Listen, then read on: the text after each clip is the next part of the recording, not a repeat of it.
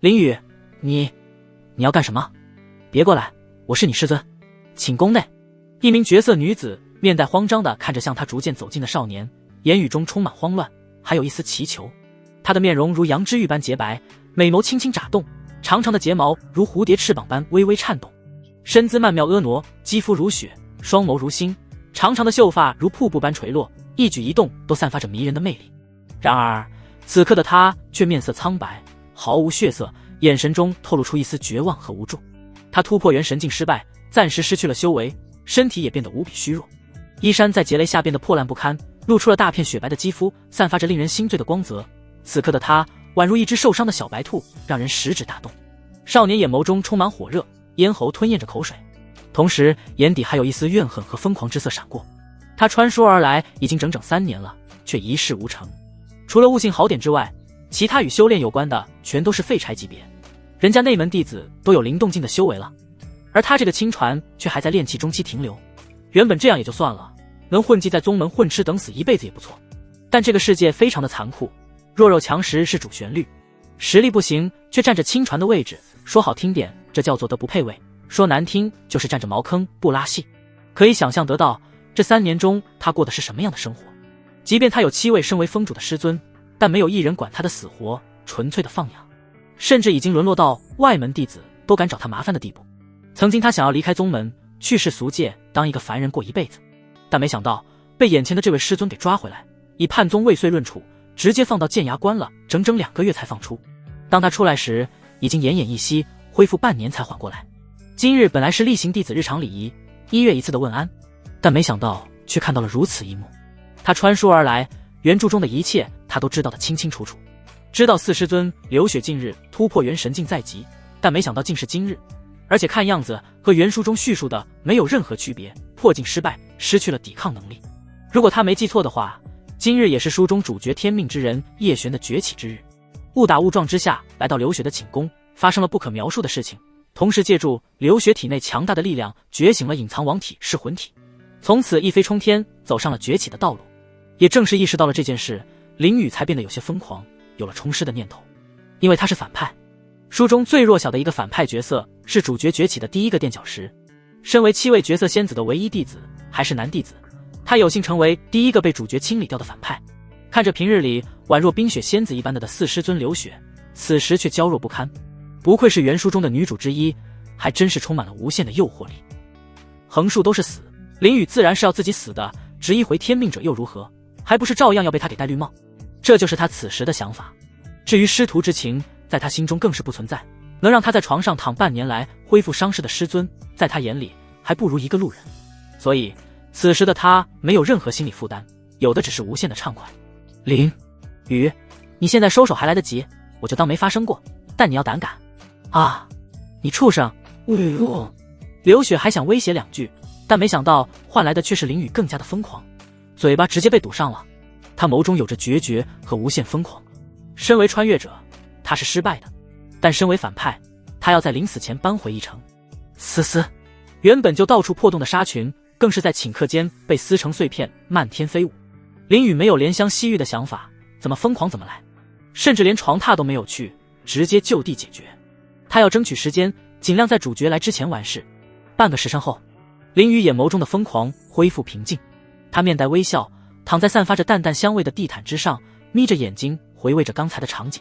男主的绿帽他给扣上去了，接下来不管是被刘雪给杀了，还是让男主英雄救美了，他都无所谓。烂命一条，爱要就拿去，这个世界他厌倦了。临走前能有这样的体验，也算不虚此行。定，检测穿书剧情开始，反派征服系统激活。定，检测到宿主新生死志，发放安慰礼包+1。宿主，你穿越的时间线不对，要不然本系统早到了，可千万别死，不然本系统也得英年早逝。就在林雨准备彻底摆烂之时，脑海中忽然传来一声声清脆的提示音。卧槽，系统！林雨彻底懵逼了，他苦苦等了3年啊，就在他彻底放弃之时竟然来了。但眼下这种情况他怎么搞？天命主角随时都有可能到来，而且他还把刘雪给这样了，这不是死路一条吗？等等，不对，他忽然想到了什么，连忙翻看刚才的几条信息。安慰礼包，没错，就是这个东西。他目光灼灼，能不能翻身可就看这个安慰礼包里面有什么了。在系统的提示下，他很快在系统空间中发现了这个礼包。童子哥，为了你我以后的幸福生活，你可一定要给我放一个能度过生死危机的东西啊！林雨心中期待一番后，立即将其打开。叮，安慰礼包开启成功，获得因果红线+1，极品破神丹+1，轮回圣体，默念融合，轮回地精。因果红线，可选择红线绑定之人，绑定成功后与宿主绑定姻缘，默认好感度+80，不会对宿主造成任何伤害。绑定人数0、2，极品破神丹，服用者99%几率可以突破元神境。轮回圣体，圣阶体质，极大程度提升修炼资质，同时对生死大道有着极高的亲和力。好，非常好，不愧是安慰礼包啊！林雨都快要感动的哭出来了。系统还真是人性化，这4样都是他眼下最需要的东西。因果红线和破神丹能解决眼下和4师尊流血的矛盾，而轮回圣体直接解决了他修炼资质稀烂的问题，而且还有配套功法都给他准备好了，简直不要太好。童子哥，绑定流血。时间紧任务重，林雨立即做出了选择。刚才他的疯狂让流血全身上下都是淤青，而且人更是陷入了昏迷。趁着对方还没有醒来，果断绑定。定，绑定成功，女主流血对宿主好感度+80。温馨提示，好感度满值之后将视为征服成功，望宿主再接再厉。呼，听到系统的提示，林雨终于长舒一口气，这下稳妥了，现在流血算是他的护身符了，想必刚刚开始崛起的天命主角也拿他没什么办法。看了看还处于春光乍现状态的流血，他立即起身将其抱上了床榻，并且将那无限春光用被子遮盖了起来。有了因果红线，这个女人以后将是他的私有之物。天命之人，这顶绿油油的帽子注定要长久的戴下去了。他现在没空研究系统的功能，接下来还要应对不知道从哪里冒出来的天命主角，因为原书里面也没有提到过，开头就是直奔主题。不过他还是将寝宫大殿的窗户和殿门都关了起来，最大程度降低天命偷腥的可能性。好痛。正当他万事俱备之际，床榻之上蓦地传来一声娇柔的嘤鸣。林雨浑身一震，他坐在床边，紧张地凝视着缓缓睁开眼眸的流血。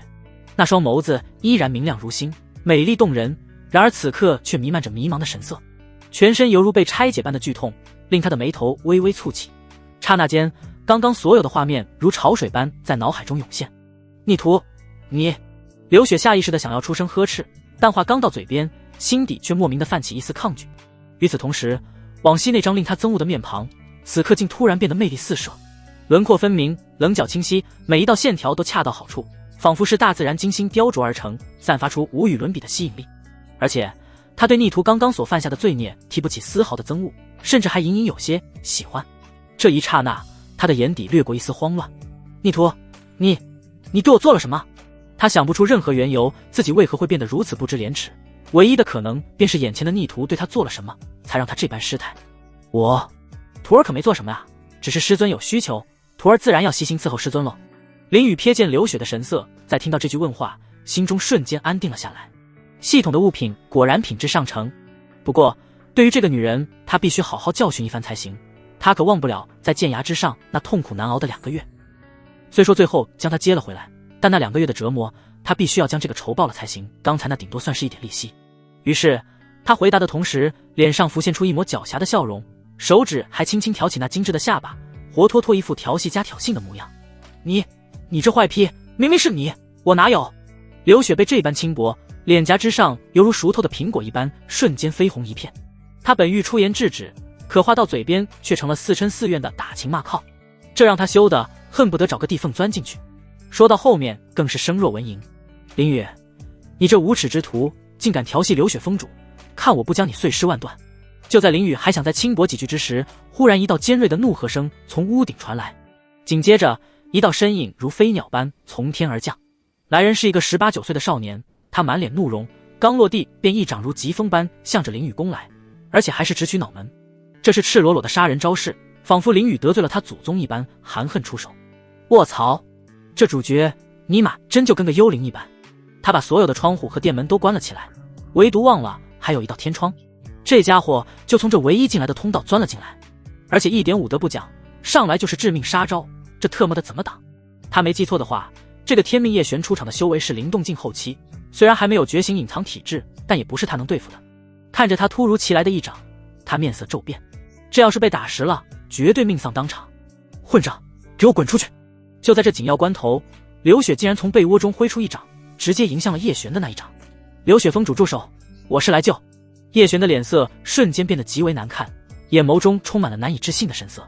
他明明是来救人的，这刘雪怎么不仅不感激他，反而对他出手呢？然而面对这凌厉的一击，他根本来不及多想，只能出声求饶。但没等他说完，那一击便瞬间击碎了他的一掌，随后威力丝毫不减，犹如一颗炮弹，直接命中他的肩头。咔嚓，一声清脆的骨裂声响起，而叶璇的身体也像一块破烂的抹布一般，直接从天窗之上又飞了出去。还真是从哪来从哪去，这期间总共也就用了不到10个呼吸的时间。林雨坐在床榻之上，脑袋还有些懵，这就完了。刘雪这一掌不会将这个所谓的天命者给一掌拍死了吧？他可是看得清楚，在叶璇飞出去的时候，人已经昏迷了过去。这剧情被他改动的还真是有点大啊！原本好好的一对恋人，竟然因为他的出现直接反目成仇。但刘雪这个女人怎么回事？怎么就突然恢复了实力呢？不应该得虚弱一晚上吗？他记得原书之中就是这么写的啊。他扭头看向还缩在被窝中的刘雪，面带诧异之色，不问缘由，直接便是强力一击，这着实有点诡异。最关键的是，这一掌还是为了救他。哼，你别胡思乱想，我这是为了房间不被弄脏。刘雪对上林雨的那双眸子，眼底瞬间闪过一丝慌乱，如同受惊的小鹿。还没等林雨开口询问，他便迫不及待地解释起来。但这个解释还真不是一般的牵强。哼，这个女人有了人情味之后，还是有点可爱的啊，连撒谎都如此的笨拙。原本打算继续教训其一番的想法也烟消云散，这一掌就当是以往的恩怨两清了。雪儿师尊，你的修为恢复了？他还是问出了心中的疑惑，不过面带调侃之色。明明之前在地毯上疯狂的时候还一副病怏怏的样子，怎么会恢复得如此之快？对啊，恢复了，你最好别惹我，不然我送你去见刚才那个贼子。刘雪白了林雨一眼，冷声说道，还有，以后不许叫我雪儿，我是你师尊。那叫师尊宝宝，也不许宝贝师尊。你不行，师尊老婆。刘雪一脸的无语，以前怎么就没发现这个家伙是个坏胚子呢？不过他却是发现心里没有丝毫的反感，每一个亲昵的称呼出来都能让他心跳加速，羞愧莫名。随便你了，不过你快点离开，我还要穿衣服恢复伤势呢。修为虽然在那一刹那莫名的回来了，但这个逆徒也不知道轻重，折腾的他身上到处都是淤青，他还需要恢复。呵呵，又不是没见过，我给你穿呗。林雨仗着刘雪不可能对他出手，直接耍起了无赖，同时那双大手不留痕迹的钻入了被窝之中。你这逆徒，住！又是半个时辰，林雨神清气爽的从刘雪寝宫走了出来，他面带微笑的向着自己居住的庭院走去。从开始的完全抗拒到后来的欲拒还迎，林雨对于自己的战果还是非常满意的。不过他可不是白嫖，在离开之前，他将装着破神丹的玉瓶放在了茶桌上。刘雪刚刚破境失败，想要再次尝试破境就只能等2-3年的时间才行，但有了这颗丹药，能让他很快重振旗鼓，完成突破。只要刘雪成功晋升元神境，他就能有一个不错的靠山，最起码能有一个好的成长环境。寝宫之内，刘雪羞红着脸将衣服穿好，她是真没想到自己竟然还有这么一面。哼，都怪那个逆徒，要不是他作怪，我怎么会这样？他很快就为自己找到了很好的理由，但只是片刻间，他那绝美的容颜之上便再次出现了愁容。和逆徒发生这种关系，以后该怎么面对诸位姐妹？按理说，林雨除了长得帅气一些之外，要啥没啥，完全不可能成为她们7姐妹弟子的。但3年前他们打赌输给了百花峰峰主，只能从当年那批弟子中选了一个资质最差的，也就是林雨。也因为如此，平日里众姐妹都没有给过这个弟子好脸色，导致师徒关系并不好。但现在他却和逆徒那样了，以后肯定会被发现。那个时候他真是不知道该怎么办了。唉，算了，以后的事以后再说吧。他长叹一口气，只能这么安慰自己。这是什么东西？就当他抛去烦恼，打算恢复身上的伤势之时，忽然发现了茶桌上多出来的一个玉瓶，还有一个小纸条。他面带疑惑之色，拿起来查看。雪儿宝贝，这是一颗极品破神丹，能让你短时间内成功晋升元神境，算是我们的定情之物喽。这是极品破神丹。刘雪惊讶地看着手中的玉品，心脏有些不争气地跳动起来。这要是真的，对他可是有着非常大的诱惑力。之前要是有这枚丹药，他也不至于破境失败，哪怕是一颗下品破神丹，他都能成功。怀着忐忑的心情，他打开玉瓶，一股浓郁的药香扑鼻而来，让他瞬间神清气爽，就连身上的那些皮外伤也在瞬间恢复了。没错，这竟然是真的极品破神丹！他心中惊呼一声，脸上露出了喜色。逆徒这是什么时候有了这等气运？惊喜的同时，他不禁感叹逆徒的气运逆天。他没有丝毫怀疑灵雨这东西来路不正，因为这玩意非常的珍贵，不说他们玉灵峰，就是整个缥缈宗都没有这东西。要不是有奇遇，完全不可能在一个炼气境的弟子身上出现。但这东西他要收下使用吗？逆徒可是说了，这是定情之物，要是用了，不就是变相答应了吗？他又陷入了纠结之中。这逆徒就会给他出难题，送个东西都要留个小纸条，真是的。哼，不要白不要，整个人都被占了去，拿他的东西很合理。纠结片刻后，他还是想通了，反正他又阻止不了什么，就像刚刚他都反抗了，但没用。逆徒该干嘛还是干嘛。玉灵峰靠近剑崖的区域，一座朴素的庭院悄然矗立着，这里便是林雨的居住之地。院子北边是一座2层的竹楼，是他自己亲手打造出来的。原本亲传弟子是有一座专属寝宫大殿的，但以往的他完全没有能力守得住，自己师尊又完全不管，他只能在这里弄了一套庭院出来。风景又好还安静，除了灵气没有核心区域浓郁一些之外，是一个不错的居住之地。他坐在院子中央的躺椅之上，一边欣赏着这黄昏下的风景，一边开始研究系统的功能。系统名称：反派征服系统。功能介绍：征服天命女主亦或者天命之女，可以获得修炼点。消耗修炼点不仅可以直接提升自身修为，还能用于参悟各种战技秘术，甚至在商城功能开启后兑换各种商城物品。功能板块：宿主属性面板、天命之子、女简介面板、商城兑换面板，未开启。备注：征服击杀天命之子女可获取特殊天命奖励，在一些场合之下，系统会根据场景触发场景任务。林雨将手中茶杯放下，脸上露出了笑容。这个系统只能说非常哇塞，和他现在的反派身份非常匹配。唯有一点让他不是很清楚，从介绍来看，似乎这个小说世界不止一个天命者，但他看的原书之中，从始至终就只有叶璇这么一个主角啊。童子哥，你这功能该不会就只为叶璇这一个天命者而立的吧？林雨出言询问。宿主，这个问题该问你。你要是让叶璇一直有滋有味的活着，那就确实是只有一个天命。天命被征服或者死亡之后，天道会再次降下新的天命种子，天命的多少完全取决于宿主的能力。当然，不建议宿主过早使用暴力除掉天命者，因为天命者有气运保护，过早的使用武力解决只会加速天命者的成长速度。哦豁，还能这么玩？说实话，听完系统的解释，林雨有些震惊。前世他看过不少反派小说，但从未见到过这样的杀了一个再来一个，这不是明摆着让他敲天道的墙角吗？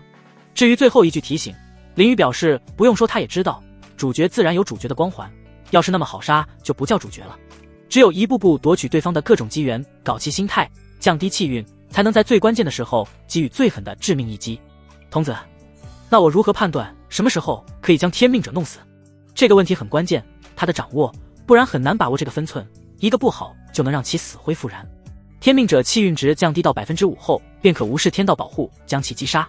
5% 吗？虽然有些难度，但只要不是杀不死，那就有得搞。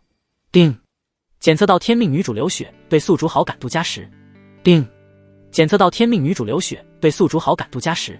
天命女主流血好感度达到满值，恭喜宿主征服成功。天命之子叶玄气运值5万，宿主修炼点加50000。就在他沉思之时，系统忽然连续传来3条提示音。林雨眸光一亮，但他并不是很惊讶，那颗破神丹和小纸条可不是随便乱放的。他能料想到好感度会增加，但直接给干到了满值是有些出乎他意料的。最关键的是，成功征服流血不仅获得了修炼点，还降低了叶璇的气运值，这就非常不错。有了这个小插曲，他立即从天命简介板块中找到了想要的信息。天命之子叶璇，气运值45万、50万，气运值会根据实时所发生的事件进行增减。修为灵动境后期，非常简单的介绍，不过对于林雨来说已经够用了，只要实时把控叶璇的气运值就行。不过从这个信息来看，四师尊流血的那一掌并没有将叶璇怎么样，顶多也就是昏迷或者受了一点小伤而已。但他没想到的是，单单4师尊一人竟然占据了叶璇1/10的气运值，这要是7位师尊全凑齐，那不得占据其气运的一大半了。不过想想也是，在原书之中，他的7位师尊在叶璇的成长前期可是起到了举足轻重的作用，能有这么大的比重也在情理之中。想到这里，林宇嘴角不自觉地掀起一抹弧度。没了4师尊刘雪这个跳板，叶璇想要攻略剩下的6位师尊，那可就是难上加难。反而他却有着天然的优势，谁让他还是众师尊唯一的亲传弟子呢？以前他的资质稀烂，不受几位师尊的重视，但现在可不一样了。不仅有了轮回圣体这种逆天体质，更是还有系统加身，他还不信获取不了其他几位师尊的重视。再加上他前世在花花世界所混出来的经验，想要征服这几位天命女主应该不会很难。童子，打开宿主属性面板，这是系统的另一个功能板块。林宇想看看他现在整体是个什么样的情况。宿主林宇，修为炼气境中期，体质轮回圣体，圣阶位融合，功法轮回地经，地阶位修炼，秘法无，特殊天赋无，天命之子叶璇45万50万，修炼点数5万，天命女主刘雪已征服，场景任务无，战力评估弱鸡一只，靠，弱就弱吧，加个鸡肝毛线。看到最后的战力评估之后，林宇一脸黑线，这系统真是一点不懂人情世故。不过这也充分体现了他之前资质到底有多废了。3年的时间，除了将修为修炼到炼气境中期之外，愣是连一本战绩都没有修炼。童子，帮我融合轮回圣体。既然有了好的体质，他自然要融合，以前那种稀烂的凡体正式成为过去式。好的，轮回圣体开始融合，请调整状态，接受全新体质。嗡，随着系统的提示声音落下，林宇瞬间感觉一股强大的力量涌入他的身体，仿佛要将他撕裂。他感觉自己的身体像是被放在了熔岩中灼烧，又像被千万只蚂蚁啃噬，所有的经脉开始扭曲变形，骨骼也发出咔咔的声响。嘶嘶，真尼玛疼啊！感受着身上的剧痛，林宇全身上下的冷汗蹭蹭的往外冒，不消片刻间的功夫，全身都湿透了。他没想到融合个体质竟然要经受如此折磨，不过为了摆脱那稀烂的体质，他只能咬牙强撑。好在这种剧烈的疼痛并没有维持太长的时间。随着融合的进行，林宇的身体也逐渐开始发生了变化，他的皮肤变得晶莹剔透，散发着神秘的光芒，瞳孔也变成更加深邃，而且还是一黑一白，仿佛能够看穿生死轮回。他的头发也在这一刻变得雪白，在夜风之下随风飘动，宛如仙人下凡，轰隆隆。忽然伴随着一声巨响，庭院上方的天穹之上出现了一道巨大的裂缝，裂缝中涌出2股截然不同的强大能量，一黑一白，一生一死，极致的对立。这2股黑白能量在天穹之中汇聚，随着时间的推移，很快形成了一幅巨大的生死阴阳鱼的图案。图案中闪烁着生死轮回的光芒，充斥着无尽的神秘和敬畏。而这天穹中的异象几乎在出现的刹那间便惊动了还在寝宫中的刘雪。那贯穿虚空数公里长的裂缝，以及那裂缝之中散发出来的恐怖气息，让他脸色大变。这是轮回阴阳盘。刘雪瞬间来到林宇庭院上空，看着这横亘天穹的阴阳生死图，脑海中很快便出现了这个异象的名称。此时的他心中掀起了惊涛骇浪。如果他没认错的话，这是轮回圣体觉醒之时特有的天地异象。自己这个散养了3年的徒弟竟然还有这种隐藏体质，这种惊骇比他刚刚得到破神丹还要大上100倍1000倍。那可是圣阶体质啊，他玉凌风不对，是缥缈宗何德何能够拥有如此变态体质的绝世妖孽。要知道，即便是那些无上仙门、圣地、圣体也是无比稀有的，而他们缥缈宗才只是一个4品宗门而已。这要是被有心人发现了，绝对会引起整个北疆的轰动，就连他们宗门都有可能成为轰动之下的牺牲品。不行，绝对不能让人发现。刘雪心中瞬间有了决定。那异象方才诞生，至多也只有风中弟子有所察觉罢了。而林宇的庭院偏僻至极，除了他之外，眼下还没有其他人发现此地。他当机立断祭出一个罗盘，打入无数印诀，直接抛入了虚空之中。嗡，罗盘之上符文闪烁，须臾之间便浮现出一个硕大无比的敛息大阵，将整个庭院严严实实地笼罩其中。而那生死轮回的神秘气息也在这一刹那被掩盖了起来，唯有在庭院之内方能有所感应。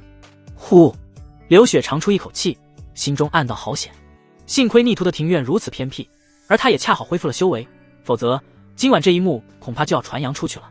不过眼下气息已经被他给遮掩，逆途这轮回圣体不仅不会被人发现，还能继续安稳的在宗门成长。想到这，他便激动了起来。这可是轮回圣体啊！这将来若是成长起来，他玉灵峰乃至整个缥缈宗都要一飞冲天了。虽说以前她们众姐妹都未曾指导过灵雨哪怕一天的修行，但她丝毫不担心逆徒对他们心怀怨恨，乃至毫无感情，因为还有他在呢。逆徒对他做了那种大逆不道之事，岂能不负责？而且逆徒不是说了吗？破神丹可是定情信物，他也就是他的未婚道侣了呢。看着庭院中盘腿而坐的灵雨，刘雪越看越觉得英武不凡，以前竟然没有发现。这让他不由自主地想起了某些羞人的场景，脸上立即浮现了晕红之色。而此时的灵雨并不知晓外界的变化，一心都沉浸在体质的融合之中。随着时间的推移，身体上的剧痛已经消失不见，反而变得异常舒畅。以前细若游丝的经脉也变得非常宽阔，灵气的运转炼化速度相比以前快了不止100倍、1000倍。这一发现让他惊喜异常，下意识地开始运转轮回地经，这是轮回圣体的配套功法，能更好地发挥圣体作用。嗡！随着轮回地经的运转，庭院周边的灵气仿佛受到了什么牵引一样，迅速朝着他的身体而来。渐渐的，灵气的汇聚速度越来越快，形成了一个灵气漩涡。而这个灵气漩涡不断地旋转着，越来越大，越来越强。他的身躯在这一刻宛如一个虚空黑洞一般，吞噬着漩涡中的灵气。但随着时间的流逝，灵雨对地经的运转越加熟练，只是周边的灵气已经远远无法满足他的修炼。不到片刻间的功夫，周围数十公里的灵气都被惊动了，纷纷朝着他所在的方向涌动而来。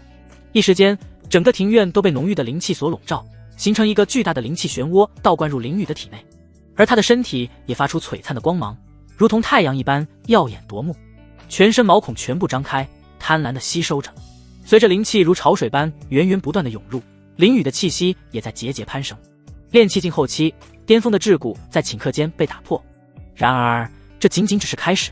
炼化的灵气如万马奔腾一般，一股脑地经经脉流入了丹田之内。那巨大的丹田空间在这一刻宛如久旱逢甘霖的土地，焕发出了蓬勃的生机。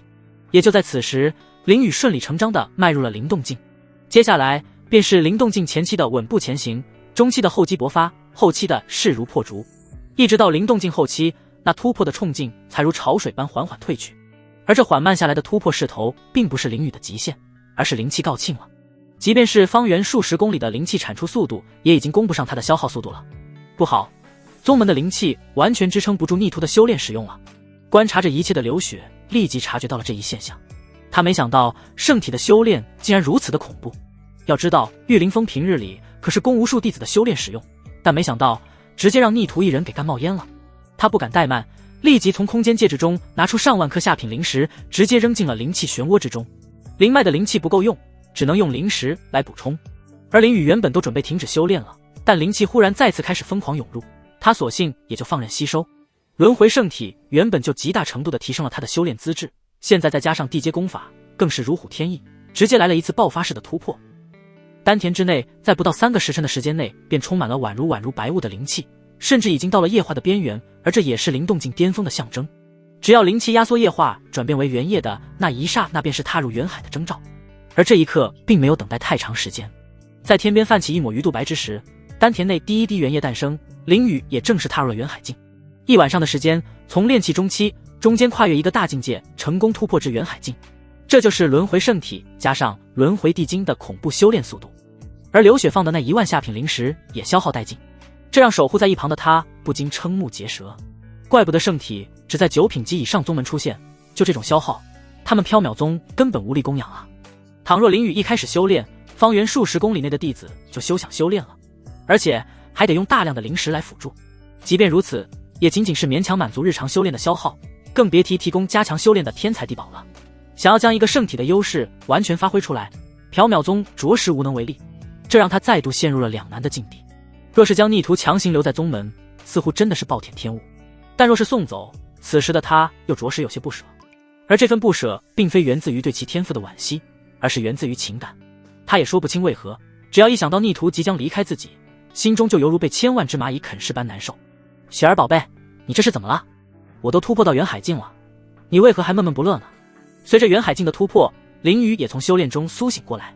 此时天色已渐亮，只不过身边多了一位家人。然而家人貌似有些不高兴，他来到躺椅上，一把将其揽入怀中，轻声询问。对于刘雪的到来，他心中已然有了几分猜测。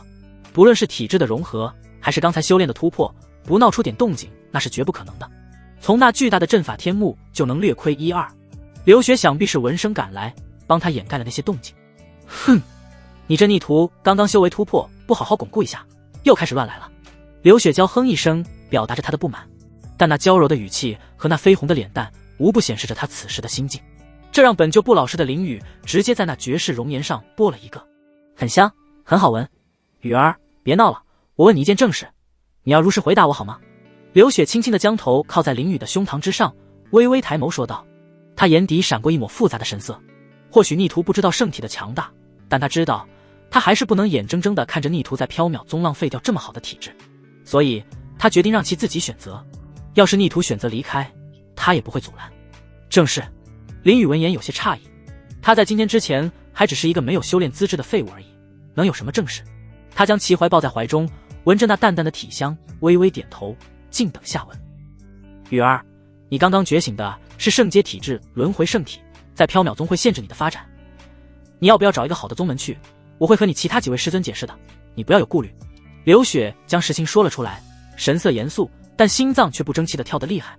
他现在的心情非常矛盾，既不想徒儿留下来浪费那妖孽般的修炼体质，又想听到那句不要离开的话，处于理性和感性之间徘徊。离开？找一个好的宗门？开什么玩笑？他还没有好好报答7位师尊的恩情呢，怎么可能离开？那可一个个的都是女主呢，要是就这么走了，他这系统岂不是成了摆设？至于限制发展，那更是扯淡，离开了才限制好吧？只要有修炼点数，他完全可以不需要灵石和灵气就能直接提升修为。修炼资源对他来说可有可无，那玩意就是一个锦上添花的东西。况且他可是记得原书中叶璇那小子还有不少的奇遇，那里面的资源根本用不完好吧？只要将其截胡，他还愁什么资源问题？所以对于刘雪的问题，他根本不用考虑，直接就能回复。但如此好的一个刷好感的机会，他可不能浪费。虽然刘雪已经满好感度，但有一种好感度是可以传递的，只要刘雪将这件事传递给其他几位师尊，那好感度还不是蹭蹭的往上涨。想到这里，他立即摆出了一副沉思的模样，但仅仅只是过了片刻间，他那看着刘雪的眸子便变得坚定起来，深情地说道：雪儿宝贝，你我已经有了夫妻之实，我岂会自私的留下你独守空闺？而且要不是几位师尊将我收留回来，我或许早已经暴尸荒山了。几位师尊的恩情我还是要报答的。他说话的同时举起一只手，再次道：我对天道发誓，但凡有离开雪儿宝贝和几位师尊的想法，让我修为终身不得寸进。天道誓言对他这种修为低的人来说其实并没什么作用，但这是一种态度，因为在强者眼中，天道是无上的存在，是所有修士都应该敬畏的，所以很少有人会发天道誓言。而林雨这般做，就是为了让刘雪体会到他的诚意。雨儿，在听到林雨这般深情的话，刘雪那明亮的眸子中瞬间出现了一层水雾。情到深处，她不自觉的双手环上了林雨的脖颈，并且主动献上了感受着唇上传来的柔软。林雨哪里还能惹得住，她直接将其抱起一个飞跃，便上了2楼。那里是她休息的地方。接下来便又是一场酣畅淋漓的战斗丹峰。内门弟子区域，一座小型的私人宫殿中，叶璇缓缓从昏迷之中醒来，他茫然地看着周围的环境，很熟悉，这不是他的修炼之地吗？可明明记得他是被柳雪峰主一掌派了出去的，怎么一转眼就回来了？难道是柳峰主发现打错人了，又将我给救了回来？他艰难地低语一声，眼眸中还浮现出一抹亮光。呵呵，你就别在这自恋了，人家压根就没有用正眼瞧你一下，是我救你回来的。就在这时，他身后的虚空中突然传来一道充满嘲讽的嗤笑声。这突如其来的声音犹如一道惊雷在叶璇耳边炸响，让他不由得一愣，随后如触电般迅速转身望去，只见一道虚幻的身影在虚空中若隐若现，宛如鬼魅一般，没有实体。那身影模糊不清，看不清面容，但从身体特征和声音可以判断出是个女子。你是什么人？叶璇下意识身体向后退了一下，这个宛如幽灵般的东西他从未见过。虽然对方声称是救了自己，但还是会害怕。你忘了小时候捡的那尊小鼎了吗？那是我的宝物，我的残魂就在里面休养，这刚刚苏醒就发现你被人给揍了。那道虚影并不在意叶璇的态度，他自己现在什么样子自己清楚，叶璇没有直接跑路已经算是心理强大了。他双手环抱，淡淡的解释道，要不是我出手将那个女人的伤害挡下，你现在估计都没了。您是小鼎前辈，我就说小鼎有灵的，族长竟然还不信。叶璇闻言立即激动了起来。他从小到大一直随身带着一尊小鼎，其实说小也不全对，因为它是可以随着他的意念变大变小的。他还曾经将小鼎当作武器砸死过一名修为比他高的敌人，但是这尊鼎也就只能当作一块板砖使用，没有其他任何作用。这也是家族族长不认为这是一件宝物的原因。只不过他自己用得很顺手，而且一直感觉这尊鼎很有灵性，所以就一直带在了身上。没想到真被他给等到小鼎前辈出来的一天，而且还一出来就救了他一命。小鼎如同他从小一直相伴的亲人一样，现在看到小时候的想法被验证，他如何能不激动？他们不识珍宝，那是他们眼瞎。这个小鼎可是能帮你觉醒你体内的王阶隐藏体质。还有，不要叫我小鼎前辈，我叫叶婉晴，要叫姐姐懂吗？叶婉晴看着叶璇那天稚嫩的面容，微微一笑。说实话，她还挺欣赏这个少年的。虽然他以前经常沉睡休眠，但清醒的几次也都是这个小家伙重要的阶段，算是见证了他从家族被针对，未婚妻被无名宗门抢走，最后自己一人离开家族，踏上追寻强者的道路。那几次他由于神魂不稳定，只是当了一回看客，但现在他已经借助这个小子强大的灵魂之力，将神魂的缺陷补足，是能帮其改变命运的时候了。不过这小家伙本身也给力，还有隐藏体质没有发掘出来，他只要引导其找到一些他生前看不上的灵草灵药，在这尊鼎中熬煮，就能觉醒隐藏体质是魂体。这个体质不仅能让叶璇修行突飞猛进，还能让他的神魂得到一定的补充，一举两得。隐藏体质，叶璇闻言惊呼一声，眼眸中有着止不住的惊喜之色。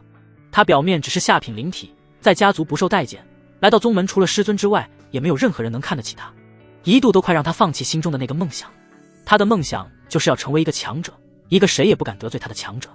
他要回去家族之内打那些人的脸，还要去找到那些抢走他未婚妻的宗门之人。但现在好了，小鼎能帮他觉醒隐藏体质，还是王阶的存在，这让他的梦想就有了可以实现的可能。原本他是想去玉灵峰碰碰运气的，毕竟众所周知，玉灵峰7位峰主的亲传弟子只有一个，而且还是个废物。更加巧合的是，4峰主流血突破失败的画面被他给撞见了，所以他心中就有了不一样的想法。突破失败，修为会短暂的消失，而他从家族中带出来了父亲曾经给他的一种香薰，那种香薰能让重伤之人陷入情欲幻境，而且还能让其修为延迟恢复。他娘当年便是这么来的，而他便是想要效仿，但没想到好不容易潜藏进去，就遇到了林雨心存不轨。刘雪可是他的猎物，岂能被捷足先登？所以他直接装扮成好人现身阻止，但结果却让他差点身死。不过好在还另有奇遇，能不能拜入玉灵峰已经无所谓了。没错，而且你的噬魂体是成长型体质，只要你后面成长到一定阶段，甚至能成长为圣体乃至地体。叶婉晴非常肯定地说道。他也是刚苏醒，自然不知道叶璇之前的想法，现在的他只是凭借以往醒来的几次来判断叶璇的性格。在他看来就是憨憨的，性格很好，还重情重义。这么好的一个人，再加上天赋无限好，这也是让他决定现身就下帮其成长的原因。毕竟他想要重塑肉身，所需要的东西那是非常恐怖的存在，没有强大的实力是不可能办到的。而以他现在的状况，想要请动那种级别的高手，完全没有任何可能，所以只能从小培养一个。而叶璇也算是他看着长大的，重情义，天赋好，都符合他培养的要求。接下来的一段时间，你要前往百万大山外围，那里有让你觉醒体质的东西。他再次抛出一个诱惑，不管是战斗经验还是体质觉醒，百万大山是最好的去处，那里能让人快速的成长，有他在暗中保驾护航，不会出现什么大问题。好的，婉清姐，我都听你的。叶璇听言，那稚嫩的眼眸中多出了一抹野望的光芒。哼，刘雪、林雨，你们给我等着。他心中同时也冷哼一声，他好心现身帮忙，但没想到却被下死手。一对狗男女，他势必不会放过。玉灵峰，临近黄昏，刘雪才从林雨的庭院出来，她面色红润，一夜之间忽然多出一种成熟的韵味。他回头看了看2楼，嘴角微微露出了淡淡的笑容。这一次算是让这个逆徒彻底满足了，连下的送他的力气都没有了，他可是元阴境的巅峰高手，要比体力他可是一点不逊色，这也算是给逆徒的奖励。谁让那个家伙把他感动得稀里哗啦的？有了逆徒留下来的这个理由，想必即便众姐妹知道了他们之间的关系，也不会多说什么。毕竟林雨选择留下来最关键的原因还是他。想到这里，他心中的烦恼也顿时烟消云散，欢快地向着自己寝宫而去。他还需要休养几天，然后再重新去破境。有了逆徒给的破神丹，这次他必然成功。2楼竹屋内，林雨盘腿而坐，恢复着体力。整整6个时辰啊！谁能理解这种持久战？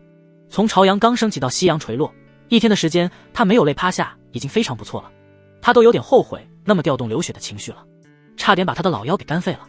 不过有舍才有得，以后在玉凌峰的地位将无人能撼动。以刘雪的性格，肯定是要和其他诸位师尊联系，将他的情况告知的。不管是他的天赋价值，还是间接传递给其他几位师尊的情绪价值，都拉满了。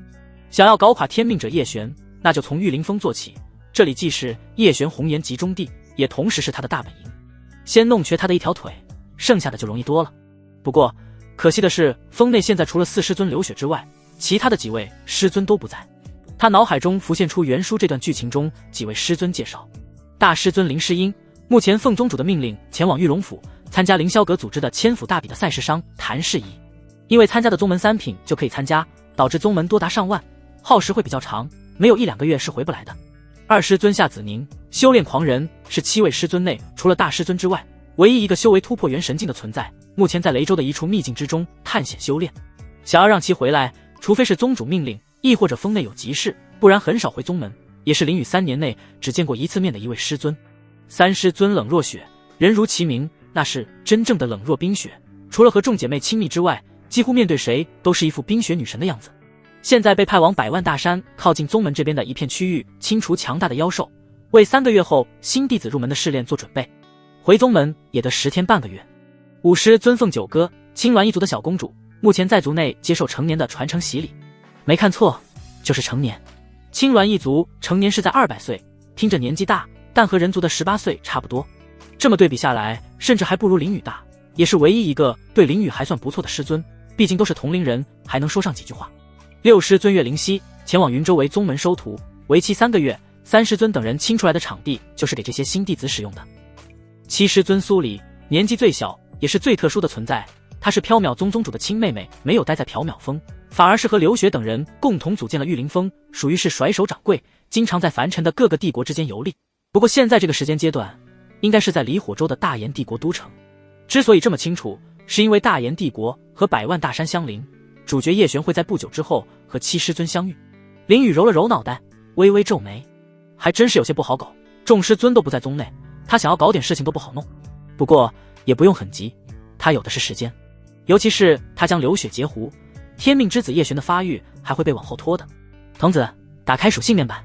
宿主林雨，修为元海境初期，体质轮回圣体圣阶，功法轮回地经地阶，秘法不死之身轮回地境自带秘术，为修炼。特殊天赋5天命之子叶璇95万100万，修炼点数5万。天命女主刘雪已征服，场景任务5战力评估融合境初期，相对于普通修士只供参考。不错，终于不是弱鸡的评价了。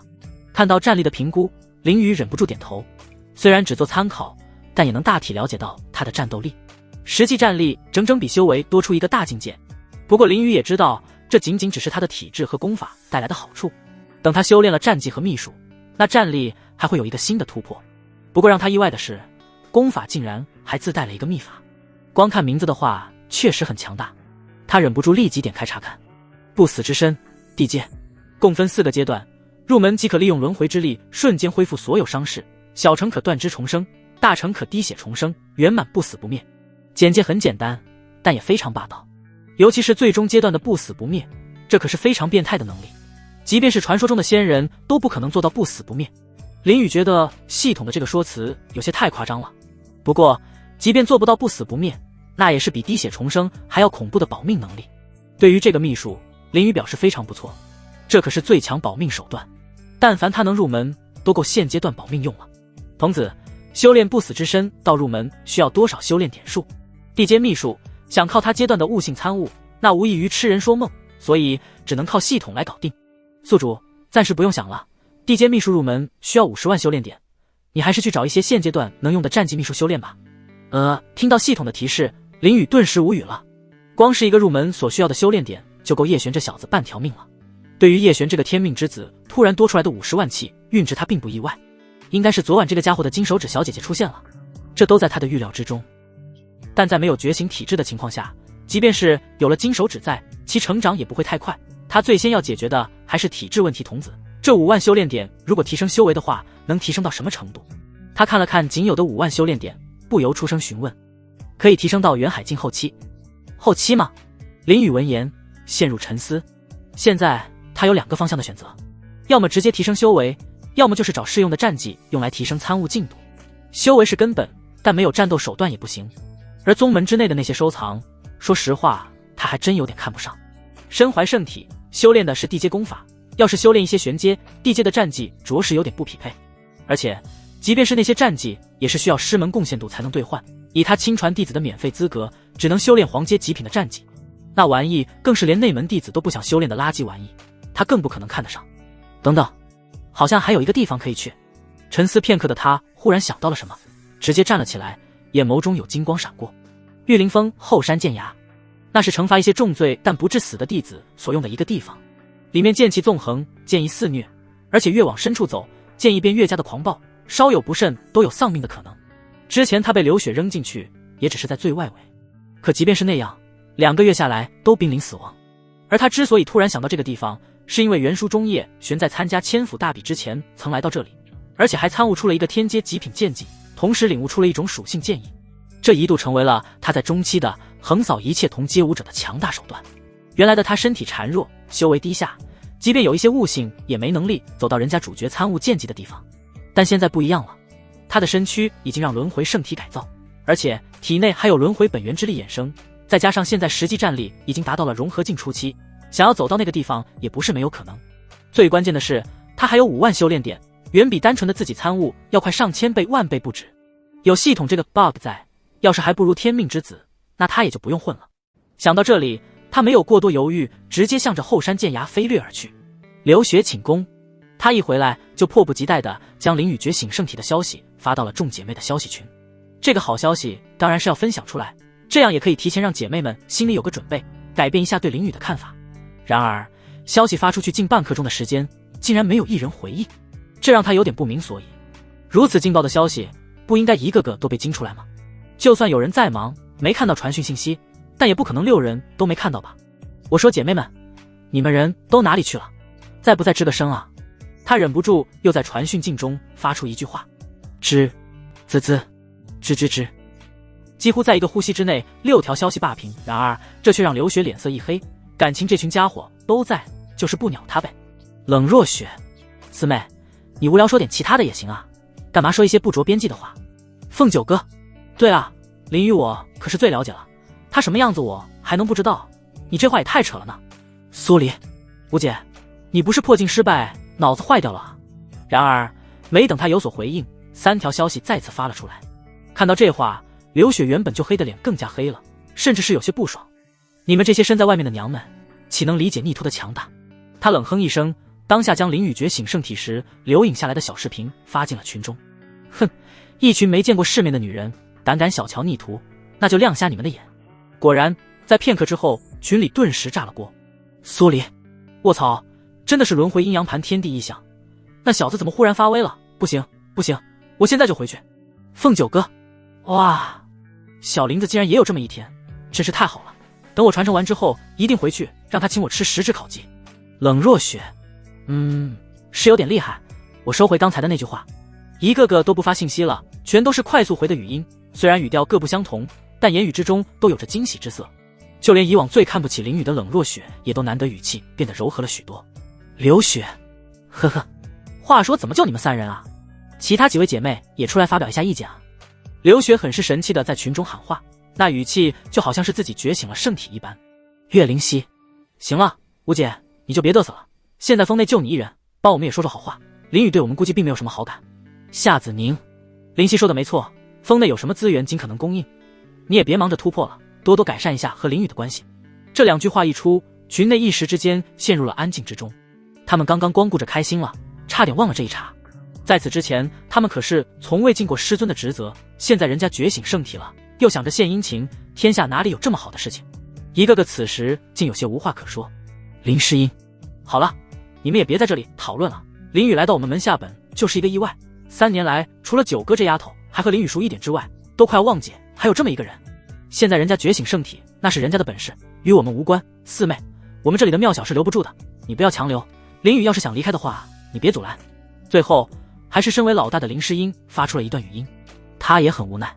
他代替宗门在凌霄阁开会，见识开阔了不少，自然知道一个圣体的出现代表着什么。就算是凌霄阁这个传承了数十万年的8品顶尖宗门之内，他都没听说过有哪个弟子是圣体的，可想而知其稀缺程度。他们缥缈宗要是有着一尊圣体的存在，不说远的，就说这次组织的千府大比也能在其中大放异彩，给宗门带来无数资源奖励，但这不是他能控制的，毕竟他刚才说的是事实。人家凭什么待在你缥缈宗？心都不在这，强留只会起到相反的作用，说不得成长起来第一件事就是将自己的宗门毁灭。而且据他所知，貌似1年前左右，林雨还有逃离宗门的经历，只不过被现在宗门内的五妹给抓了回来，甚至还扔进剑崖，差点死掉。就这种师徒关系，他是一点希望都看不到，所以才有了刚才的那些话。现在只能尽可能的减少林雨对他们、对宗门的仇恨。凤九哥，人家还和小林子约定要吃烤鸡的。在林诗音说完之后，也就只有和林雨平日里关系最好的凤九哥出来发泄了一下情绪，其他人都沉默了。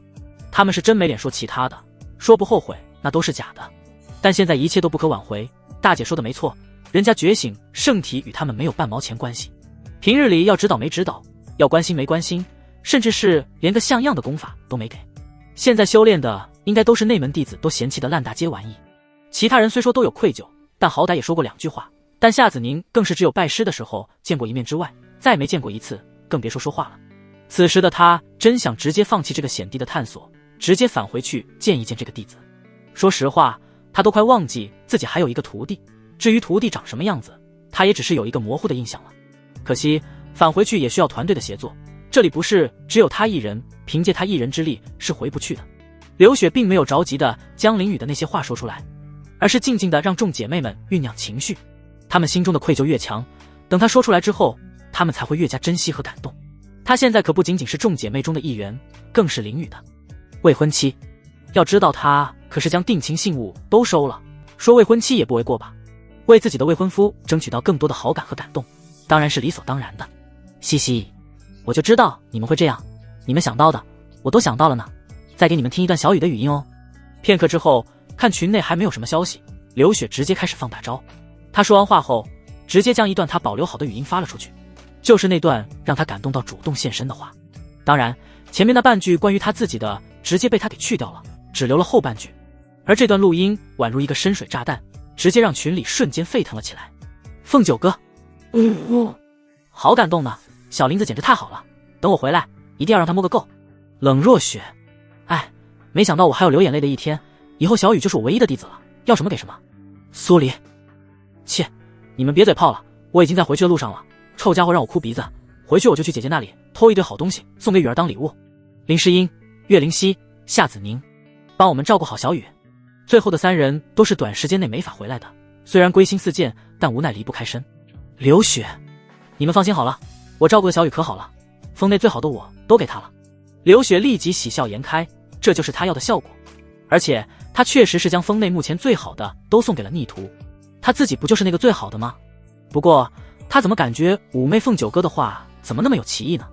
啥叫摸个够？摸啥了都？逆徒难不成之前就欺负过五妹这个未成年？算了，他大人有大量，就不计较了。没了刚才那憋闷的氛围，几人皆是非常开心，有一搭没一搭的聊了起来。玉龙府、凌霄阁8品顶尖宗门，整个宗门方圆10数万公里皆是宗门所在地，分为外门、内门以及核心3大区域。此次千府大比是给30岁以下的年轻一代设立的，为的就是检测凌霄阁管辖范围之内的弟子质量如何。没看错，确实是凌霄阁管辖范围内。这千府之地皆是以凌霄阁为首的，北疆很大，光府便有上万之数，像凌霄阁这种级别的势力就有10多个，而这么大地界也不可能只有凌霄阁这一个宗门的存在，所以就有了下面宗门的等级之分，从刚入修行的1品宗门到7品都有无数，而8品的势力在这千府之内也就只有凌霄阁这一个。千府大比是100年进行一次，因为100年是一批人才的成长期。从千府大比之中也能看出，每一个100年凌霄阁管辖范围内人才能不能跟得上，和其他同等级势力之间的差距有多大。而且为了鼓励下面宗门尽全力，还设置了非常丰厚的奖励机制，不仅奖励个人，还奖励宗门，这也是下面宗门能不能起飞的关键。如果一个低等级的宗门之内出现了一名非常厉害的天才，那就是一人得道，鸡犬升天，下放的奖励能让整个宗门在下一个100年内提升不止一个档次。也正是因为如此，参加的宗门多达上万。而此次开会的地方依旧在内门区域，此时一个非常大的露天广场内就汇聚了所有来参加会议的人，多是3、5品的宗门，在网上数量就非常少了。天穹之上有3个主座，那是大比主半方凌霄阁的位置，下方便是根据宗门等级依次排下去的座位。林诗音便坐在人群中的中后段，毕竟缥缈宗也只是一个4品顶尖宗门而已。前段的宗门都在商讨各种规则、奖品以及赛制等等一切东西，而中段的则会偶尔插上1-2句，至于后段的都是看客，人家指定什么规则，大家一起遵守就行了。不来还不行，不来的没有参赛名额。所以此时林诗音是一边听着前方时不时传来的讨论声，一边摸鱼和群内众姐妹讨论。不过此时的她却嘴角微微上扬，心情非常不错，让她之前所积累的阴霾都消失不见。不在这里待着，完全体会不到那种等级压死人的憋屈。在宗门之内，他可是封主级别，和太上长老同样修为的人物，那是被各种阿谀奉承。但来了这里，那几乎就是垫底的存在，遇到谁都得点头陪笑，那一个个强者能把人压得喘不过气来。元神境在这里也就是刚刚起步的存在，最为强大的当属凌霄宫的那3人，也就是虚空之上端坐的那3位，在他眼中那已然是仙人般的存在了。他们一个个仿若仙姿玉貌，周身仙气缭绕，令人难以窥视其深浅。在这些人面前，他更是连抬头的资格都没有，只要不小心遇到了，就得提前低头躬身，等待人家走远了才能抬头。但看到群里面的消息，那受到的郁结之气瞬间便消散得干干净净。自己徒儿可是圣体，即便是在凌霄阁之中也是绝无仅有的存在。对于接下来的千府大比，他充满了信心。诗音妹妹，你觉得这次千府大比会以什么形式进行比试？就在这时，在他一旁的一名中年美妇忽然出言说道，我听说凌霄阁有意更换以往的那2种大比形式，这也是他们这次讨论这么长时间的原因呢。美妇和林诗音说话的同时，手指还指了指前方激烈讨论的数十人。更换大比形式。林诗音闻言一愣，这个消息他还真没注意，怪不得这次的会议变激烈了呢。一个新的大比形式出来，就要重新设定各种比试细节和规则，要尽可能的做到公平，充分发掘有可能存在的潜在天骄妖孽，这让他忽然升起了兴趣。要知道，以往的2种比试，一种是擂台对抗赛，就看谁的硬实力强大；另一种是万妖淘汰制，将参赛者放逐到一个蛮妖秘境之中进行角逐。这种考核除了硬实力要强之外，还需有一定的统帅能力，不然即便个人实力再强，也抵挡不住人群战术。在以往，这2种开合基本上是轮流出现，而且规则和细节也都非常成熟，基本上只是商量出个考核时间和个人奖励物品之后，就能各回各家了。但这一次时间好像确实长了很多。宁星姐，这个我还真没注意，你是得到了什么消息吗？林诗音有些好奇地出言询问。宁星是他早就认识的好友，也是缥缈宗附近的一个4品宗门，2家实力相差不大，所以很聊得来。所谓人以群分，物以类聚，就是这个道理。没错，听说凌霄阁内的仙气凌霄神殿会在半年之后开启，凌霄阁有意将大比内容换成凌霄神殿的攀登。因为凌霄神殿的考核更加注重的是各方面的天资，也就是将来的发展潜力，从修炼资质、体魄强度、悟性的高低，乃至越阶战斗的能力都有考虑进去，这样能更加准确地测试出天骄妖孽的强度。被称为宁星的中年美妇微微一笑说道，这个消息其实已经不算是什么秘密了，只要一打听就能知道，只是林诗音太佛系，并不知道罢了。切，你们知道这些又有什么用？不管是哪种大比形式，你们还不是垫底的存在。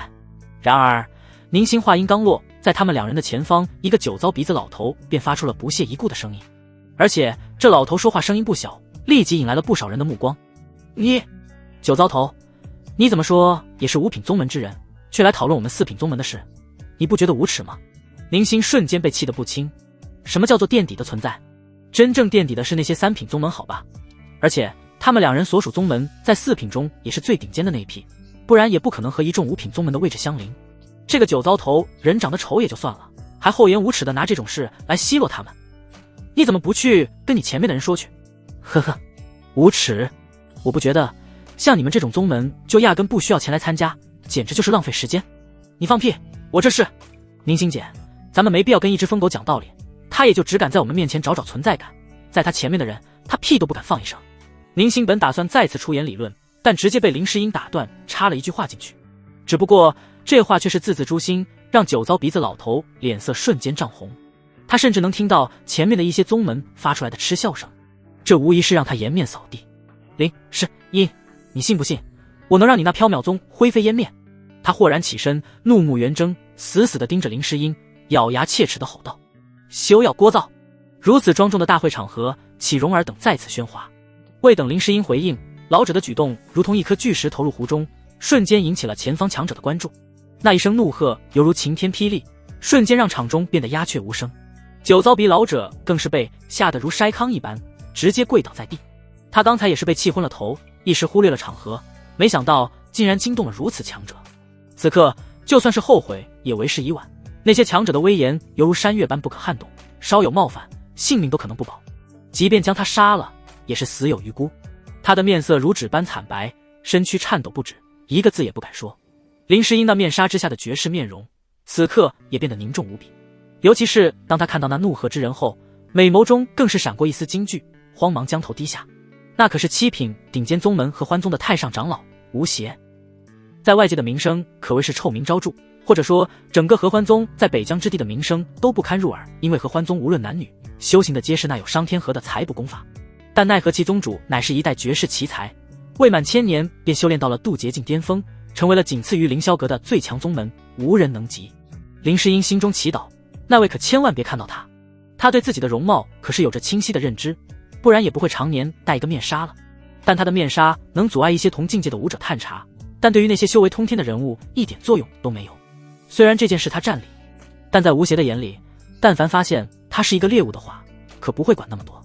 即便现在有凌霄阁在，他不敢做什么，但事后绝对会找上门来。此时的他心中已经将那酒糟老者骂了个狗血淋头，要不是这家伙忽然跳出来找存在感，他也不会和其起冲突。然而越是不想发生什么，便越会发生什么。吴邪抬手刚想将闹事的酒糟比老者扇飞出去，但下一刻他的眼底却闪过一抹亮光，手中的动作也停了下来。哼，滚回去吧，若有再犯，直接灭杀。他装模作样的冷哼一声，随后便坐回了自己的座位上，只是眼眸却时不时地看向下方的林诗音，不知道在想些什么。吴邪，我看在若素的情面上让你前来参加，你若胆敢在我的地盘上胡来，我让你有来无回。就在这时，他的耳边传来一道威严中透露着稚嫩的传音，他立即将眸光看向身旁上手之位的一位青年男子。他知道刚才的声音就是来自这个男子，但他不敢有丝毫的反驳，朝着青年微微点头。别看这只是一个青年，但这位在凌霄阁的位置可是非常恐怖的，他可不敢得罪。刚刚的那句话是警告也是命令，他毫不怀疑那句话的真实性。而下方的林诗音却并不知道这些，他只知道吴邪的目光不止一次的在他身上扫过，这绝对是已经被盯上了。他眉头紧皱，一时之间想不到任何好的办法。在凌霄阁或许能保证不被找上门，但他不可能在凌霄阁待一辈子啊。大会还在继续，但他却一点也听不进去。玉凌峰，后山剑崖，依旧是那熟悉的感觉。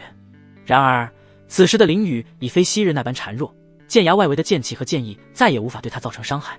但他并未心急如焚的急速向前，而是步履稳健，一步一个脚印的向深处迈进。每前进一段距离，他都会停下脚步，用心去熟悉，去适应当前的剑意强度。并非他想要装腔作势炫耀自己的厉害，而是原文中的天命者叶璇就是如此行事的。至于为何要这样做，他也不知道。总之，走主角的路，让主角无路可走，这句话绝对没错。童子，能否感应到在何处才能参悟出更为强大的剑技呢？一刻钟后，林雨在停下来适应当前位置剑意强度的同时，于心中提出了自己的疑问。在原书中叶璇是依据自身的承受能力停下感悟的，而此刻的他虽然感觉还没有达到极限，但已经走出了不短的距离，心中不由得生出了疑惑。这处剑崖乃是2名剑仙激战之时无意间造就的，越往深处走，所参悟到的剑技便越强大，甚至在最深处隐藏着最为完整的2种圆满属性剑意，还有2位剑仙曾经最为恐怖的剑招。修炼点数虽然不是很多，但目前而言已足够使用，你只需尽可能的走到身体所能承受的极限即可。系统随即传来回复。林雨听言，眸中闪过一丝亮光，他着实未曾料到这处剑崖竟有着如此这般的历史。在原著之中，天命者叶璇也仅是在初期来过此地一次，此后便再未踏足，故而他所知甚为有限。然而系统的回复却如同一道惊鸿，给他带来了意想不到的惊喜。2名剑仙对剑道的毕生领悟，皆汇聚于此剑崖之中。此等机缘丝毫不逊色于天命者所遇的一些绝世机遇。只可惜缥缈宗守着这座宝山，却未能将其善加利用，仅仅将其当作处罚弟子之所。不过仔细思量，倒也怪不得缥缈宗无能，剑仙的机遇又岂是寻常人所能参悟的？就缥缈宗的这些弟子，确实难以有人能在此中觅得机缘。有了系统肯定的答复，他没有犹豫，立即向着更深处走去。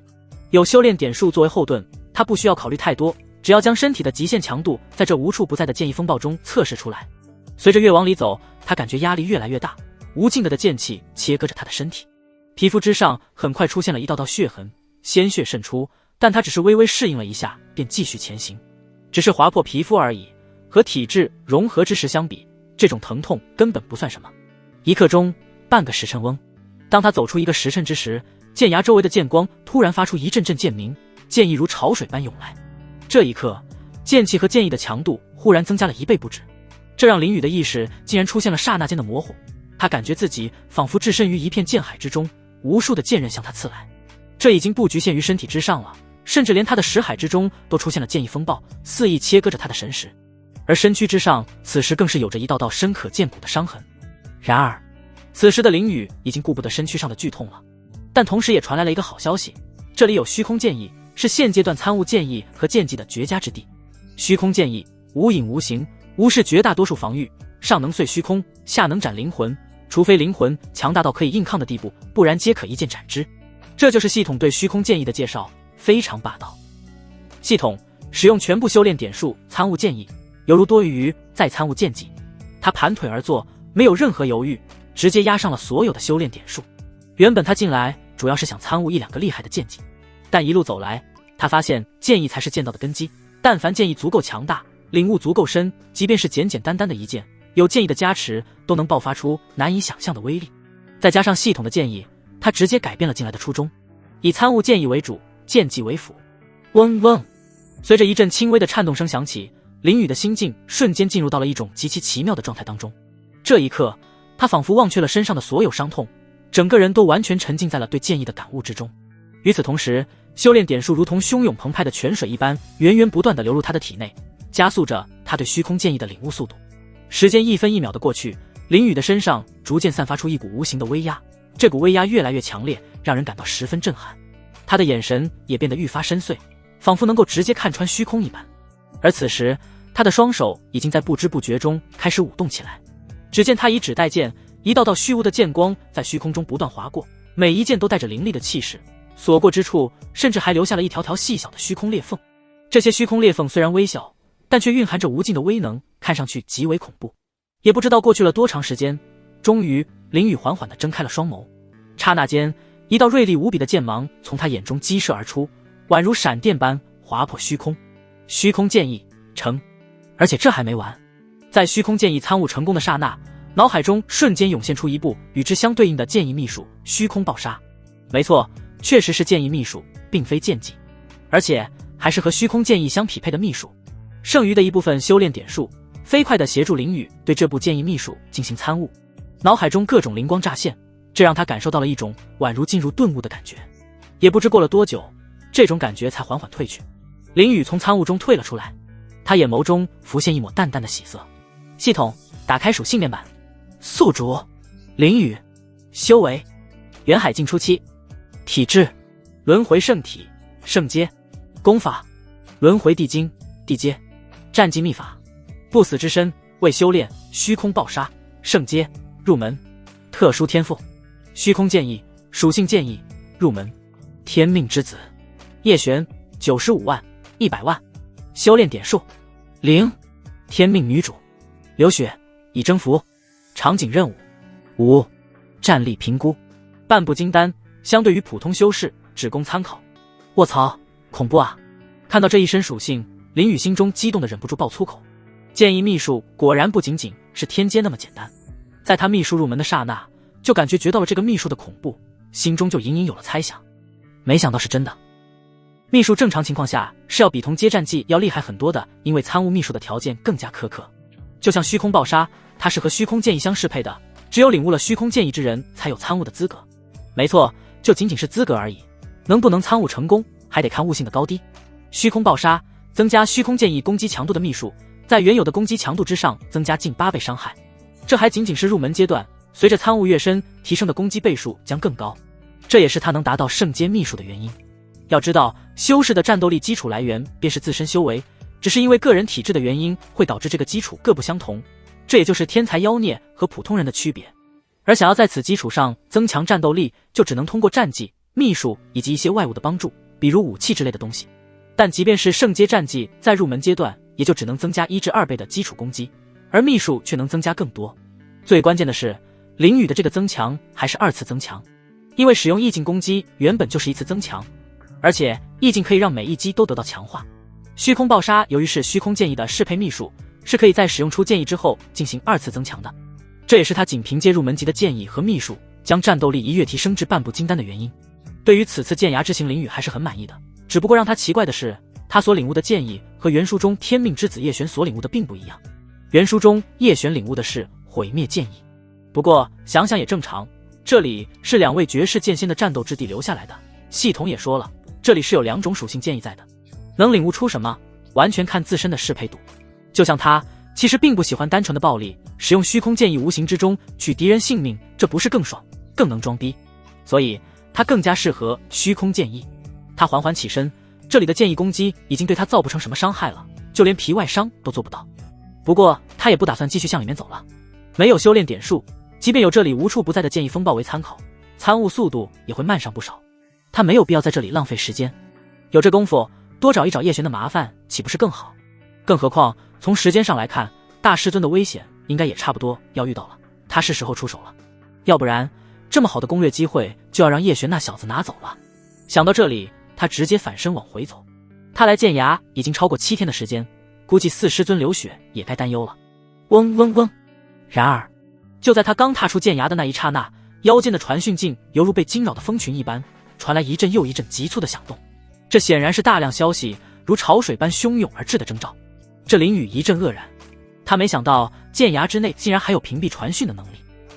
在此之前，他虽然在剑崖待过2个月，但那时他什么都不是，根本不会有人找他，所以根本就不知道还有这么一回事。他连忙打开传讯镜查看，刷刷刷的一大片，不下100条信息，其中超过一半是4师尊流血给他发的。一开始还是普通的关心内容，但随着他一条也没回复，后面的信息内容已经能看得出非常焦急了。剩下的一半是另外6位师尊发来的，几乎都是清一色的恭贺和道歉。只不过几人有一个相同的点，那就是信息都是1天之前发过来的，再之后就一条也没有了。林宇并没有着急回复信息，只是7天而已，修行界一个人消失7天的时间再正常不过了，一个闭关就有可能好几年的时间。也就是4师尊刚刚和他建立关系，有点特殊而已，其他几位师尊就没有表现出焦急之色。引起他注意的是这1天的空白期，不出意外的话，应该是大师尊林诗音那边出问题了。他立即给刘雪发了一条讯息，果然没有任何回信。现在这个时间应该是宗主召去开会想对策去了，但他不抱任何希望。对方可是7品顶尖宗门和欢宗，他们一个4品打破脑袋也想不出破解之法。说句不好听的，对方随便派出一个长老都能将缥缈宗踏平。不过他有办法，而且压根不用原书中叶璇提出来的方法。熟知原剧情的他还有更好的应对之法，而且还能提前打乱一部分叶璇到了中期之时才有的机遇。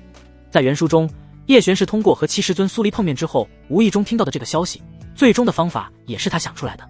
这也间接导致几位师尊对他的印象非常好，尤其是相处了几天的7师尊苏黎和被救下来的大师尊林诗音更是有了非常大的好感。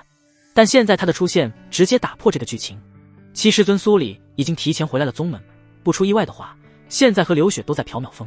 叶璇按理来说是不可能再搭上这条线了，但天命之子谁也说不好，万一还有其他途径呢？想到这里，他微微一笑，直接开始行动。还想用一个根本不存在的危机去骗取大师尊的好感度，简直就是在做梦。他没有去缥缈峰找宗主，而是直接给大师尊林诗音发去了视频通讯。他身为弟子，虽然之前的关系不好，但联系方式还是有的。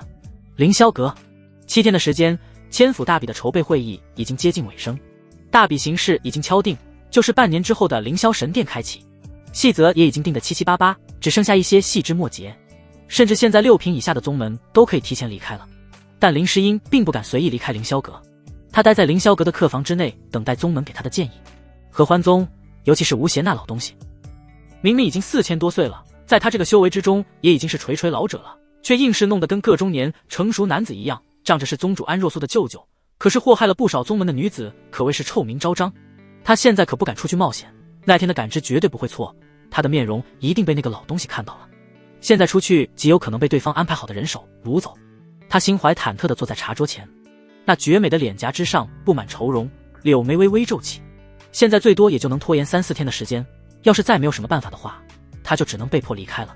然而就在这时，桌上放着的传讯镜传来了一阵嗡嗡的声音，他下意识地拿起，以为宗门那边有了商议结果，但看到发起之人后，眸中瞬间出现了诧异的神色。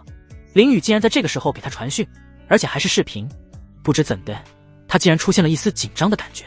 虽然是自己的徒弟，但真没说过几句话，而且说实话，他有点无颜见徒儿的感觉，就连前几天发的那些关心的话，也有点马后炮的意思。人家什么都不是的时候，对其宛如陌生人一般，但觉醒了圣体之后，就各种关心。这要是角色互换，他绝对是冷眼相待，天下哪有这种好事。尤其是听了四妹的话之后，他心中的那种愧疚感就更深了。现在看到徒儿发视频通讯，他不由得紧张起来，甚至不知道该怎么开口。呼，他长呼一口气，扶了扶那鼓鼓囊囊的胸脯，点开了接通。挂是不可能挂的，最多也就是让徒儿说2句，做错事被说也没什么不可以的。此时的他甚至将自己的事情给忘得干干净净。小雨，大师尊，你现在还在凌霄阁吗？他原本想开头来着，但刚开口就被林雨给打断了。不过他并不在意，只是有些奇怪，徒儿问这个干什么？他面带疑惑的开口道：是啊，小雨，你找为师事。大师尊，我会信我的话吗？我信。虽然不知道林雨为何会这样问，但他只是略微呆愣了一下后，便非常肯定的回答：徒儿能原谅之前的他们，已经是非常的大度，他岂能再伤徒儿的心？所以他说的非常认真。好，你要相信的徒儿的话，那就现在直接离开凌霄阁。林雨看着镜中那张倾国之言，郑重的说道。不得不说，天道给叶璇这个气运之子安排的红颜还都是绝世，他这几个师尊个个都是绝世之姿，而且还各有特色。就这次所谓的危机，起初也是因为师尊这张脸，还有那让人看了就走不动道的身段。离开凌霄阁，小雨，你可能不知道我，大师尊，我知道您遇到的事情，不过您放心，合欢宗无邪那老色鬼不会将您怎么样的，我用性命保证。有些事情讲不明白的，他不可能说自己知道剧情，只能看林诗音对他现在的信任度了。要实在不行的话，他也只能让原剧情重新走一遍。这另一边，林诗音有些惊愕住了，他不是不信任林雨，而是这实在是有些匪夷所思。徒儿知道他的事情可以理解为四妹告知，但他是如何知道吴邪的事的？吴邪可是臭名远扬，他会放过他？不过他很快便回神，看着镜中那坚毅的面庞，不知怎么的，他竟然感觉此刻的林雨比很多人都要成熟得多，完全不像一个不到点20岁的年轻人。小雨，我信你，我现在就离开凌霄阁。他决定赌命了，就赌徒儿说的没错，那个老色鬼不会找他麻烦，这也是和徒儿修复关系最好的机会。只要他赌对了，绝对能和徒儿的关系改善非常多。说罢，他也不等宗门那边的消息了，而是拿着通讯镜便直冲天际，向着凌霄阁之外飞去。不过和林雨的通讯没有挂断，要是真有个什么不测，他也能留下最后的嘱咐。在他走后，客房周边的虚空中浮现一道身影，此人赫然就是吴邪。他舔了舔嘴唇，面露淫邪之色，但很快便叹了一口气。他真不敢追出去，倒不是因为凌霄阁那个年轻男子对他所说的话，那年轻人只是不让他在凌霄阁的地盘上动手而已。他要想的话，完全是可以让人跟着在凌霄阁地盘之外将其掳走。之所以不去，还是因为刚刚当上宗主的安若素亲自给他发的传讯，这是他刚刚上台的第一道指令，不得在外败坏合欢宗的名声，若有违令者直接杀，任何人都是如此。他可不敢触怒这个逆鳞。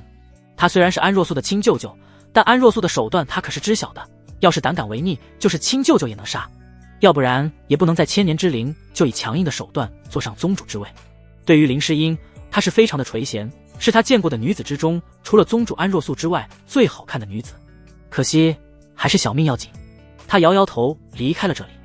1个时辰后，林诗音乘坐灵舟一路急速飞驰，终于是出了凌霄阁的范围。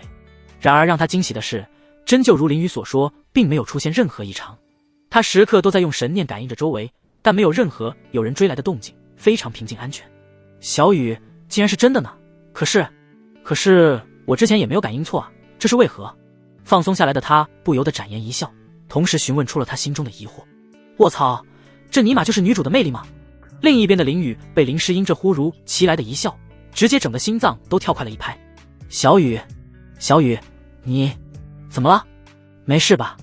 看到突然不说话的林雨，林诗音有些不知所以的出言询问。大师尊，你真漂亮。唰，林诗音那绝美的脸上瞬间染上了一层晕红之色。林雨这一句话简直太富含深意了，看似轻佻，但这是对他的夸赞。他是发脾气也不好，不发脾气也有点说不过去，毕竟那赤裸裸的目光简直是想要将他生吞了一般。他没想到觉醒了体质的林雨就像是变了一个人一样。大师尊，你还得多久能回来？徒儿想你了。然而还没等他回过神来，林雨再次给了他一个暴击。咚咚咚咚，林诗音闻言浑身一震，心脏不争气的剧烈跳动起来。小雨他怎么会说出这种话？他该怎么办？另一边的林雨此时却是一阵暗爽，果然现在的他是有免死金牌在手的，完全不用担心师尊会发飙，而且这样还能转移林诗音的注意力。他知道剧情，所以明白这一次所谓的危机并不存在。原书中叶璇的方法是直接让林诗音再次去了一趟大会现场，当着所有势力的面将这件事公之于众，让吴邪的心思直接暴露出来。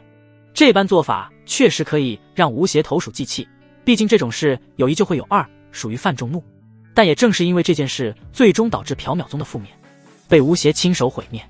除了几位女主之外，无一例外全都被击杀，甚至宗主苏月还是被侮辱致死。主角嘛，就是这样。朋友，宗门乃至亲人几乎都是闭没的，仿佛不克死几个成长不了一样。这也是林雨没有用那套方法的原因。吴邪是老色鬼没错，但已经有人治他了，何必多此一举？更何况让那老东西莫名其妙的背了一锅，还是当众揭穿，让他回到宗门之后足足被安若素镇压了2年的时间，这个仇他自然要报。林雨也没十足的把握在2年时间内赶超吴邪那老东西的修为，所以那种杀敌800自损1000的做法他是不会干的。小雨，为师还在玉龙府境内，回去还得半个多月的时间。林诗音到底还是一phương之主，经过短暂的心乱之后，很快就调整好了心态，他避开敏感话题，回复了林雨的问题。对了，小雨，你现在觉醒了轮回圣体，可以准备半年之后的千府大比了，有什么需求尽管和你4师尊及7师尊说，他们会尽可能满足你的要求。说到正事，他的脸上也变得严肃起来。虽然修行体质很厉害，但觉醒的太晚了，起不低。半年时间，他不求林雨能达到7品宗门那种天骄的程度，但6品及以下的天骄还是可以碰一碰的。毕竟比的并不是绝对战力，凌霄神殿的机制对林雨还是很友好的。唯一可惜的是，缥缈宗并没有什么高深的功法和战绩，不然的话，即便是那几个7品宗门都能扳扳手腕。千府大比，林雨闻言心中瞬间了然，这种比试还真就是给天命准备的。要说比战力，半年的时间叶璇还真就不太行，天命崛起也是需要时间的。但要是比综合潜力，那真就是天命之子的主场。有着金手指姐姐的辅助，再加上接下来半年内强大的机缘气运，确实能在大比之中绽放异彩，被凌霄阁看中不过，好像他的出现将那唯一的名额也给占了。就是不知道这气运之子还会不会参加这个大比，凌霄阁可是还有他的机缘呢。林雨心中想着，在不经意间他已经改变了叶璇不少的剧情走向。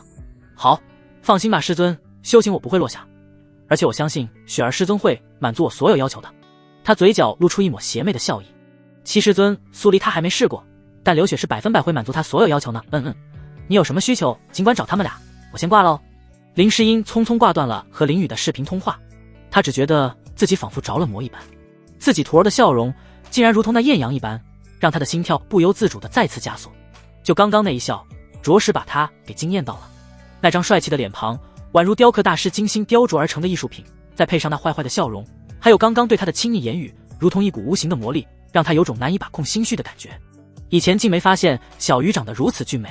他用力地拍了拍自己有些发热的俏颜，盘腿而坐，开始调整那已经乱了的心态。丁检测到天命女主林诗音对宿主好感度达到90，自动绑定，请宿主再接再厉。丁检测到宿主多次改变天命主线剧情，天命之子叶玄气运值5万，宿主修炼点数加5000。丁触发场景任务，任务内容如下：场景任务：3天内征服天命女主苏黎，任务完成，奖励修炼点数十倍暴击，无惩罚。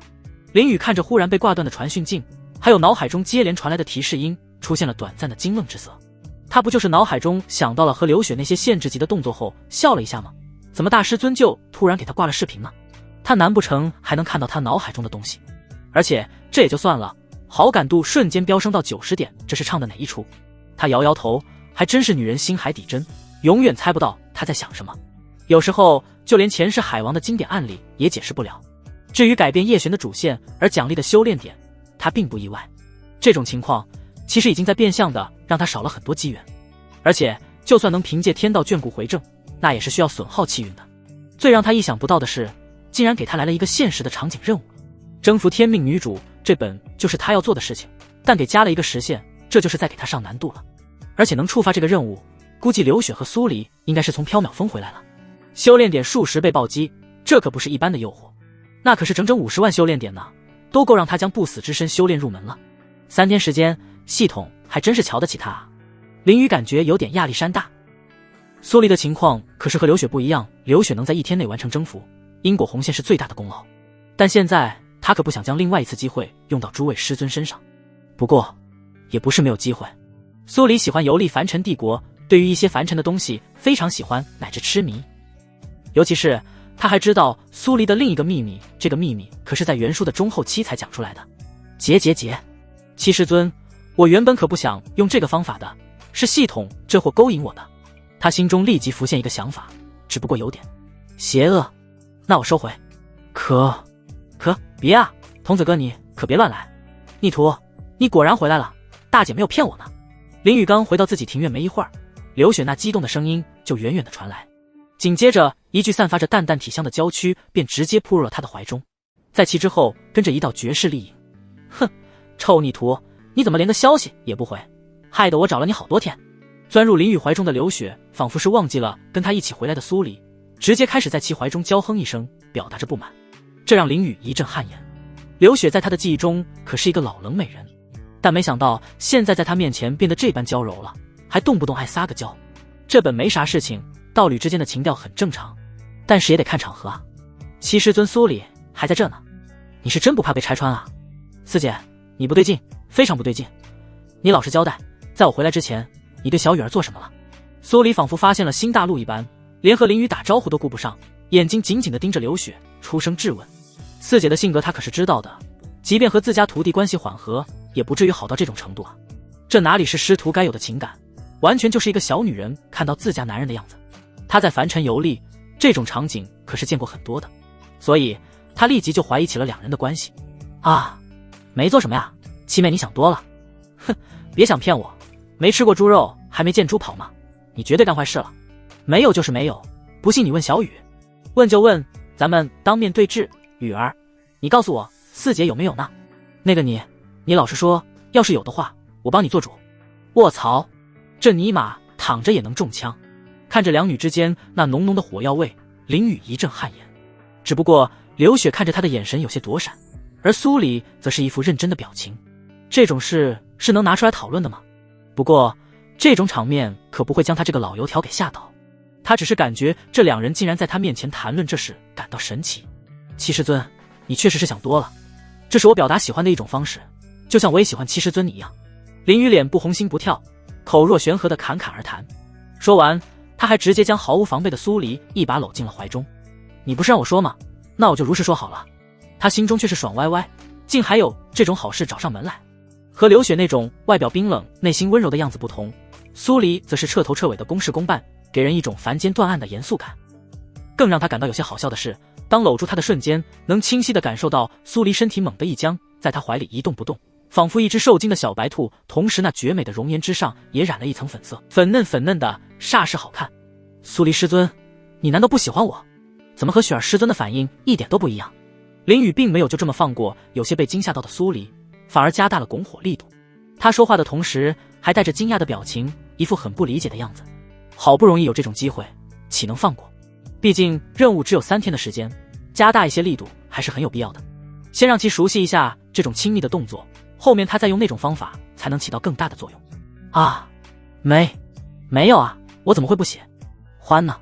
苏黎闻言，身躯瞬间柔软了下来。他可是在回来之前说过，徒儿需要什么，他都会给的。今天去缥缈峰的时候，还偷偷摸摸的去宗门宝库拿了一点点东西。现在只是需要一个代表师徒情感的拥抱，他岂能掉链子？她们众姐妹收徒之时，徒儿才15岁，放在凡间还是个未成年的孩子，正是需要爱的时候。然而他们却直接让其自生自灭3年，现在弥补一些爱，那是合情合理。想到这里，他便再无一丝抵触，反而露出了会心的笑容。苏黎，你现在也和我一样了，还说我撒谎吗？我怎么可能对小雨做那种事情呢？看到林雨轻松化解这个误会，刘雪双手环胸，很是硬气的回击。他这可没瞎说，他确实没将林雨怎么样，只是林雨将他呢啥了而已。好吧，算我理解错了。苏黎不知可否的说道，说完又笑靥如花的看向林雨，献宝似的将一个储物戒指拿了出来，放在林雨手中，继续道：雨儿，这里面是我在宝库里偷偷拿的一些资源，都给你用。大姐可是说了，要让你参加半年后的千府大比，其他的不敢保证，但是灵石绝对够你现在使用的。说罢，他还主动用双手环抱住了林雨的胳膊。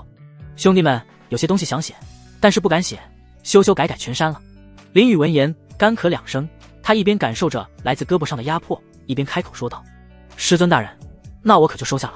他没有客气，灵石确实能加快他修炼的速度，圣阶体质加地阶功法，吸收灵气的速度可是快到起飞。对了，2位师尊大人，我也有礼物要送给你们哦。手下戒指的他脸上露出了神秘的笑容。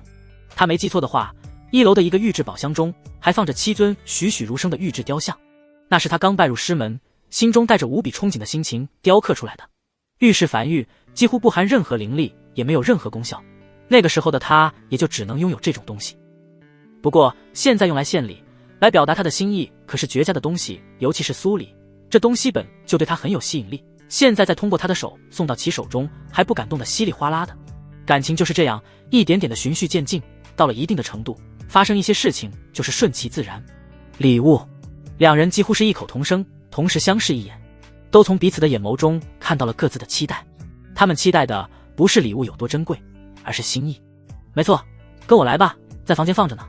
林雨看到气氛烘托的差不多了，便转身向着屋内走去，同时2只手各拉着一个，那柔弱无骨的小手感觉还真是不错。房间内，林雨将他封箱了3年的玉质雕塑拿了出来，只不过拿出的只是其中2尊。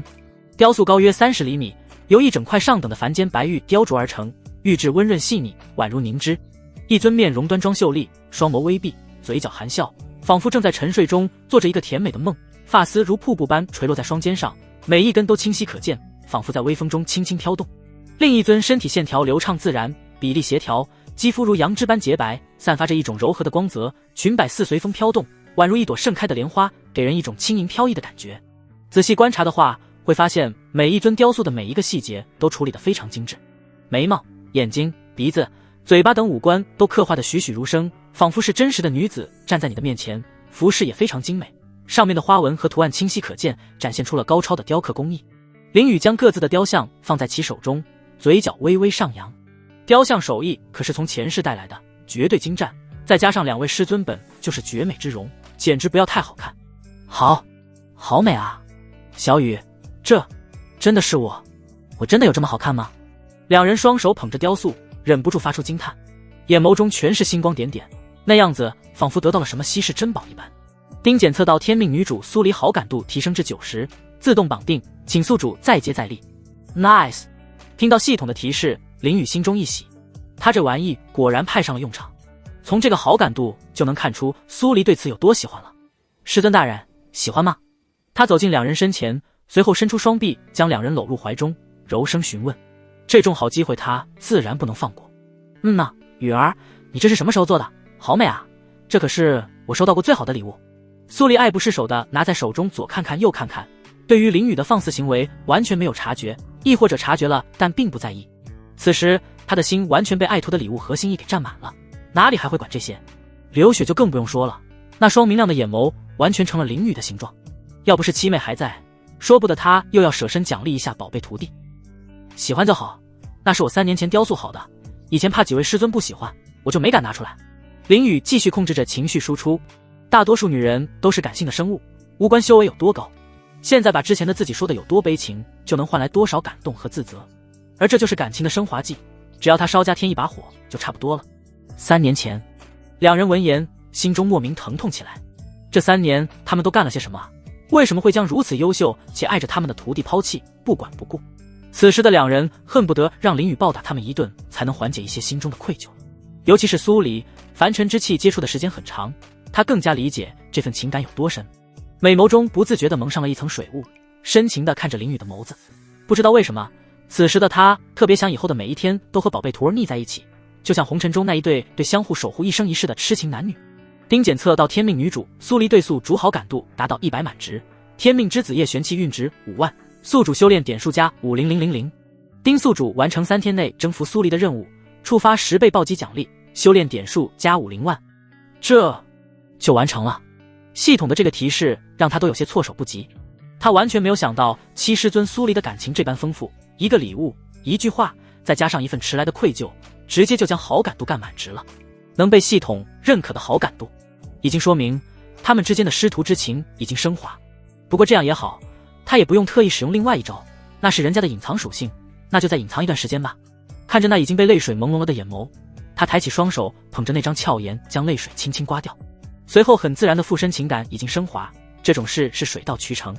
一旁的刘雪见状，眸中露出一抹淡淡的笑意，随后悄悄地退出了房间。今天之后，众姐妹中她可不是特例了呢，真好。第二天，林雨从床榻上缓缓起身，看着一旁还在睡梦中的苏黎，她微微一笑。昨晚真就是水到渠成，一切发生的都是那么自然，苏黎甚至都没有丝毫的反抗，两人就像原本就是一对相爱的情侣一般。也许是他下床的声音大了一些，将苏黎给吵醒了，发出一声起床时的那男声。美眸睁开，看着坐在床边似笑非笑的林雨，苏黎脸蛋唰的一下就红了。关系上的改变还是让他有些羞涩。雨儿，你快出去，我要穿衣了。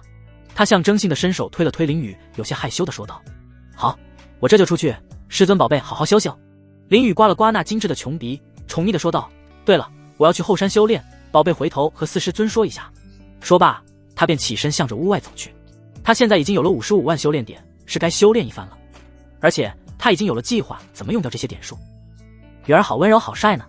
看着林雨那逐渐离开的背影，苏黎不由得又吃了。100万大山外围，噗嗤，一道剑光划过，一只接近3米高的白猿倒地，鲜血从脖颈之处喷射而出。姐，这只白猿终于搞定了，下一站我们去哪里？血泊中，叶璇喘着粗气，看着虚空中的无形人影说道。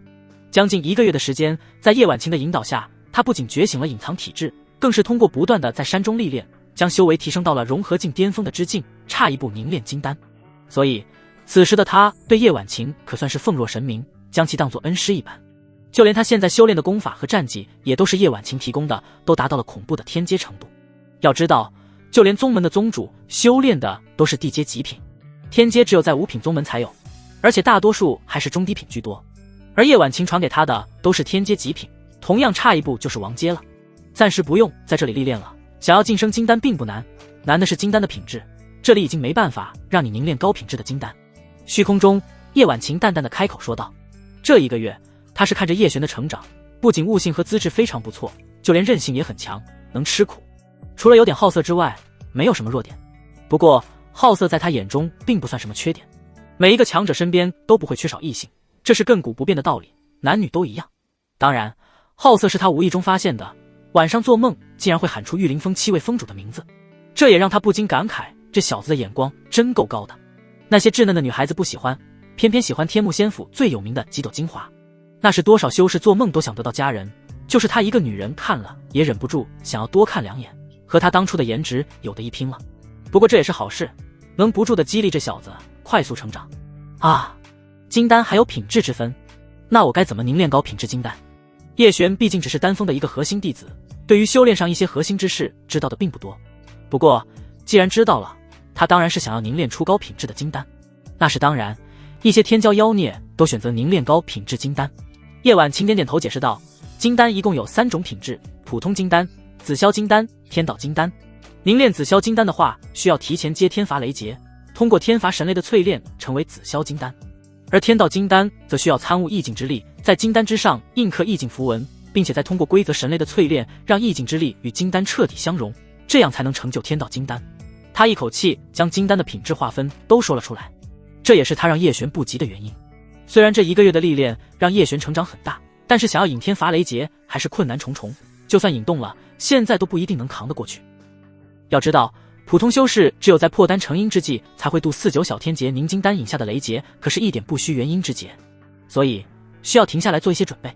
紫霄天道，叶璇闻言抿了抿嘴，眼神中充满了野望。要么不知道，既然知道了，那就要凝练最高的金丹。青姐，我想要凝练天道金丹，该如何做？他微微一拜，认真请教。单凭他自己可没有能力做到。天道金丹，叶婉清一愣，他没想到叶璇竟然有这种想法。不过想想也是，年轻人就是有这股冲劲，什么都想要最好的。他的本意仅仅只是紫霄金丹即可，因为天道金丹太难了，而且还容易因此丢掉性命。天道2字可不是随便叫的，要是真成功凝练出了天道金丹，那在将来是有可能和天道平起平坐的。其中第一个难点便是参悟出意境，能在金丹境之前参悟出意境之力的人，其本身就是那种非常妖孽的存在。叶璇有他的提点都没有参悟出来，可想而知其难度。第2点便是将意境之力以符文的形式刻画在金丹之上，这个过程是在突破的过程中实施的，把控非常难，需要从头到尾没有任何失误，但凡有一点失误都会直接突破失败。第3点也是最致命的一点，凝练天道金丹会降下规则雷罚，相比天罚，规则更为恐怖，一个应付不了就得丧命。历史上也就上古时期有3人成功过，并且成功羽化成仙，在之后就从未出现过了。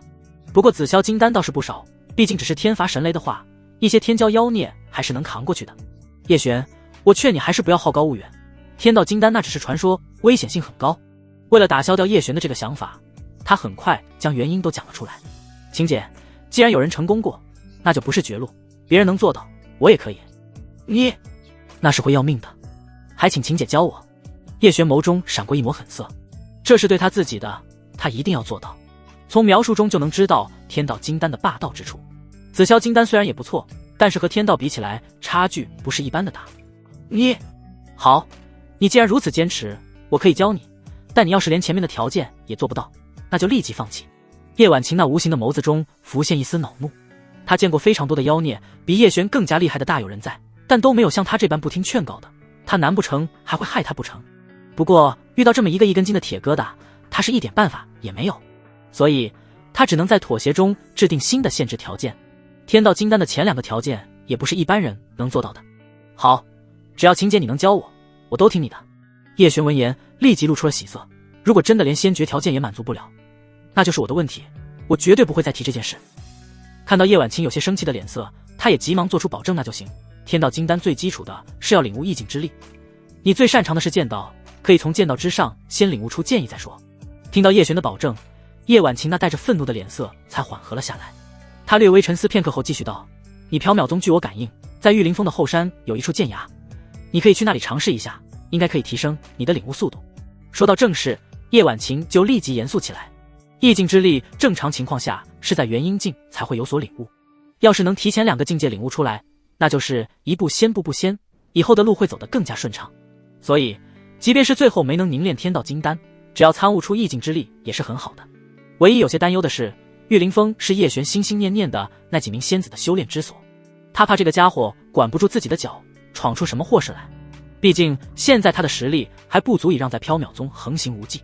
玉灵峰，叶璇闻言眼眸中瞬间出现了煞气，他可没有忘记当时流血的一掌，还有林雨那看他带着鄙夷的神色。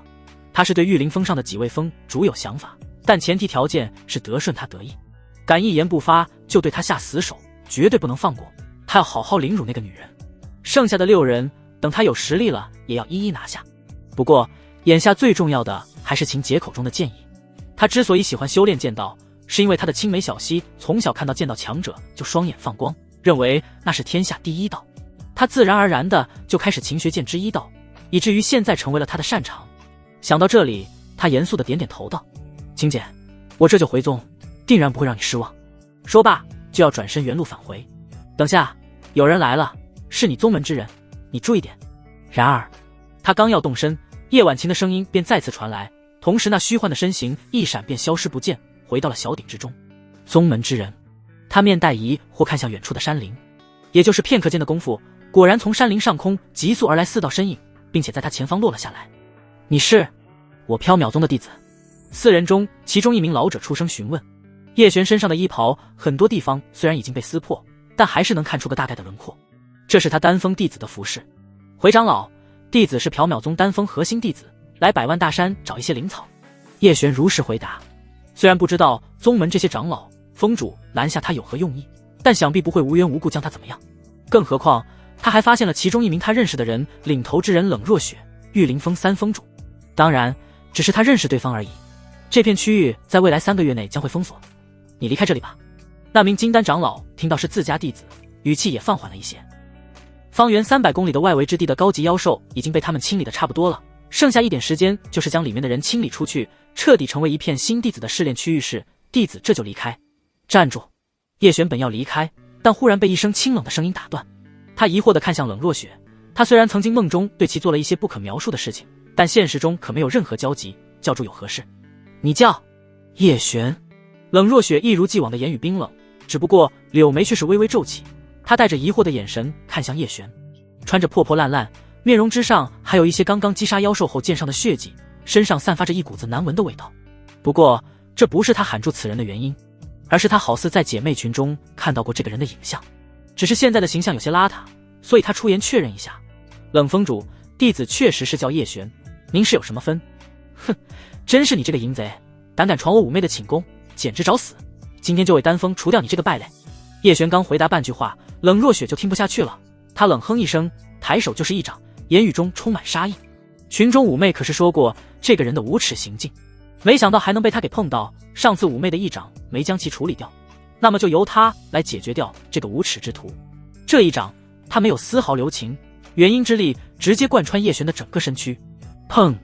这突如其来的一掌让叶璇没有丝毫准备，口中大口鲜血咳出，整个人更是如一个破麻袋一般直接被打飞了出去，在撞断10数棵树木之后才软软的倒在了地面之上，胸膛都塌陷大半，嘴里面鲜血狂涌，就连手臂和腿脚都弯曲变形的不成样子，远远看去已经不成人形，显然是活不成了。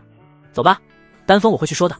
看了一眼远处躺在地上一动不动的叶璇，冷若雪冷声说道：此子死有余辜。是。其余几人都躬身点头。死一个弟子而已，更何况还是触犯了玉灵峰峰主的弟子，死就死了，没人会在乎。说罢，几人便离开了此地。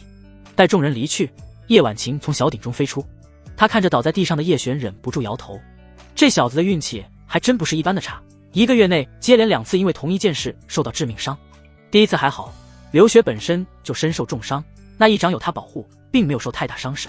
但这一次不一样，那女人可是下了杀手，将元婴之力直接打入了身躯之内。他也只是帮其护住了丹田和识海，其他部位他并未护住。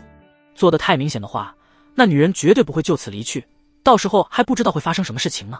他叹了一口气，运气托起叶璇，直接向着深处飞射而去。这种伤势，外围已经没有东西可以救治回来了，只有冒险去百万大山深处去寻找更好的灵药。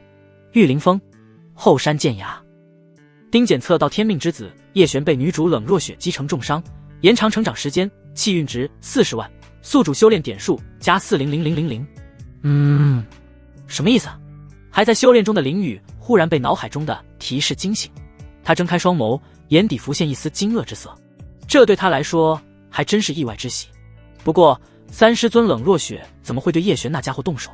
很多细枝末节的剧情已经被他的出现搞得乱七八糟，他没想到原来的女主竟然会对天命之子动手，这就很神奇，都不用他动手就能坐着收到修炼点数，最关键的是这奖励的数值还真不低呢。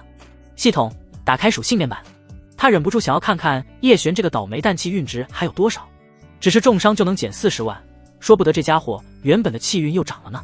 宿主林雨，修为融合境中期，体质轮回圣体圣阶，功法轮回地经地阶，战技秘法不死之身未修炼虚空爆杀圣阶小成，特殊天赋虚空剑意属性剑意小成，天命之子叶璇145万200万，修炼点数45万，天命女主刘雪已征服，苏黎已征服，林诗音好感度90，场景任务5，战力评估元婴境后期，相对于普通修士只供参考。好家伙，果然涨了，上限竟然到了200万，这长的速度真够快的。看着属性面板，林雨不禁暗自啧舌。不过这也实属正常，不出意外的话，应该是觉醒体质之后导致的增长。这对天命之子来说可是大事件。增长100万确实不算多，但这也让他好像发现了一个薅修炼点数的 bug。只要将叶玄当种猪养起来，让其正常发展一波，他再出手收割一次，如此反复，岂不是能有用不完的修炼点？越想他越加兴奋起来。宿主，你的想法有点可怕，不想被反杀的话，就别有这种想法。天命之子的气运上限，但凡超过初始的100倍，会彻底反弹，成长速度将会直线飞升。还有，天命之子但凡不死，只要受了致命伤，都会破而后立。待他伤势好了之后，其气运值上限还会上升，你可别阴沟翻船。就在他想这件事的可行性之时，系统再次出现了提示，这也如一盆凉水浇下，让他的想法瞬间破灭。不过，想要恢复伤势，哪有那么简单？他嘴角微微上扬，眼底闪过一抹金光。百万大山深处，他没记错的话，确实有属于叶璇的一处秘藏机缘。想要破而后立，这处秘藏绝对是其中的关键。他可不会眼睁睁地看着叶璇将其拿走。唯一可惜的是，原书中并没有提到过那处秘藏的具体位置，不然他就能提前将其取走。不过这也无妨，只要知道了接下来剧情的大体走向，他也不是不能截胡，最少也不能让其拿得那么容易。他缓缓起身，向着剑崖外走去。5天时间的修炼，原有的55万修炼点被他用去了50万，其中30万用来参悟虚空暴杀和虚空剑意，也不出意外的双双参悟到了小成之境，剩下20万直接用来提升修为，从元海境初期直接提升至融合境中期，和开了外挂没啥区别。更夸张的是战力，直接提升至元阴境后期。要知道这可是2个大境界的差距，简直不要太恐怖。要知道诸位师尊的修为绝大多数还处于元阴境巅峰，现在的他已经差不多要赶上了，而且现在还有45万修炼点，但凡再闭关一段时间的话，超越诸位师尊不是梦。不过眼下还有更重要的事情，那处秘藏他也得去插一脚，要是成功截胡，叶璇就离死不远了。玉凌峰林雨的庭院内，躺椅上，林雨美滋滋地晒着太阳，在他身后，苏黎给他捏着肩膀，旁边是苏黎帮他削好灵果喂到其嘴里，享受着奇人之福。2人现在都知道了彼此的身份，也不尴尬，他们也非常喜欢这种氛围。好姐妹和喜欢的人都在这里，没什么比这更好了。不过此时的2人却有点幽怨，因为逆图刚从后山回来，就又要出去了。小雨，你真要去百万大山吗？是啊，雨儿，要不别去了吧，那里还是有危险的。要是你想要找什么，让三姐帮你找回来就行了。2人纷纷出言说道，他们一是担忧林雨的安全，另一方面也是不舍弃离开，他们才刚刚腻歪在一起没几天呢。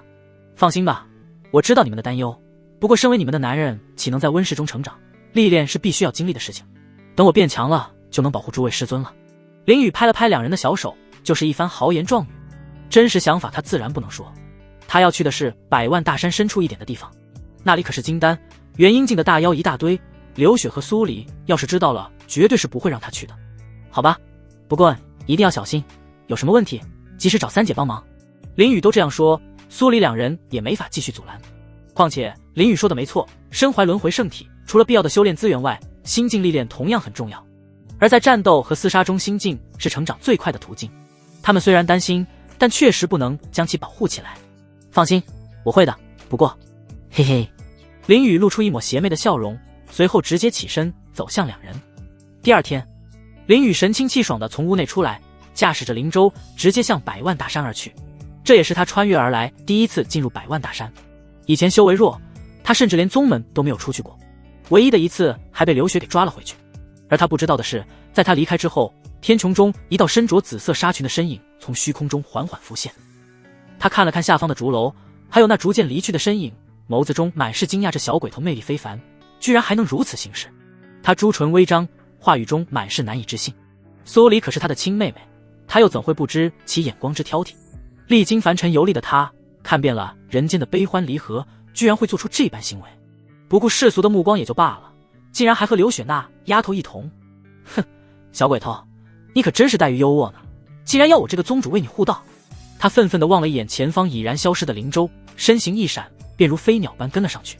这可是圣体，即便妹妹被拐走了，他也不能动怒，反而还得为其保驾护航。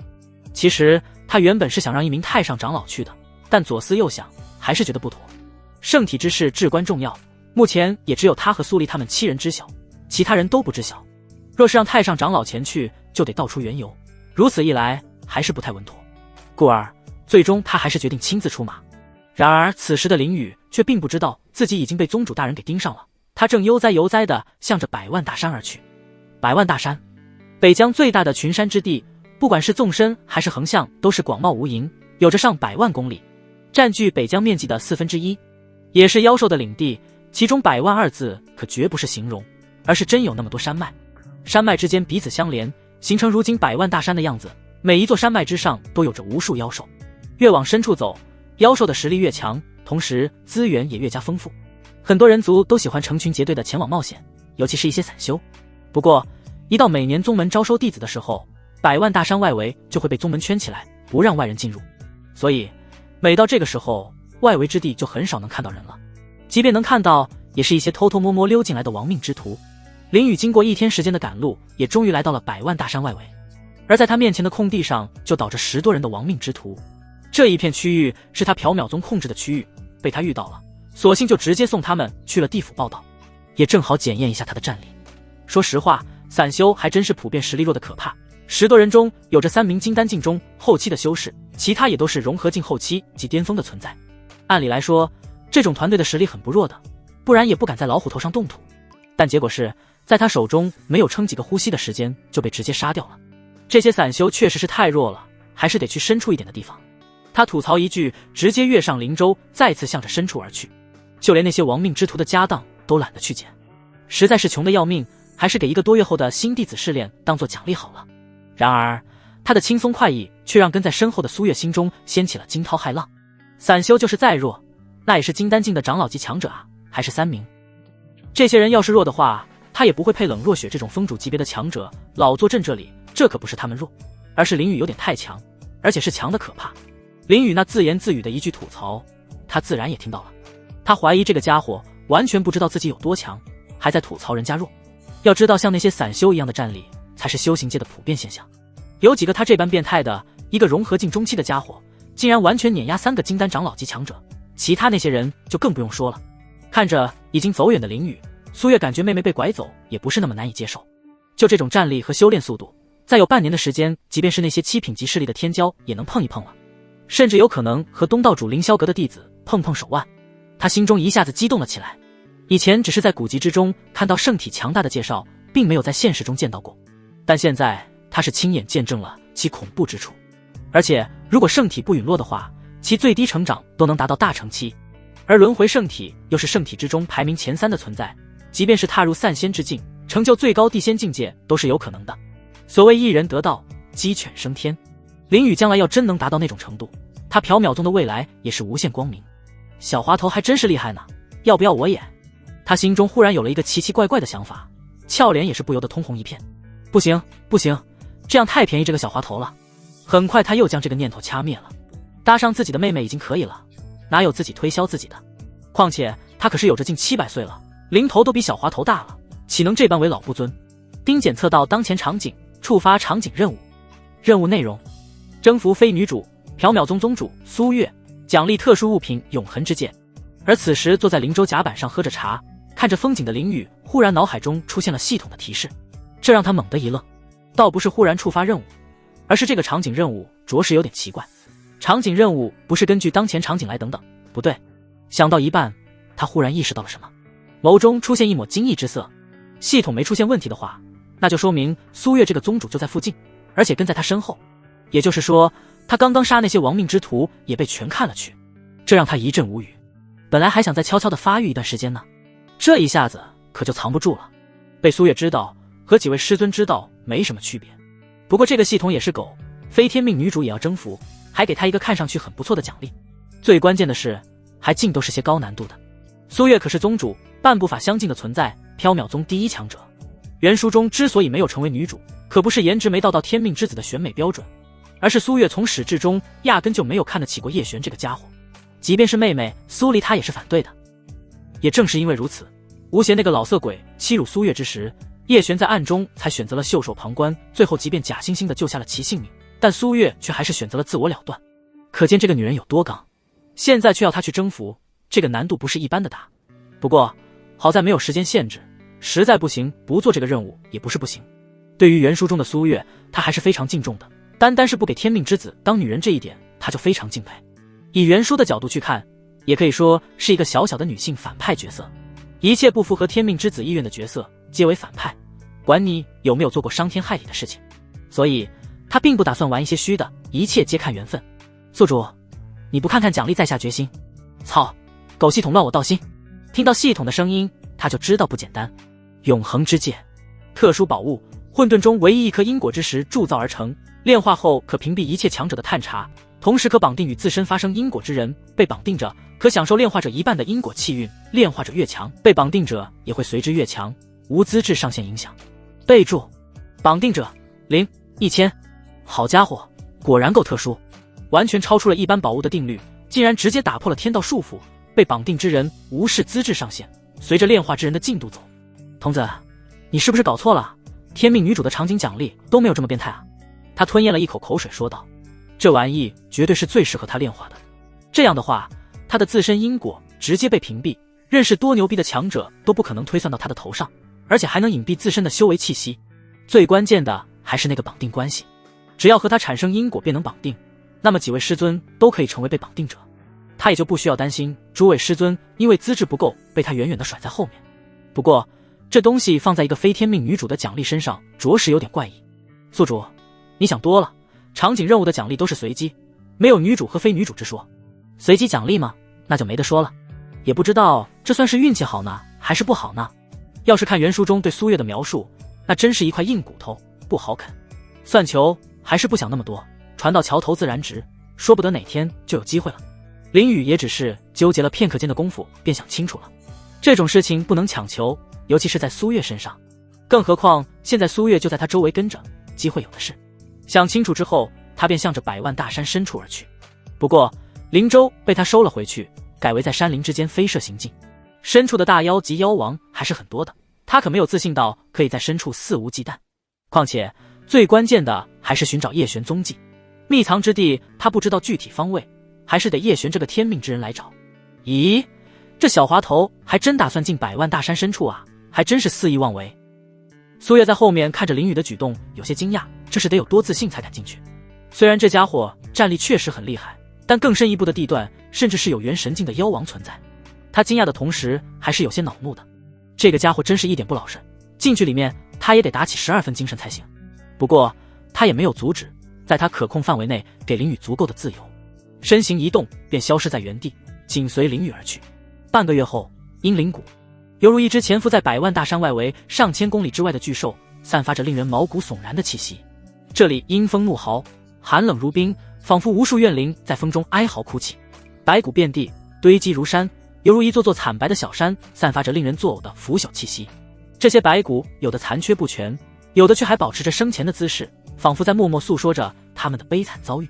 阴魂在谷中飘忽不定，他们的身影时隐时现，发出一声声凄厉的尖叫，犹如恶鬼的咆哮，让人不寒而栗。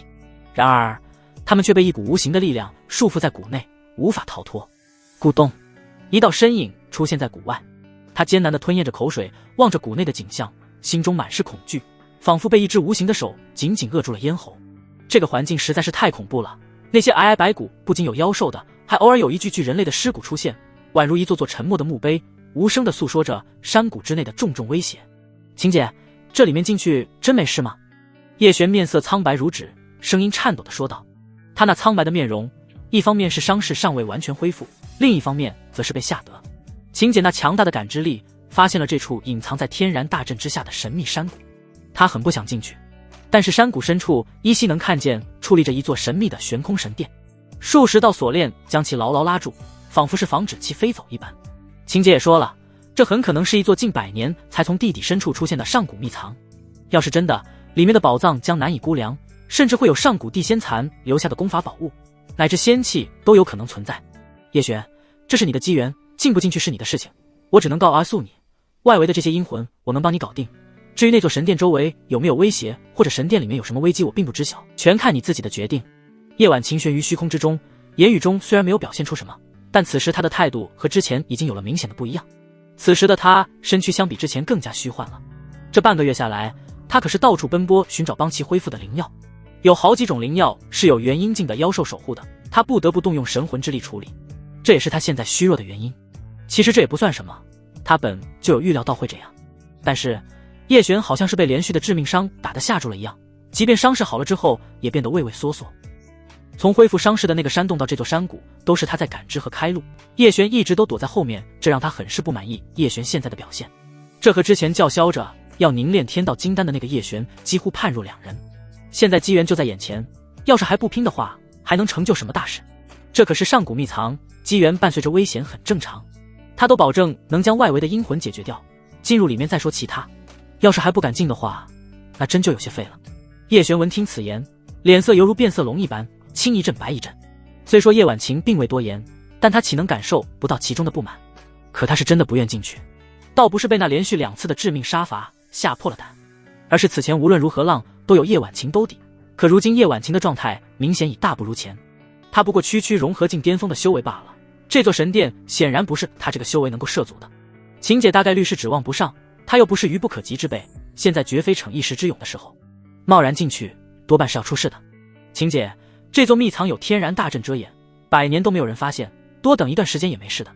而且你的伤势也不轻，我岂能让你跟着我进去冒险？还是等你恢复过来我们再进去吧。叶璇略微沉思片刻后开口说道，他还是不想进去，最起码不是现在。他觉得想要成为强者不是光有勇气，还要讲究谋略，不行硬上这就是不智之举。你叶婉晴闻言被气得险些一口郁结之气上不来，他要是有身体的话绝对会气得吐血不成。他之前怎么就没发现这个家伙还会如此狡辩，把自己的胆小懦弱说得如此冠冕堂皇。最可恶的是还是打着让他恢复伤势的理由，听上去好像还是为了他好一样，还不是想等他伤势恢复了之后进去当护盾，帮他自己挡下绝大多数伤害。这点算计在他眼中岂能看不出来？他活了2000年，从未见过如此厚颜无耻的年轻人。而且他难道不知道伤势恢复之后更容易一些吗？就算不为叶璇着想，他也得为自己命着想啊。关键是靠着在顶中沉睡真的恢复很慢，想要恢复至之前的那种状态，没有个几年是完全不可能做到的。而秘藏之中说不得就会有帮助他恢复神魂的大药，这是对他们2人互惠互利的事情。他变强了，对应叶璇的底牌也会变得更强，这是一个良性循环。但是叶璇竟如此自私，只想着他给带来的好处，完全不愿意承担一点风险。他有点感觉自己看走眼了。之前的10几年中，零星醒来的几次还真没有看到此子的全部。之前还觉得他重情义，但现在看来好像并非他想象中的那样。怪不得家族之中很少有人能和他处在一块，也是有原因在的。他是越想越气，耗费这么多精力帮其治愈致命伤，还帮其找到一处秘藏，竟然因为怕那未知的危险而选择不进去，简直让他无话可说。晴姐，你也别急，你的伤势我会帮你一起恢复的，丹枫应该有帮助神魂恢复的灵药，我去做任务赚积分帮你兑换。叶璇感知到了叶婉晴的情绪变化，虽然此时的他也很恼火，但还是强压下心中的不满，安慰起来。毕竟叶婉晴救了他2次命，而且还帮他觉醒隐藏体质，还帮他一起历练提升修为，最后还传给了他功法和战绩，细数下来还是帮过他不少的。最关键的是叶婉晴就是一个移动的宝库，不管是修行经验还是北疆之地的资源分布都是知道的清清楚楚，可以帮他少走很多的弯路，所以他并不想将2人的关系闹僵。在他看来，进去这个地方真就和送死没啥区别，希望能用这个承诺让叶婉晴恢复一些理智。丹枫灵药，叶婉晴彻底无语了。他这神魂伤势岂是一般的灵药能恢复的？别说是丹枫，就是整个缥缈宗都没有。但凡有的话，他早就说了。要知道他可是晋升大成境时渡劫失败才有了今天的样子，那种大道神劫降下的是道伤。他回头看了看谷内的那座神殿，眸中有着不甘。他只是一个虚无缥缈的神魂，很多东西是做不了的。叶璇坚持不进去，他一点办法没有。无奈之下，他直接钻进了小鼎之中。这尊鼎的名称只有一个字，坤，可炼万物，也可温养神魂，这也是他即便渡劫失败还能活下来的原因。他已经不想和叶璇说任何话了，没有意义，只能再想其他方法。叶璇只当叶婉晴听进去了，长呼一口气，向着天然幻阵之外飞掠而去。然而他刚出大阵之外，只觉眼前一道黑影一闪而过，随之一个宛如小山般的巨爪便拍了下来。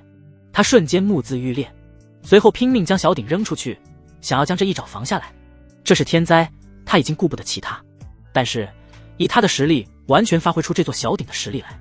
小鼎在有叶婉晴的情况下，只阻挡了一半的威力便被拍飞了出去，剩下的爪力还是拍在了叶璇身上。他只感觉眼前一黑，身上传来无尽的剧痛，发出一声惨叫之后，便被直接拍进了大阵之内。吼！只见刚刚的天穹之上，有一头长着翅膀、浑身冒着淡蓝色火焰的狮子出现。他仰天发出一声怒吼，看着远方从他爪下逃走的人类。至于刚刚被他无意中拍飞的小东西，他是一点不在意。大家伙，你还真是我的福星啊！刚刚飞出去的黑影赫然便是林雨。他看了看手中的小鼎，又看了看刚刚叶璇消失的地方，眸中满是激动之色。他是真的只知道那处秘藏的大体方位，具体在哪他找了近半个月都没找到。情急之下，只能想出这么一个不是办法的办法，那就是激怒这片区域的大妖，闹出巨大的动静，以此来惊动叶璇。没想到这个招还真管用，这才不到半天的时间就把叶璇给折腾出来了。不过好似这个家伙运气也不是那么好，刚好就被这头元阴茎初期的蓝焰师给拍中了，而且还将手中的重宝给扔了出来。这尊小鼎可是一件好东西，准确的来说，这样的鼎有4尊，混沌乾坤，每一尊各占一个字，单独拿出来各有各的用处，都是低阶仙器级别的东西。而当4尊集齐，直接融合之后，那便是最顶尖的不朽级仙器，是叶璇这个天命者后期最强大的宝物之一。同时里面还住着一位金手指姐姐，这也是他激动的原因。他要不是穿书而来，熟读剧情，都以为自己是那天命之人了，竟然还有这种运气，简直没谁了。好，人类给我死去！蓝焰师口吐人言，再次发动攻击。在他看来，林雨这是在挑衅他，这个可恶的人类和他玩躲猫猫半天，他势必要让其付出代价。噗嗤！然而他刚要动身，一道剑光便从他的脖颈划过，那硕大的狮头直接飞了出去，鲜血四处喷射，身躯之山蓝焰消散，巨大的身躯砸下，让下方的山林发出一阵颤动。元阴境初期，妖兽一剑被秒。切，大家伙还真以为我拿你没办法了？你要逃走的话，说不得还能饶你一命。林雨收回手中再次出现缺口的长剑，嗤笑一声。不过杀这种级别的玩意还真是费劲，他并没有一把趁手的武器，只能拿着这些垃圾一点的长剑凑数。但下面真要是那处幻阵掩盖的话，他的武器可就有着落了。秘藏的具体位置他是找不到，但这处幻阵他还是知道怎么进去的，并不是很难。原书之中也说过。他微微向后看了一眼，神秘一笑，便直接向刚刚叶璇消失的地方冲了下去。苏月就待在这里好了，他没想着带其进去。嗖！林雨转瞬即逝，瞬间消散在虚空之中，身后的苏月紧随其后，但他直接穿过了空间，并没有消散，还在这片山林的上空。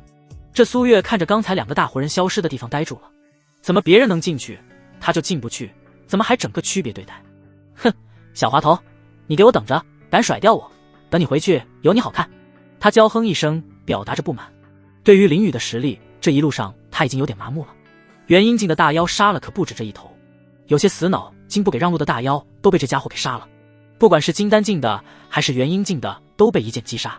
不过好在这个家伙并没有再往里面走，并没有元神境的妖王出没，不然他估计就得现身了。看了看下方已经死去的蓝焰师，他无奈摇摇头，将其一把火直接烧了个干干净净。这么大的血腥味，可是很有可能招来其他大妖的，既然跟不进去，他只能将那家伙留下的屁股给擦干净，留在这里等候。阴风谷谷口，林雨缓缓降落在地面之上，而叶璇此时却是口中喋血不止。他单腿跪地，面色苍白，连起身都难以做到。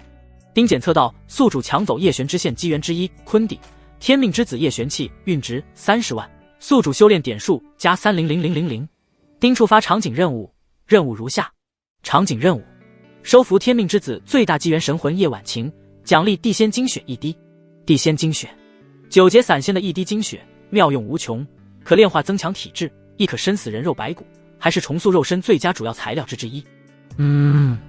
看着萎靡不振的叶璇，在听到脑海中系统的提示，林雨嘴角微微上扬。这个场景任务他非常喜欢。叶婉晴可是地地道道的一尊渡劫境巅峰强者，渡劫之时心高气傲，选择了最难度的大道神劫，这才陨落。要是能收服，那可是一尊强大战力。尤其是系统还贴心的送上1滴地仙精血，再加上这处秘藏里面的宝物，完全够叶婉晴恢复神魂的同时还能重铸肉身。虽然重铸肉身之后不会立即恢复巅峰修为，但也用不了多久，只要适应了新身体就行。而且他可是知道叶婉晴也是天命女主之一，既是叶璇的机缘，也是后期的女主，2个身份，这要是收服叶璇，估计也就没什么翻身之力了，还想破而后立，简直就是做梦。林雨，怎么是你？你怎么可能进得来？叶璇捂着胸口，艰难地说道。还有，你怎么会这么强？他眸中浮现一抹惊怒之色。惊的是，林雨竟然也能进得来这处天然环境之中。要知道，这可是需要一定的步伐的，他也是叶婉晴告诉他的。怒的是，之前被他认为是废物的人，其身上散发的气息已经远远比他强了，这是他完全接受不了的事实。他可是觉醒了噬魂体的，而且还经过了1个月的生死历练才有了如今的成就。林雨凭什么能比他还强？这让他心里极度不平衡。我怎么进来的？呵呵。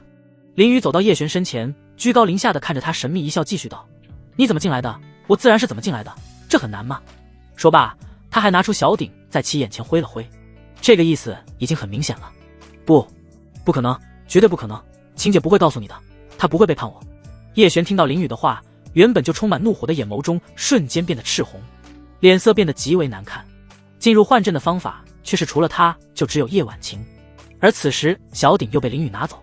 他心中虽然不愿意相信，但从言语中已经表现出了他心中所想。疑惑、悲愤，甚至是怨恨，一瞬间无数的情绪爆发，让他看起来宛如一头无能狂怒的狮子。就在这时，叶婉晴从小鼎之中飘散而出，只不过此时的叶婉晴身形已经成为了透明之色，明显感觉更加虚弱了。他刚刚还是于心不忍的出手了，要不然一头元婴境的大妖一爪子下来，叶璇不会仅仅只是受伤，甚至连昏迷都没有。原本以为不出来这个少年就不会发现他，但万万没想到他不仅被发现了，而且还挑拨他和叶璇的关系。从叶璇的表现来看，似乎还相信了这个少年的话，虽然他也不知道为什么这个少年能知道进来的方法。他长叹一口气，面带复杂的看着叶璇，他帮他做了这么多，竟然还没有得到基本的信任。说实话，现在的他已经不仅仅是失望了，而是寒心。叶璇如同疯魔一般仰天大笑，笑声中充满了绝望与愤怒，泪水顺着脸颊滑落。他踉踉跄跄地站起身来，摇晃着身子，仿佛随时都可能倒下，但他却固执地站着，双眼死死地盯着叶婉晴，眼中满是痛苦和不甘。为什么，晴姐？为什么你要背叛我？为什么？你告诉我啊！叶璇声嘶力竭地喊道，声音在这阴风谷外回荡，更显凄惨。他无法接受眼前的事实，想要得到一个解释，哪怕是欺骗他的。然而，叶婉晴只是摇摇头，并没有说什么。这个时候说什么都是苍白的，叶璇明显不会相信。更何况，他是什么人？想当年也是名噪北疆的绝世妖孽，他有他的骄傲，岂会那般哇如狗一般的对一个少年摇尾乞怜，祈求对方的原谅？慢不说他没做，就是做了，也不会解释什么。不信任就是不信任，没什么好说的。哪怕今日神魂消散，他也不会多说什么。这就决裂了。貌似这两人之间的关系也没有原书中写的那般牢靠啊。他只是略施小计而已，这天命主角就直接崩溃了。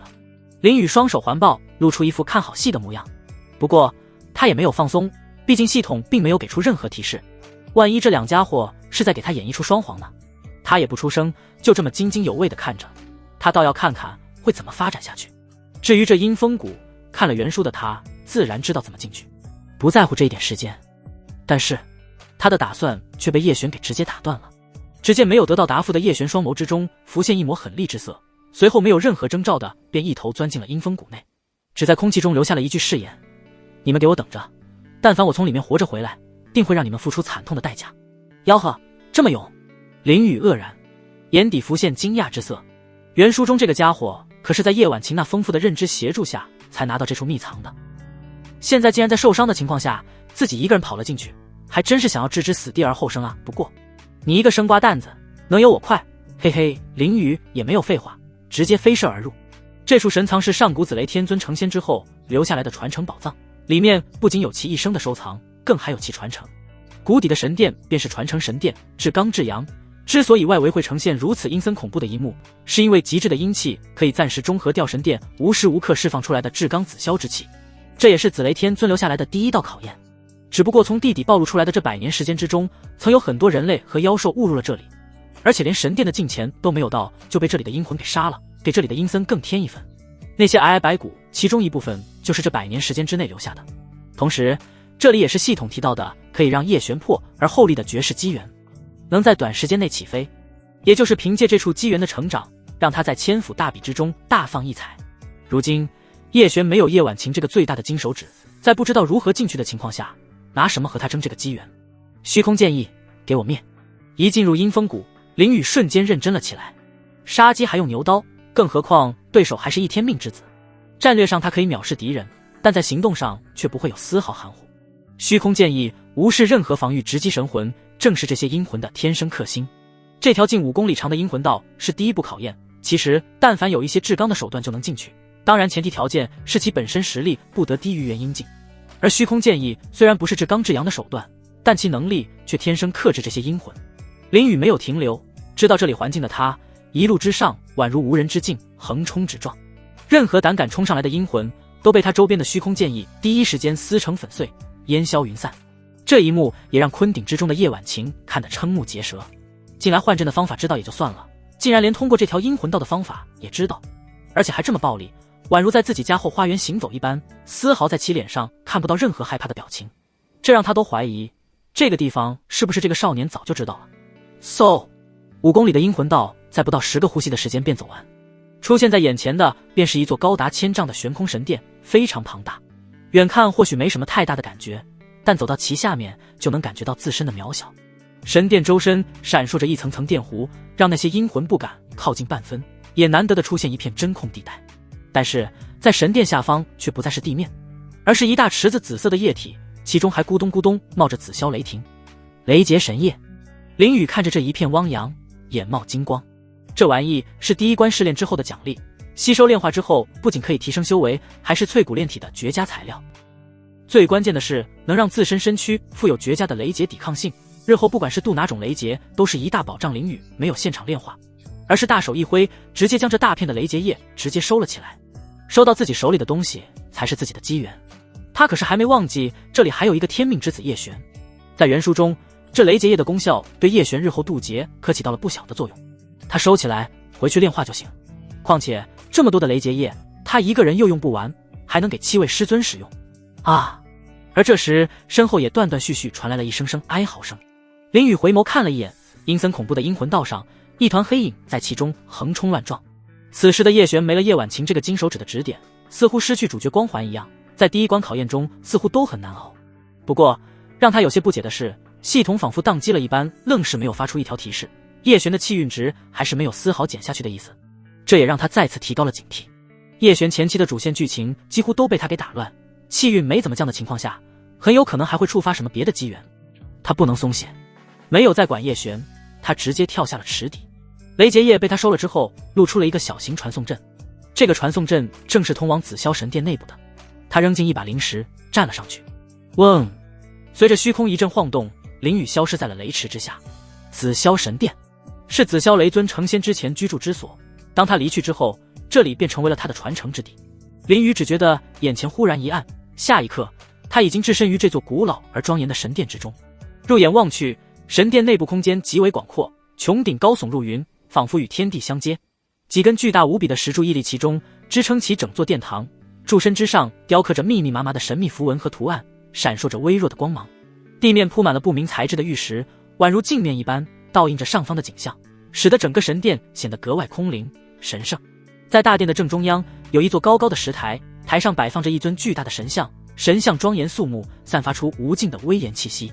神像前方有3个被紫色雷霆包裹着的光团凌空悬浮，每一个光团都散发着强大的气息。在神像的后方有一条通往内殿的通道，通道两旁镶嵌着硕大的夜明珠，散发出柔和的光芒，照亮了前行的道路。透过通道可以隐约看到内殿之中有着无数的房间，不愧是半部仙气级的宫殿啊，就是壮阔。林雨环顾一周，忍不住发出一声赞叹。虽然原书中有所提及宫殿内部的描述，但亲眼见到还是有着不一样的体验和震撼。他并没有过多留意内殿的布置，而是最终将目光投向了神像前的3个雷霆光团，眸中出现了思考之色。因为想要进入内殿，这3道光团是第2个考验，只有将其全部打开才能进入内殿。强闯的话，神像之上会出现一道透明的结界，隔绝进入内殿的路。如果打不开这3个光团，那就只能一直在这里耗死。但他尚有另一种途径可入内，只是他的目光不经意间掠过腰间的坤鼎，结界乃是用于隔绝生命的屏障，却无法阻拦神魂。叶婉晴这般神魂之体是能够穿越而过的，这似乎是紫霄雷尊未曾预料到的一个疏漏。谁能料到一个神魂体竟会现身于他的传承神殿之中？但叶婉晴看似与叶璇已然决裂，却尚未被他收服，难以完全信任，这是他沉思的原因之一。至于另一个原因，便是那3个雷霆光团，他们乃是紫霄雷尊的传承之物。若放在往昔，他必定会绞尽脑汁，想尽一切办法将其据为己有。然而如今，他自身修炼的功法已然是地阶级别的轮回地经，而且此功法与他的体质极为契合，所能发挥出的效用丝毫不逊色于一般的仙阶功法，与这传承神殿中的功法相比，更是有过之而无不及。若取走，还需耗费大量时间去解开这雷霆光团；若不取，万一叶璇那小子真的闯入，还是有可能将其带走。或许可以2条路一起走。他沉思片刻后，心中已经有了决断。这里的传承他可以不用，但不能留给叶璇这个家伙。不过叶婉晴这边，他得先解决一下。晴姐姐，出来一下呗，我和你商量个事。他将坤鼎取下，面容上浮现淡淡的邪气。他刚刚就已经坑过叶婉晴了，现在也没打算用正义的形象去面对。想要收服这种人，像叶璇那种伪光正可不行，要么你就是正的正义化身，要么你就邪到底。林雨可不会认为他有多正义。咻！一道近乎透明的虚影出现，叶婉晴面色复杂地看着眼前的少年。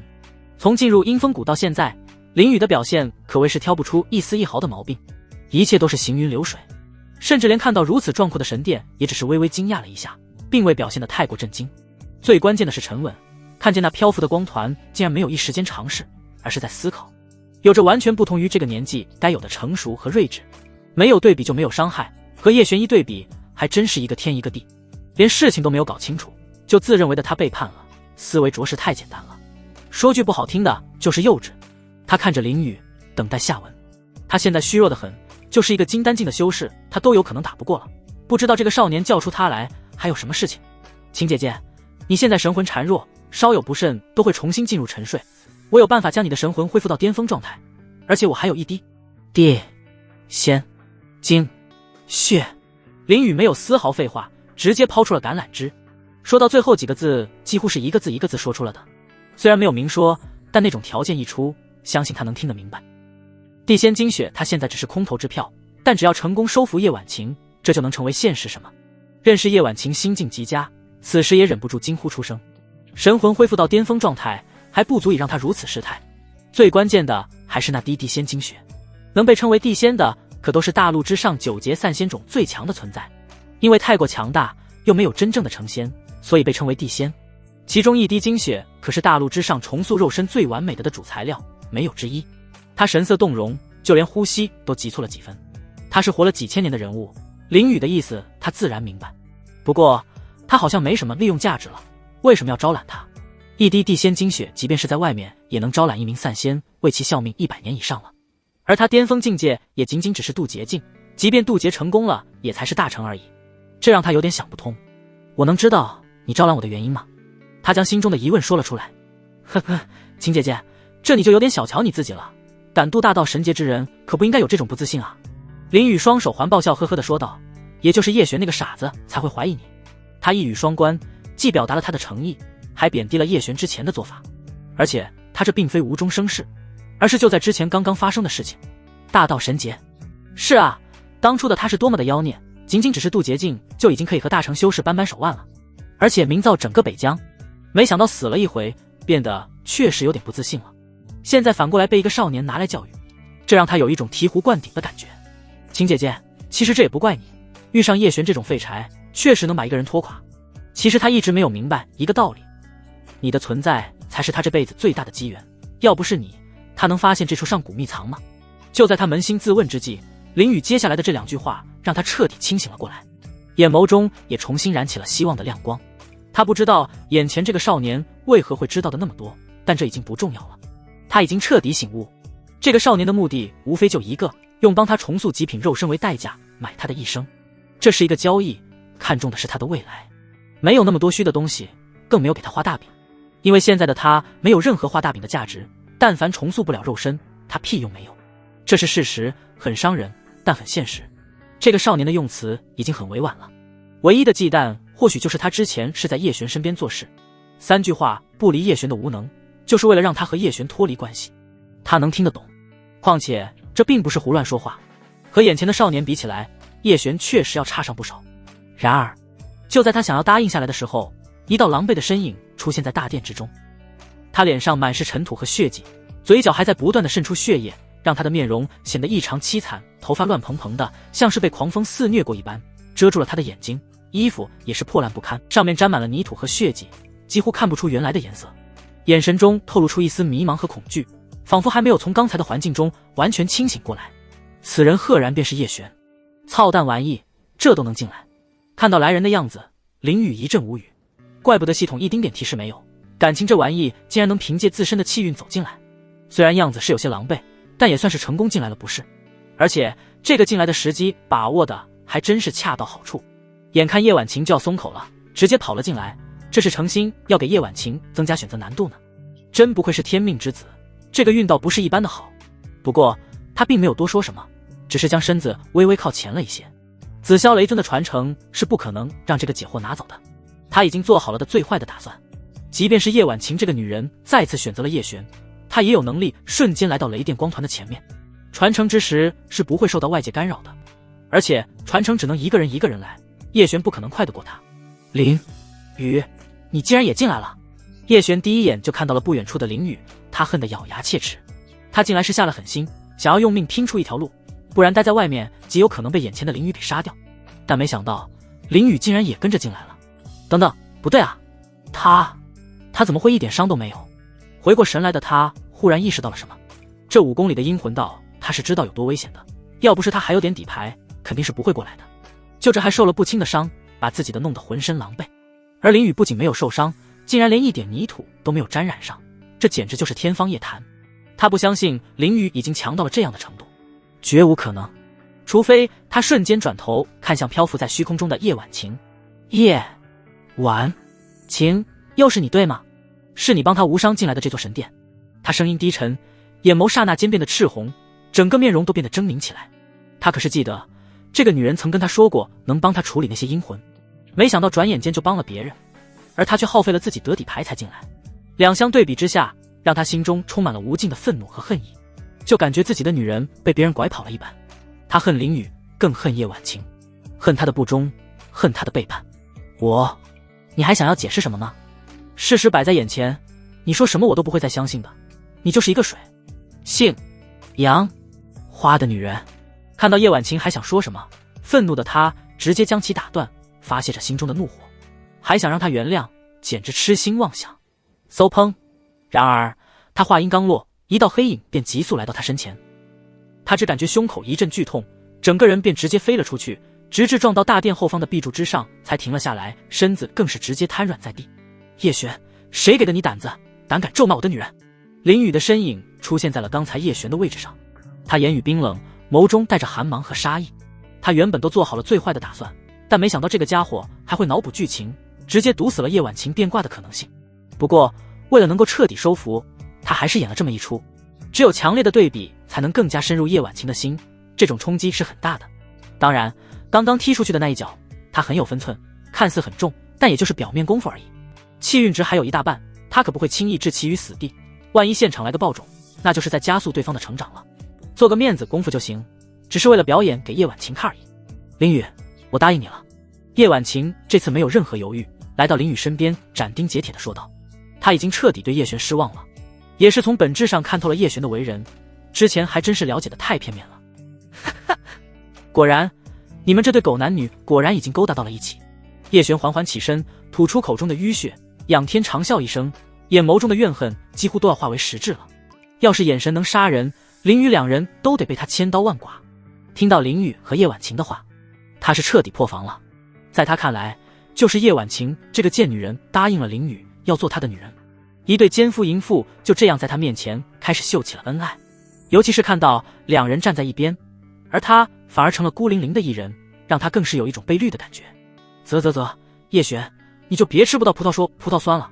我和晴姐姐可是你情我愿，我劝你还是快滚吧，不然我下一脚说不得就会要了你的命。林雨更不会解释什么，他顺着叶璇的脑部剧情就来了个将计就计。他都没想好怎么和叶婉晴相处呢，既然叶璇送上了攻略，那他就接着好了。叶婉晴现在看似虚无缥缈，没有形体，但巅峰时期那颜值可是一绝，现在北疆的很多宗门宗主可都是叶婉晴的追求者，而且身为天命女主，她也是要拿下的。滑头。叶婉晴娇哼一声，白了林雨一眼，但也没有解释。被这个家伙占点口头便宜也没什么。至于叶璇的想法，现在的他一点不在乎。两人已经是敌人，想要杀我，你做梦！下次见面我定然会让你们死。叶璇恨不得将二人剥皮抽筋，但他知道眼下的情况，有林雨在，他不可能得到这里的机缘。他厉喝一声后，拿出一张符文后直接撕碎，刹那间一阵空间波动传来，其身形刹那间便消失在了原地。丁检测到宿主连续剥夺天命之子2个主线重要机缘，叶璇气运值负100万，宿主修炼点数加100万。丁恭喜宿主完成收服叶婉晴的场景任务，获得地仙精血1滴。终于来了！听到系统的提示音，林雨这才露出了微笑。至于叶璇的离开，在他的预料之中，这玩意1次2次还死不了，不过也差不多了。他的杀伐阈值是其气运上限的 5%， 也就是10万，而现在叶璇的气运值已经剩下45万，下次见面之时就是彻底抹杀的时候。他还真想知道原书中的天命主角被他杀了之后会出现什么新的天命。青姐姐，你知道叶璇使用的那是什么东西吗？转眸看向漂浮在身旁的叶婉晴，他出声询问。虽然叶璇的离开在他的意料之中，但那撕碎的符文他还真不知道是什么玩意，因为原书中叶璇压根就没有使用过这东西，也没有描述过。但叶婉晴在叶璇身边时间也不短，应该知道一些。他要以此推断出那个家伙下次有可能出现的地方。毕竟很多剧情都被他给打乱了，他也不知道叶璇逃出去后下一步会去哪里。那是跨界传送符，同样是上古时期的东西，能无视任何结界传送10万公里，方向随机。叶婉晴毫无保留地将他知道的说了出来，而且叶璇那张很有可能是他的青梅临走之时送给他的。当时我记得他那小青梅给了他一个戒指的，虽然这是他的推测，但8、9不离十。叶璇获得如此贵重东西的来源，除了他也就只有他那青梅了。毕竟也是被钟玉的古教收了去，拿出这么一张保命的符文还是很有可能的。青梅。林雨闻言，脑海中瞬间浮现出了叶璇青梅的资料。钟玉玄天古教一名老祖的关门弟子上官云溪，而玄天古教则是仅有的几大仙门之一，实力深不可测。就说他刚刚得到的地仙精血，玄天古教中就有不少，因为人家祖地内有活在当世的2尊地仙，其地位无人能够撼动，强得可怕。不过这位青梅也是叶璇到了后期的时候才成为女主的，毕竟其宗门可是仙门，还是一位地仙老祖的关门弟子，岂会轻易让叶璇拐走？其中的曲折是真不少。为此上官云溪还差点和宗门决裂，但林雨岂会让叶璇活到后期去？那他的青梅还能算是天命女主吗？他忽然意识到了这么个问题，叶璇要是被他给弄死了，那他之后的女主还能算是女主吗？这可是他修炼点数的来源之一，他有必要弄清楚。宿主，你的想法还真活跃，这种事情顺应天道，自然会有各自的气运和因果走向。如果还是天命女主的话，到了一定好感度，系统自然会主动绑定，你无需多想。这说法好像也没啥毛病。林雨听到系统的解释，瞬间明白了。人死如灯灭，以前的因果线也会被逐渐淡化，乃至彻底斩断。这个世上谁离开，谁也都能活得下去。林雨，秦姐姐，你这就见外了，我都叫你姐，你怎么还叫我名字呢？多不亲切。叶婉晴看林雨发愣，原本想要说一声就回坤顶了，但刚出口就被林雨给打断了。只不过那言语怎么听都有一股子调戏他的味道，这让他心中生出一种不服气的感觉。怎么说他也是活了2000年的人，竟然被一个小辈给调戏。想到这，他下意识开口道：姐姐，你刚刚和叶璇可不是这样说的哦，某人这就不认账了。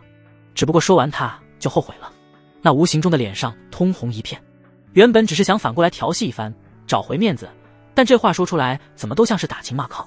要不是没有形体，一定能看到他那通红的脸颊。但话已经说出来了，他只能硬着头皮看向林雨。哦，不叫姐姐，那就是婉晴宝贝，或者亲亲老婆。林雨没想到叶婉晴竟然还会说出这样的话，那他可就不客气了。虽然没有形体，看不清样子，但他一点不在乎，反正等重塑肉身之后，肯定是一尊绝世，他可是一点不吃亏。你臭弟弟，别乱叫，没有什么事的话，我就回鼎中休养了。叶婉晴大躁，彻底绷不住了，这两称忽简之态，那啥了，他一时之间哪里能接受得了？但头是他开的，又不能怪林雨，只想要立即结束这个话题，赶快跑到鼎中躲起来。别啊，晴姐，还有事要你做呢。看到叶婉晴想要躲回去，林雨立即转移话题，回归正事。这种事急不得，尤其是叶婉晴这种2000年前的绝世娇女，今天已经种下了种子，慢慢浇水，总会有发芽成长的一天。而且他接下来还有更大的礼物送出去，到时候解我。什么事啊？叶婉晴疑惑。他现在的状态其实很差了，是起不到什么作用的。晴姐，我都说过了，一定不要小看自己的能力，在我眼中，你可是我的宝贝。福星。林雨嘴角微微上扬，随后不给他反应的机会继续道：你看到内殿那些门户了吧？那里面都是紫霄雷尊毕生的收藏，各种资源都有，其中就有帮助你恢复神魂的灵药和重塑肉身的其他的材料，你直接进去拿就可以了，没有危险。他侃侃而谈，直接说出了目的。至于外面的这3个雷电光团，他心中已经有了打算，不过需要叶婉晴先将里面的东西拿到手再说，不然他的做法很可能会让里面的资源直接化为飞灰。啊，我直接进去？这怎么可能？没事，相信我，我说可以就可以，你是神魂体，这紫霄雷尊的结界不会阻挡你的。这，好吧，我试试。叶婉晴转头看向内殿的那些门户，很是异动。林雨很神秘，这座神殿好似在他面前没有任何秘密一般，他也不想多问什么。但如果林雨说的是真的话，那之前他给他的承诺就要实现一半了。他不觉得林雨会害他，一方面是他并没什么利用价值，另一方面是想要害他的话，其实不用这么做，其本身的实力就已经不是现在的他能对付的了。那虚空剑意专门针对灵魂和神魂，就是他的克星。说罢，他长舒一口气，便向着通往内殿的通道走去。嗡！大殿中央的雕像似乎察觉什么，一道透明的结界瞬间升起，将进入内殿的通道阻拦。叶婉晴微微停顿之后，便继续向着结界走去。他收敛气息，慢慢的将手伸了过去。结界宛如一层水波一般荡起一层涟漪，但没有阻拦那只神魂之手的通过。真的可以？叶婉晴心中止不住的激动起来，没想到真的被林雨给说中了。他强压下心中的激动，回眸对着林雨展颜一笑，便一步跨了过去。随后按照林雨的吩咐前往内殿搜刮里面所有的资源。看到叶婉晴安然无恙的走过去，林雨自己也尝试了一下，直接将他给弹开了，进不去一点。不过他早有心理准备，并不在意，反而是缓缓来到那3个漂浮的雷霆光团前。他一手环胸，另一只手摸着下巴，陷入沉思。他清楚里面的东西都有什么：一本地阶的传承功法灭世雷经，一部圣阶身法雷闪，还有一个辅助修炼功法和身法的特殊奇石雷魂石。不管是功法还是身法级别很高，修炼门槛也相对应的非常高，没有至刚至阳的体质和超高级的悟性，很难修炼成功，所以最后的雷魂石就是将修炼难度降低。不过这个雷魂石是给传承者的最后的奖励，但凡没有凭借自己能力参悟成功的，那最后一个光团可是打不开的。只有将功法和战绩的引导篇参悟成功，才有资格成为真正的传承者。当然这是正常手段获取的途径，而他有非正常手段，所以他考虑的并不是如何将其弄到手，而是思考要不要修炼这个东西。其实里面让他最心动只有那部圣阶身法雷闪，修炼到圆满的阶段，最快速度甚至可以匹敌光速，几乎和瞬移没什么区别了。不过修炼这玩意有一个限制条件，那便是必须要有雷属性的功法才行。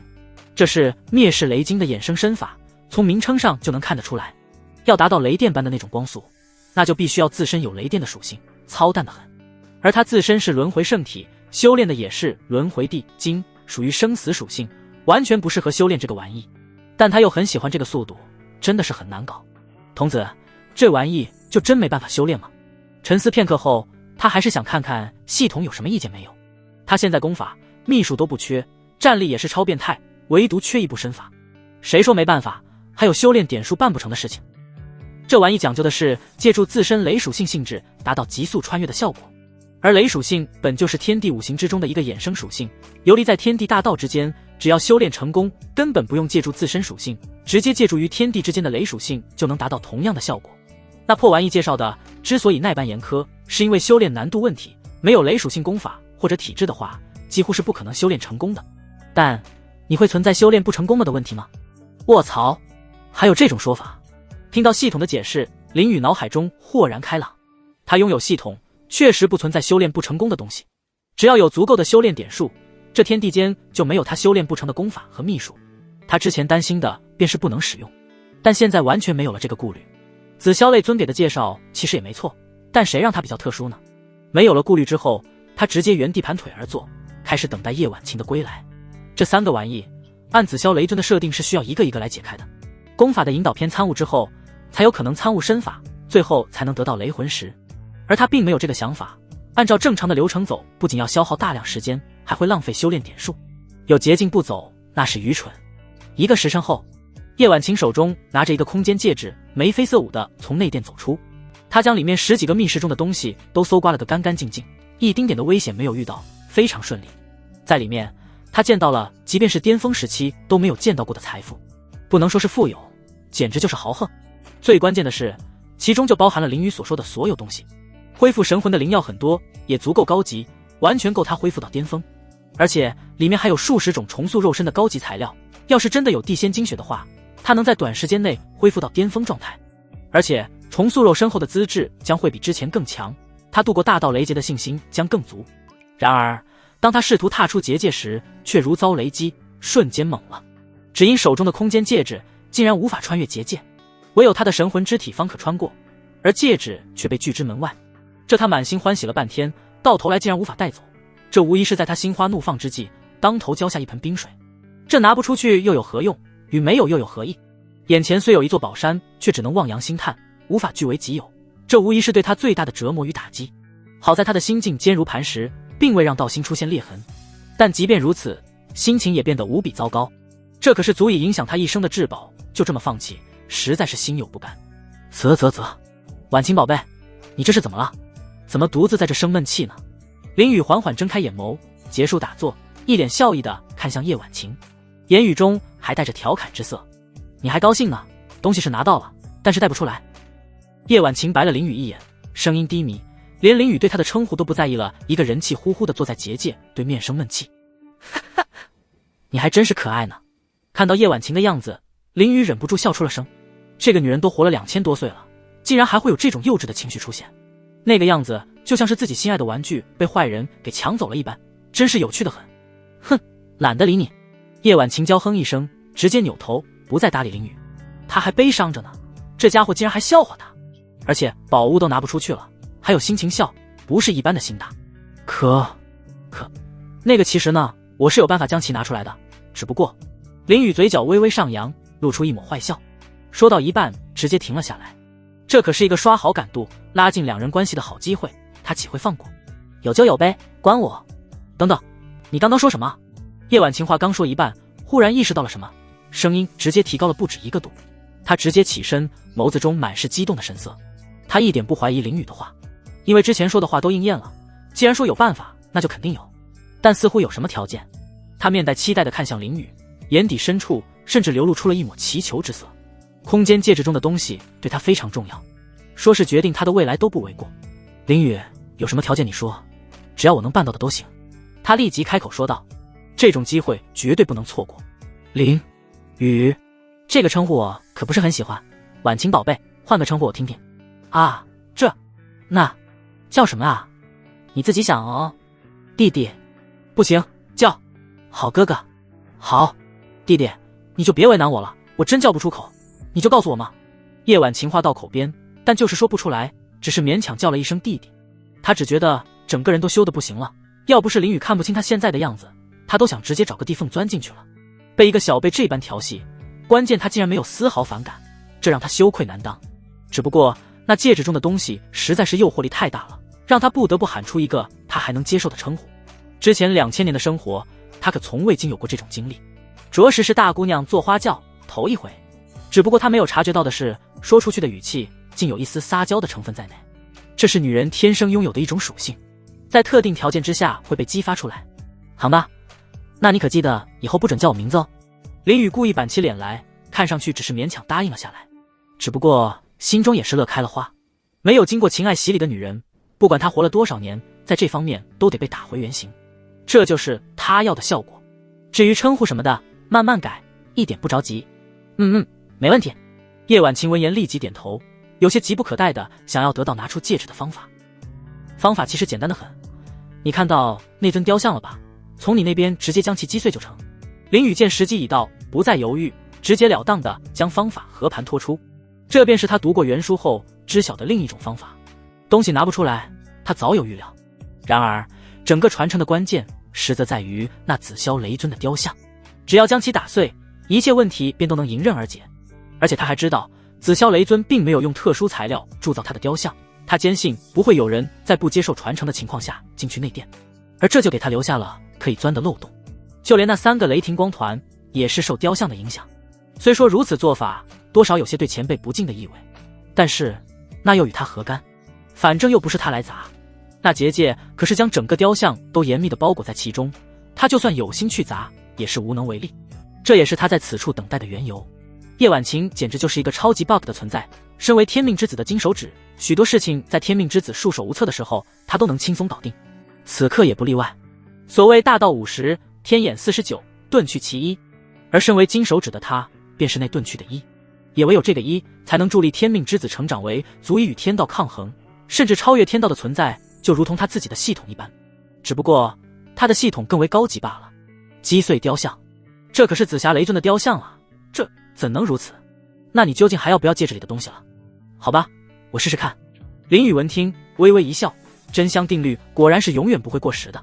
在这修行世界里，没有什么是不能做的，只要诱惑足够大。前辈得罪了。叶婉晴深吸一口气，对着雕像深深地鞠了一躬，随后毫不犹豫地施展出他目前的最强一击。咔嚓轰，雕像瞬间碎裂，数道裂痕如蛛网般蔓延开来，紧接着轰然倒地。同时一紫一灰2块圆形的珠子从雕像中掉了出来，而随着雕像的碎裂，那道结界也随之消散，3个雷霆光球之上的雷霆也迅速消失，2个玉简和1块奇石掉落在地面之上。整个传承之地仿佛一个运行的机器突然熄火一般，直接陷入了一片死寂之中。就连整座神殿也突然之间从悬空状态掉落了下去，那些神秘材质的锁链也都失去了光泽。出来了，真的出来了！叶婉晴看着消散的结界，再次激动地欢呼出了声。而林宇则是不动声色地将雕像之中掉出来的那2颗珠子收了起来。那是整座神殿的运转中枢，原本是紫霄神殿这件半部仙器的核心部件，只不过为了创造传承之地，被紫霄雷尊拿了出来，附着了他的一丝意念之力，让整座大殿都能一直运转。现在雕像被砸掉，意念之力消散，这2颗珠子也就没有人操控了。这可是一件半部仙器，即便它还发挥不出其全部威力，但用来防御和砸人绝对好用。而且现在已经是无主之物，只要简单的将那2颗珠子炼化，即可操控整座神殿。随后又将那3枚传承玉简收入了戒指之中，同时将一个血红色的玉瓶从戒指中拿出来到叶婉晴身边。婉晴姐，东西已经拿到了，你就先在神殿里面恢复神魂吧。他微微一笑，同时将手中的玉瓶递了过去，继续道：这里面装的就是地仙精血，等你神魂恢复到巅峰状态后，就能着手重塑肉身了。这玩意他也没看，只知道其作用，但对他个人来说并没有太大作用，也就是一个还没有成仙的修士精血，对他现在的身躯还真起不到太大的淬炼作用。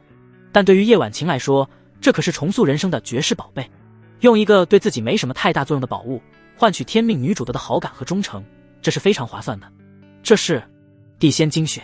叶婉晴颤抖的双手接过玉瓶，眼神中满是震惊和激动之色。她都不知道这是今天第几次情绪失控了，这么珍贵的东西她巅峰时期都没有见过，今天不仅见到了，而且还是林宇直接送给她的，送的没有丝毫犹豫，仿佛那只是烂大街的东西一般。她轻轻打开瓶口，嗡，一股磅礴的气势瞬间从玉瓶中弥漫开来，仿佛要将整个天地都吞噬其中，气血汹涌，空间都仿佛承受不住这股力量，微微扭曲起来，周围的空气变得凝重，仿佛有无数的压力从四面八方挤压而来。一道绚烂的红光从瓶中绽放而出，将整座大殿都笼罩在血红色的迷雾之中，迷雾中蕴含着无尽的生机和神秘的力量，让人不禁为之倾倒。好强大的生命力量！他喃喃低语，情不自禁地发出一声惊呼，眼底深处浮现前所未有的光芒，这是希望之光。对了，这是一次性的传承玉简，我刚刚拷贝了一份，你重塑肉身之后可以考虑重新修炼这个，或许能增加你度过大道神劫的几率。就在他还处于地仙精血的震惊之中时，林宇又将紫霄雷尊的传承功法临时拷贝了一份，不过只是一次性的，地阶功法不是一般的信息玉简可以承受住的。不过给叶婉晴也够用了，一次性足以记住全部。灭世雷经怎么说也是一部地阶功法，而且原书中叶璇可是利用它的特殊性度过了天道金丹的雷劫，想必也能渡劫期的大道神劫也应该会有作用。叶婉晴木讷地接过玉简，那传承信息的引导片瞬间便传入了他的脑海中。地阶传承功法，他那无形的眸子紧紧地盯着林宇，你将紫霄雷尊的传承功法给我。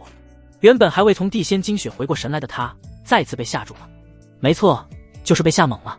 这可是地阶的绝世功法，而且还是有助于渡劫的雷属性功法。这要放在整个大陆之上，也是会掀起一片腥风血雨的存在。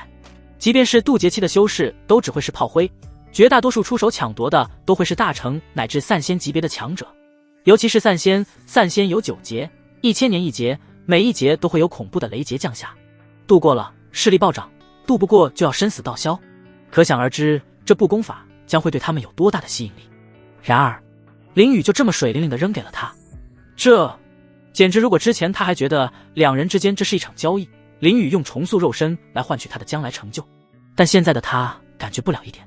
就这部功法拿出去，都不知道能换取到多少隐士散仙的效忠，和需要换取他一个小渡捷径的忠诚，简直就是大材小用。那他是图他的什么？难道真是瞬间脑海中想到一种可能，这让他心脏顿时砰砰地跳动起来，就连那看不见的脸上也刹那间出现了一层晕红之色。要真是如此的话，他好像真的有点抵挡不住啊！嘿嘿，婉清姐，你就当这是送你的定情礼物好了。林雨听着那略带颤音的询问，顺势发动魔法攻势，本就是一些他用不到的东西，拿来攻略简直不要太好用。叶璇需要到了后期才能攻略的女主，他可不想等那么长时间。夫君，一声低喃在林雨耳边响起，随后叶婉清的身形便直接消失在了内殿之中。那急速躲起来的样子，宛如一个情窦初开后害羞的少女一般。丁检测到天命女主叶婉晴对素主好感度加100，系统自动绑定。丁，天命之子叶玄气运再度受创，气运值30万，宿主修炼点数加300000。卧槽，这就把好感度拉爆了。林雨被叶婉晴突然的称呼和系统的提示直接给干懵了。这还是刚刚那个连好哥哥都叫不出口的叶婉晴，这称呼也变得太快了吧，而且好感度直接拉满，情感经历还真不是一般的薄弱。这要放在他的原世界，那些个绿茶估计都得将当他是凯子，成为吸血鬼中的一员，大吸特吸，哪里会付出一丁点的感情？果然还是现在的世界好，绝大多数女子只要付出真心，还是能得到回报的。况且他这些东西也算不上是真心吧，也就是他博取好感度的道具而已。他摇摇头，微微一笑。不过叶璇那小子的气运值好像没多少了，就剩下了最后的15万。要是出去以后没什么机缘的话，在见面之时便要领盒饭了，但只要还是天命之子，就很有翻身的可能。他拭目以待。没有了逆天的气运，即便还有什么机缘，估计也是回光返照，最后的挣扎了。想要彻底一飞冲天，那必须得达到元气运值的10倍，也就是500万得上限值，而现在才200万，差距不是一般的大。在前期失去了紫霄雷尊这个绝对重要的机缘，想要达到500万几乎是没有可能的事情。想到这，他也就再多想，叶璇几乎是失去了威胁，叶婉晴的事情也基本算是搞定了。等他再出现的时候，便是一尊绝世高手。他原地盘坐，开始简单炼化那2颗珠子。这座神殿塔自然是要带走的，而且现在的修炼点数已经积累到了160万，自然是要提升一下自身的实力。100万大山核心区域，这里是妖族的天下，外围和内为是妖兽的领地，也算是帮妖族看家护院的角色。在核心区域妖族，每一族的首领都有着绝对强悍的实力，因为想要在这里面立足，最基本的条件便是要有化形的能力，而且其传承血脉要很强才行。只有这样才能保证整个族群在这里繁衍下去，强者才不会出现断档。天狐族位于核心区域和内围的交界，在核心区域中属于吊车尾的族群，不过能成为这个区域的一族，其本身就是一种实力的象征。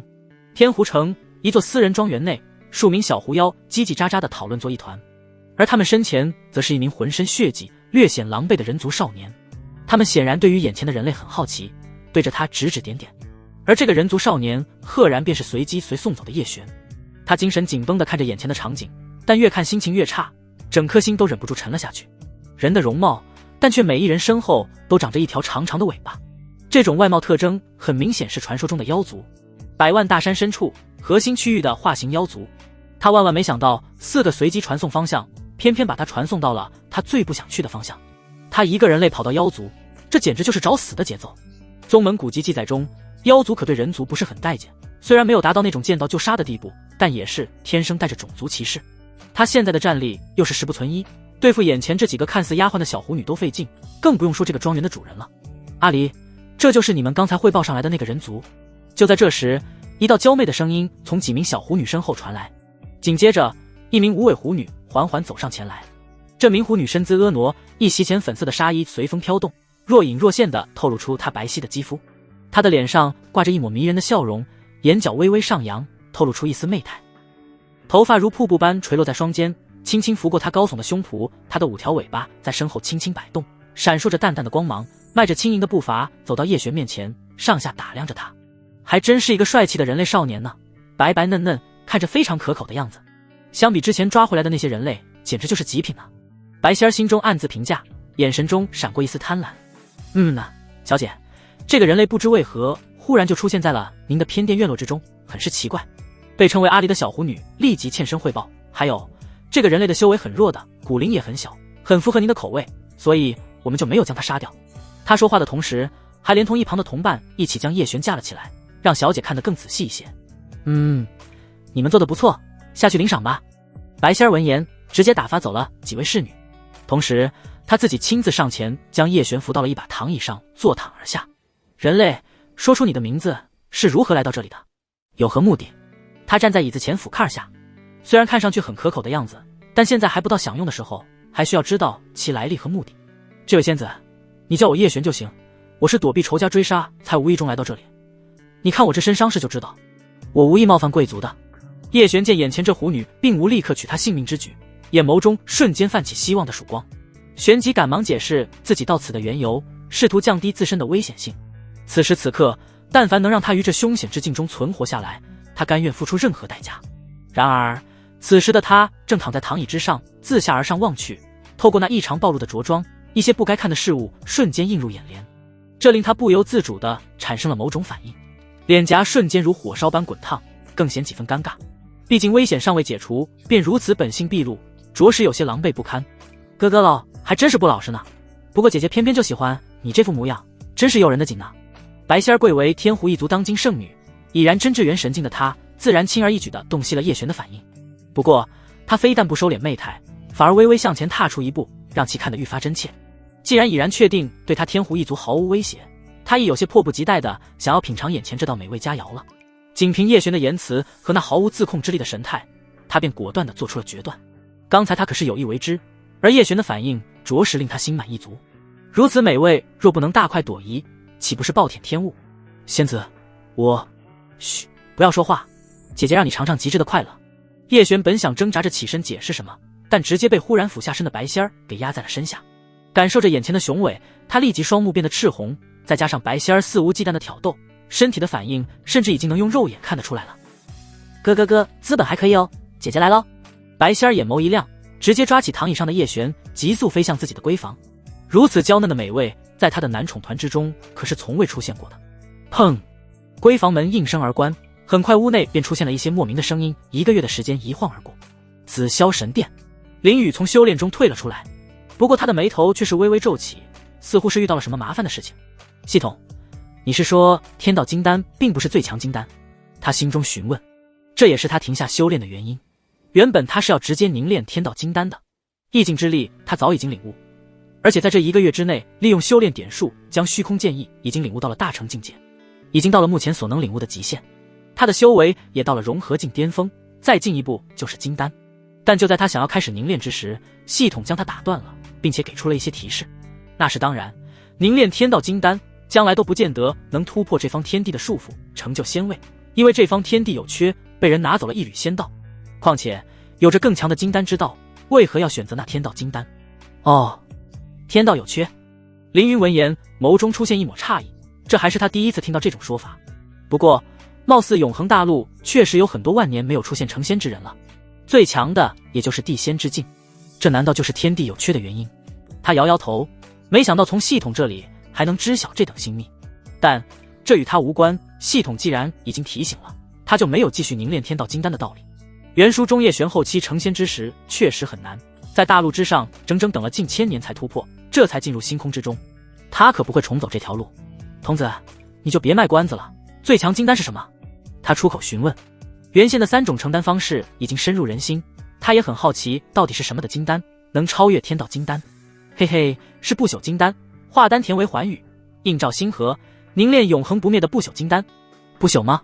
光听名称的话确实有点牛逼，天道都不能说永恒不灭，凝练一个金丹就这么大的阵仗，他倒是很想尝试一下能不能成。童子，光说不叫可不是什么好的习惯啊。星辰塔，以缥缈宗最大的秘密，就算是叶璇这等天命也没资格享用的东西。只要你能在其中登顶，沟通星空寰宇，就能构造寰宇丹田，凝练不朽金丹。系统也没有废话嘛，直接将凝练方式说了出来，同时又是一个关于缥缈宗他不知道的秘密。星辰塔，缥缈宗还有这种东西，竟然连叶璇这等天命之子都没有气运接触到的东西。既然缥缈宗这般牛逼，怎么会被吴邪那种人给直接灭宗的？他还真是有点想不通。玉灵峰后山的剑崖已经够神奇的了，没想到还有更劲爆的东西。剑崖最起码叶璇还在这里得到过一些机缘，星辰塔他是闻所未闻，见所未见，看来缥缈宗的历史有点不一般啊，出去有机会得问问苏月才行。不过现在既然知道了接下来的修炼方向，他也就没有必要待在这里了。已经过去了1个月的时间，是该撤去了。童子，打开属性面板看看。修炼了1个月，虽然不能突破金丹境，但也该检验下成果了。宿主，灵雨，修为，融合境巅峰，体质，轮回圣体，圣阶，功法，轮回地经，地阶，战技秘法，不死之身，地阶，入门，虚空暴杀，圣阶，小成，特殊天赋，虚空剑意，属性剑意，大成，天命之子，叶璇45万230万，修炼点数45万，天命女主，刘雪已征服，苏黎已征服，叶婉晴已征服，林诗音好感度90，场景任务1，征服苏月，奖励战力评估，半步元神境，相对于普通修士只供参考。不错，半步元神的战力已经不弱于几位师尊了。不过这个修炼点数确实花的有点多了，修炼的时候好没有感知，现在看看一下子少了130万，还真是有点恐怖。地阶秘术不死之身入门就用了50万，虚空剑意大成也用了奖金50万，真正用来提升修为的其实并没有用多少。这些个秘术和特殊天赋还真是消耗修炼点数的大户。不过这一点他也能理解，地阶秘术就不用说了，大陆之上已知的最强级别，参悟难很正常。至于意境之力，那本就是元婴境才开始涉足的领域，他以融合之境不仅修炼成了，而且还达到了大成境界，其难度可想而知，需要用到的修炼点数自然而然会很多，反而提升修为成了其中难度最小。这也是他能以融合境巅峰的修为越阶半步元神的原因之一。没有那么强大的底牌，他也不可能有那么强的战力。看了一眼内殿，并没看到叶婉晴的踪迹，想必还在恢复之中。毕竟之前保护叶璇弄得几近神魂崩溃，想要恢复到巅峰确实需要一些时间才行。他心念一动，身形瞬间消失在大殿之内，在出现时已经在紫霄神殿之外。他早已经简单炼化了神殿的核心，出入自然时随心所欲。只见他大手一挥，1000丈之高的神殿瞬间化为巴掌般大小，被他收入了戒指之中。随后他便急速向阴风谷外急速而去。现在这座山谷已经成为了一个简单的阴气聚集之地，并没有什么特殊之处了。那些阴魂在他面前更是没有任何威胁，只是几个呼吸的时间便从天然幻阵之中飞射而出。他记得进谷之前苏月可是在暗中跟着他的，不知道现在还在不在了。毕竟他消失了1个月的时间，身为宗主应该不可能时时刻刻在这里守着。片刻后，林雨悠哉地乘坐灵舟向着宗门方向而去。苏月确实已经走了，在他消失的半个月之后就离开了。宗门新一批弟子差不多要到了，他需要回去筹备一下。不过临走前在他消失的地方留下了一道信息，这也是他知道如此清楚的原因。而且信息最后还留了一句话，让他出来之后去一趟缥缈峰。林雨知道这是什么意思，缥缈峰是主峰苏月的地方，既然留下了信息，就相当于公开了它的重要性，让他前往缥缈峰应该也是沟通5个月之后的千府大比之事，这也正符合他的想法。星辰塔他还没搞清楚在哪里呢，正好前去询问一番。而且他貌似还有一个场景任务没有完成，顺带的看看有没有机会，所以此时的他很是悠闲自在。以苏月的表现来看，他的身份已经被认可，星辰塔的事情应该会很好解决。缥缈峰，苏月寝宫后花园内，2道绝色丽影一起相伴而行，走在花庭之中。其中一名身姿婀娜，曲线玲珑，一袭红衣随风飘动，宛如盛开的玫瑰。她的眼神妩媚而深邃，仿佛能洞悉人心，肌肤如玉，散发着迷人的香气，长发如瀑布般飘落在背上，随着她的动作轻轻摇曳。另一名则冷若冰霜，她身着一袭白色长裙，宛如冰雪女神降临人间。她的面容绝美，但却毫无表情，给人一种难以接近的感觉。她的眼神冰冷而锐利，仿佛能穿透一切，肌肤晶莹剔透，散发着淡淡的寒气。长发如丝般柔顺，垂落在他的肩上，随着他的动作轻轻摆动，更增添了他的冷艳气质。两人赫然便是宗主苏月和刚刚完成100万大山任务回来的冷若雪。经过2个月的清理和加固，新弟子试炼场所已经解决了所有的隐患，冷若雪这位坐镇的强者也能回来汇报工作了。苏月姐，你是说六妹在云州收到了一个资质逆天的绝世天骄？冷若雪忽然停下脚步，面带惊讶地说道。她身为姐妹，竟然没有第一时间收到这个消息，而且还是在接近收徒的尾声阶段收到的。没错，我也是刚刚收到这个消息，他们是在准备回城之际突然遇到的一个拦路少年。苏月点点头道，而且在灵犀的检测时测试时，检测时直接爆了，非常逆天。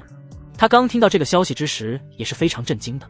要知道宗门的检测时是可以检测出王阶体质的，能让检测时爆掉，只有可能是黄阶乃至和林雨同级别的圣阶，这让他感觉有点不可思议。要知道缥缈宗只是一个4品级顶尖宗门，只管辖着天目仙府下面4州之地，连半个府地都不到。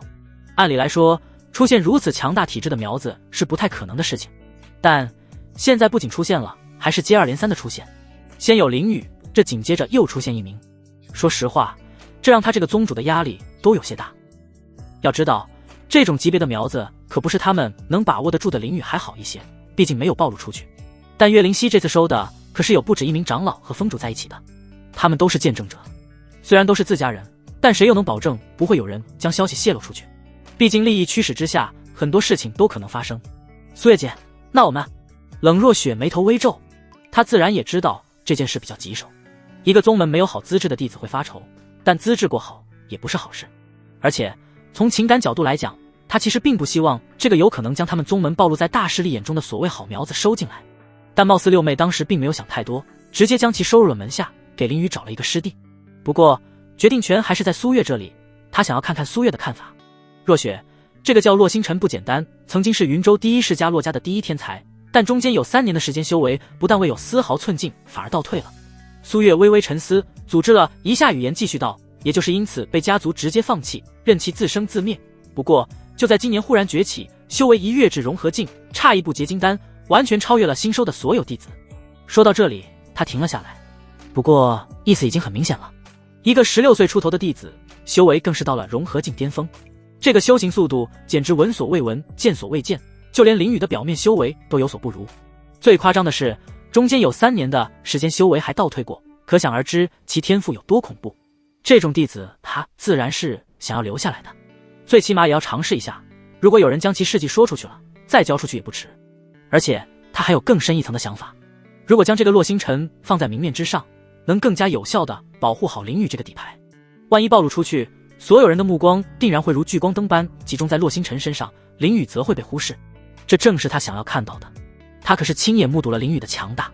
论及扮猪吃虎，无人能出其右。年纪轻轻，不仅天资卓越，更是深谙保护自己之道，就连他的几位师尊都对其真正战力一无所知。当然，倘若没有暴露，那自然是再好不过，一宗双妖孽，宗门的未来必将更加辉煌。好吧，希望小雨他不会介意。听到苏月的言辞，冷若雪瞬间明白了其中的深意。然而他心中仍有一丝忧虑，在林雨刚刚与他们关系渐趋融洽的时刻，突然多收1名弟子，着实有些说不过去。放心，林雨那边我自会与他说明，那个小滑头可不像你们想象的那般简单呢。提及林雨，苏月不知想到了什么，脸上绽放出如春花般灿烂的微笑，眼底还闪过一丝异样的光芒，宛如夜空中闪烁的星辰。苏月姐，你是不是知道些什么？看到苏月的神情，冷若雪也难得地燃起了一抹好奇之火。对于林雨，他心中满是愧疚，他们之前的种种态度与林雨如今对他们的态度相比，简直是天地之别。所以他也渴望更多地了解林雨的情况，以此来弥补他们的关系。我只能说，那个小滑头如今的实力绝对能让你们这些做师尊的惊得下巴都掉下来，至于具体的就需要你们自己去探索了。苏月微微一笑，故意卖了个关子，他可是第一个知道林雨那恐怖战力的人，让他们这些做师尊的都羡慕去吧。当然他并不认为这是林雨故意隐瞒，苏黎和刘雪都成了那小滑头的女人，没有比这更亲的人了，岂会故意隐瞒自己的战力？没有说，可能是有他自己的想法，毕竟没人会认为一个融合境的弟子竟然会有元婴境的战力。好吧，那我先走了。冷若雪点头告退，她还要回去和众姐妹商量一下洛星辰的事情。虽然苏月已经大包大揽，但是他们还是要拿出一个态度来，尤其是等六妹岳灵溪带着人回来之时，他们该如何对待都是一个问题。这就是他们没有带过弟子的烦恼。之前是弟子没能力，现在是都有能力，而且还要考虑大徒弟的感受，这让他感觉比出去做任务都难。1个时辰后，宗主，殿外玉灵峰弟子林雨求见。后院的凉亭茶桌前，一个小丫鬟欠身汇报。苏月闻言放下手中的茶杯，眼中闪过一丝惊愕。还真是巧了，冷若雪刚走，这个小滑头就回来了。不过这家伙一消失就是1个月，究竟是进入了一个什么样的地方？他之前可是研究了近半个月的时间，愣是没有研究明白那处幻阵的进入方式，而那个家伙却非常丝滑地钻了进去，可想而知是早已经知道那个地方的。他有点就好奇小滑头在里面发生了什么事情。他可记得并不是林雨一人进去，在那之前还有一个少年被那投篮验尸给一巴掌拍了进去。让他进来吧。他玉手轻轻一挥，示意让其进来。片刻后，林雨在小丫鬟的示意下，一人走进了后院。原书中这里是苏月最喜欢自己一个人待的地方，也是他的修炼之地。还别说，一走进来真就宛如进入了一个不一样的世界，和缥缈峰其他的地方有着天差地别的感觉。此地灵气浓郁，云雾缭绕，宛如仙境一般，各种亭台楼阁错落有致，风格古朴典雅，与周围的自然环境融为一体。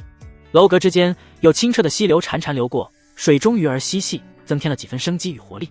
沿着青石铺就的小径前行，两旁是遍地的灵花灵草，这些花草色彩斑斓，香气扑鼻，有的还闪烁着奇异的光芒。林雨边走边看，忍不住啧啧称奇。这些灵花异草在宗门之内可是需要不菲的师门贡献度才能兑换到，但这里竟然到处都是。而且在花丛中，他还看到了一些小巧的灵兽在嬉戏玩闹，实力不弱，但都非常温顺，看上去与这里的环境非常和谐。随着继续深入，他可以感受到更加浓郁的灵气，甚至这里的灵气浓郁的几乎雾化成灵液，让他感到心旷神怡。这里灵气的浓郁程度绝对不下于一些7、8品宗门的修炼福地了。之前他从未进来过，也没有任何这里的传言传出去，没想苏月竟然能将这里打造成这样的福地。咯，小滑头，看花眼了吧？我这地方怎么样呢？就在他还在欣赏之时，背后传来了一道娇媚到骨子里的声音。紧接着，苏月那妖娆的身影也进入了他的视线之内。他的双手环胸，身姿婀娜，散发出一种神秘而诱人的气息。面容妩媚动人，双眸犹如星辰般闪烁，眼角微微上挑，带着一抹魅惑的笑意。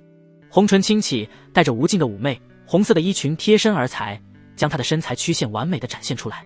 下身的裙摆开叉到大腿上，随着她的步伐轻轻摆动，晶莹剔透的玉腿若隐若现，更增添了几分性感与迷人的魅力。这个样子出现在林雨面前，哪里还有半点宗主的威严，活脱脱就是一个与他极为熟人的长辈。而且对于自己那极有可能走光的穿着，竟然毫不在意，言语间还夹杂着娇笑，宛如银铃一般悦耳动听。可这里的风景真是太美了。林语言有意无意地瞥了一眼苏月，忍不住的赞叹。也不知道他说的是哪里的风景，不过有一说一，即便以前有几位师尊的美色打底，此时见到苏月的真颜，他还是有些心跳加速的感觉。沉鱼落雁，祸水红颜都不足以形容，而且相比其亲妹妹苏黎，更添一种成熟的韵味。不愧是连系统都忍不住下发场景任务的女人。真的吗？那送给你怎么样？苏月自然看到了林雨那完全不遮掩的偷看，心中一阵得意。不管是他这块福地，还是他自己本身，还是很有吸引力，完全不比自己妹妹差呢。所以也是玩性大起，和林雨玩起了文字游戏。月姐姐，我可一点不知道谦虚哦，你要这么说，我可认真了。林雨闻言，心中那股火苗顿时便窜了上来。只有他调戏别人的时候，今天竟然被反调戏了，而且这个人还是宗主苏月，这可就有点刺激了。最重要的是，他可是有任务在身的，有机会他自然是要上的。更何况他今天前来，一方面是赴约，另一方面还是送礼来了，再加上他现在的实力也不算弱，秉持着撑死胆大的饿死胆小的念头，他在苏月毫无防备之际，如闪电般起身，一把就搂住了那纤细的腰肢，随后又迅速抽身回到原来的位置。这一系列动作在瞬间完成，干净利落，没有丝毫的拖沓。还真别说，这触感当真美妙，柔软中带着丝滑，而且其身上散发着淡淡的幽香，沁人心脾。小滑头，你竟然敢吃姐姐我的豆腐，看我不揍得你满天开花！回过神来的苏月，俏脸之上瞬间浮现粉色。他实在没想到，林雨这小滑头竟然真敢打他的主意。虽然被这种小鲜肉认可的感觉很不错，但身为宗主和长辈的他，立即就要找回自己的威严。然而，就当他要动手的时候，林雨瞬间拿出了一个空间戒指递了过去。月姐姐，这是送你的见面礼。哼，小滑头，你别想用一些没用的东西贿赂我，我不吃你。苏月接过戒指，娇哼一声，说话的同时下意识地用神念探查，但是话刚说到一半就停了下来。那微微张开地小嘴直接成了 O 字形，瞳孔也是急剧收缩，仿佛是看到了什么不可思议的东西。哦，月姐姐，你确定不吃我这一套？要不我收回。你敢？谁说我不吃的了？我今天就吃了。苏月完全不在意林雨的有意调侃，直接将戒指戴在了自己的手指上，眼眸中满是惊喜之色。看向林雨的眼眸中除了感激之外，还有一丝丝淡淡的柔色。戒指里面的东西全是他能用到的各种资源，甚至还有很多他以后才能用得到的高级资源，其中绝大多数在宗门之内都没有。可以说这里面的价值完全比得上他整个宗门所有的财富总和了。如此财富，按他以前的性格绝对会心存疑惑乃至询问一番，但他亲眼见到林雨这个家伙进入了一处他自己都不知道的地方，而且一进去就是1个月，这有极大可能是在那里面获取的机缘，所以他很干脆的就收了起来。况且这个小家伙可是将他的亲妹妹都偷走了呢，要点彩礼不过分吧？看在这些东西的份上，就饶了你这不规矩的小滑头了。他娇媚一笑，转身走回了花亭的茶桌之前坐下。不过那修长白洁的玉腿更是直接一览无遗地展露出来，这他娘的就是原书中连天命都没有得到的女人吗？还真不是一般的带劲。林雨心中暗道，浑身上下每时每刻都散发着致命的诱惑，而他也不做那伪君子，而是光明正大地盯着看。反正小爷有的是钱，那本地金还没有送出去呢。臭弟弟，你还真是一点样子都不装啊，要不要上来摸摸啊？看着林雨那仿佛要吃了他的样子，他忍不住白了一眼，同时出声调侃。不过对于这样的林雨，他却是一点厌恶之情都生不出来。相比而言，他更喜欢林雨这种真性情。月姐姐，你这可是勾引我犯罪哦。林雨收回目光，也来到茶桌前，而且就在苏月身边紧挨着坐下。他甚至能感受到其身上的温度，淡淡的幽香扑鼻而来。虽然他没有按照苏月的说法去做，但手却非常自然地再次环住了那纤纤细腰，只不过这次没有松开，而是宛如情侣般将其拉入他的怀中。同时另一只手将紫霄雷尊的功法传承玉简拿出来，递到了其眼前。他发誓绝对不是为了吃豆腐，而是为了完成任务。所谓一回生两回熟，再加上这地阶的传承功法在手，他有自信苏月不会将他怎么样。咦，这是什么？苏月的反应果然如林雨所料一样，先是微微一愣，想要挣扎出去，但看到那散发着荧光的玉简后，瞬间被吸引了注意力。这枚玉简可不是临时拓印出来的那种一次性信息玉简，而是原版。这是林雨原本就有的想法，只不过他是借此机会增加和苏月的亲密度。一开始那枚戒指之内的东西是他取了一小部分紫霄雷尊的收藏，剩下的他打算给几位师尊分一分，不能厚此薄彼不是。至于灭世雷晶，他思前想后，还是决定让身为宗主的苏月保存。这部地经并不是适合任何人修炼，让苏月自己考虑吧。至于几位师尊，没有一个适合修炼的，等以后系统的兑换功能开启之后再兑换更为合适的。苏月接过玉简，一道神念探入，引导篇瞬息间涌入他的脑海之中。这竟然是……苏月的眼眸瞪大，在这一刹那，他感觉整个世界都仿佛凝固了，时间停止了流转。他的嘴巴微微张开，刚吐出几个字，便如同被施了定身咒一般，再也说不出任何话来，只能听到自己那如雷的心跳声在耳边嗡嗡作响。他的思维瞬间陷入了一片混乱的泥沼，根本无法理解眼前这种级别的东西为何会出现在他的手中。许久之后，他才从震惊中回过神来，眼神复杂地看向林雨，心中犹如打翻了五味瓶一般，各种思绪交织在一起。这个小滑头，难道真的对他之前的种种调侃，以及林雨对他的亲昵称呼，甚至是将那么多宝贵的资源赠予他，他都只当作是一些暧昧的小打小闹？甚至他一度天真的以为林雨刚才的举动只是和苏黎在一起后对他这个做姐姐的一种亲昵表示。然而此刻他的想法彻底改变了，那可是地阶功法啊！林雨竟然毫不犹豫地将其交到了他的手中，仅仅是苏黎的分量绝对不足以让林雨做出如此惊人的举动。他深吸一口气，试图平复内心那如波涛汹涌般的激动。月姐姐，林雨看着苏月的神色变化，心中瞬间明了，如此好的机会他自然不会错过。轻轻凑近苏月的脸颊，发出轻声呼唤。罢了，小滑头要是有这个想法，那就成全他吧。苏月心中微微挣扎后，便瞬间松懈了下来。他微微闭上了眼眸。礼物是一方面，更重要的是他对林雨并无一丝反感，反而很喜欢他这种性格，所以将自己交给林宇，他也没什么抵触。然而林宇只是低头在那光洁的额头上轻轻一碰便离开了。他可没有忘记这位宗主的内心有多硬，一时之欢和一世之情他还是知道怎么选择的。此时停手绝对是最合适的。最关键的是迟迟没有收到系统的好感度提示，也就是说即便是这2记大招砸下去，其好感度都没有拉到90这个提醒的节点。臭弟弟，你怎么？迟迟等不到林宇的进一步动作，苏月睁开了双眸，他丝毫不在意此时两人宛如情侣之间的暧昧动作，疑惑地看向林宇。他刚刚明明感受到了林宇的火热，但怎么忽然间就停止了？月姐姐，你还真以为我是性急之人啊？我可是等你主动的呢。林宇闻言，嘴角微微上扬，露出一抹邪异的笑容，同时在那精致的琼鼻上轻轻刮了一下。你，哼，不理你，我才不会主动呢。苏月面若粉霞，娇嗔一声，如一只受惊的小鹿般从其怀中挣脱出来。然而在他回眸的瞬间，眼角却悄然浮现出一滴晶莹的泪滴，宛如夜空中闪烁的星星。虽然他嘴上逞强表达着不满，但林宇的言辞显然已深深触动了他的内心，让他深受感动。丁检测到非女主苏月对宿主的好感度已飙升至95，系统自动绑定。宿主加油，早日完成场景任务哟！完美！听到脑海中系统的提示，林宇心中不禁一阵狂喜。果然，一切都如他所料，适时收手才是最佳选择。95点的好感度几乎接近满值，之后随便做点什么都能做到满值。不过今天到此为止已经足够了，他需要回到正题，星辰塔的事情还没来得及询问呢。如今正是他凝练金丹的关键时刻，那星辰塔必须登顶。而且以他和苏月目前的好感度，只要对方知晓，定然不会吝啬告诉他的。这也是他一开始没有询问的缘由。只有把关系处理好了，办事才会更加顺利。毕竟连原书中叶璇都未曾染指的东西，必定非同小可，没有良好的关系作为基础，苏月未必会告诉他。想到此处，他开口说道：对了，月姐，你有听说过星辰塔吗？他试探性的询问。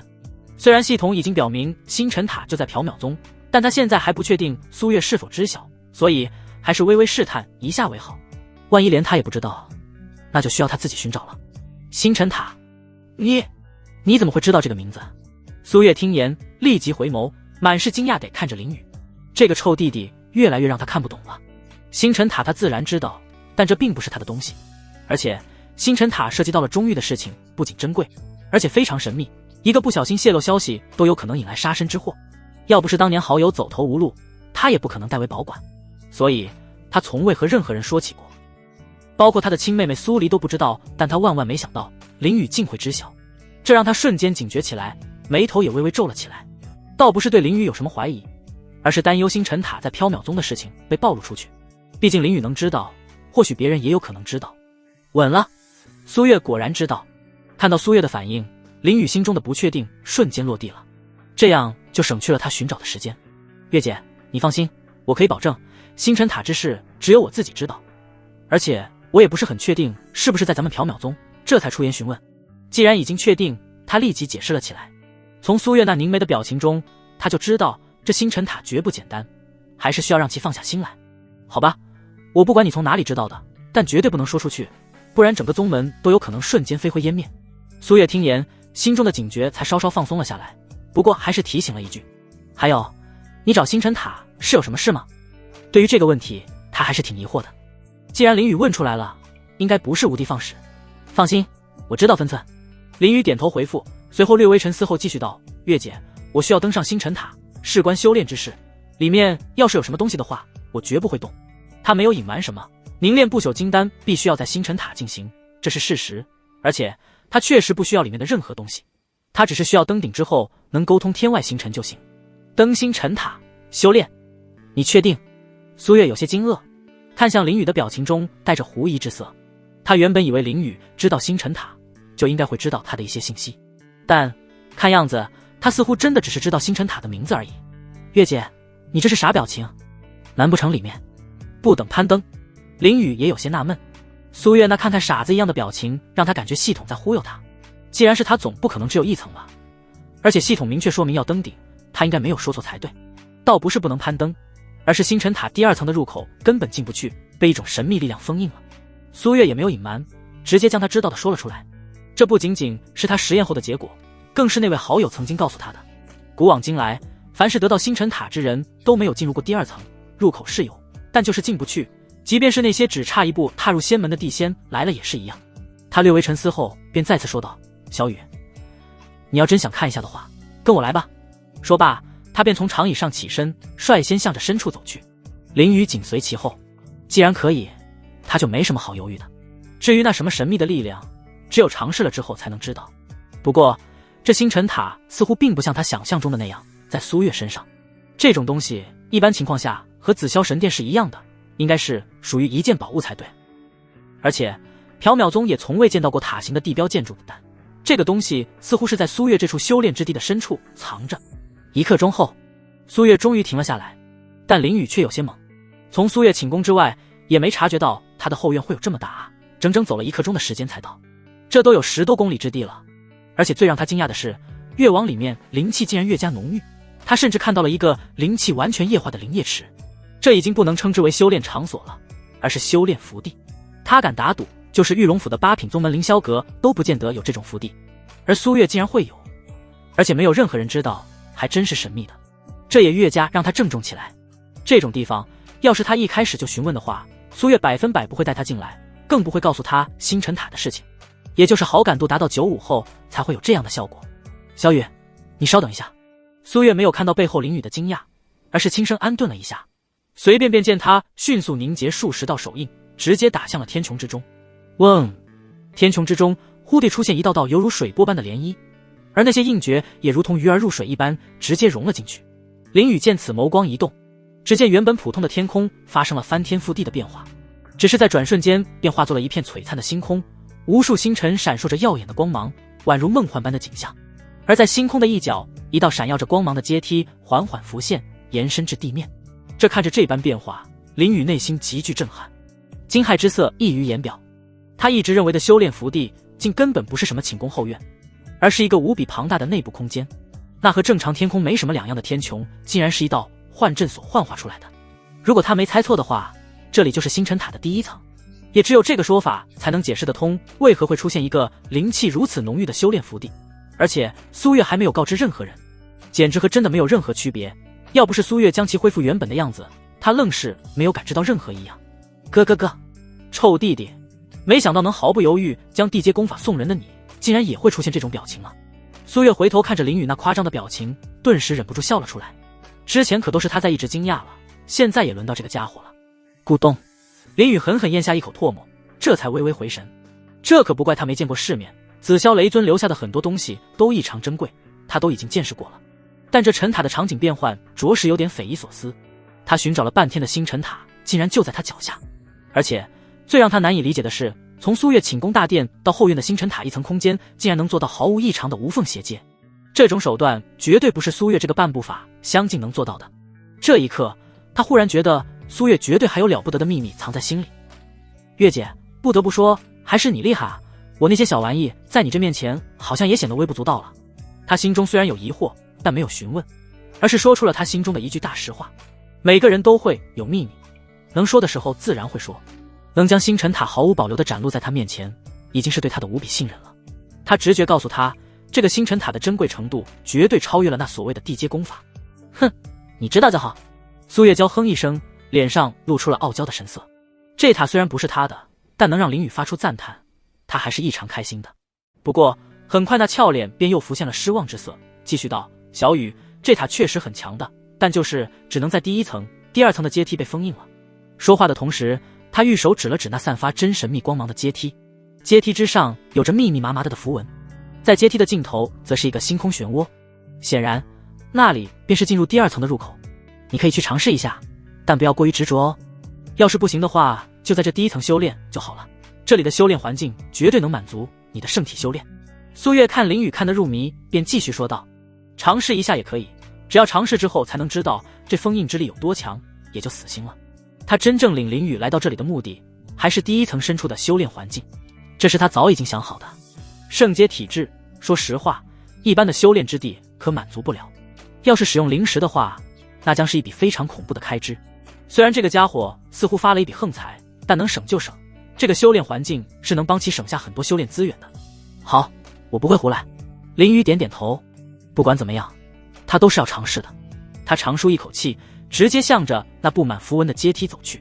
砰噔噔噔！然而，他只是刚想要靠近，那符文便闪过一道亮光，一股不大不小的力量将他直接弹了出去，让他后退10数步才停了下来。小雨，这符文传出来的力量不会伤人，但会根据来人的修为爆发出略高一些的力量将其弹开。任何人都是如此，即便是强大到传说中的地仙亦是如此。看到林雨不出意外的被弹开，苏月缓缓出声解释，也是为了林雨没有必要的继续尝试。这般神奇。林雨闻言心中微微有些惊讶，他确实还想尝试一下来着，但现在看来没有必要了。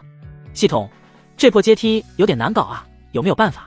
星辰塔是系统提出来的，应该会知道一些什么，不然这连第2层都上不去，还谈什么登顶？当然难搞了，这封印之力可不是这方天地拥有的力量，能上去才不正常。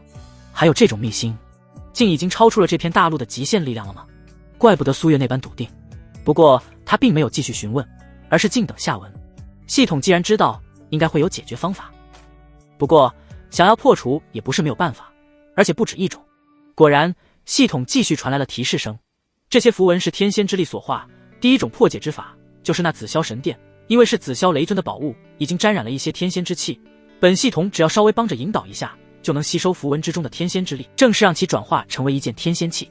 第2种方法，那便是本系统强制出手，让其短暂失效供你通过，然后再恢复原样。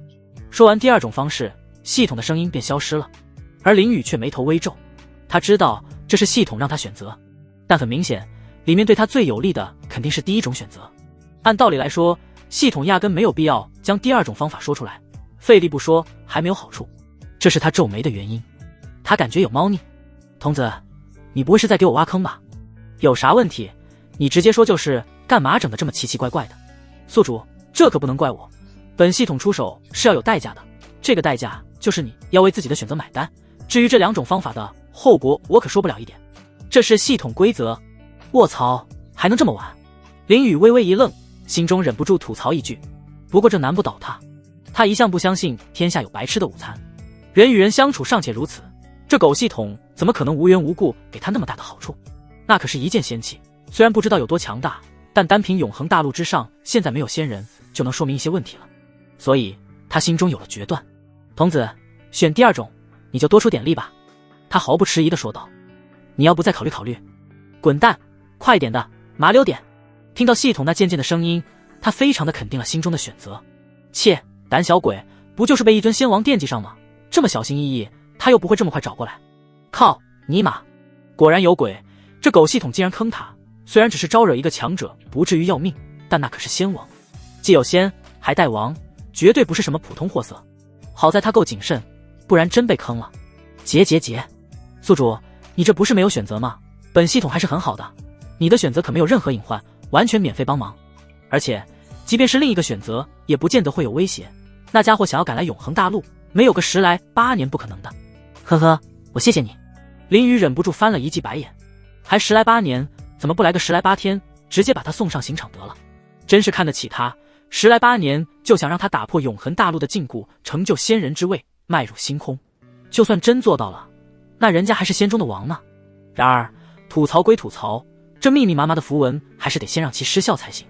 林雨冲着苏月微微颔首，再度来到阶梯跟前。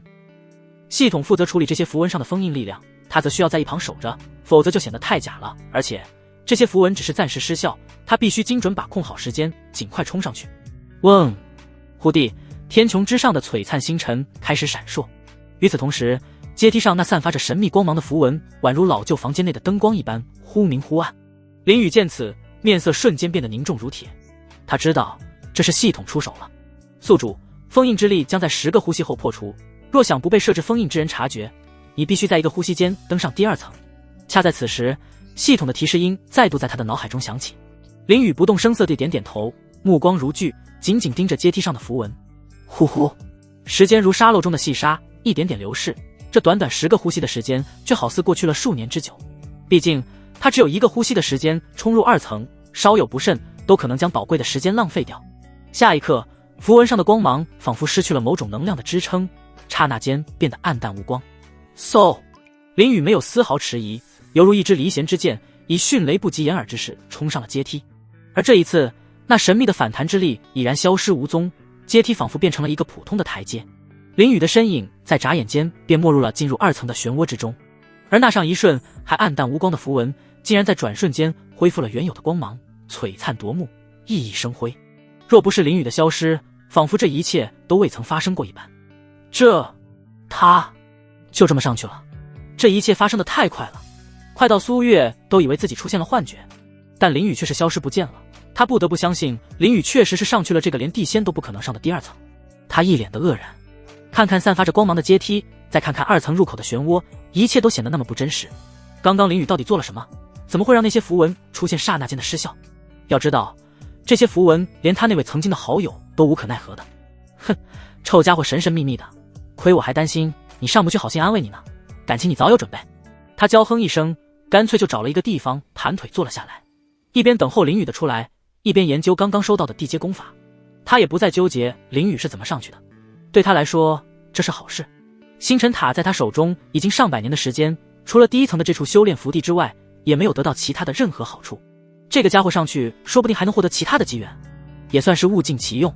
毕竟他都不知道那位好友还会不会再回来。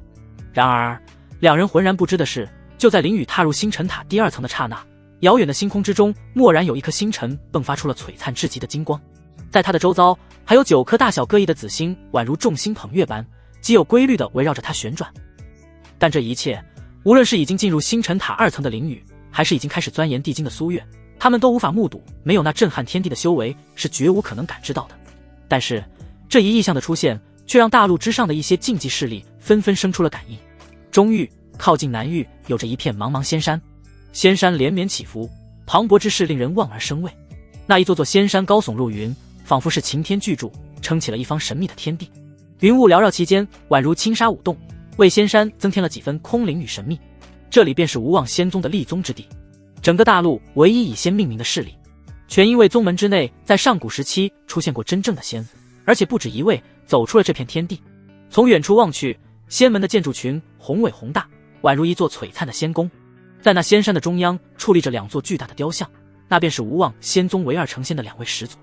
这2座雕像宛如2座巨峰一般，顶天立地，令人望而生畏。他们的身躯高达数千丈，气势磅礴，周身更是有一道道若有若无的道韵在周身流转，震撼人心。而在雕像不远处的一座仙山山顶之上，一间木屋，一片竹林，还有一个老农在田间弯腰做着农活，一切都显得那么祥和自然。然而某一瞬间，老者忽地起身，那佝偻的身躯瞬间变得挺拔如松，他的眼神中闪烁着睿智的光芒，看向天穹之上，那眸光仿佛穿越了时空，瞬间捕捉到了星空之中出现的异象。9子星环，金阳耀世。老者瞬间看出了星空之中的异象，这已经超出了天地异象的范畴，不在天道之内，照耀于星空之中。嗡！老者在说出异象名称的同时，身上瞬间散发出一道道异常恐怖的波纹，波纹所过之处，空间尽皆破碎，木屋、农田、竹林在这一刻全都化为虚无，就连整座仙山在这一刻都因为老者这无意间的动作开始晃动起来。2座数千丈高的雕像也在这一刻散发出阵阵银光，身上流转的道韵更是达到了以肉眼可见的程度。终于，仙山经受不住老者那散发出来的恐怖气势，开始逐渐崩塌瓦解，无数山石滚落，发出震耳欲聋的声音。然而这都没有影响到老者丝毫，他双眸死死盯着天穹，一道道大道波纹在眼眸中流转，仿佛要将这天地看穿。他那苍老矮小的身躯逐渐变得高大，满头白发也在瞬息间变得漆黑如墨，一个老人就在转瞬间变为了一个高大威猛的中年人的形象。但是此时的他却是双拳紧握，整个身躯都因为激动而颤抖起来。嗖嗖嗖！也就在整座仙山崩塌之时，10数道气势如虹的身影从无望仙宗各个方向急速而来，他们凌空而立，面带惊骇地看着中央那个曾经的老者。残破的身躯已经褪去，恢复了古籍之上才出现过的神姿，那强大的威压甚至让他们这些无望仙宗绝对的高层都近不了身。这里面有几人甚至从未见过老爷子现在这种状态。从给他们修炼记事起，老爷子就守着一座山、一亩田、一间屋，再加一片竹林，日出劳作，日落而归，这一守就是近2万年。而这一刻，那2万年不曾有丝毫变动的仙山竟然被老爷子亲自摧毁崩塌。这到底发生了什么事情？我等见过无须老祖。所有人集体躬身参拜，行最高礼仪。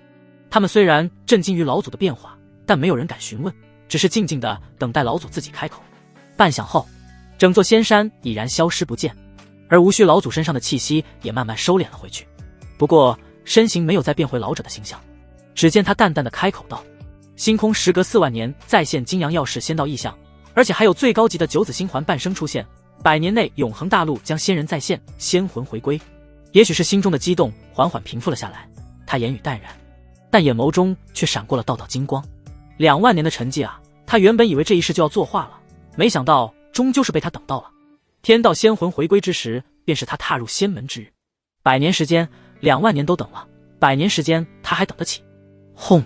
他的话如同平地惊雷，瞬间打破了场上的平静，让所有人的心湖之中仿佛扔进去一颗纸炸弹，炸得脑海中嗡嗡作响。他们瞪大眼睛，张大嘴巴，仿佛被一股无形的力量击中，久久不能回神。金阳要是出现了，这个消息如同狂风般席卷着每一个人的心头，将他们卷入了一场风暴之中。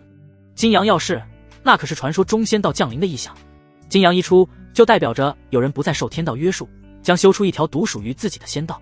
要知道，永恒大陆在5万年前被一尊鬼道成仙之人抽走了天道那唯一一条仙魂，从此以后，凡是永恒大陆修仙之人，再无一人成仙。不管你的资质有多逆天，也迈不出去这道坎。而金阳耀世这种只存在传说中的仙道异象，也就再也没有出现过。他们这些人都曾听闻过他的名字，但从未想过会亲眼见到这一幕。如今虽然也未见到，但自家老祖见到了。他们知道这意味着什么。只要那名让星空出现仙道异象之人不陨落，100年之后，永恒大陆将诞生新的仙魂。那个时候，整个大陆之上，凡是9节散仙之人都可以去追求那正道成仙的可能。他们这些人也不例外。要知道，除了无须老祖这尊地仙之外，他们之中也是有着9节散仙的存在。这一刻，场中竟有人呼吸都变得急促起来。这是永恒大陆的机缘，也是他们的机缘。老祖，敢问您可否探查到是何人走出了自己的仙路？无望仙宗当任宗主仙南逐出声询问道：会不会是雷域圣殿的9天战王，亦或者是清明鬼域的鬼夜？其他人闻言，眸中瞬间出现异色，纷纷将目光看向了自家老祖。宗主刚才所说的2人，可都是永恒大陆明面上现存的2位地仙，也是中域2外2大超级势力。要是他们其中的一人，那可就不是什么好事了。但凡这2人任何一人成仙，最先杀的便是另外2宗的地仙老祖，然后便是剩下的那些9节散仙。一人成仙和无数人成仙的地位差距可是天差地别。要知道，凡是9节散仙都可以去正道，一旦成功了，那就在同一个水平线上，其中的差距不会很大，那将会是他们的一场浩劫。所有人心里都升起了一丝忐忑。南竹，你们想多了。无须老祖摇摇头，将目光看向了北疆的方向，略微沉思片刻后继续道：我们这些老东西都已经深陷天道的禁锢之中，不可能走出来的。能走出来的只有可能是刚刚踏入仙途的那一批人，而且就在近期刚刚成就金丹境的那一批青年一代中。据我推算，此人就在北疆之地，你们可以派人去北疆找人。说到最后，他眸中闪过一抹复杂之色。想当年，他可是被称为永恒大陆第一妖孽，最有可能突破成仙的存在，但终究还是卡在了最后一步，这一卡就是2万年之久。但没想到，这一世竟然会出现这么一个打破天道束缚，走出自己成仙之道的天骄妖孽。相比当年的自己，已经是远远的超越。至于他的推断，那是只有到了他这种地仙之境的人才知道其中缘由。金丹境是入道的第一个阶段，之前的境界只能说是小打小闹，属于入门打基础而已。而金丹则需要映照自己的大道，哪怕是最强大的天道金丹，也是属于天道的范畴，没有超越，想要成仙的几率也是非常渺茫。而能出现金阳耀世这等仙道异象，绝对是在金丹之道上完成了自我突破。9子星环这等半生异象就是最好的证明，那是100%可以成仙的证明。当然，前提是中途不陨落。而他说出这些话的意思也很明显，就是让人前往北疆去寻找，然后保护。他想要100年之后成仙，全靠此人。呼！听到自家老祖的话，众人长呼一口气。只要不是那些老古董就好，那样大家就都还在同一起点之上，谁也奈何不了谁。不过，这名天骄妖孽出现在北疆之地，还是多少有点出乎他们的预料。要说永恒大陆的修炼正统，那还是属于中域之地。就说地仙之境的强者，明面上的3名可都属于中域，北疆更是被称为永恒大陆之上的荒域，5大陆之中资源最为匮乏的地域，也因此人才流失非常严重，顶尖的强者并不多。甚至连散仙都非常少见。最强的势力也就是一个刚刚达到圣地级别的宗门，之所以是刚刚达到，是因为这种宗门在中域是没有资格称之为圣地。但就是这样的地域竟然出现了仙道奇才，还真是让人看不透。不过这对于他们来说无关紧要，只要找到此人便可。老祖，那我等先行告退，尽快找到这名仙道奇才。在了解到了真实情况之后，仙男主已然坐不住了。自家老祖能看到那等异象，雷域圣殿和雷域圣殿那两人自然也能看到。现在就要比看看谁的速度更快，所以他要立即行动起来。无妄仙宗虽然是中域势力，但地势之上是靠近南域，距离北疆还是很远的，他们需要抓紧时间。去吧，但记住不得以大欺小。无需老祖点点头，同时不忘提醒一句，无妄仙宗在中域都是最顶尖的存在，更何况是去了北疆。有些人会下意识觉得高人一等，再加上一些溜须拍马，更是飘得找不着北了。是。仙男主拱手告退，其他人也都纷纷行礼，紧随仙男主而去。他们都是宗门高层，这种事情自然也要参与，这可是关乎他们未来的事情。成仙就是他们这些修行之人的终极梦想。中域西北之地，此地乃是上古时期百仙大战曾经留下上古战场，这里鬼气弥漫，阴森诡异，但却也因此成为了鬼物横行的地方，被称之为清明鬼域。在这里，鬼修之人可以借助浓郁的鬼气修炼，提升修为，所以这里同样也是鬼修之人的天堂。时间一长，这里就自然而然地聚集了大量地鬼修。不过10000年前他们还只是一盘散沙，各自为战，但在出现了一名地仙之后，就被整体归拢，形成了一个势力，以地域命名的势力。核心区域，一座全是由散发着荧光的仙骨堆积而成的巨大宫殿矗立其中，远远望去，这座山峰宛如一座闪耀着奇异光芒的巨塔，直插云霄。这里便是清明鬼域唯一地仙老祖鬼夜的修行之地。整座宫殿外界被一团团阴森昏暗的鬼雾所包裹，但大殿本身却因为这些仙骨的原因散发着淡淡仙光，而且在宫殿内甚至能感受到一丝丝的生机的气息。这两种截然相反的生死能量竟然神奇地同处一片区域。大殿中，一名鬼面老者悬空盘坐于虚空之上，他的身上有无数晦明闪烁的能量线条连接着大殿，仿佛是在吸收着什么东西。在他周围有9道全身都被黑雾笼罩的身影，他们安静地吸收着那些能量线条所残留下的奇异能量。而下一瞬，中央的鬼面老者瞬间睁开了双眸，那些能量线条也在刹那间分离身躯，收回到了大殿之中。结，金阳耀世之人终于被我等到了。他仰天长啸，那尖锐刺耳的声音回荡在大殿之中，让虚空都颤抖了起来。而周围的9道身影也在同一时间停下了修炼，他们纷纷起身，身上的鬼雾散去，露出了原本的面容，有男有女，但全都是清一色的面目狰狞。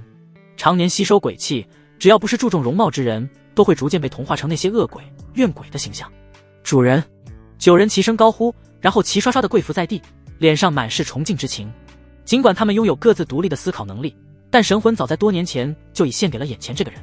经过长达半刻钟的兴奋后，鬼夜终于停下了他那刺耳的笑声。他的目光镜直落在9人当中的一个人身上，并下达了命令：一名子，传我的令下去，在北疆之地全力搜索一个人。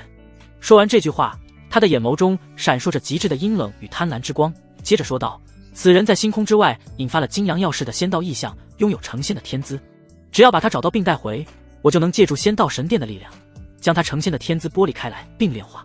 届时我将成为永恒大陆50000年来首位成仙之人。当说到最后一句话时，他的语气又一次变得亢奋起来。这是唯他独有的优势，这座神殿全都是用上古仙人的骨骼打造，被他加以利用之后有着鬼神之妙。但凡让他吞噬炼化这种成仙之资，他能在极短的时间内迈入仙境，而其他的那些老东西就只能任由他摆布了。主人可有其他的提示？殷明子从9人之中走出，他是清明鬼域明面上的域主，负责鬼域的一切运转。只不过这个找人的任务着实范围有点大了，范围没有，特征没有，这永恒大陆这么大的找到后年马月去。北疆，而且还是近一段时间内提升到金丹境的修士，多在北疆青年一代中寻觅。鬼夜那刺耳的声音仿若夜宵的鸣叫再次传出，他的眼眸中闪烁着幽光，宛如深邃的星空，仿佛正在推演演化着什么。就在殷明子起身准备退出神殿之际，他忽然再次开口道：等下，北疆5个月之后似乎有一场青年一代的比斗，此人必定会在这场大比中出现，重点关注。言罢，他的嘴角竟然流淌出了淡黑色的血迹，仿佛是一朵盛开在黑暗中的诡异花朵。然而他却毫不在意，要想在众人之前找到此人，他必须有所付出。一滴精血的消耗又算得了什么？100年的时光足以让他恢复元气。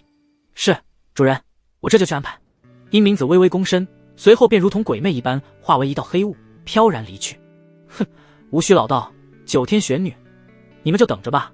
联手将我困在这该死的鬼域之地，就真以为可以高枕无忧了吗？他轻轻擦去嘴角的血迹，嘴角泛起一丝意味深长的笑意，如同夜空中闪烁的寒星。论战力，3人之中无需最强，他垫底；论功法大道的克制关系，雷域圣殿那个可恶的女人的雷法是他的克星，正是因为如此，他才被困在此地。否则，他岂会甘心蛰伏在这个地方上万年？不过，这也给了他机会。若不是被困于此，他又怎能得到这由仙骨打造而成的神殿？又怎能拥有吞噬的能力？因果循环，互为因果，这正是他复仇的契机。中域东南海域，一眼望不到边际的茫茫汪洋之中，有数百座相隔非常近的岛群。岛群核心之地，一座万丈高塔屹立天地间，远远望去，仿佛与天地相连。而整座高塔都沐浴在一片雷海中，时刻都在遭受雷海的洗礼。但高塔却纹丝不动，仿佛没有受到任何伤害一般。塔身一共9层，每一层都闪烁着不同颜色的光芒，且光芒璀璨夺目。整个塔体都被9条巨大的铁链锁住，这9条铁链分别连接着周围9座岛屿，似乎是在镇压这座高塔。而在这座高塔周围还有无数小岛环绕，这些小岛上都建立了各种亭台楼阁，时不时的有衣着相同的弟子凌空飞来飞去。这里正是中域3大超级势力之一的雷域圣殿。倘若林宇置身于此，定然会惊觉此地的那座高塔，其外在与紫霄雷尊的那座悬浮神殿简直如出一辙，仿若孪生兄弟一般。只不过一个是神殿，一个是高塔，外面都还有不知名材质的神链相连。其中最关键的还是属性相同，雷法的天下。核心神塔最高层之内，一道丽影凌空而立，从塔内急射而出，让自身沐浴于雷海之中，眸光凝望天穹之中的紫色海洋。他身着一袭紫色长裙，身姿绰约，眼神中透露出一种冷漠和威严，仿佛世间万物皆在他的掌控之下。远远望去，宛如9天之上的玄女下凡，又如一尊王者临世，举手投足间便可引发9天惊雷，威力惊人。唉，模仿的再像，终究还是触摸不到星空之中的奥妙。好半晌，女子才发出一声叹息。被世人称之为9天战王又能如何？9天玄女又有何用？始终都是在这9天之下，突破不了那一层桎梏。也不知道那座塔如何了，有没有遇到一个有缘人？他喃喃自语，眸中浮现出种种往事。2000年前，他曾追寻自家始祖的脚步，在北疆的地底深处发现了始祖离开永恒大陆之前留下的传承之地。他没有动里面太多的东西，唯独将一座不知什么级别的小塔带了出来。只因始祖流言所述，此塔源自天外，其上留存着仙人之力，在那塔之顶层，他探寻到了星辰之力的踪迹。倘若能够抵达最高层，兴许能够与星外的规则相通，提前领略仙的伟力。然而，他将其取出后，在北疆闭关研究长达1000余载，却仅能进入第1层，第2层无论用尽何种方法，皆无法踏入。其后，他便将其赠予了在此期间结识的一位挚友。此种神物，既然强求不得，即便取回亦是徒劳。他现身于北疆的始祖传承之地，最终他亦将其留存于北疆。或许冥冥之中自有天意，会有人解开那塔中的奥秘，也未可知。而他身后那座连通天地的巨塔，亦是模仿星辰塔与始祖的居住之所打造而成的结合体。他欲借此一试，能否感应到始祖曾提及的星辰之力，但结果依然不尽人意，徒有形而无神，远未达到他所期望的结果。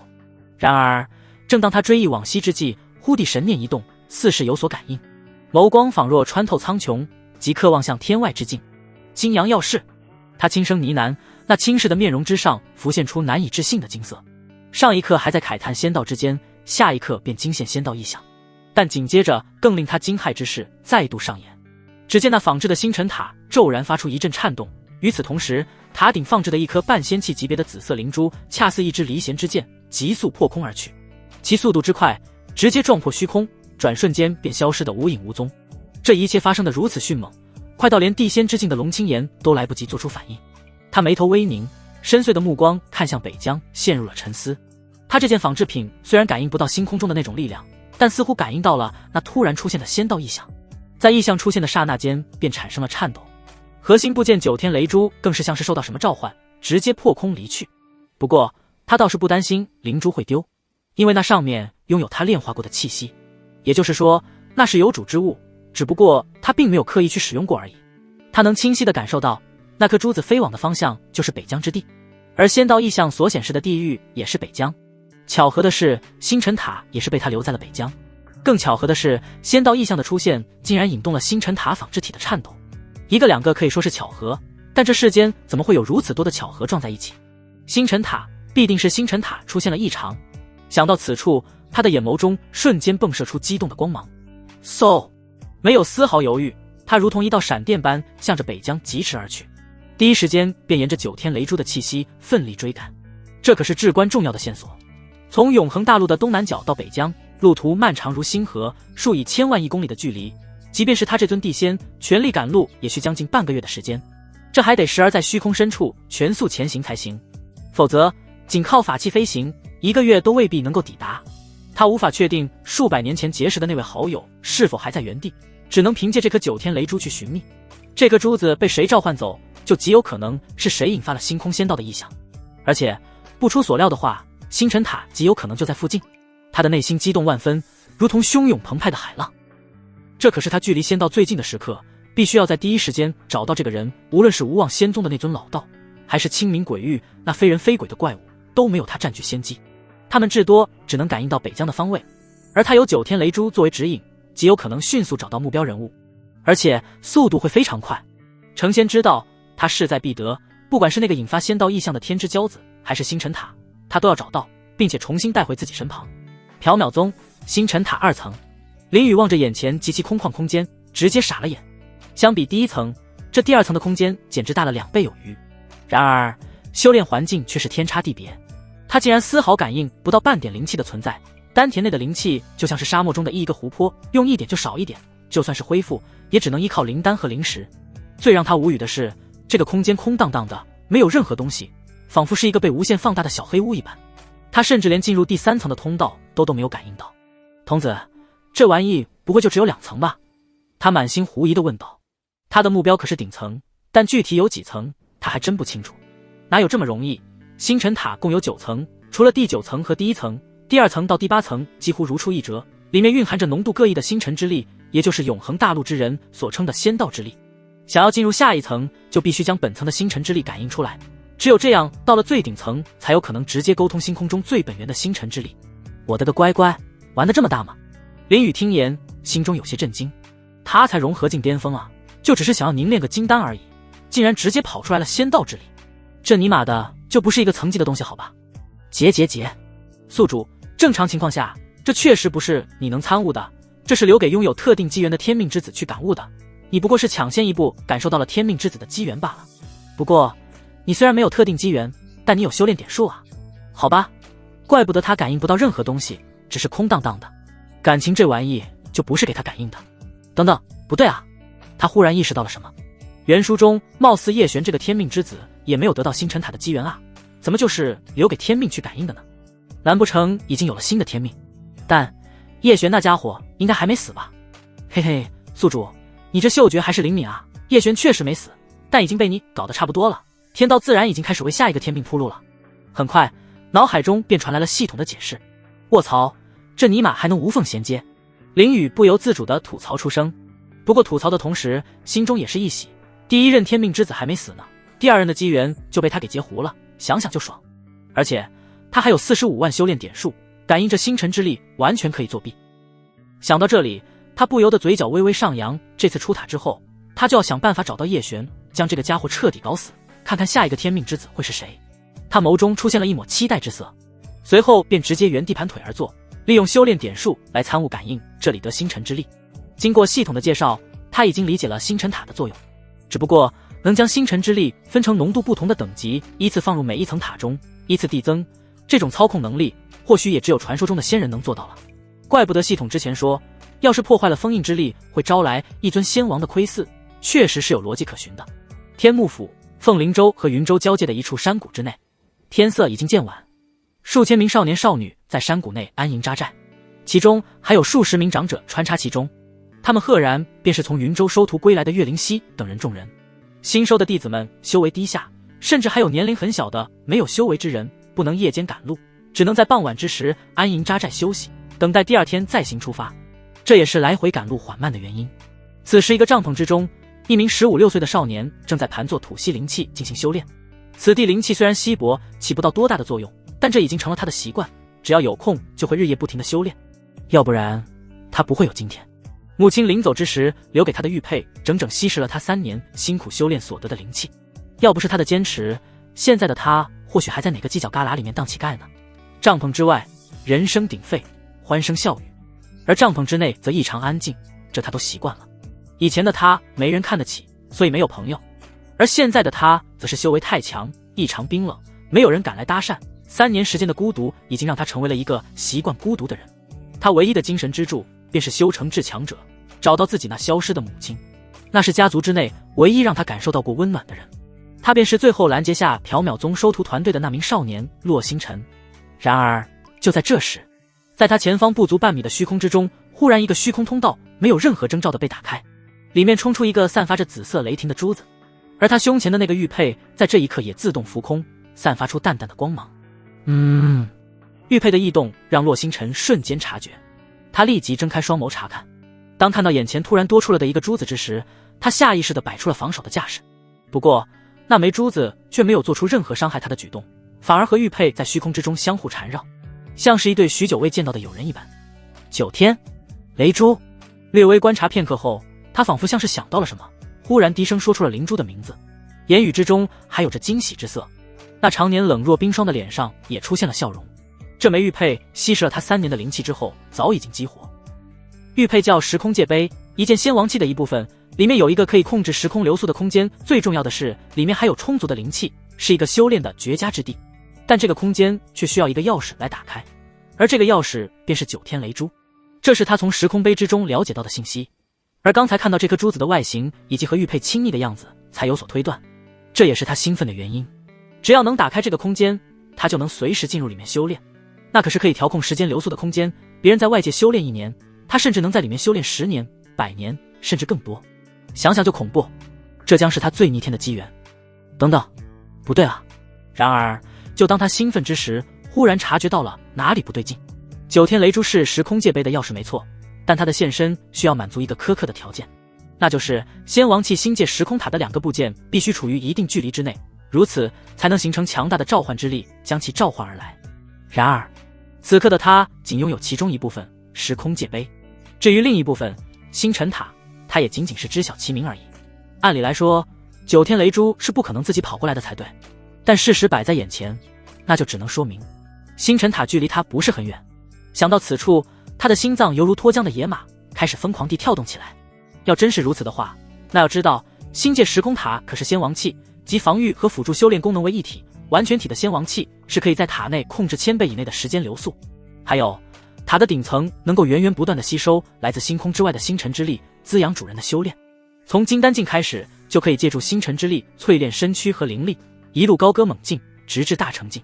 而最为恐怖的是，当修炼者达到大成境界之后，便能直接尝试踏入仙门，迈入那浩瀚无垠的星空之中，可以直接跳过那所谓的散仙之境，就是有着如此逆天的能力。光是想想就让他万分激动。那时找到母亲的下落就变得简单多了。嗡！就在他沉思之时，灵珠直接化为一道光芒进入了玉佩之中，而原本洁白无瑕的玉佩中央多出了一个紫色星芒，看上去异常的好看。而洛星辰本人也在瞬息间消失在了原地，只留下那枚玉佩缓缓落在地面之上，仿佛他从未出现在这个世界上一样。也就是一个眨眼间的功夫，他再次出现在帐篷之内，只是眼眸中略带一些失望之色。可惜修为太低，时空封印层只能打开3倍的时空加速。他低声自语一声，和他预想中的有点不一样。原本他以为在里面能开启10倍乃至100倍的修炼加速，那样他或许10年之内就能达到别人一生都达不到的境界，触摸到仙道的边界。但现在看来，希望是要落空了。玉佩空间内的时空加速有封印层，需要实力达到一定程度才能打开，还不能借助外力。这一点就将他的想法直接击得粉碎。算了，3倍加速也不错了，最起码能比别人多出2倍的修炼时间。虽然有些失落，但他还是很快就接受这个现实，有总比没有强。而且有了9天雷珠的融合，他已经隐隐感应到的星辰塔的大致方向，只要将星辰塔找回，或许时空加速的时间还能加快。不过现在不是进去时空界杯的时候，刚才也只是体验了一下，毕竟这里人多眼杂，说不定什么时候就有长老过来找他了，很容易暴露。等正式加入宗门之后，就是他迅速提升的时候。那个时候，他就可以有稳定的修炼资源，不用什么东西都得自己去弄，能帮他省下不少得修炼时间。至于修炼功法，他原本就有，母亲传给他的功法虽然不知道是什么级别，但和他的体质很配。他现在缺的就是时间和修炼资源，同时还能躲避那些人的追杀，这也是他加入缥缈宗最大的原因之一，暴露他的一部分修炼天赋来换取宗门的庇护，不然就他现在的修为还不足以保护自己。他微微摇头，甩掉心中的杂念，继续开始每日的修炼。想再多都没用，唯有自身强大才是最真实的。然而他不知道的是，在他不远处的一个豪华帐篷之内，一道绝美身影的神念一直附着在他的帐篷之上。奇怪，此子怎么会忽然消失了一瞬间？岳灵溪轻启朱唇，喃喃自语道。他黛眉微蹙，美目中透着一丝疑惑和担忧。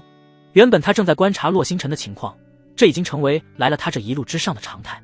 毕竟如此资质卓越之人，怎么会主动拦住他们的道路，想要加入缥缈宗？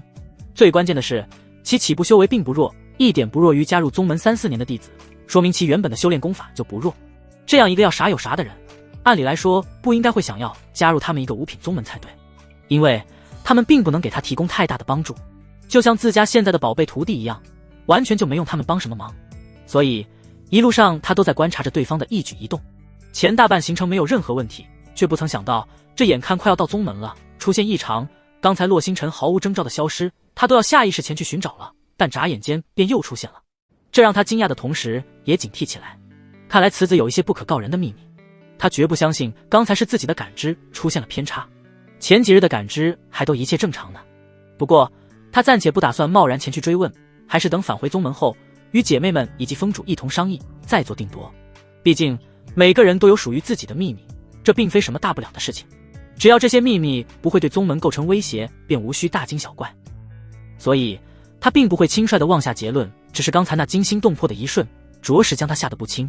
那可是匪夷所思的离奇消失，仿佛他从未在这个世间存在过一般。时间在不知不觉中缓缓而过。7天后，星辰塔第8层，林雨盘腿而坐，身上此时已经被一层淡淡的氤氲之气所包围。如果仔细观察的话，还能发现那些氤氲之气会有非常淡的一缕不间断地从林雨的丹田之处涌入，而这一幕要是被那些禁忌般的存在看见，一定会惊掉下巴。那可是仙道之力的具象化体现，他们也仅仅只是听闻而已，从未见过。而此时林雨一个小小的融合境巅峰修士，不仅让仙道之力显现出来，竟还开始吸收，简直能崩坏他们的全部认知。那可是仙道之力，这小小肉身丹田是如何能承载了得？而此时的林雨却只感觉浑身暖洋洋的，异常舒服，仿佛身躯泡在了温度刚好合适的温泉之中。尤其是丹田之内，原本已经填满整个丹田的灵力原液，在和缓缓流入的氤氲之气相互融合，让原液之海散发出了淡淡荧光。而融合了氤氲之气的灵力，其散发出来的恐怖威势，相比之前强大了不止100倍。同是融合境巅峰，他感觉此时他能秒杀之前刚进入星辰塔的自己。而这一切的功劳，都是这7天之内连续爬到这第8层的成果。呼！某一刻，他长呼一口气，双眸缓缓睁开，身上传来的炒豆子般的声音，这是骨骼再次被淬炼之后的结果。童子，你不是说只要感应到就可以了吗？我这为什么还能吸收呢？林雨第一时间询问心中的疑惑。从第2层开始，但凡使用修炼点数参悟，他都能在数个时辰的时间内感应到那所谓的星辰之力。但让他没想到的，当到了第4层之时，就已经不再是简简单单的感应了，而是开始自动吸收起来了，不需要他的任何引导，非常神奇。而这7天之中，大部分时间其实都是在吸收这些星辰之力，也就是仙道之力。只不过或许是身体的强度问题，吸收的有限，在达到极限的时候，就不再有丝毫星辰之力进入体内。就像刚刚第8层的星辰之力已经停止了涌入，而在空间的天穹之上，则是一个漩涡以及延伸下来的一道阶梯，这是可以进入第9层的象征，也是此次登塔的目的地。但他此时不急，还是要先搞清楚体内的变化，这已经超出了他的理解范围。宿主，这个那个，或许是因为你的体质特殊吧。林雨，这尼玛糊弄傻子呢。特殊个屁，他不就是轮回圣体吗？哪里就特殊了？要照你这么说，所有的圣阶体质都能吸收这星辰之力了。对于系统的回答他并不满意，看似说了又和没说一样。童子，你别告诉我你也不知道。嘿嘿，宿主，宇宙之大，无奇不有，有我不知道那还不正常。要不你先看看你现在的体质。现在的体质。听到系统再次提示，他心中诧异，立即调出属性面板查看。体质，不朽轮回体，地阶。我靠，什么玩意？体质还能进化？他揉了揉眼睛，再三确认，确实没有看错。之前只是圣体而已，现在竟然成为了地体，而且名称也从轮回圣体变成了不朽轮回体。看似只是增加了不朽2个字，但体质竟直接提升了一阶。不过怎么还有问号呢？他微微皱眉。宿主，这是好事，问号代表着上限极高，体质在特定的条件下还能进化，现在的等级是地阶。操，牛逼！吸收个形成之力竟然能让体质进化，这是他没有想到的。宿主，正常情况下是不会进化的，只是你提前太多大境界吸收仙道之力，让其在成长阶段就发生了变异。切，管他呢，反正牛逼就是了。对于系统的再次解释，林雨就当没听见，那都是原因，他只看结果，结果是好的就行。体质进化，心情非常不错。他一步踏出，直接向着第9层而去。他的目的是结金丹，马上就到了真正考验的时候了。不朽金丹和他的体质一样，同样有着不朽2字，不管是巧合还是这2字有着不一样的意义，现在都不重要。重要的是即将降下的星空要劫，这是系统告诉他的。以他现在对星辰之力的感应程度，沟通星空已经变得很轻松。最关键的是凝丹劫，堪比天道雷劫还要恐怖的星空要劫。嗡，一阵天旋地转，林雨在出现时已经到了星辰塔第9层。不对，是第9层，但也不是。当他看清楚周围的环境之时，陷入了自我怀疑之中。此时的他身处浩瀚星空，远远望去，繁星点点，根本望不到边际。而在他身下，则是一个巨大的星球，是他穿越之前蓝星的数亿倍。陆地占据接近 90%， 蔚蓝的汪洋只有 10%。而此时的他竟然能感受到星球传出一阵阵有节奏的律动。宿主，不要考虑太多，有些东西不是现在你能探查到的，这是半真半假的星空环境。你已经不用再用神识进行沟通了，直接身临其境，抓紧时间凝练不朽金丹。就当他还在思考这是在哪里的时候，脑海中再次传来系统的提示：半真半假的星空环境吗？这星辰塔还真是神奇的存在。他对于星空其实并不是很难以接受，只是有些惊讶能凭借肉身出现在星空之中。他穿越前可是蓝星之人，星空的认知还是有的，只不过身下这颗星球确实有些大的过分了。之前的蓝星在其面前或许就是一个鸡蛋大小吧。心中是一阵感慨，不过感慨也就是一瞬间的事情，现在最重要的还是凝练金丹。他即刻盘腿而坐，运转功法，开始结丹。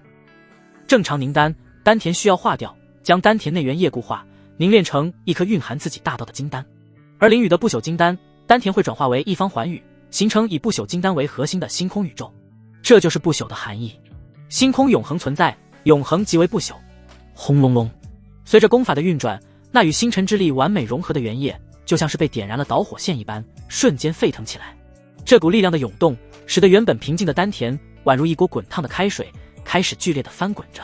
与此同时，整个丹田内部也发生了惊人的变化，空间仿佛失去了稳定性，开始出现时空的扭曲和塌陷。这种诡异的现象让丹田内的景象变得模糊不清，一片混沌。伴随着空间的塌陷，丹田内发出了阵阵低沉的轰鸣声。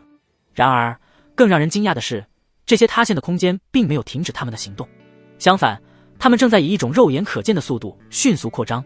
而原本丹田内的原野海，此时竟与外界星空中的星辰之力构建起了一种罕见的力量交互。外界的星辰之力如灵动的精灵般融入原野之中，而之前在星辰塔中吸收的星辰之力，则如被驱逐的气儿般被排挤出来。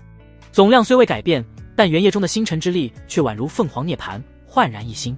然而正是这种新旧力量的交互，原野之海竟开始固化。在轮回地经不间断的运转之下，一道生死轮回图在体内若隐若现，如神秘的画卷徐徐展开，并且迅速被逐渐成型的金丹贪婪的吸收。紧接着虚空中再次浮现一道若隐若现的剑印，也紧随着生死轮回图进入了金丹之内。沉浸在修炼中的林雨自然将这一切看得明明白白，这是自己修炼的大道映照进入了即将形成的金丹之中。这属于正常现象，是凝练金丹所必须经历的过程。不过与众不同的是，他的金丹是在星空中借助星辰之力凝练而成，超脱于永恒大陆的天道之外。用系统的话说，这是仙道金丹，亦是不朽金丹。嗡，下一刻，体内丹田如烟雾般消散，连之前的一丝痕迹都消失得无影无踪。随着虚空的无尽坍塌和扩张，彻底形成了一方虚无缥缈的星空。不对，现在还不能称之为星空，因为整片虚空唯有一颗散发着耀眼光芒的金丹，宛如宇宙中的璀璨明珠，其他地方依旧是漆黑一片，一眼望不到尽头。这就是体内寰宇吗？感受着体内翻天覆地的变化，林宇心中惊骇无比。之前他所理解的体内寰宇不过是开辟一个有限的空间，相当于在金丹之外增添了一层防护，但如今看来，这与他想象中的简直是天壤之别。这空间完全就是由数不清多少次空间坍塌扩张而来的，就是一个小型的星空。而且如果他的感觉没错，那种扩张就像永不停息的洪流，仍在源源不断的蔓延。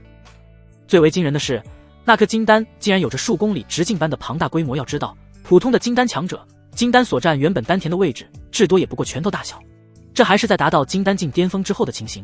刚入金丹之时，更是仅有黄豆般渺小，这已经不能用夸张来形容，简直就是变态至极。这哪里还是金丹，分明就是一颗星辰的雏形。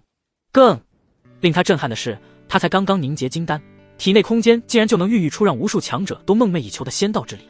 只不过这些仙道之力只能感知，却不受他控制，亦或者说，现在的他还操控不了如此高级的能力。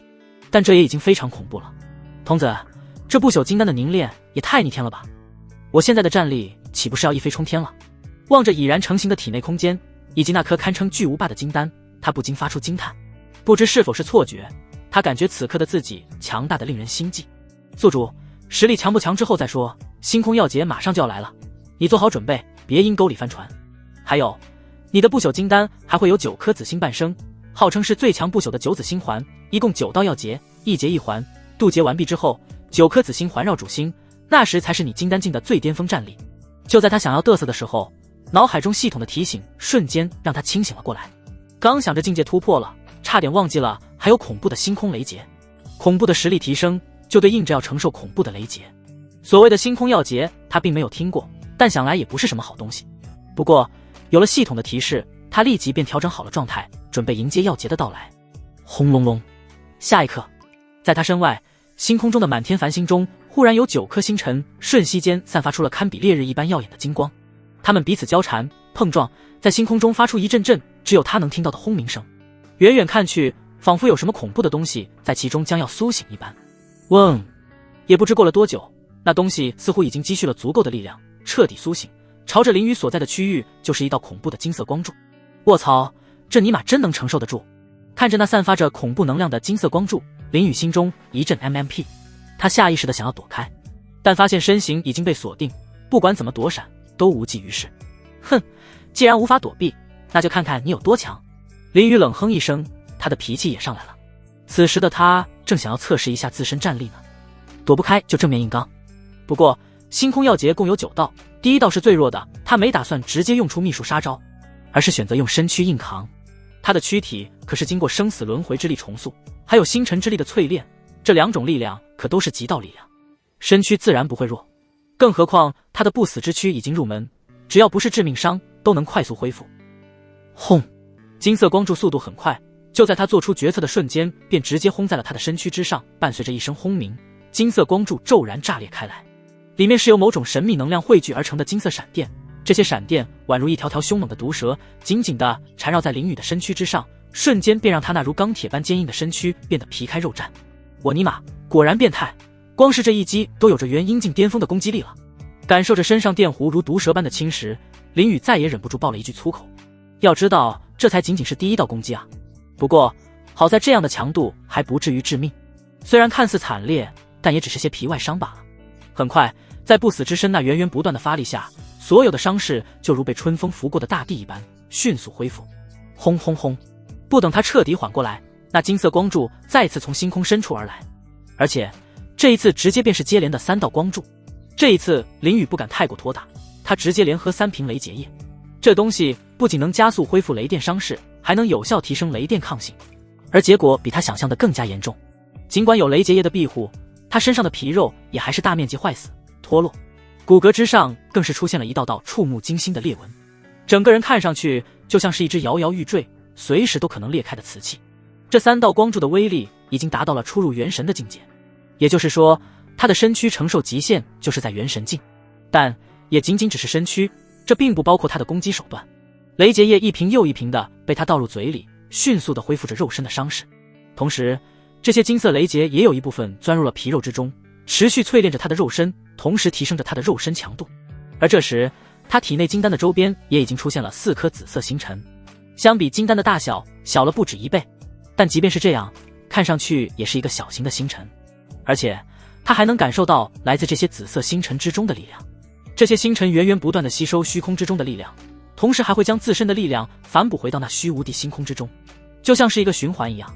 林宇能清晰地感知到，有了这些紫星的循环转化，那些被转化后的星辰之力竟然神奇的能直接使用出来了。要知道，那可是星辰之力、仙道之力，是力量层次上的跃升，远远不是灵力可以比拟的。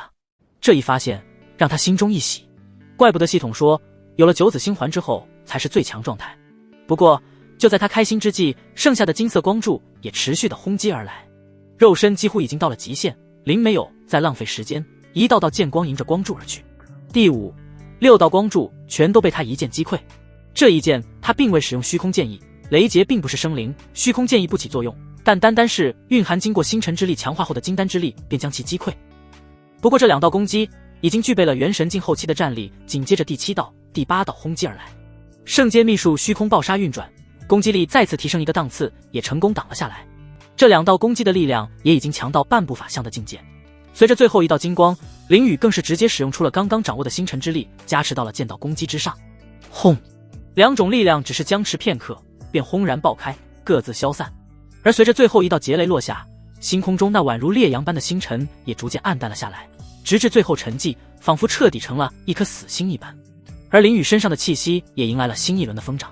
呼，这种感觉真特娘的爽啊！林宇长呼一口气，仰天大喝一声。星空要劫却10强，而且强得可怕，金丹境的修为就需要拥有法相的实力才行，不然绝对渡不过去。就连原书中叶璇凝练天道金丹时降下的天道雷劫都差好多。不过好在他的底蕴足够深厚，算是有惊无险的渡过去了。童子，打开属性面板。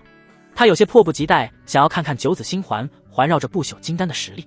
宿主林宇，修为金丹境巅峰，体质不朽轮回体地阶，功法轮回地经地阶，战技秘法不死之身地阶，入门虚空爆杀圣阶小成，特殊天赋虚空剑意属性剑意大成，天命之子叶璇45万230万，修炼点数5万，天命女主刘雪已征服，苏黎已征服，叶婉晴已征服，林诗音好感度90。场景任务1，征服苏月，奖励永恒之剑。战力评估，法相境初期，相对于普通修士只供参考。这就金丹境巅峰了。看着属性面板上的境界显示，林宇有些惊愕，他刚刚凝丹怎么就直接巅峰了？不过感受着体内那直径有着数公里的金丹，还有周边环绕的9颗紫星，好像也不是不能接受。毕竟别人的金丹境巅峰也就只有拳头般大小而已。不过提升最恐怖的还是战力。金丹境巅峰的修为，法相境初期的战力，还有比这更夸张的越阶战斗吗？中间还有元婴、元神2个大境界，简直恐怖到没边。突破前他还只是半步元神的战力，甚至连大师尊和二师尊也打不过。但突破之后，就连半步法相近的苏月也不是他的对手了，前后的差距简直不要太大。嗡，星空震动，在他突破的片刻后，脚下的星空宛如一面镜子般忽然碎裂，随后消散。同时林宇只感觉一阵天旋地转，在出现之时已经来到了一座高塔的塔顶。高塔直冲云霄，俯瞰而下，云端还在这座塔的中间部位。塔顶是距离天穹最近的地方。不过令林宇奇怪的是，塔顶竟然有一个脑袋大小的圆洞，仿佛上面缺少了一个封顶之物一样。然而下一刻他便知晓了其中缘由，一道紫光如闪电般从第9层疾驰而出，径直钻入他的脑海之中。其中蕴含的是一段关于星辰塔来历的信息，虽然介绍简略，但却清晰明了。这是登顶之后还能活下来之人才能够知道的信息。星界时空塔、时空界碑、9天雷珠，一个又一个陌生的名称出现在他的脑海中。很快紫光中的信息就被他彻底消化。他有些震惊地看着脚下的星辰塔，这般强大的东西竟然还只是一件仙王期的部件，真是恐怖。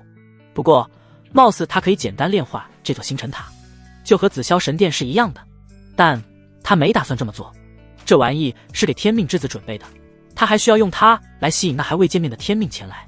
另外他可没忘这玩意的原主人可是星空中的一名仙王。第一层中的阶梯还有对方留下的仙道符文，要是炼化的话，万一引起对方的注意，就前功尽弃了。最关键的是，星辰塔最大的作用他已经用过了，即便收了也没有太大的作用。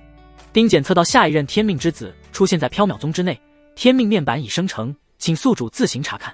就当他准备离开之时，忽然脑海中传来了系统新的提示。卧槽，来得这么快！叶璇那货还没搞死呢，怎么新的就来了？而且这他喵的是属猫的吧？闻着腥味就来了。林雨听言，身形一顿，眸中出现了惊讶之色。星辰塔在苏月手中不知道放了多少年，一点事没有。而且他看的原书之中，星辰塔更是从始至终都没有出现，怎么他刚登顶完成，这新天命就来了？来的也太突然了一点。他还想着等弄死叶璇之后，用星辰塔勾引一下那所谓的新天命，没想到都不用他出手，人家自己找上门来了。真不知道是星辰塔引来的，还是他这个反派体质将其吸引来的。不过他有系统提示，属于主动的一方，没有犹豫，立即在系统功能板块中找到了下一任天命的信息。天命之子，星洛星辰，气运值，气运值会根据实时所发生的事件进行增减。修为融合境初期，年龄17岁，还是一如既往的简洁。不过这个年纪是真的小啊，比他都小2岁。而且这家伙的修为是真的高啊！17岁的融合境，他在缥缈宗之内从未见过，甚至在宗门史书之中都没有这样的弟子出现。这修炼天赋简直离了大谱，要说没有机缘他信不了一点。这个家伙绝对是身带机缘进入宗门的。以他穿越前看了那么多小说的推断，这种自带机缘进入宗门的人，要么这个宗门有他需要的东西，要么就是躲避仇家。而星辰塔就在苏月这里，他有理由怀疑这个家伙已经通过什么探测方法探知到了星辰塔的位置。童子，这家伙的气运值怎么还是未知状态？看到那全是问号的气运值，林雨询问出了他心中疑惑。叶璇的初始气运值都有50万，这个家伙不应该什么都没有才对。宿主洛星辰说白了还是一个伪天命，在叶璇彻底挂了之后才会显现其气运值，现在无法测定。还有这么回事？听到系统的解释，林雨多少有点惊讶，修为都快到金丹了，而且不出意外的话应该是奔着星辰塔来的，都到这种程度了，竟然还不算是真天命。那等叶璇这狗东西没有之后，这洛星辰还不直接起飞？他惊讶的同时还有些期待。现在他的修炼点数也有些不够用了，只有5万了，而且叶璇已经被他薅秃了，就连系统和天道都认为他不行了，也没多少油水可以压榨。新的天命正好能给他续上。想到这里，他直接飞身而下，先和苏月说一声，再回玉灵峰看看众位师尊。这一次登塔不知不觉间半个月过去了，3师尊冷若雪和大师尊林诗音应该都回来了，而且6师尊岳灵溪要是赶路够快的话，应该也差不多回来了。想想都有些激动，但凡再拿下1-2位师尊，那叶璇也该送其上路了。要说感情还真没多少，攻略他们一方面是为了修炼点数和干掉叶璇，另一方面也是男人本色，那么多角色在面前，自然不能让给别人。感情这个东西是需要慢慢培养的，就连刘雪和苏里也是上了车之后才慢慢升温的。星辰塔第1层，此时天穹又恢复了之前的样子，满天繁星已经消失，变成了正常的天空。而苏月也离开了1、2层之间的阶梯处，他重新回到了花亭之中。因为岳灵溪在云州历经2个多月的时间，收徒终于回来了。这种收徒的大事，他自然要亲自过问，更何况貌似还带回一个资质可以媲美林雨那个臭家伙的新弟子，他也要详细了解一下。灵溪，你是说那个洛星辰在路上的这几天，每天晚上都会消失几个时辰？花亭中2人相对而坐，听到岳灵溪的汇报，苏月不禁惊讶出声。无声无息间消失几个时辰，然后在天亮出发之前又会重新出现，这简直太离奇了。就算是个幽灵都没有这等本事。岳灵溪有可能感应错1次半次的，不可能连续几天都感应错。也就是说，这个新招弟子似乎有着不小的秘密。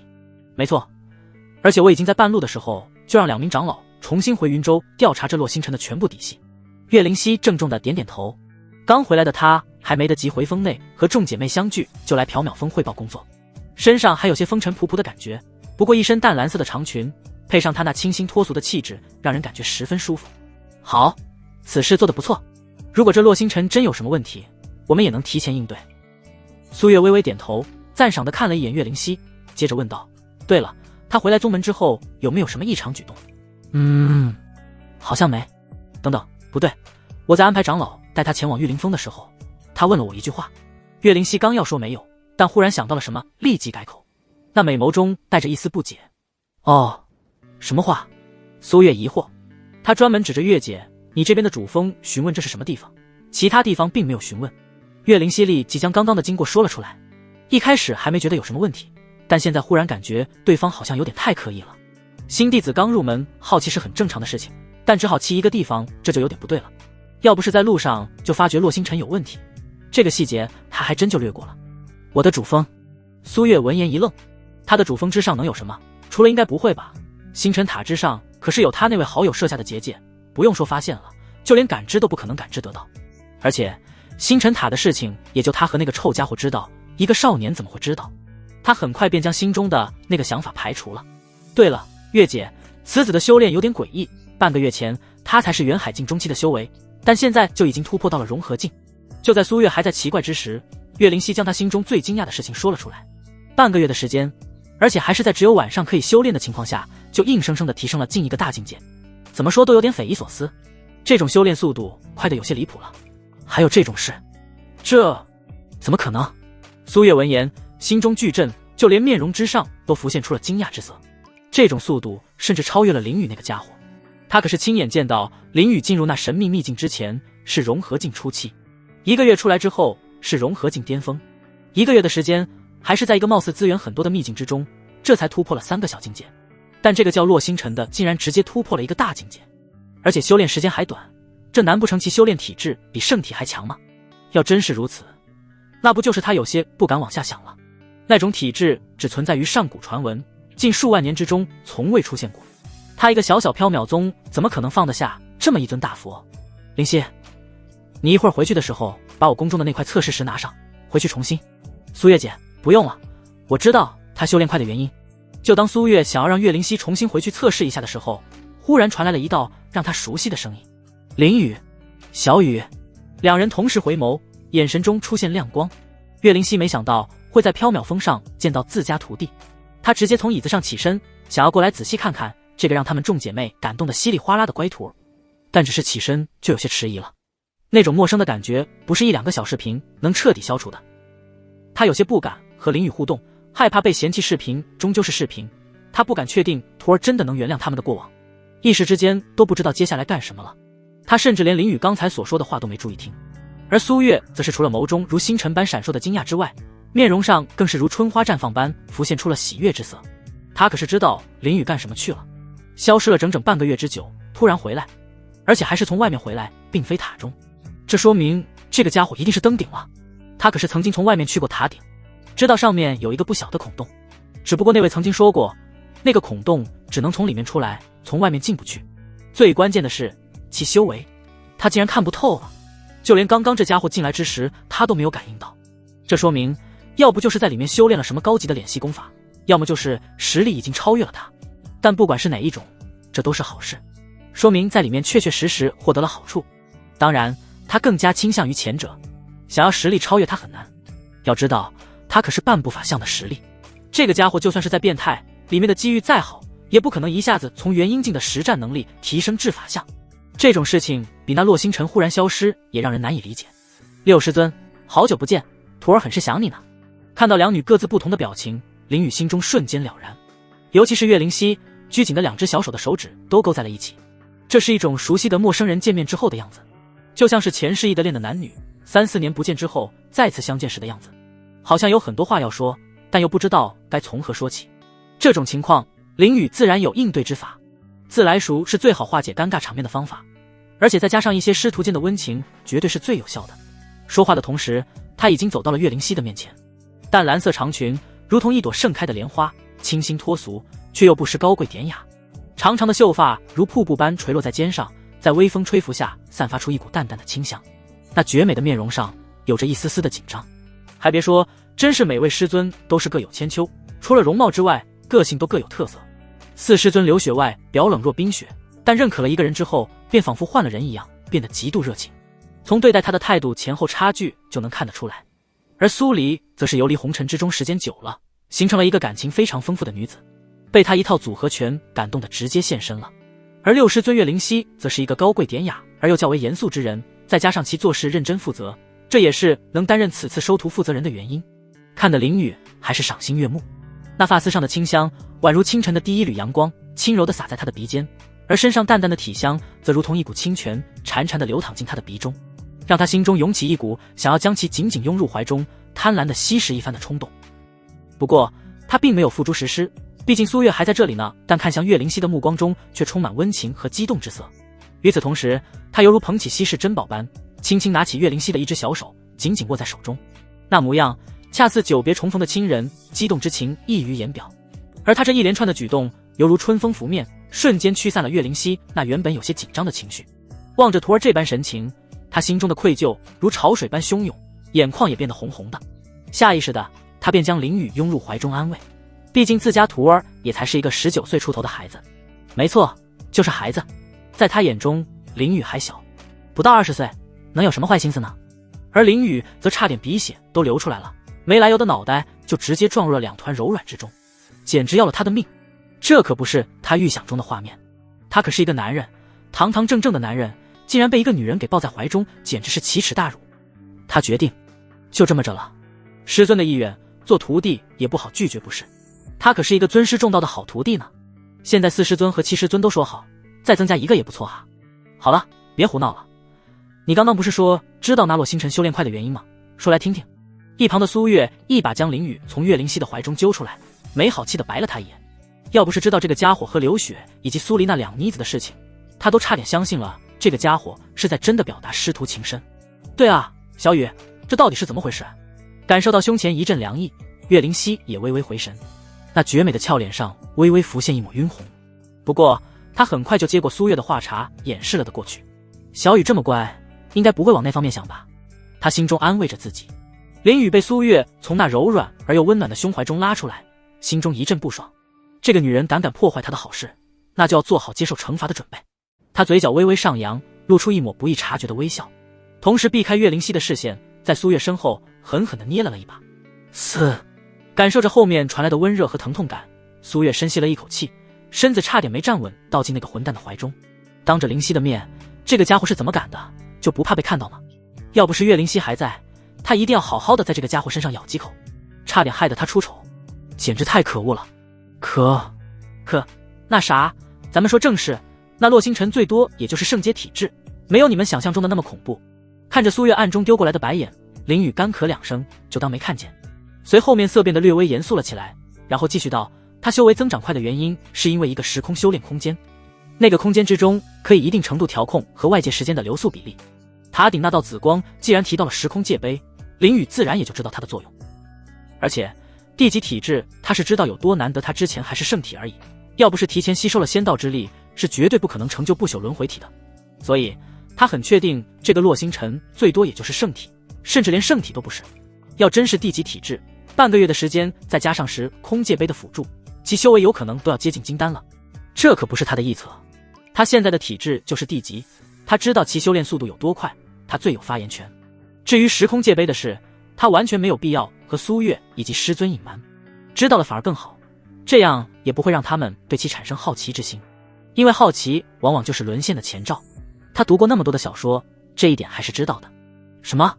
还有这种空间宝物？这么恐怖吗？小雨，你是怎么知道的？岳灵溪和苏月听言，纷纷发出惊叹，同时发出疑问。修炼的空间宝物他们都有听说过，但从未听过时空相结合的修炼宝物。要是真的，那就有点恐怖了。那可是拥有了比别人多无数倍的修炼时间，即便是一个资质不怎么样的人，拥有这样的宝物，修行速度都能堪比一些妖孽了。更不用说洛星辰这种本来修炼体质就很强的人。最关键的是，林雨所说的原因真就和洛星辰忽然消失能对得上，也能解释清楚其修为提升飞快的原因了。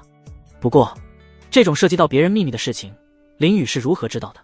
要知道，这种级别的宝物一旦泄露出去，那可是会引起轰动的，就连中域那些仙门都会眼红的东西。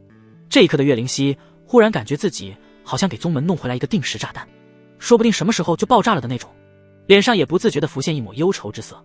原本以为是收了一个好苗子，但没想到苗子还附带着一个礼物。不对啊，小雨，他要是有这么好的修行条件，为啥要加入缥缈宗呢？没等林雨回复他们上一个问题，苏月再次问出了他刚刚脑海中出现的疑问。同时也讲了一下洛星辰拦路加入宗门的过程。缥缈宗只是一个4品宗门而已，从任何一个角度去想，那洛星辰都不可能加入他们宗门才对。岳灵溪也投来了疑惑的目光，人是他收的，他同样好奇。哼，这个家伙可没安什么好心，他的目标就是星辰塔。林雨也没有藏着掖着，将他在星辰塔顶得到的信息都说了出来。除了凝练金丹的过程没必要说之外，其他的都没什么可隐瞒的。这也解释了他为什么会知道洛星辰有时空宝物的。对了，六师尊，你不是派人调查那个家伙的过往了吗？调查出来之后和我说一下，不出意外的话，那个家伙应该还遭到了不明势力的追杀，来咱们宗门除了星辰塔之外，还可能是为了躲避追杀，找一个暂时躲避危机的地方。看到两人那一副震惊中带着愤怒的表情，林雨再次放出一个炸弹。这个事情虽然也是他的猜测，但处于愤怒中的苏月两人绝对会将其当作真的看待。如此种种之下，他就不信还能有谁会对那个所谓的天命之子产生好感。而事情也果然向着他所期望的方向开始发展了。只见苏月直接拍桌而起，身上瞬间散发出了一股凌厉的气息，宛如一把出鞘的利剑，锋芒毕露。他的眼神中闪烁着无边的怒气和杀意。而岳灵溪此时神态也不好看，脸色阴沉的可怕。没想到自己一趟收徒，竟然还收回来一个狼崽子。要不是宝贝徒儿发现的早，迟早要给宗门带来灭顶之灾。不仅敢窥伺岳姐姐的宝物，还想要拿他们当挡箭牌，简直就是找死。此时的他心中同样充满杀意。哼，此子虽然修行资质很好，但是心术不正。灵溪，你一会儿回去直接将其逐出师门，若是胆敢有不满的言辞，就地斩杀。这种狼崽子我们不需要。苏月直接下令，同时对林雨的好感再次上升到了一个不可撼动的地步。和洛星辰一对比，那简直就是一个天一个地，有什么好处都送给他了，就连地精都送。而且明明已经得到了星辰塔的认可，甚至可以炼化，但却毫无占为己有的想法，甚至将里面的一切秘密都告诉了他。这种毫无保留的信任和奉献让他感动得稀里哗啦的。丁检测到女主苏月对宿主好感度+5，好感度达到满值，自动绑定宿主。丁检测到女主岳灵溪对宿主好感度+90，自动绑定成功。丁攻略苏月场景任务完成，奖励永恒之戒，奖品已经自动发放，请宿主查收。听到苏月的命令，林雨正心中暗爽的时候，忽然脑海中传来了3条提示信息。幸福来的有点太突然了，让他都有点晕乎乎的。他本意可是让洛星辰在缥缈宗无法生存，但没想到还有这种附带的好处。苏月的好感度更是直接干到了满值，这下他就不用再克制自己了。这个水蜜桃可是浑身都散发着致命的吸引力。不过这个系统的称呼好像有点不对啊。童子，苏月可是非女主，这你也能搞错？我可是给你记小本本上了。他直接在心中吐槽了起来。不过这是小问题，反正奖励一点没给少，他就不计较了。宿主，是你搞错了，苏月不是叶璇的女主，但没说不是洛星辰的。你要是不阻止的话，你觉得洛星辰接下来会做什么？貌似很有道理。但凡要是没有他的存在，这洛星辰一定会在接下来的新弟子试炼之中大放异彩，震惊四方，同时也会引起诸位师尊和苏月这个宗主的注意。接下来的一切都会变得水到渠成。嘿嘿，那小子现在还是个伪天命，就被我截胡这么多。等等，不对啊！林雨原本还在为截胡洛星辰这么机缘和红颜开心之时，忽然想到了什么。童子，你是不是黑掉了我的修炼点？怎么截胡这么多都没有任何提示？他顿时怒了。修炼点可是他的修炼资源，怎么可以被系统给黑了？是可忍孰不可忍，要真是这个家伙黑了他的资源，势必要揪出来暴揍一顿。结，还以为你发现不了呢，本系统要真黑了你都不知道。系统不仅没有回答他的问题，反而调侃了起来。不过林雨心中的怒气却一下子消了不少。他和系统都那么熟了，调侃就调侃呗，又少不了一块肉，只要别把他的修炼点黑掉就行。虽然没有正面回答，但他也听出了一些意思。童子并没有黑他的修炼点，他没有打断，静等下文。那洛星辰现在的气运值还没有出来呢，你要急用的话，就早点将那叶璇处理掉就行，到时候会统一结算。果然，下一刻系统便给出了答案。林雨心中的担忧也彻底消散，只要不是没有了就行，积攒一波也不错。现在他的修为已经达到了金丹境巅峰，想要突破元婴的话，不用修炼点数都行。这个阶段讲究的是积累，他在金丹境的积累，那是别人做梦都梦不到的高度。破丹成婴还是很简单的，至于意境之力和秘术，暂时也提升不了太多。不死之身要想修炼到小成，所需要的修炼点数是用100万计数的，就算叶璇死了也积攒不了那么多。虚空暴杀已经到了小成，已经够用，再想提升，同样需要不少修炼点数，不太划算。所以还不如多积攒一波，等他真正需要的时候，也不至于没有东西。就像这次星辰塔的登顶，要不是提前还有45万，他都不可能上得去。当然，叶璇的踪迹他还是要留意的。玉灵峰、玉灵殿，这里是峰主日常处理事务的处所，同时也是商议重要事情的地方。玉灵峰新收一名亲传弟子，自然是一件非常重要的事情。殿内上首7张座椅分别对应着7位峰主，而此时林诗音、冷若雪、刘雪以及苏黎都已经坐在了自己的位置上，下方则是站着一个一脸稚嫩却眼神坚毅的少年。但双方此时的气氛却有些怪异，谁也不说话，大眼瞪小眼。林诗音几人原本就没打算再收徒的，只想接下来好好补偿林雨，但岳灵溪已经将人带回来了，他们也没办法，所以干脆不说话，等岳灵溪回来。而洛星辰则更是一脸的无所谓，甚至眸光都眯上了。他在意的不是什么亲传弟子的身份，而是星辰塔。什么弟子无所谓，只要身在缥缈宗之内就行。因为他所在意的星辰塔并不在这个峰上，而是宗门主峰缥缈峰。他也没想到玉佩给他的指引的方位竟然就是缥缈宗，还真是瞌睡给了一个枕头。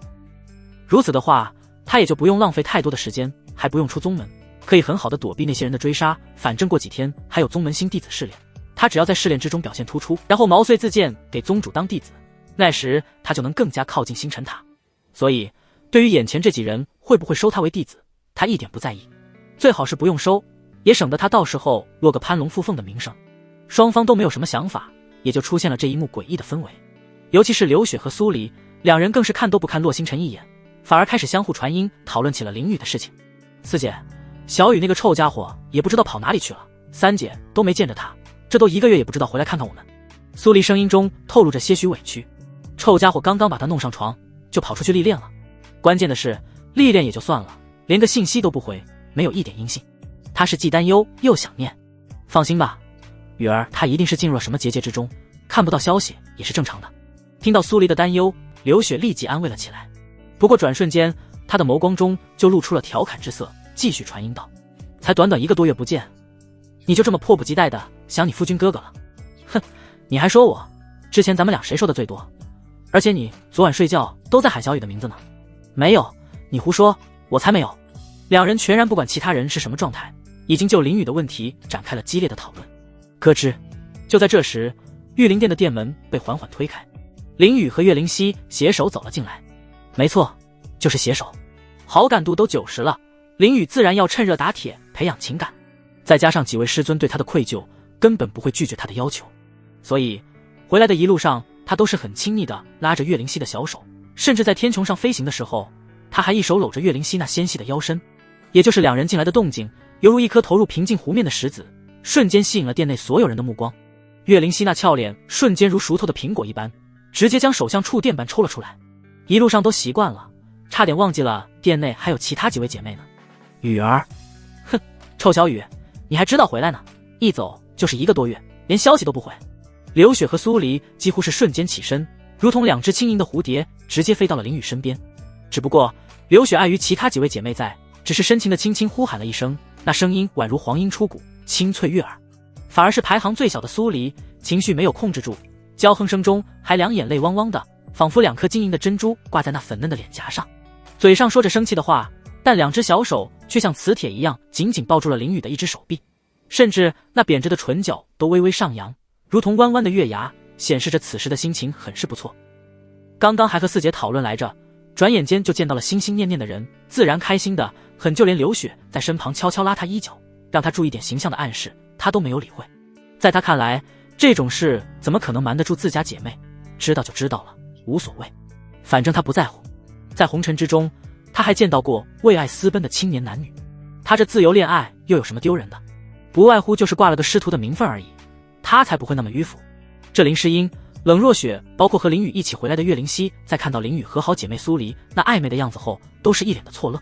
这个家伙不就是比他们早回来几天的时间吗？怎么和徒儿好成这个样子了？尤其是在看到林雨还宠溺的捏了捏苏黎的小脸，两人深情对望，几人更是有点懵逼。这是哪跟哪啊？你们这真的是师徒情？要不要表现得这么明显？其实岳灵溪和林诗音对此还好接受一些，毕竟两人对林雨的好感度都已经达到了90%，心中并没有多少反感，只是感觉这两人也太快了点吧。尤其是还在这么多人面前秀恩爱，简直。但冷若雪却不一样，她可是自从林雨觉醒体质之后第一次见面，甚至连聊天都没有聊过。这种冲击对她来说简直不要太大，甚至内心之中无端的出现了一股无名之火。这股火气不是针对林雨，而是苏黎。身为师尊，怎么能对徒弟做出如此不耻之事？大家都亏欠徒儿是没错，但你也不能直接把自己从其他方面补偿，也是完全可以的啊。他是真的不能理解，不过现在也不能将心中的不满表现出来，只能等单独在一起的时候，他一定要好好教育七妹一顿才行。丁检测到女主冷若雪情绪异常，触发场景任务，自行查看。场景任务：速通女主冷若雪，奖励上古无名身法秘术画红术。画红术无级别，参悟程度越高，速度越快，无上限。什么情况？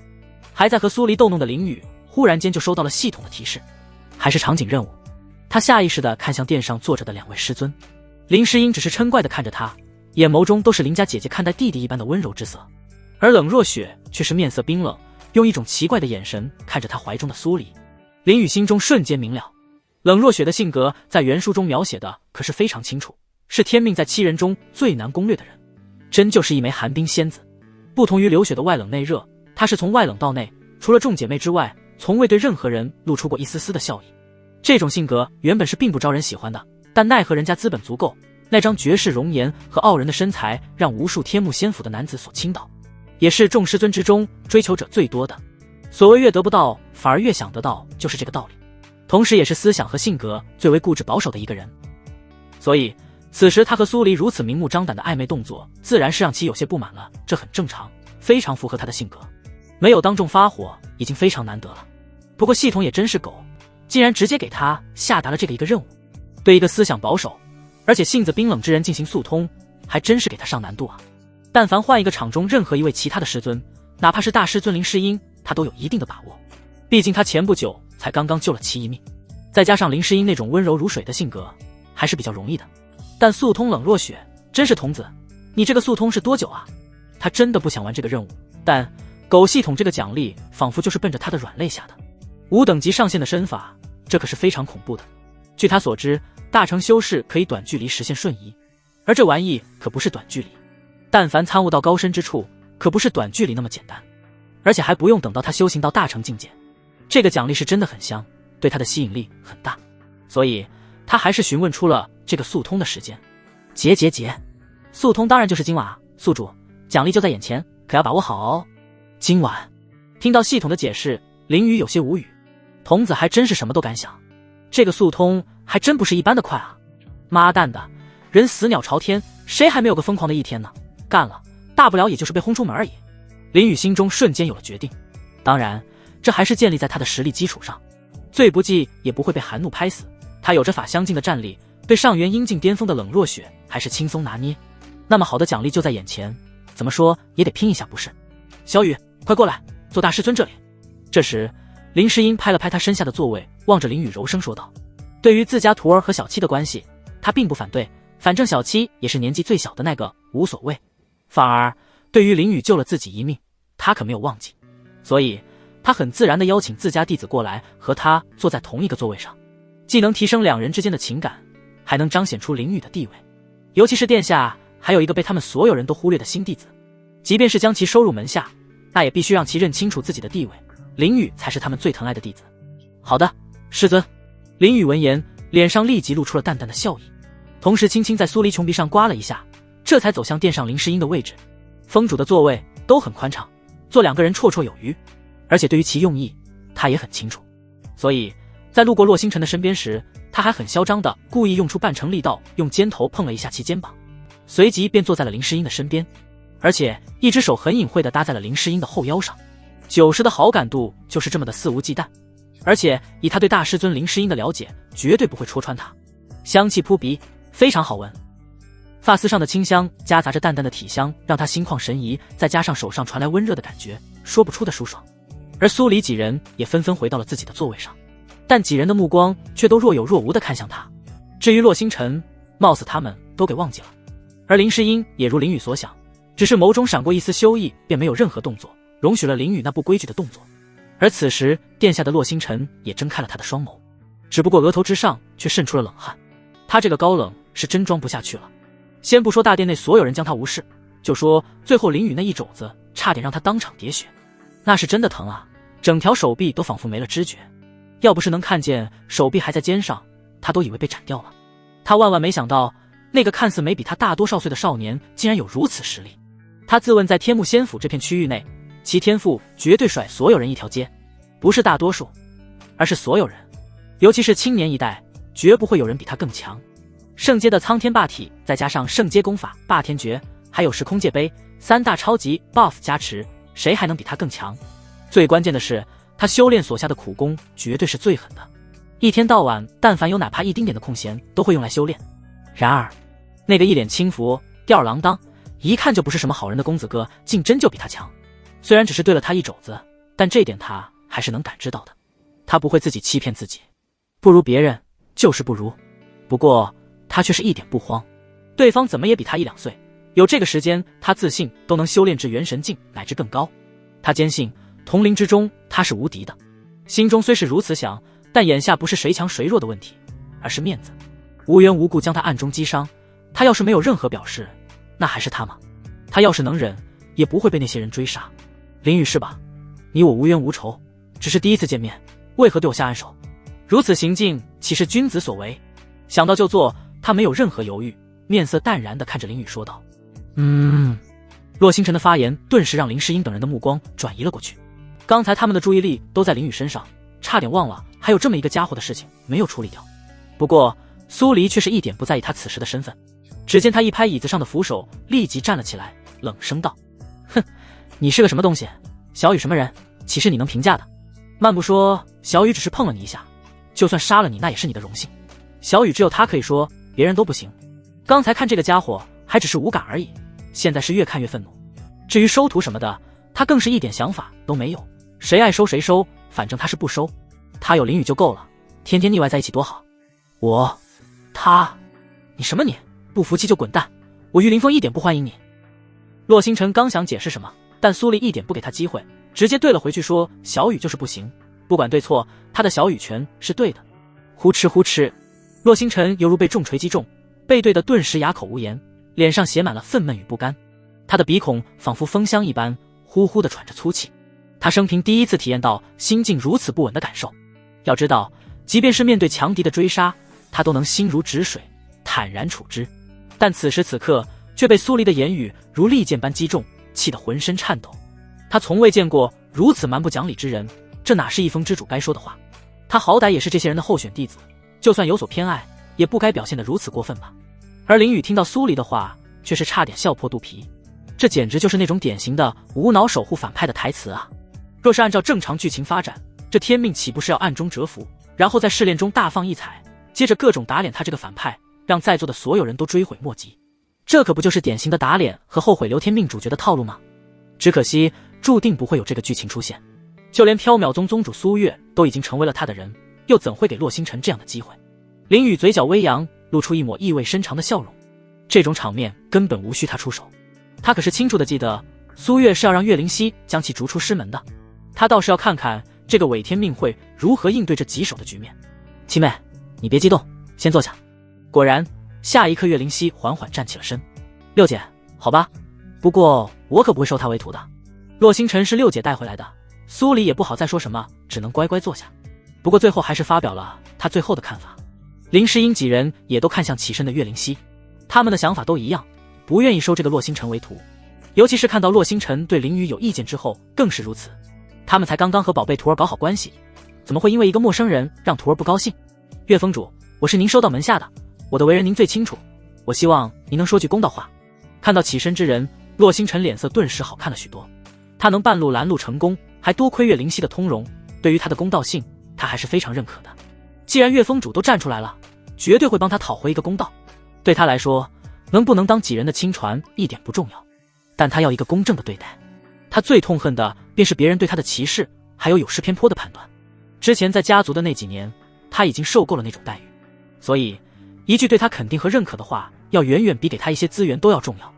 而岳灵溪就是那样的人，在他眼中，岳灵溪温文尔雅，高贵端庄，不仅是他见过最漂亮的女人，更是除了母亲之外对他最温柔的女子。他相信他。洛星辰，这一点你不用担心，我自然会秉持公正公办的态度做事。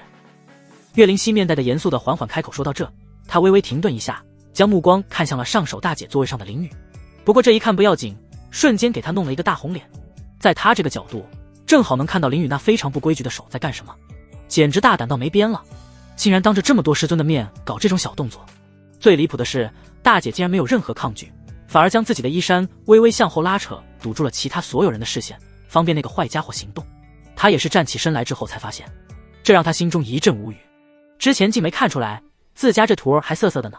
想到回来的路上林雨对他做的那些小动作，他瞬间感觉有点躁得慌。那会儿还以为这个家伙是在和他表达师徒情感呢，现在看来对他也是哼。等他找到时间了，一定要好好教育教育这个色色的家伙。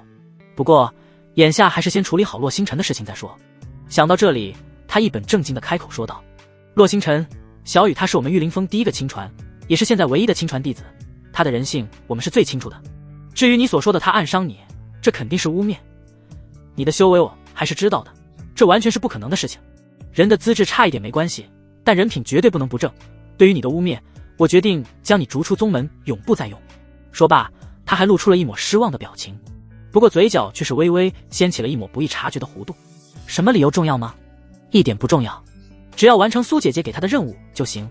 真正的原因当然不能当众说出来，不然自家徒儿从星辰塔上下来的事情很可能就会暴露。毕竟此子身上也有一半仙王期的部件，但凡透露出一丁点的消息，都有可能推测出一些信息来。现在这个理由虽然牵强了一点，但他觉得很不错。至于洛星辰会怎么想，那就不是他考虑的事情了。噗嗤可那啥，我觉得六姐说的非常对，小雨这么乖，怎么可能暗伤你？一定是你在污蔑。还没等洛星辰有所反应，苏黎一个没忍住，直接笑出了声。只不过他很快就憋了回去，配合着岳灵溪的说辞，一个劲的点头。就连冷若雪听到岳灵溪的说辞，此时那冷若冰霜的俏颜也忍不住狠狠地抽动了几下，差点没笑出声。听到岳灵溪第一句话的时候，他还真以为六妹要秉公执法了呢，但他万万没想到竟然还有这种反转剧情，而且这个反转的理由还真是非常有特色。先不说洛星辰根本就没有污蔑，就算真的污蔑了，也不过就是撞了一下人而已，怎么可能达到逐出宗门的程度？这演的不要太过明显了。不过这也是他心中的想法，他们有林雨就好了，不需要再多一个徒弟。虽然林雨行为有点不规矩，但只要教育教育就行了。而林雨此时心中却是忍不住的给六师尊竖起大拇指，这个理由他简直不要太喜欢，相比直接将其赶走，这样更能让洛星辰心境上出现问题，这就是他要的完美效果。但有人欢喜就有人悲伤，不对，不能说是悲伤，而是愤怒，无尽的愤怒。这就是此时洛星辰的心情，被最为相信之人背叛的愤怒。岳灵溪可是他这么多年来唯一一个敢敞开心扉相信的人，但没想到竟然和殿上的其他人一个样子，什么都没有盘查就直接下了定论。但凡检查一下两人的伤势再做定论，他都不可能这般愤怒。一丘之貉都是一丘之貉。他双拳紧握，眸中充血，嘴唇紧紧抿成一条直线，嘴角微微抽搐，透露出他内心的极度愤怒。但他不能发泄出来，一是他没有那样的能力，二是他不能就这么离开缥缈宗。一旦离开，他的计划就全部落空了。他的目标一直都是那星辰塔，要是被驱离宗门，他再想进来还不知道要等到什么时候，这不是他想要看到的结果。他深呼一口气，强行压下心中的怒火，尽量让自己接下来的说话语气变得正常。诸位峰主，污蔑林雨师兄是我的不对，我向他道歉。而且我自认为才疏学浅，不配当诸位的徒弟，但还请让我留在宗门。他深深鞠了一躬，将头低了下来。他怕对上几人的眼神被发现眸中的恨意。没错，就是恨意，就像是对待家族一样的恨意。他发誓，今天的耻辱和卑躬屈膝定然要在将来连本带利的找回来。竟然认怂了。洛星辰的这一举动有点出乎林雨所料，他还以为这种天命会把自己的面子看得非常重要，来一句土豆笔下的30年河东30年河西类似的话，然后夺门而去。看来他是有点小看这个家伙了，该强势的时候强势，该隐忍的时候也会隐忍，为了自己的目的服务，完全不是叶璇那种脑残天命可以比拟的。他知道大殿中除了知道实情的六师尊岳灵溪之外，其他几位师尊此时绝对会多多少少的升起恻隐之心，这也是他给出洛星辰高评价的原因。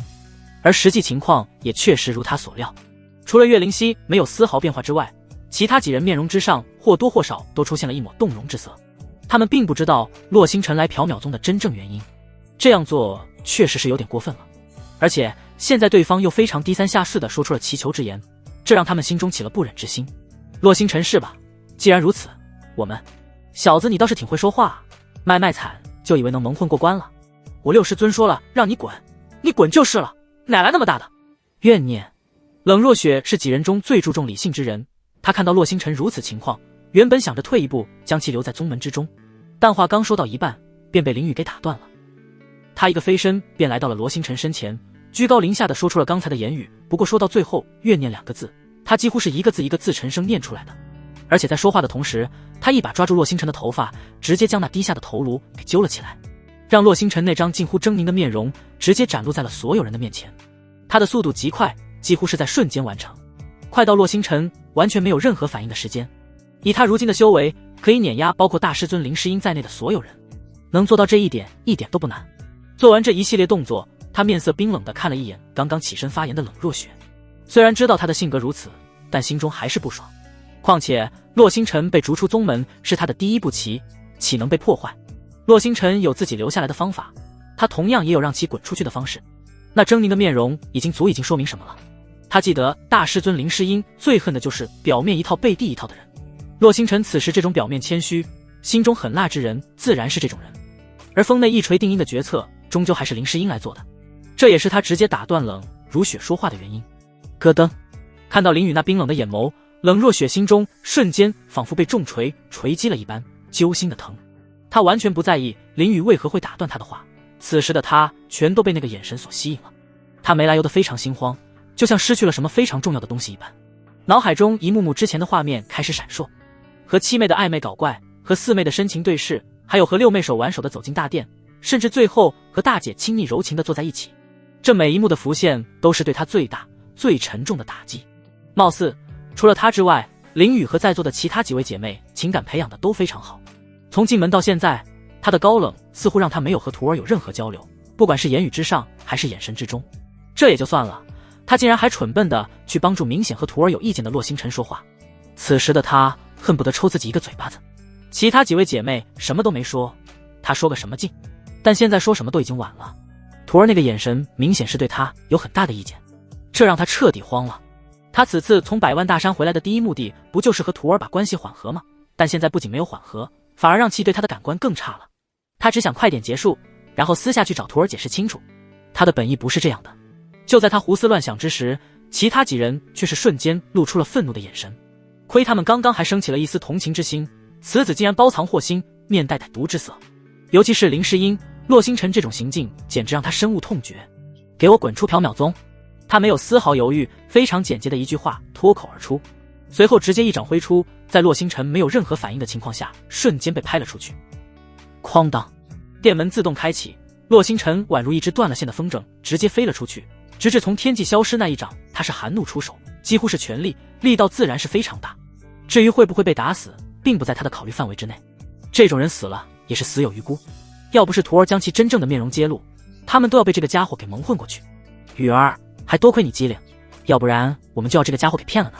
林诗音走到林雨身边，温柔地说道，那眼眸中的柔情几乎都要溢出来了，和刚刚出手的瞬间就如同是两个人一样。他本就对林雨好感度近乎满值，再加上刚刚的事情，更是在心中产生了一种绝对信任的情感。徒儿说什么他都会相信。丁检测到天命女主林诗音对宿主好感度+5，目前95，宿主再接再厉。丁检测到天命女主岳灵溪对宿主好感度+5，目前95，宿主再接再厉。丁检测到天命女主冷若雪对宿主好感度+95，目前95，已经自动绑定，宿主真牛逼，距离速通只差最后一步。罗林雨眨巴着他那如星辰般璀璨的眼睛，心中暗自纳闷，自己刚才究竟做了什么？不就是呵斥了一下洛星辰，以防对方脱离自己的计划轨道吗？哦，对了，还给了冷若雪一个不怎么友善的眼神。但是这怎么就这样了呢？听到脑海中的提示音，林雨惊喜之余更多的是惊愕。大师尊和六师尊也就罢了，本身对他的好感度就颇高，增加个5点也在情理之中。可冷若雪又是怎么回事？他刚才甚至有那么一瞬间想要放弃那个狗屁任务，但这剧情的转折也太大了一点。他对冷若雪不仅没有半句好话，甚至还投去了一个充满恶意的眼神。怎么突然间好感度就爆表了？着实有点太玄乎了一点。就算他穿越前熟读海王语录，此时也不禁有些摸不着头脑。不过总体来说，这还是一件好事。如此一来，那个速通任务似乎也并非无法完成。想到此处，他若有所思地瞥了一眼还在自我怀疑中的冷若雪，随后他的目光如流水般自然而然地回到了林诗音身上。大师尊的性格他很清楚，好的时候如春风般和煦，对任何人都无比温柔，宛如一位邻家大姐姐。但一旦触及他的逆鳞，那便是瞬间狂风暴雨，绝无半句废话。就如同刚才那般，洛星辰触犯了他的忌讳，但这与他无关，他注定不会有洛星辰那种下场。看着那柔情的美眸，他同样深情一笑，非常自然地牵起那光滑细腻的玉手说道。望着那柔情的美眸，他亦报以深情一笑，如行云流水般自然地牵起那柔弱无骨的玉手，轻声说道：大师尊，那小子本就心怀不轨，六师尊和宗主皆是心知肚明，我不过是让他的丑恶嘴脸无所遁形罢了。言罢，他携着林诗音回到殿上，随后嘴角微扬，神秘一笑，再次开口道：诸位师尊大人，我此番外出可谓是收获颇丰，这些是特意为你们准备的礼物。林雨目光缓缓扫过一圈，不得不说5位师尊都是国色天香的角色，而且各有千秋，皆令人赏心悦目。尤为关键的是，此刻他们对他的好感度皆已达到了90以上，且全部与他绑定，所以他很是放心，不需要在私下单独赠予。说话间，他便将怀中的5枚制式空间戒指取出，里面装的东西依旧是紫霄雷尊的家底，他这也算是借花献佛。不过成仙之人留下的家底甚是丰厚，他仅仅只是取出一些几位师尊当下和未来一段时间可能会用到的，对于所有的家底来说就是9牛1毛。礼物，几人下意识地接过林雨手中的戒指，皆有些惊愕。徒弟给师尊送礼并非罕见，但通常都是些聊表心意之物，哪用得着用空间戒指盛装。尤其是刘雪和苏黎，他们此前就曾收到过林雨的礼物，那是凡间玉石雕刻而成的自身肖像，那时还将他们感动得稀里哗啦。两人原本还以为还是那些逗他们开心的小东西，但没想到竟是直接送来1枚戒指。虽有些错愕，但还是当即凝神查看起来。然而这不看不知道，一看吓一跳，差点将他们给吓得魂都飞了。什么时候5品到8品级的丹药变得如此泛滥，竟然成堆成堆的存放着？要知道，即便是林诗音这种元神境的宗门强者，平时所用的丹药也不过是4品而已，5品丹药简直是凤毛麟角。因为5品级灵丹灵药只有法相境强者才有实力弄到更多，像缥缈宗这种最强者也才是半步法相境的宗门，想要弄到简直是难如登天，其价格更是高的离谱。但林雨给他们的戒指之中，5品丹药竟然只是最低级的，还有不少更高级别的存在。而且这些灵丹灵药不仅品质上乘，数量更是多得令人啧舌。最关键的是，灵丹灵药仅仅只是其中的一部分，灵石更是堆积如山，而且还都是上品乃至极品灵石。其他各种宝物也是琳琅满目，应有尽有，全都是适合他们现阶段使用的东西。小雨，你这是？林诗音率先回过神来，满脸都是难以置信的神色。这些东西固然好，但好的有些过分了，根本不是他们能够承受得起的。她身为大姐，必须要把事情弄个水落石出。她倒不是害怕这些东西的来源，而是担心林雨因此引来杀身之祸。要是让其他人知道了，那可真是一件极其危险的事情。大师尊，放心吧，这些东西来路绝对没有问题，谁也不……等等，不对，他早就知道这种事情，以大师尊林诗音的性格，必然会追问到底。他甚至已经想好了如何回答。但话刚说出去一半，他突然像是被雷击中了一般，整个人都愣住了。紫霄雷尊的传承神殿貌似好像并不是只有他一人知晓，叶璇那还没死透的天命也是知道的。虽然他不知道里面具体有什么，但那么大的神殿怎么会没有机缘？按正常推理，天命之子是绝对不会将这件事说出去的，他们还会想着能翻盘的机会。但叶璇不一样，这个家伙就是秋后的蚂蚱，临死反扑不是没有可能。他之前一直忽视了这个问题，在惯性思维的驱使下，认为叶璇绝不会说出去。但经林诗音这么一提醒，他瞬间惊出一身冷汗。紫霄雷尊的传承绝非小事，倘若真被叶璇那家伙泄露出去，后果简直不堪设想。想到此处，他的面色瞬间变得凝重起来。他可不想在这最后的关键时刻被这家伙拖下水。雨儿，你没事吧？林诗音见林雨突然愣住，不禁面露忧色。没事，大师尊，我还有些要事需处理，先回去了。戒指中的东西皆可正常使用，你们无需担忧。林雨摇了摇头，对着几人露出一个宽慰的笑容，随后便如疾风般迅速离开了大殿。他觉得有必要与叶婉晴商议一番，探寻叶璇那小子最有可能现身的地方。这叫没事。望着林雨渐行渐远的背影，林诗音几人相视无言。他们又怎会是懵懂孩童，岂能察觉不出方才自家徒儿的异样？定然是突然发现了什么棘手的问题，不然怎会如此匆忙的离去？大姐，小雨明显不想让我们知道，这可如何是好啊？苏黎满脸愁云，忧心忡忡地说道。他多么希望宝贝徒弟能将心中的烦恼一吐为快，他们一同承受。是啊，小雨不会出什么岔子吧？刘雪也是心急如焚，面如土色。他是第一个和林雨有了道侣关系的，对于林雨的性情知道的更多一些。他真性情中还夹杂着些许好色。若是事情不太严重，这么多姐妹在此，以逆图那贪恋美色的性子，绝对不会如此匆匆离去，多少会留下来开点油。但此刻却如惊弓之鸟般消失得无影无踪，在他眼中定然是遭遇了不小的变故。相比苏黎那毫无来由的担忧，他的担忧是有根有据的，故而更是心急如焚。大姐，我去找雨儿谈一谈吧。未等林诗音回应，一旁沉默许久的冷若雪却豁然起身，不过她的面色中透着一股决然之色，仿佛下定了决心。这是她的一个契机，一个与林雨冰释前嫌的契机，同时也能化解众姐妹心中的忧虑。这本就是她事先盘算好的，此刻正是绝佳时机。四妹，你要不还是让小七去走一走？林诗音有些犹豫不决。四妹冷若雪的性格她知道得很清楚，再加上和林雨环的关系还没有破冰，她是真的有些担忧。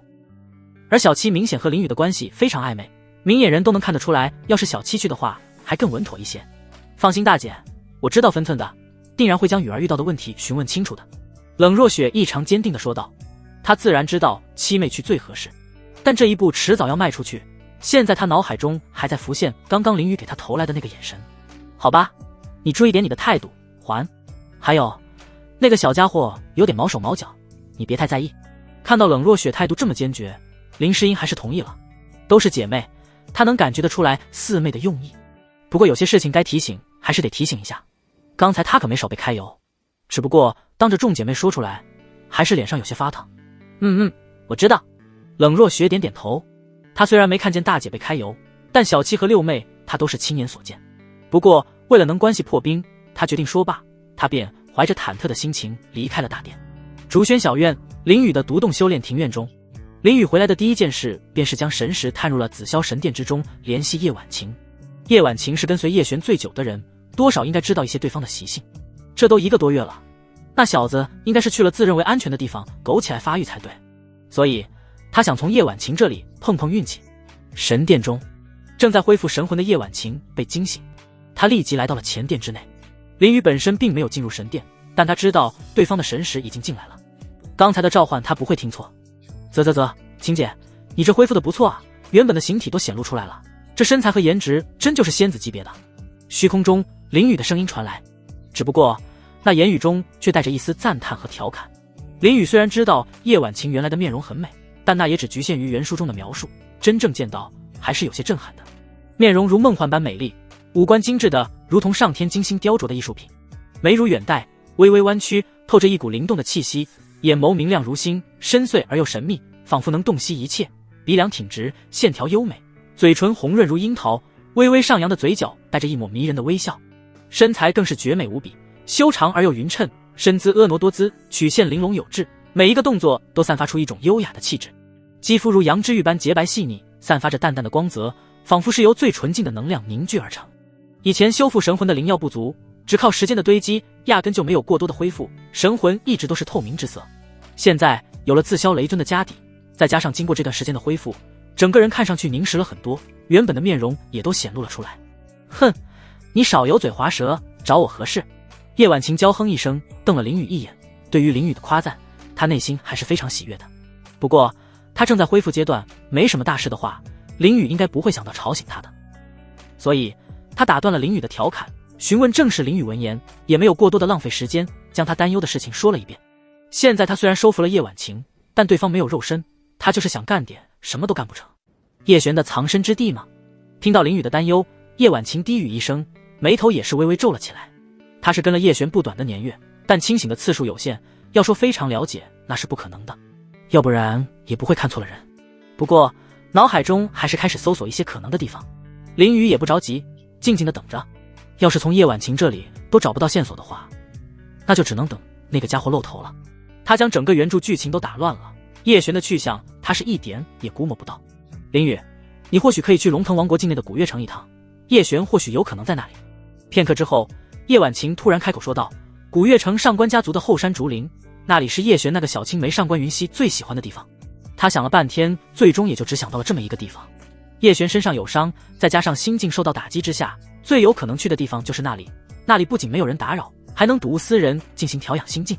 当然，前提是之前那跨界传送符没有将他送到危险的地方。古月城，林宇闻言，脑海中出现了古月城的资料。凤灵州境内的小国城池也是叶璇家族所在地，而且这里还是原书中最后永恒大陆最为核心的区域。叶璇因为大陆天道有缺的原因，一直等到1000岁才成仙，踏出星空，所以在永恒大陆之上待的时间很长。到了后期无敌的时代，他绝大多数时间都是和一众女主待在古月城享受生活了，这也导致那里成为了整个大陆的核心。即便是最后成仙，自身道运也直接影响了那里，成为了后来者最容易成仙的地方。而书中确实曾提到过一片竹林，那里是他们的家。现在听叶婉晴这么一说，还真有这个可能。叶璇已经是强弩之末，不管出自什么原因，都有可能最后回去看一看。想到这里，他眸光一亮，立即来了精神。晴姐，那我先走了哈，希望下次见到你已经恢复肉身，我可是非常期待呢。有了消息，他便打算立即出发，不过还不忘口花花一下。叶婉晴这身材和颜值，他可是眼馋得很。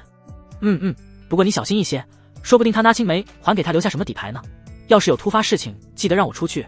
我现在虽然没有巅峰的实力，但勉强已经达到了出鞘境巅峰战力。听到林宇要离开，叶婉晴立即提醒了一句，不管是从利益出发还是个人情感，他都不希望林宇出事。至于林宇的调戏，他已经见怪不怪，况且他并不排斥，心中早就有了准备。林宇能拿出地仙精血以及紫霄雷尊的传承给他，这就是万事难求之事。他还有什么不满意的？在这个实力为尊的修行世界，资源和传承有时候比命都要贵重，更何况还是一个成仙之人留下的传承。相比叶璇已经不对，两人完全没有可比性，所以他还是告诫一下林宇，让其小心一些。他现在的实力也勉强能看了，出鞘境巅峰在一些强大势力面前或许并不算什么，但在天幕仙府完全够用。已经这么强了吗？林宇闻言不由得发出惊叹，这才几天的时间啊，竟然就恢复到了这种程度。要知道叶婉晴巅峰战力也不过是渡劫境巅峰，中间也就相差2个大境界，这要是再给其一段恢复时间，相信很快就能将神魂恢复到巅峰时期，到时就能着手准备重塑肉身了。这紫霄雷尊不愧是成为仙人的存在，留下的东西就是猛。这也怪不得他将叶璇的这个机缘截胡之后就直接不行了。叶婉晴和紫霄雷尊的传承就支撑起了他早期的所有发育，现在都没有了，自然没能力发育到中期去，那是当然。所以说你要是遇到什么危险，千万不要乱来，还有我呢。还有，我和叶璇已经没有了任何情分，你不要有任何顾虑。为了打消林宇的顾虑，他再次补充了一句，放心，我有分寸，你先去恢复吧，外面有人找我，我先出去了。林宇刚想要安抚一下叶婉晴，但忽然感应到院子中的阵法被人触动，他便瞬间将神识从神殿退了出来。他很好奇，冷若雪这个时候来找他干什么？有任务在身的他都没有主动动身，任务目标反而率先找上了门来。他可不是柳下惠，说不得在去找叶璇之前将这朵冷艳玫瑰拿下。雨儿，你在吗？为师有事找你。庭院中，冷若雪长舒一口气，压下心中的忐忑，运气朝着竹楼说道，让声音能正好不大不小地传进竹楼之内。虽然林宇最后送礼物之时每个人都有份，但他总感觉自己就像是多余的，总是融入不了那个融洽的氛围之中。再加上那个眼神，让他既难受又感觉有点委屈，一种非常复杂的情绪。不管怎么样，今天一定要和徒儿敞开心扉谈一下。三师尊，您找我什么事？林宇自然不知道冷若雪的想法。他从2楼卧室来到阳台之上，俯瞰庭院中的冷若雪，声音异常平淡。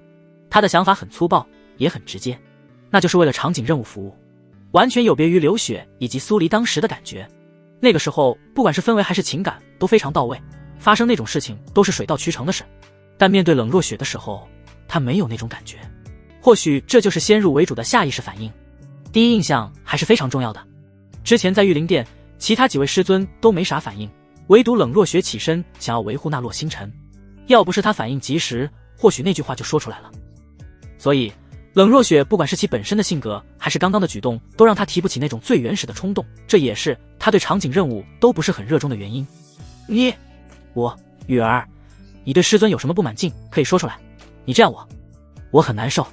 看着那张没有任何表情的面庞，还有那平淡异常的声音，冷若雪更加难受了。她宁愿林雨会对她这个师尊发脾气都行，这种冷暴力对她来说简直就是折磨。此时她那如冰雕般的面容上竟难得地露出了一丝痛苦的神色。嗖，林雨没有说话，而是直接从2楼飞射而下，瞬间就来到了冷若雪的近前。两人的面庞近乎贴在一起，就连彼此的呼吸声都能听到。冷若雪下意识地想要退后，但想到大姐的叮嘱，她强行让自己站在原地一动不动。她不知道林雨要干什么，但不管干什么她都要接着。那脸颊之上出奇地染上了一层粉色。哼，三师尊竟然还会害羞了呢，徒儿还以为你一直是冷若冰霜的样子呢。林雨嘴角微微上扬，露出了调侃之色。心中既然有了决定，他自然没有将其放走的打算。他再次一步向前，直接将冷若雪逼到了庭院中央的茶桌边上。雨儿，你别这样说，我是你师。冷若雪听到那富有调戏的言语，一向规规矩矩的她哪里能受得了这般言语攻势，正打算说什么的时候，忽然便被堵住了嘴唇，只能被迫发出一些奇奇怪怪的声音。就当他准备爆发修为，强行将林雨震开之时，林雨却自己退后了一步。三师尊，你想对我动手？林雨顿时变了脸色，他本想直接一点，毕竟95点好感度在那里放着呢，按理来说也就是象征性的反抗一下，但没想到冷若雪竟然要动用修为。他的实力虽然不弱于冷若雪，但还没有沦落到真的用强，所以他直接起身了。不过面色却不是很好看。是你自己先找上门的，而且还问他有什么不满意，一副很委屈的样子。真正等他表达不满之时，竟然又装起来了。既然不愿意，还来干什么？难不成还等着他将其哄开心不成？他又不是什么圣人，也不是什么舔狗，更是不缺女人，所以脾气也瞬间就上来了，说话的声音也是异常阴沉。雨儿，我不是那个意思，你听我说，我没有。闭嘴！看在其他几位师尊的面子上，我还叫你一声师尊，但现在马上离开这里，以后也不要来我这里。冷若雪看着林雨的样子，感觉自己又做错了什么事。她本来还想要解释，但瞬间就被林雨给打断了。而且林雨最后的话宛如一道惊雷，狠狠地劈在了她的心间，让她整个人都愣住了。她呆呆地望着林雨，脸色瞬间变得苍白无比。那原本略显红润的面庞此刻如同死灰般暗淡无光，仿佛失去了所有的生机与活力。她张了张嘴，想要再说些什么，却发现喉咙像是被什么东西堵住了一样，发不出任何声音。一向冷若冰霜的她此刻却泪水在眼眶中打转，她强忍着不让它们落下，但终是没有忍住，晶莹的泪花瞬间从眼角流了下来，同时心中充满了懊悔。明明大姐还提醒她的，能忍住第一次，为什么就不能忍住第二次呢？而且她明明已经做好了准备的，为什么会这不是她想要的结果？卧槽，这女人怎么还哭上了？林雨顿时一阵心烦，她最讨厌的就是这种以泪博得同情，好像她做了什么不可饶恕的错事一般。哼，你爱在这待着就待着吧，别来烦我。林雨瞬间失去了所有的兴致，他冷哼一声，再次回到了楼上，同时直接将门给关上了。所谓眼不见心不烦，至于那狗屁的场景任务，不做了，不就是一本身法秘术吗？以后有的是机会，做那种事情也是讲究心情的。原本还算不错的心情顿时被搞得有些差。原本他还以为这个世界应该没有前世那种小仙女类型的女人，事事让人哄着，即便是真做错什么事也是一副高高在上的样子，仿佛认错是在给对方一个机会似的。而冷若雪给他的感觉就是这样。或许他的本意不这么想，但那种下意识的动作真的很难让人接受。有这时间，还不如研究一下接下来的行程。叶璇必须弄死，洛星辰的事也不能就这么不管。他可不会天真的认为洛星辰真被大师尊一巴掌拍死，那么雄厚的资本怎么可能死掉？赶出宗门只是拖延对方得到星辰塔的时间。不出意外的话，养好伤之后还会想尽一切办法重新回来，他只要把控好这一点就行。同时在此期间提升自身的实力，自身强大才是真的强。真当他打破天道踏入仙境之时，永恒大陆上的这些所谓天命之子他可以随意揉捏。天色已经不知不觉间暗了下来，月亮已经升起，清冷的月光洒在冷若雪那绝美的脸庞上，映出她刚刚哭过的痕迹。她静静地站在那里，宛如一朵盛开在夜色中的幽兰，散发着令人心碎的凄凉。她的身姿修长而婀娜，此时却显得有些单薄和脆弱。长发如瀑布般垂落在她的背上，随着微风轻轻摆动，仿佛在诉说着她的孤独和寂寞。衣衫在夜风中飘动，发出轻微的声响，更增添了她的凄凉之感。她仿佛与这个世界隔绝了，沉浸在自己的悲伤之中。她的美丽在夜色的映衬下更加动人，却也更加令人心痛。她抬起头，望着那轮明月，眼神中充满了迷茫和无助。她不知道自己该怎么办，只觉得自己的心里空落落的，仿佛丢了魂一般。在这个寂静的夜晚，显得如此的孤独和凄凉。就在这时，一道流光从竹楼飞了出来，稳稳地飘在他身前。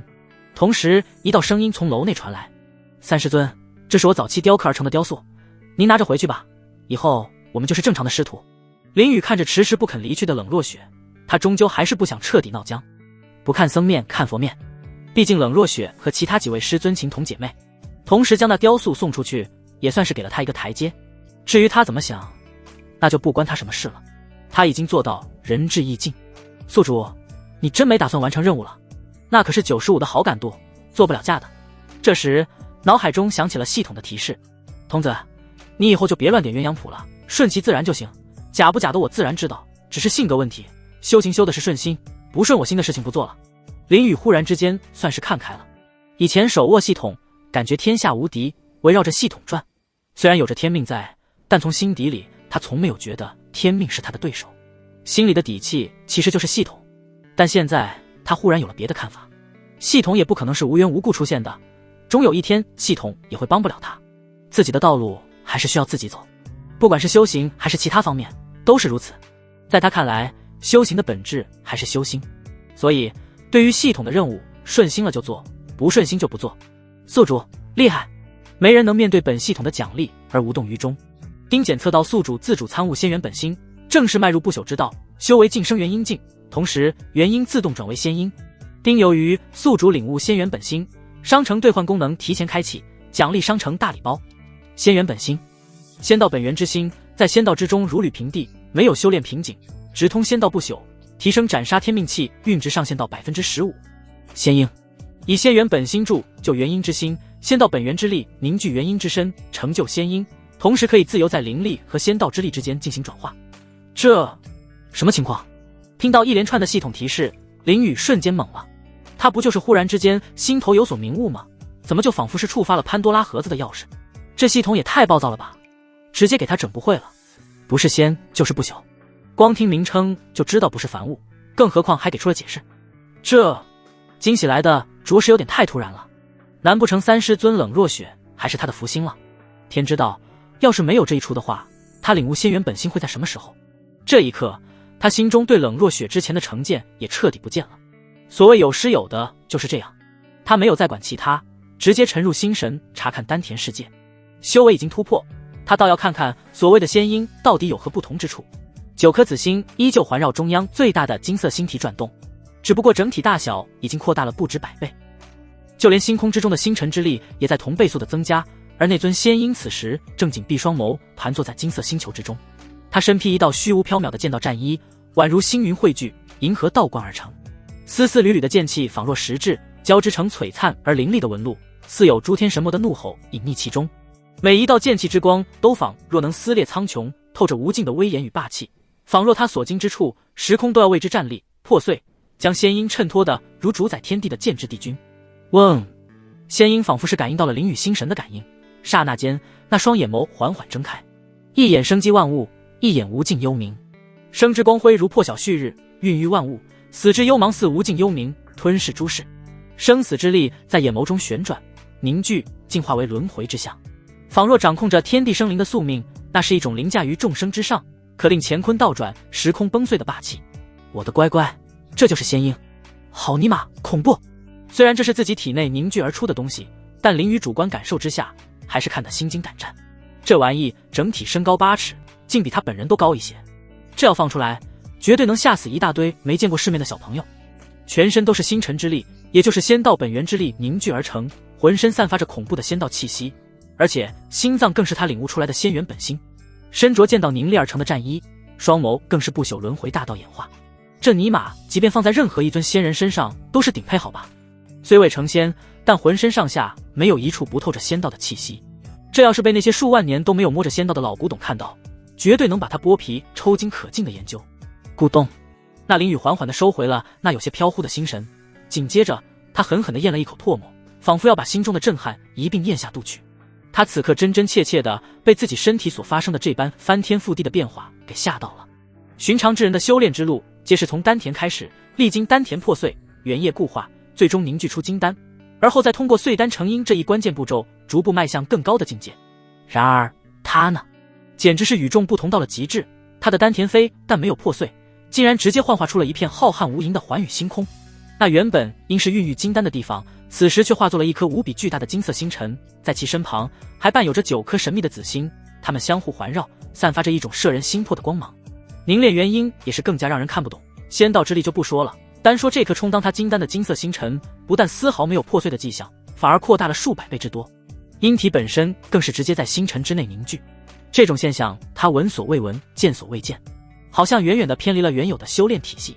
看似还有一点相同，但又处处透着不同之处。宿主吧，别琢磨了，这是不朽仙道特有的修炼体系，普通的修仙之道怎么能比拟？就在他震惊之余，系统传来了解释的声音，让他稍稍平复了一些内心的波澜。不朽仙道，淋雨滴雨，这是系统第2次说出这4个字。他虽然不是很懂，但其中绝对蕴含着不同寻常的东西。童子，打开面板，仙音凝聚，他要看看最新的情况。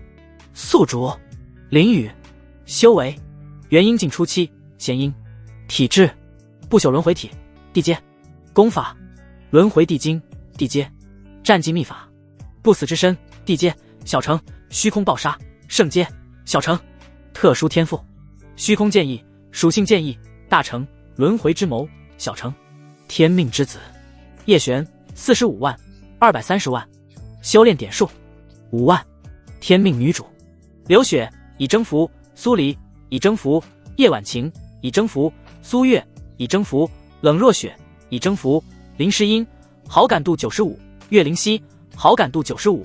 场景任务1，速通天命女主冷若雪，奖励身法秘术画红术。战力评估，出窍境初期，相对于普通修士只供参考。强啊，真不是一般的强。看着自身的属性面板，林雨不禁惊叹一声。从金丹巅峰到元婴初期，看似修为提升了一个小境界，但整体战力竟然直接提升了一个大境界。从法相境初期直接干到了出窍境初期。要知道，修行之路越到后面，其中的差距也便越大。前期还能越级而战的天骄妖孽，到了后期几乎都做不到了，最多也就能在同境界之内有优势，最夸张的也就是同境界无敌，这也就是修仙界中传闻中的无敌之姿。而他这有点夸张的不着边际了，小小元婴横跨3个大境界，可以力战出窍境，简直不把那些天骄妖孽当人看。最关键的不死之身地阶秘术，也不知不觉间已经跨入了小成境界，都省去了他100来万的修炼点数。小成的不死之身已经可以做到断肢重生，是那种瞬间便可以恢复的能力，而且不会对战力产生任何影响。只要力量不竭，断肢重生就能无限使用，已经算是非常变态的能力了。而且让他欣喜的是，还新出现一个轮回之谋的特殊天赋，这个他立即便明白了来源。那仙婴的那双眸子便是，反正他自己看都感觉恐怖，不知道对敌人施展的话会是一个什么样的情形。总之，整个人忽然之间就大变样了，而这一切的变化都是在冷若雪身上感悟出来的。咦，不对啊！想到冷若雪，他忽然发现原本只有95的好感度，现在直接满值了，显示的已征服。唯一可惜的是，场景任务是速通，不是征服，所以任务还没有完成。他赶忙将心神投向庭院之中。此时的冷若雪宛如风中残烛般，双手紧紧地捧着那尊栩栩如生的雕塑，泪水如决堤的洪水般一滴一滴地滚落而下。他的眼眸中心疼和悔恨交织成了一张密不透风的网，他心疼徒儿这3年来所遭受的苦难，自己却从未尽到丝毫师尊的义务。然而徒儿却将他视若恩人，甚至不惜用最为纯洁的玉石将他精心雕刻出来，如珍宝般保留。他刚才究竟将徒儿伤到了何种程度，才会让其将这最后的念想如同弃碧玺般扔了出来？悔恨亦是如毒蛇般啃噬着他的心灵。他恨自己刚才的举动。雨儿他想要的话给了又如何？这样的话不就能和雨儿永远在一起了吗？他轻轻地将雕塑上的泪水擦拭干净，然后奉若珍宝地收了起来，眼眸微微提起，看向2楼。他能感应到宝贝徒儿就在里面。呼，他长舒一口气，直接踏步而出，向着竹楼之内走去。他今天就做那不要脸的女人了，就算雨儿不要他，他也要强来。错过今日，他就再没有机会了。想着这里，他再次加快了脚步，转眼间便消失在了庭院中。而2楼的窗影之上却多了一道纤细的身影。3，师尊，你要干嘛？雨儿，我错了，我来让你原谅我的。可是我没有怪你啊，喂喂，师尊，你要干什么？你知道的。我知道啥？我不知道。林雨还想说什么，但很快就被第二天丁检测到宿主完成天命女主冷若雪的速通任务，奖励身法秘术画红树。丁检测到宿主征服天命女主冷若雪，天命之子叶玄气运值5万，宿主修炼点数加50000。系统的声音将林雨从睡梦中唤醒，他转眸看着怀中宛如小猫一般熟睡中的冷若雪，露出了淡淡的笑意。兜兜转转，最后还是完成了任务。只不过这次和冷若雪的结合完全就是顺从心意而为，他不再是为了任务，而冷若雪也是情到深处的自发行为，可以说是顺其自然。童子打开商城礼包，他没有着急着起身，软玉在怀，自然要多享受一会儿。他没记错的话，昨晚系统还奖励了他一个商城礼包。商城礼包开启中，请稍等。开启成功，获得地阶功法星辰幻梦点，天命碎片+1。星辰幻梦点是一部星辰之力与幻术相结合的功法，女子专用功法。修炼此功法可以让女子的身体与星辰之力相融合，同时还能够施展强大的星辰幻术。修炼到高层境界后，可以进入星辰幻梦之中，领悟星辰之道，提升自身的心境和修为，更容易登临仙道。天命碎片，大道意志所化，炼化后可加速对大道的感悟，亦可熔炼到丹田星空主星辰之中，让部分大道体现。5块天命碎片可凝练出完整的大道意志。不错不错，都是好东西啊。童子还是懂事，知道他需要什么。那什么天命碎片什么的他并不是很懂，但这部功法可是帮他量身打造。不对，不是他，是他的诸多红颜。星辰大道，这是星空中对仙道的统一称呼，是一部最容易修炼成仙的女子专属功法，非常不错。最关键的是和苏月那里的星辰塔很契合，是辅助修炼的神器。虽然现在还不能用，但只要到时候将洛星辰的手中的时空界碑以及9天雷珠弄到手，就能解开星辰塔通往2层的封印。那个时候诸位师尊的修炼就能快速提升自身实力了。而且他已经炼化永恒之戒，并且将所有红颜都与之绑定。永恒之戒的作用可是非常逆天的，这所有的 buff 叠加起来，他们想不变强都难。童子，这个天命碎片我不太懂，你推荐一下，到底是炼化呢，还是融入主体星辰之中？地阶功法有了着落，就剩下最后的这个东西了。大道参悟对于他来说其实并不难，有着修炼点数，参悟任何东西都和顿悟没什么区别，但他又不知道融入主星辰之中会不会有什么不好的反应，所以还是先看看系统的意见。要是别人自然是自己炼化为好，但是你最好的处理方法还是融入主体星辰之中。只要集齐5块碎片，主星辰就会有完整的大道意志，到时候再加上宿主修炼的轮回大道，就能在主星辰之中建立新的轮回，创造生命。但凡在体内构建了出了新的生命轮回，那时会有意想不到好处。系统没有废话，将自己的见解说了出来。林雨眸光瞬间一亮，他第一次听到这种理论，体内世界竟然还能孕育出生命，那他算什么？要知道他是可以随意控制体内世界所有的一切，到时候他岂不是所有体内生命的神明？那也太恐怖了一些吧。宿主，你想得太远了，想要构建体内生命体是需要5块天命碎片，还需要你完整参悟出轮回大道，没有仙道实力几乎不可能。而且即便是体内生命不认为干预的话，也是最原始的生命，哪有那么容易？或许是感知到了林雨的想法，系统再次出来提示了一句：确实是想的有点想当然了，这天命碎片还不知道从哪里去弄呢，况且轮回大道现在还差得远呢，现在只能算是入门了而已。不过这总归是他通往不朽仙道上的路，最起码是有了目标。英宁。就在这时，他怀中传来了一声娇柔的声音，同时那双美眸也缓缓地睁开了，一副睡眼朦胧的样子。雨儿，你不对，现在该换称呼喽。看着眼前之人，冷若雪脸上顿时露出了灿烂的微笑，她想要出声，但瞬间就被林雨给打断了。看着自家徒儿那坏坏的表情，她俏脸瞬间通红一片，同时弱弱地出声道：夫君。既然已经确定了关系，她就认定了，虽然还有些害羞，但还是乖乖地喊出了徒儿想要听的称呼。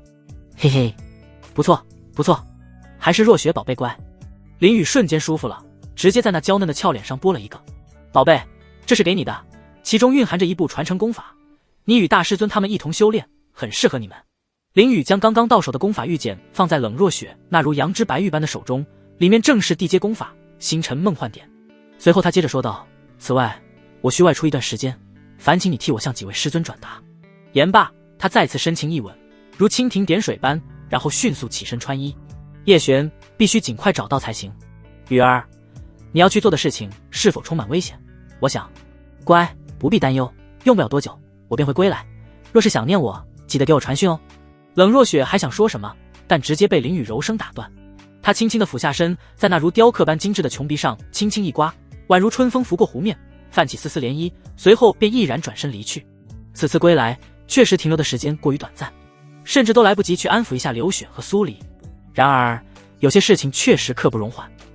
下一任天命之子洛星辰已然进入他的视野，若再不解决叶璇之事，将会严重阻碍他的修行进程。他如今的修行需要海量的修炼点数，叶璇的问题不解决，洛星辰的气运值便难以显现，他的修炼点数自然也无法结算，这无疑是一个亟待解决的重大问题。所以他只能拜托冷若雪代为转达。雨儿好像变得不一样了。看着林雨离去的背影，冷若雪喃喃自语，他已经完全看不透了。明明他才是师尊，是长辈，是需要照顾徒儿，但在林雨面前，他仿佛变成了那个需要关怀的小辈，不仅给他们资源，还要给修炼功法，甚至还要安慰他。这让他异常有安全感的同时，也是非常心疼。要知道，徒儿还不到点20岁呢，却承担了他不应该承担的东西。他们想要帮忙，都好像帮不上。看着手中的功法玉简，他眼中充满柔情。不管这是一部什么功法，对他来说都是最好的礼物。一缕神识探入其中查看，这怎么可能？当看清里面的介绍之后，他立即吓得花容失色，直接惊坐起身，就连被子从那嫩滑的娇躯之上滑落都不知晓。地阶功法，这可是地阶功法啊！这是只有传说中仙门圣地之中才有的功法，徒儿竟然就这么水灵灵的送给了他，这简直不行！我得立即和大姐他们商讨一下。他面容立即变得严肃起来，这是今天之事。随后立即穿好衣衫，在通讯镜之上通知了所有姐妹，便向着林诗音寝宫而去。缥缈城，缥缈宗外第一大城，也是距离宗门最近的一座城池。城主是宗门太上长老坐镇，是连通外界的世俗枢纽之城，里面多为修士，几乎没有什么凡人的存在。很多小家族小宗门都有分部在这里驻守。此时热闹非凡的大街上，一名戴着面纱的女子行走其中，她一边走一边感应着什么，有时眉头还会微微皱起。周边熙熙攘攘，人来人往，但仿佛对于这名女子视若无睹，在走进女子的身前之时，都会无意识地绕道走开。远远看去，会发现一个诡异的现象：女子一路直行，却没有一人能靠近。最关键的是，那些行人仿佛完全没有感知到自己已经在绕行了。奇怪，9天雷珠的气息明明就在这座城中，但怎么就是找不到呢？女子走到一座府邸门口，忽然停了下来。她柳眉微蹙，神色中带着一丝诧异。他赫然便是从雷域圣殿赶过来的圣殿殿主龙青年。半个多月的赶路，他终于是循着和9天雷珠的感应找到了这里。和他预想的一样，就是在北疆。最关键的是，这里和他1000年前离开之地并不远，甚至说是很近。但奇怪的是，他昨晚刚到之时，还能清晰地感应到9天雷珠的气息就在这座大城之中。不过转眼间就变得异常微弱，而且若隐若现，让他很难找到最精确的位置。而就在刚刚，那若有若无的气息也在眼前的府邸之前消失不见了。他甚至动用神念覆盖了整座城池，但就是感应不到任何异常。小姐，我们真的要救那个少年吗？我看他都快不行了，要是救活的话，可是要花费不少代价的呢。就在这时，府邸之中走出2名身着华贵衣衫的娇小女子，只不过一名是大户人家小姐的装饰，一名则是小丫鬟的装扮。刚刚说话之人便是那名小丫鬟，她跟在自家小姐身后，一脸的不情愿。一个陌生的少年而已，救回族内养伤已经是对他天大的恩德了，但小姐竟然还要耗费自己的修炼资源前去买疗伤圣药，这让他很是不满意。好了，小桃也就是1个月的修炼资源而已，不碍事的，毕竟也是一条人命呢。走在前面的少女20岁出头左右，绝色容颜，明眸皓齿，举止优雅，而且一举一动都散发着大家闺秀的风范。她只是微微摇了摇头，对于小丫鬟的话并不在意。哥，那是缥缈城之中，谁不知道我龙家大小姐龙子嫣之名呢？那可是城中出了名的好说话。小丫鬟闻言，顿时调笑起来。好啊，你竟然敢调侃自家小姐，看我不抓住你！一大一小就这么打打闹闹的，逐渐消失在府邸门口。他们同样没有感知到刚刚就在他们身前的龙青岩，而此时的龙青岩却是一脸的惊愣。到了他这个境界，可是很少有什么事能让他心中翻起波澜。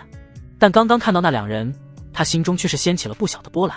全因为那名叫龙子嫣的女孩子容貌和她竟然有8、9分的相似，而且和她的姓氏也相同。他抬眸一看，府门上方赫然写着龙府二字。他有些弄不明白了。他可是至今单身，从未找过道侣，而且他活了近2万年之久，所有之前的族人也都没有了。即便是家族有遗留在外的人，也不可能出现在北疆啊。最关键的是，隔了数万年，这都多少代了，怎么会出现和他近乎长得一模一样的少女？要是其他姓氏，他也还能理解，毕竟一个大陆之上出现2朵相似的花很正常。但姓氏也和他一样，都是龙姓，这就很难解释得通了。天下不可能会有这妖巧合的事情。还有，他明明是寻找9天雷珠而来，却阴差阳错的来到了这里。这种因果，他不觉得是巧合。而且，刚才2人的谈话让他似乎察觉到了什么。一个受了重伤的少年，这才是关键。9天雷珠的气息也是在这一片区域消失不见的。他有必要去探究一个明白。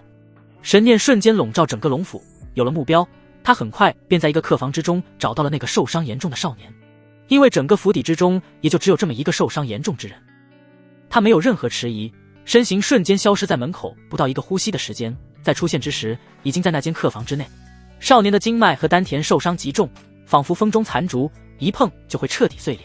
然而也就是这最后一下，好似被一股神秘的力量紧紧守护着，没有让其彻底毁掉，给修复带来了一线希望。龙青岩瞬间洞察了眼前昏迷少年体内的状况。最关键的是，他在奇石海中看到了一个让他非常熟悉的东西——9天雷珠。也不对，严格意义上来说，已经不是一颗珠子了，而是印在一枚玉佩之上的印记。而且，他也彻底明白了为什么会和9天雷珠的联系断掉，全是因为9天雷珠已经完全和那枚玉佩相融，就连他炼化的痕迹也彻底融入了进去。他要是再晚来几天，或许真就找不到了。难道就是这个少年让星空之中出现仙道异象的？他自语一声，缓缓走到床边坐下，认真观察起来。这对他非常重要。要真是如此的话，他就抢先那2个老家伙找到人了。100年之后，那就是他的天下。一道灵力直接打入少年体内，快速地帮其修复着身体之内的伤势。他乃地仙之境，治疗这种伤势那是手到擒来。与此同时，神念也在一寸寸地探究着少年的身体。这是苍天霸体，体质虽强，但还是不够啊。很快他就探查得七七八八了，但还是摇了摇头。体质上虽然很强了，但依旧不够。圣阶体质北疆或许没几个，但在中域并不算什么值得震惊的事情。雷域圣殿便有好几个圣阶体质的弟子，这不足以降下仙道异象。身体探查完毕，他的神魂之力瞬间涌向识海之中的那枚玉佩，也只有那个东西他没有彻底探查了。然而就在下一刻，一道犹如极具恐怖的气息从玉佩之中喷涌而出。龙青岩的那道神魂之力在这股气息面前简直就如薄纸一般脆弱，毫无抵挡之力，瞬间便被吞噬得无影无踪。他整个人就像被狂风卷起的落叶一般，被那道气息直接震得连连后退，一直退到门口，才如被重锤击中一般勉强停下。噗嗤，一口鲜血如喷泉般直接喷了出来。他惊骇地看向床上依旧昏迷的少年。没错，那是仙道的气息，他感应到了。那枚玉佩之中竟然涌现出了仙道气息，要不然怎么可能将他击伤？他可是永恒大陆明面上3大巨头之一，地仙之境啊！不过很快他的眼眸中便出现了激动的神色。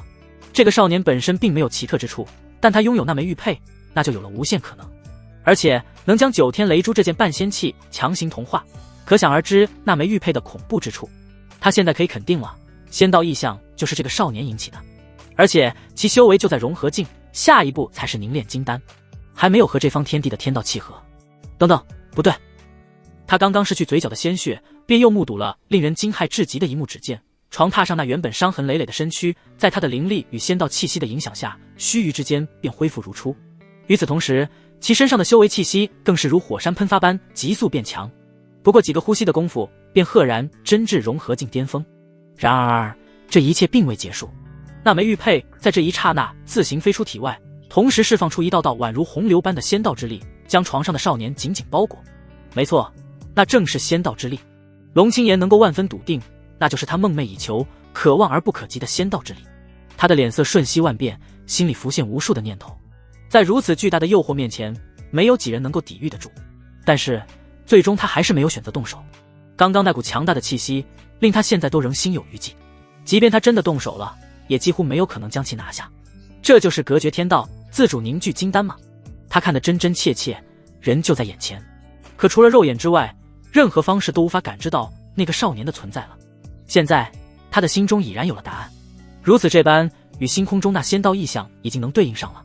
只要在凝丹之时不沾染这方天地的天道气息，走出属于自己的仙路，再加上这枚玉佩的助力，想要在100年内成仙绝对是大有可能的。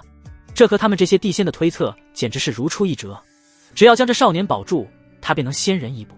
不过现在正是突破之际，他没有干预，而且有他在，没人能打扰。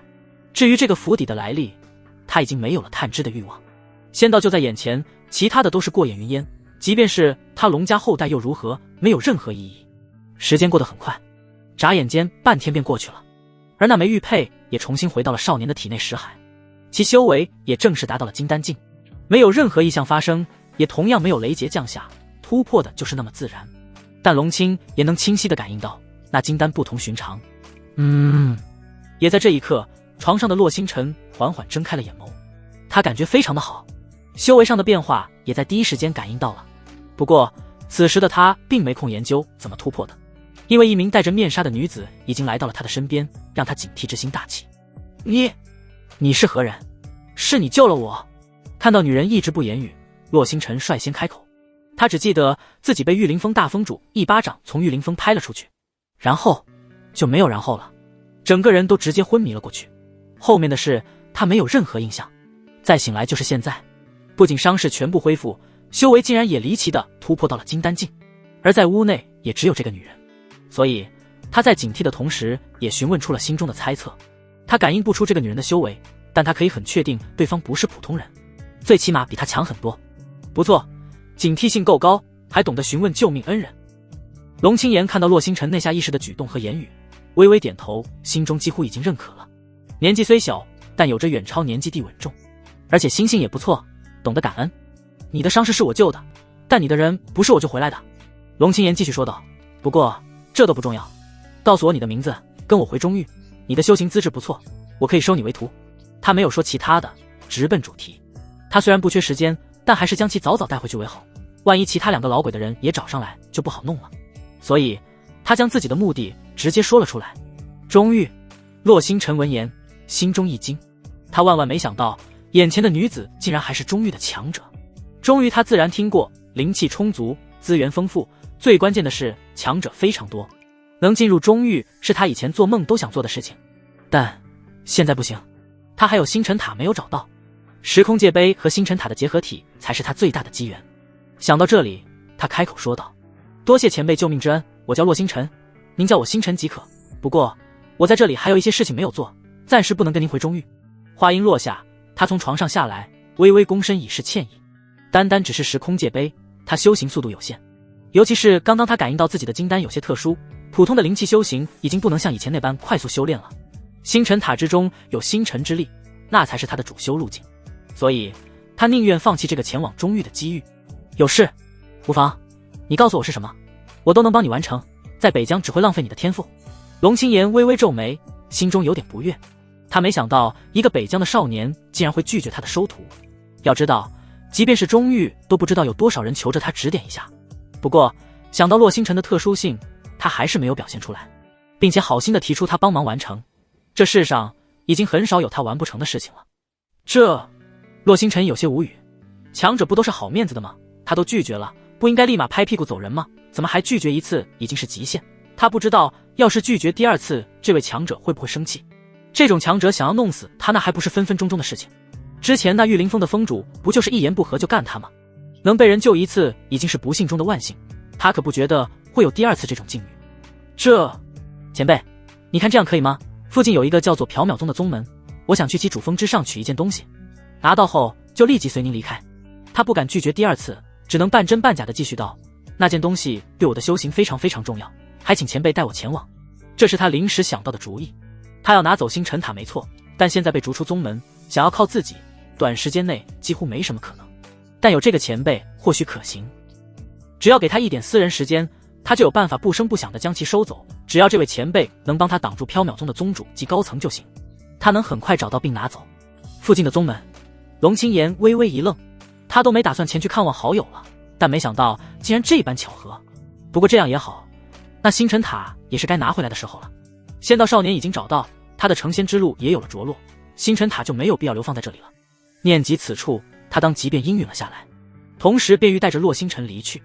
然而正当他要带着洛星辰离去之际，神念忽地有所感应，整个人瞬间如流星般消失不见，只在虚空之中留下了一句话：你且在此处候我，不日我便会归来。这什么情况？刚刚看着还一副火急火燎带他离开的样子，怎么转眼间就自己走了？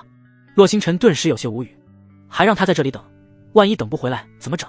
他可是还有仇家在追杀的，要是被发现了，那还不得死在这里？但感受到那虚空的气息，他还是选择没有离开。他要现在赶走，说不得这个女人又会回来。这里暂时是安全的，也可以利用这段时间好好梳理一下体内的情况，熟悉熟悉。毕竟一下再突破的太多了，还有那有些特殊的金丹，他都要研究一下。想到这里，他便再次坐回了床上。另一边，龙青岩再次干起了他的老本行，探出神魂之力，探查他刚刚感应到的那道仙道气息。没错，正是仙道气息。以前数万年没有感知到的气息，今天已经是第二次感知到了，而且是一饮而没。和洛星辰那枚玉佩不一样，他亲眼见到非常多的仙道之力喷涌，这次就是在虚空中出现了一下，便没有了。虽然隔着缥缈城10数万公里，但身为地仙境的他还是感知到了。他要弄清楚怎么回事。刚刚认定的仙道少年，转眼就便又有了悬念。既然这里出现了另外的仙道气息，他便要搞明白。同一个地方竟然让他感应到了2道仙道的气息，这太过诡异了一些。龙腾王国古月城，上官家族后山竹林，2道人影出现在这里。也不能说是2个人，确切的说是一名身着华服的人族少年，以及一个身姿婀娜，背后拖着一条灵动狐足尾巴的人形女子。而且这一人一狐此时却是在一间竹屋内颠鸾倒凤。然而这般热烈的场景并未持续太久，女子看着男子，眼中闪过一丝不满，娇嗔道：叶璇，你怎么越来越不行了，真扫兴。那语气中既有责怪，又似乎带着些许撒娇的意味，仿佛在期待着少年能再次展现出曾经的勇猛。嗨嗨嗨嗨，那个仙儿啊，这种事虽妙不可言，但也不能日日如此啊。况且我们此次从百万大山出来，可是还有事情的。叶璇闻此，不禁干咳一声，以掩饰自己的尴尬。他凝视着对面那洁白如雪、完美无瑕的娇躯，心中却是真真切切的感到有些力不从心。他们来到这里已然3日，原本的目的乃是寻觅上官云溪为他留下的另一桩机缘。此前他就曾苦苦寻觅，却始终一无所获。这次实在是走投无路了，为了能摆脱眼前这妖女的掌控，他不得不将这个秘密说了出来，否则的话他恐怕会被囚禁致死。起初和白仙儿在一起时，他还颇为享受，毕竟一个如花似玉的狐族女子与他共赴巫山，倒也不失为一件美事。但是怎奈这妖女竟然一坐就是一整天，而且毫无间断之意。更为过分的是，这妖女还会换来一群男宠一同侍奉他，这种事情他如何能够忍受得了？于是便以此秘密作为筹码，换取离开百万大山的契机。只要能脱身，便有了无尽的可能。更何况那个秘密机缘连他自己都未曾寻得，这女妖又怎能轻易找到？这么算下来，他可一点都不吃亏。然而他万万没有料到，这妖女对于竹林这般清幽的环境更为兴奋，不仅没有探寻那秘密机缘，反而没日没夜地在竹林中翻云覆雨。在这般折磨之下，他哪里还能支撑许久？每况愈下，几乎是一次不如一次。但人在矮檐下，不得不低头，他也只能期盼能唤起这妖女探索秘密的兴致。哥哥喽，不逗你了，让你歇息几日吧。你所说的那个秘密，其实我早就找到了，只不过前些日子难以得手罢了。白仙儿听言，忍不住笑得花枝乱颤。那2团雪白在空气中一个劲摇晃颤动。神妈，你已经知道了？叶璇面容一变，直接愣住了。他记得除了刚来的时候，白仙儿用神念探查了一遍之后，便再无动静。他一直以为没有任何发现呢，不然以这妖女的性格，不可能不去取来。但没想到3天后的今天，他才说找到了，这是何意？他有些诧异地看向白仙儿。那是自然，不过你这青梅藏东西还真有一手，用的不仅蕴含我狐族的幻术手段，而且还混合了狼族的封印手法。白仙儿挥了挥手，将一套近乎透明的纱裙披在身上，然后向着竹屋后边的密林之中走去，同时边走边解释道：幻术我能解掉，不过封印之力只能在这月圆之夜解开。他说话的同时，还用手指了指天上的那轮圆月。好了，就是这里了，你稍微躲远一点，我打开封印。在神秘竹林深处之后，一条溪流出现在眼前，而白仙儿也收起了那慵懒的模样，脸色变得严肃起来。一个人族藏下的东西，竟然要用妖族的手段，这让他有点期待起来。没事，我就在这就行，小溪藏下的东西不会对我造成什么伤害的。叶璇摇摇头，示意没事。不过眼眸中却闪过一抹金光，他脑海中的记忆再次涌现了出来。那一天，小溪被带走之前，给了他一个戒指，还有一把预知钥匙，戒指里面是他当时所能用到的修炼资源和一个保命符文。至于钥匙，则是进入这个秘密之地的钥匙。之前他一直找不到地方，所以这把钥匙也没有了用武之地。但现在白仙儿既然能找到，那这把钥匙就是他逃离的关键。只要他在出其不意的情况下，速度够快，或许就能逃离这个妖女的魔爪了。所以他没有选择后退。既然有钥匙，小溪就绝不可能在外面设置什么危险的东西。好吧，随你。白仙儿并不在意，只是随意应付了一句，便开始破解这条溪水之上的幻阵。然而他们并不知道，竹林的上空有一双眸子正在紧紧地盯着他们的一举一动。叶璇这家伙还真有点死而不僵的感觉啊。天穹中，林雨在永恒之界的屏蔽之下看得津津有味。他来了已经2天了，原本也是来碰碰运气，但没想到叶璇竟然还真在。只不过这家伙还带着一个狐妹子，他也听到了这2人来此的目的，所以他并没有现身。一来是这里的秘密他还真不知道，原书中同样没有任何记载。叶璇发达了以后，似乎将这里给忘记了，他想要看看这里面究竟有什么东西。二来叶璇此时还有40万的气运值，距离斩杀线35万还有最后5万，他想要看看将这个机缘夺走以后会不会再次降低。要是可以的话，那他就能直接将其了结了。嗡！就在他和叶璇各怀鬼胎之际，那条小溪忽然从中间开了一个大洞，而溪水却没有顺着洞口流进去，反而是在洞口处出现一层淡淡的光幕。幻阵已经破开了，就等一会圆月当空之时，那层薄膜就能消融了。白仙儿擦了擦额头上的汗水，露出了一抹笑容。他在这竹林待了3天，可不是真的喜欢这里的环境，等待月圆之夜才是真正的目的。他有些期待。至于叶璇，他同样有所防备，他可不会认为这个人族会真的喜欢他。所以在破开幻阵之后，他直接来到了叶璇的身侧，即便他有什么异常，他也能瞬间将其控制。哼，骚狐狸，除了胸大一点之外一无是处，真以为吃定我了？看着白仙儿的动作，叶璇心中冷笑一声。他的修为低是不假，但他有绝对的自信直接进去。不过心中虽是这般想着，但面容之上却露出了一副讨好的表情。同时为了获取更大的信任，他强忍着恶心开口道：仙儿，你放心，我那青梅当初临走之时可是和我说过，里面会有很大的惊喜，这些我都送给你，我会爱你1万年。好哥哥，人家真是太感动了呢，距离月圆还有半个时辰，让仙儿再伺候你一次。白仙儿仿佛受到了莫大的感动，瞬间震碎了身上的那一层薄如蝉翼的衣衫，然后尼玛，这不是我想要的结果啊！叶璇没有丝毫抵抗力，瞬间就被压到了身下，心中发出了哀嚎，真尼玛劲爆啊，这几天都长针眼了。天穹之上，林雨心中忍不住吐槽，这2天就天天看直播大秀了。叶璇也真是悲催，被一个骚狐狸各种简直惨绝人寰。不过他手上的动作却一刻没有停下来，一个又一个的留影石一点没落的全都拍了下来。他可一直记着叶璇这个超级青梅呢，中域无望仙宗唯一圣女，数万年来唯一地体的拥有者，将来中域绝对的第1强者，在原书中甚至比叶璇都要更早成就地仙之境，强得可怕。要不是叶璇有主角光环，还不一定在实力上能压制他那青梅。林雨现在将这些小视频拍下来，说不得将来还能用得上。叶璇就算是死了，也得在将来为他做出最后的贡献。当然作为感谢，他就不打扰这2人的好事了，让其在临死前多享受享受。半个时辰后，叶璇缓缓起身，面色异常苍白。这骚狐狸这在半个时辰之内仿佛发了疯一样，各种花活都使用在了他的身上，让他备受折磨，现在就连走路都有些发颤，可想而知刚才的变态。他都怀疑是不是这个娘们发现了什么，故意整他，让他没有多少体力。好啦，宝贝乖哦，里面有什么宝物我们一起分享。白仙儿爽朗一笑，媚笑着安慰一声，但眼角的一抹余光却死死盯着叶璇。他还就不信，都这样了，再加上他的盯控，这个人类还能玩出什么花来。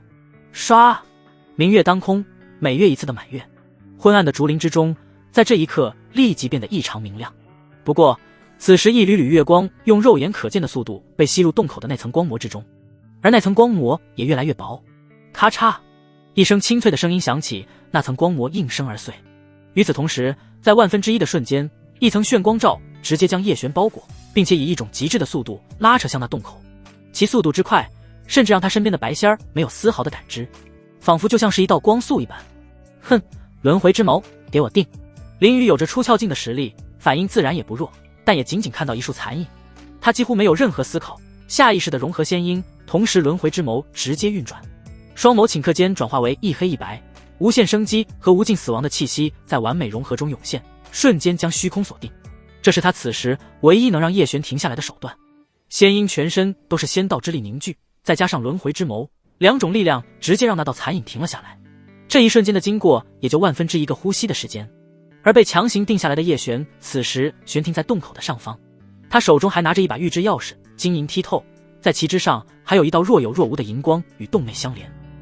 不过这时的他却一脸惊骇目光死死地盯着前方虚空而立之人。林雨，怎么又是你？你怎么会在这里？还有，你对我做了什么？刚才的拉扯，那是不来自洞内对他身上钥匙的吸引之力所造成的。他很清楚在那个速度有多快，这也是他对白仙儿有恃无恐的原因。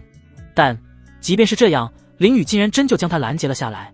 最关键的是，他竟然一动不能动，仿佛整片虚空都被凝固了一般。他甚至看到白仙儿都被禁锢了，而且比他更彻底，此时就仿佛一尊雕像一般。不对，不是雕像。在这短短片刻间功夫，白仙儿的容颜竟然逐渐变老，仿佛身躯之内的精气神都被吸食一空。随后在几个呼吸的时间内，直接化为一堆枯骨散落在地面之上。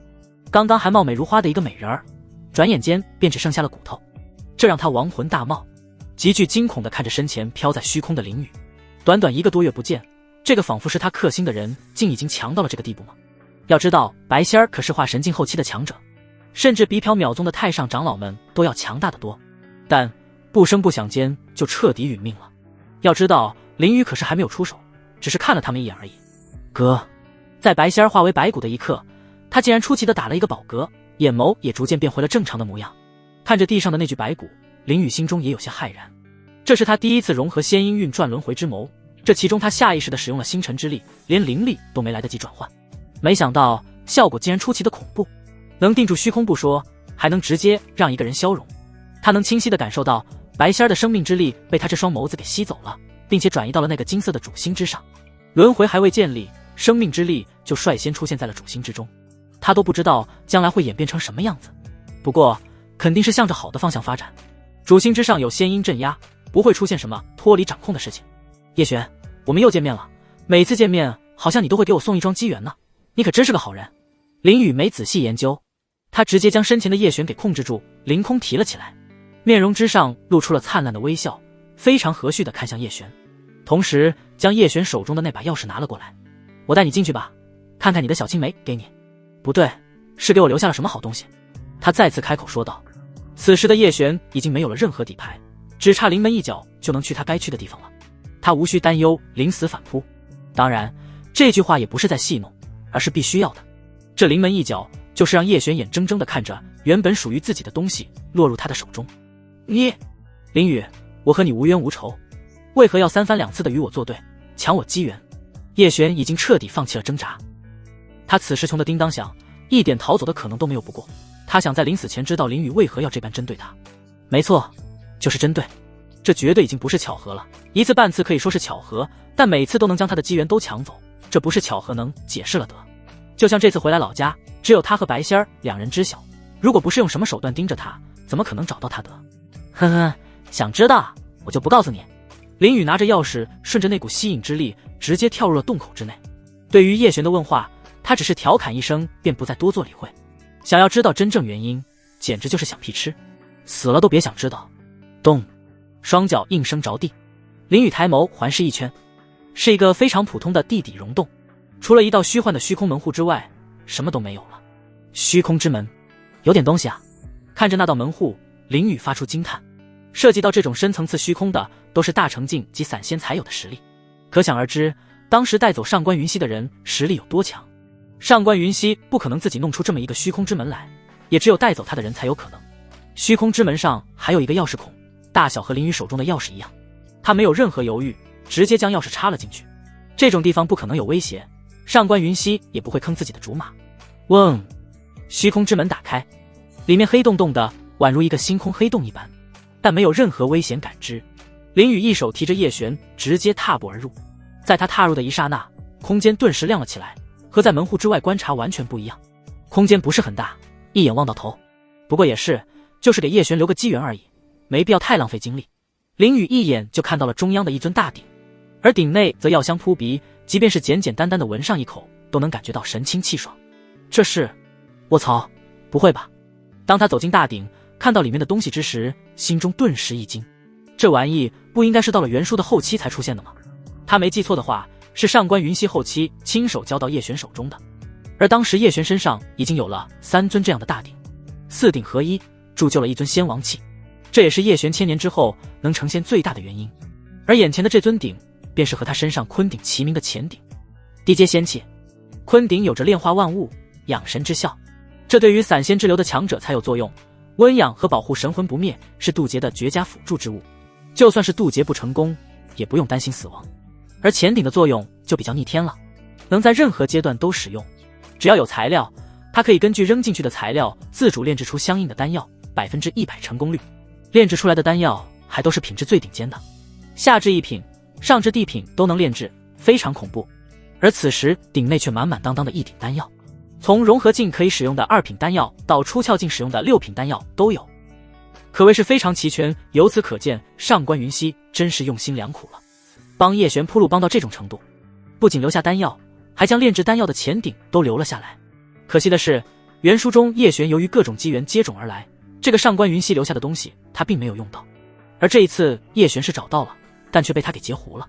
这好多的丹药，叶璇也是发现了鼎中的东西，他双眼放光，一脸的震惊，但随即便想到他此时的处境，不由得发出悲叹：小溪啊，你当初为何不直接给我呢？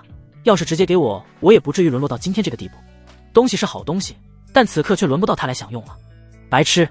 林雨听言，露出了一抹鄙夷之色。叶璇这小子智商已经严重不在线了，竟然能说出这样的话来。从当下的情形来看，那上官云溪显然对这个鼎的使用之法了如指掌。此等逆天之物，若是落入知晓其价值之人手中，又怎可能安然无恙地留存下来？要知道，这可是一件货真价实的仙器啊，拥有着能够无限炼制丹药的神奇功效，即便对于那些高高在上的仙门而言，也足以让他们为之眼红垂涎。然而此刻他却实实在在地留了下来，并且就静静地躺在那个人所开辟出的神秘空间之内。由此不难想象，当初的上官云溪定然是费尽了心思，绞尽了脑汁，才得以将其妥善安置于此。而且那里面的丹药分明是在之后自行炼制而成的，这也就意味着在上官云溪决定离开之时，他必定是找到了那个人，向他索要了大量的炼丹灵草灵药，随后毫不迟疑地将这些珍贵的材料全部放入了那名为乾鼎的神奇器物之中，然后等待他自己炼制，再等到叶璇的到来。这种安排可谓是下足了功夫，但此时的叶璇却丝毫考虑不到，白瞎了上官云溪那一往深情，算计了那么多，却换来了叶璇的抱怨。对此他同样拍了刘颖时，这样的叶璇还是很有必要让上官云溪知晓的。他又在空间之中转了一圈，确定什么东西都没有之后，将那尊大鼎连同丹药一起收了起来。那些丹药虽然他用不到，但也不能浪费，留给师尊他们或者苏月都是不错的选择。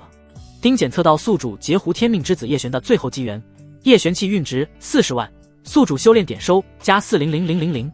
丁检测到天命之子叶璇气运值为0，已经低于最低气运斩杀线，宿主可以随时将其击杀。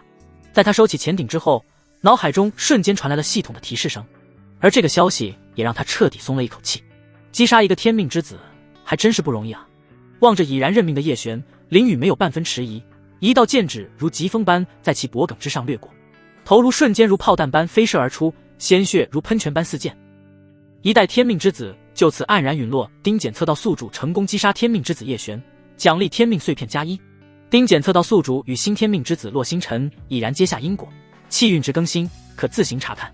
丁宿主与天命之子洛星辰的气运结算成功，奖励宿主的修炼点数加1500万。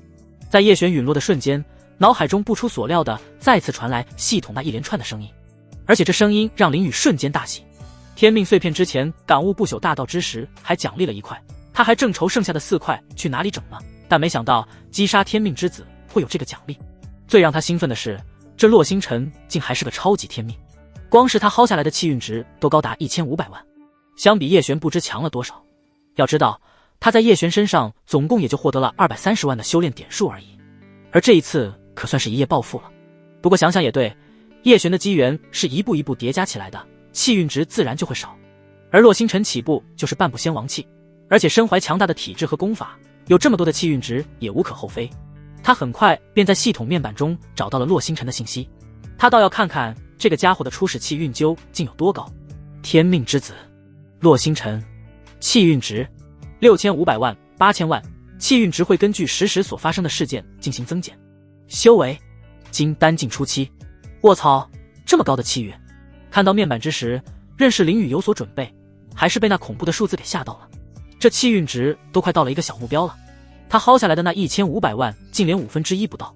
要知道，他不仅将星辰塔的机缘给截胡了，而且还将其赶出了缥缈宗，更是把苏月这个天命女主也征服了。这一连串下来，原本他以为已经能伤到其根本了，但看样子顶多就是一个皮外伤而已，距离击垮还远得很。而且破而后立这个词在洛星辰身上体现得淋漓尽致，大师尊全力一掌下去，不仅没有将其弄伤，反而在短短的几天中境界直接飙升到了金丹境。要知道这货才只有16岁而已，简直变态到了极致，看得他是一阵心悸。要照这么修炼下去，追上他的修为也是迟早的事情。说实话，他心中是有一些压力了，完全不同于之前叶璇给到他的感觉。对了童子，现在叶璇都死了，我那几位师尊就不算是天命女主了吧？他收拾了一下心情，出了另一个他关心的问题。原书中7位师尊都是女主，现在叶璇都被他给嘎了，按理来说应该是不算才多。最重要的是，后续他要是继续征服的话，还能不能获得修炼点数？宿主，除了现在已经和你绑定成功的女主之外，其他都是未知，一切皆有可能。啊，这是啥意思？林宇不是很明白，什么叫做一切皆有可能？难不成另外2个没有和他绑定的师尊，还有其他可能要真是这样？那也太狗血了吧！天命的待遇真就这么高？要知道叶璇死了之后，新天命的剧情他可是一点不知道。洛星辰这货要是勾搭其他女人也就罢了，但要是勾搭其他2位师尊，他可就要骂娘了。其他女人毕竟不认识，无求所谓，但2师尊夏子宁和5师尊凤九哥他可都认识，心中下意识的已经内定了的。尤其是凤九哥那个小妮子，原本就对他很是不错的，虽然已经200岁，但心理年龄也就刚刚成年，小丫头一个，甚至连男女之事都不太懂，非常的纯洁干净。曾经还被他哄骗的占有了人家的一对乳鸽，那时的他可谓是带了一些情绪的，不满其他几位师尊对他的态度，就将那些负面情绪带了进去，也是理论意义上被他拿下的第一人。他可不允许那种事情发生。2师尊他还不担心，毕竟那就是一个修炼狂人，除了宗门和众姐妹之外，那时啥都不在意。想要攻略，那是要费很多心思的。而凤九哥纯洁的和个小白兔一样，保准一片一个准。结，宿主，你的危机感终于有了吧？第一个天命你知道剧情，那只是给你适应的，接下来的路才是真正考验你这个反派的时候。系统很不合时宜的又蹦跶了出来。我套你猴子，有多远滚多远。林宇忍不住爆了一句粗口，他还在郁闷着呢，这个家伙还来调侃他。不过这也点燃了他的激情，都是年轻人，谁还没有猖狂的时候呢？你是天命，我还是拥有系统的反派呢，即便没有剧情，照样要活得滋润。想到这里，他直接原地坐下，同时将通讯镜也拿了出来。自信归自信，但凤九哥那小妮子还是要联系一下的，也不知道传承的怎么样了，看看还要多久能回来，需要提前打个预防针。他直接将视频通讯请求发了过去，没有反应，发送信息依旧没有任何回信。这妮子哪里去了？不会还在传承之中吧？这都回去快3个月了，还没完。林宇疑惑低语，这一下他是没有办法了，只能等待，应该不会出现什么问题。要知道青鸾一族并不在天幕仙府，而是远在西北疆域交界的万妖岭之中，没有10天半个月是回不来的。而洛星辰应该还在缥缈宗附近，2人相距10万8千里，应该不可能遇到。想到这里，他便起身打算回去了。叶璇的事情解决完，拥有了那么多修炼点数，他要再次闭关一段时间，修为还是低了一些，而且他打算就在星辰塔一层坐镇修炼，以防不测。他可不认为苏月能将塔守住，那个家伙拥有炼化星辰塔的资格，也可以说是那尊仙王承认之人，说不得什么时候就偷偷摸摸的回去偷走了。然而就当他走出虚空空间之时，通讯镜发出了微微的颤动，他眸中一亮，立即查看。他刚刚发了消息，现在回应的最有可能就是凤九哥。凤九哥，哼，臭小雨，你竟然这么久了才来找我，我生气了呢。发来的是语音，那娇柔的声音都是傲娇的神色。林雨甚至能想象得到小妮子此时的样子。林雨，嘿嘿嘿，哎，这就生气了，生气容易变小哦。还有，要叫哥哥知道吗？你才刚成年，我比你大。他顿时来了兴趣，开始打趣。这个小妮子可是很好玩的。凤九哥，切，才不信呢，我可是每天都有检查的呢。靠，这么刺激吗？听到那娇滴滴的声音，林雨瞬间有点脑充血。要知道，之前他可不仅仅只是见过之前，要不是怕其他几位师尊将他大卸八块，估计早就将这个妮子给吃干抹净了。说实话，他真有点想要立马见到这个丫头了。想就做，他立即编辑好信息，再次发了出去。林雨，对了，你什么时候回来啊？要不要我去接你？凤九哥，哎呀，不用了，人家都回缥缈城了。不过我和紫嫣姐姐约定好了，要去雷州一趟呢，暂时不回去了。小雨，你要等我哦。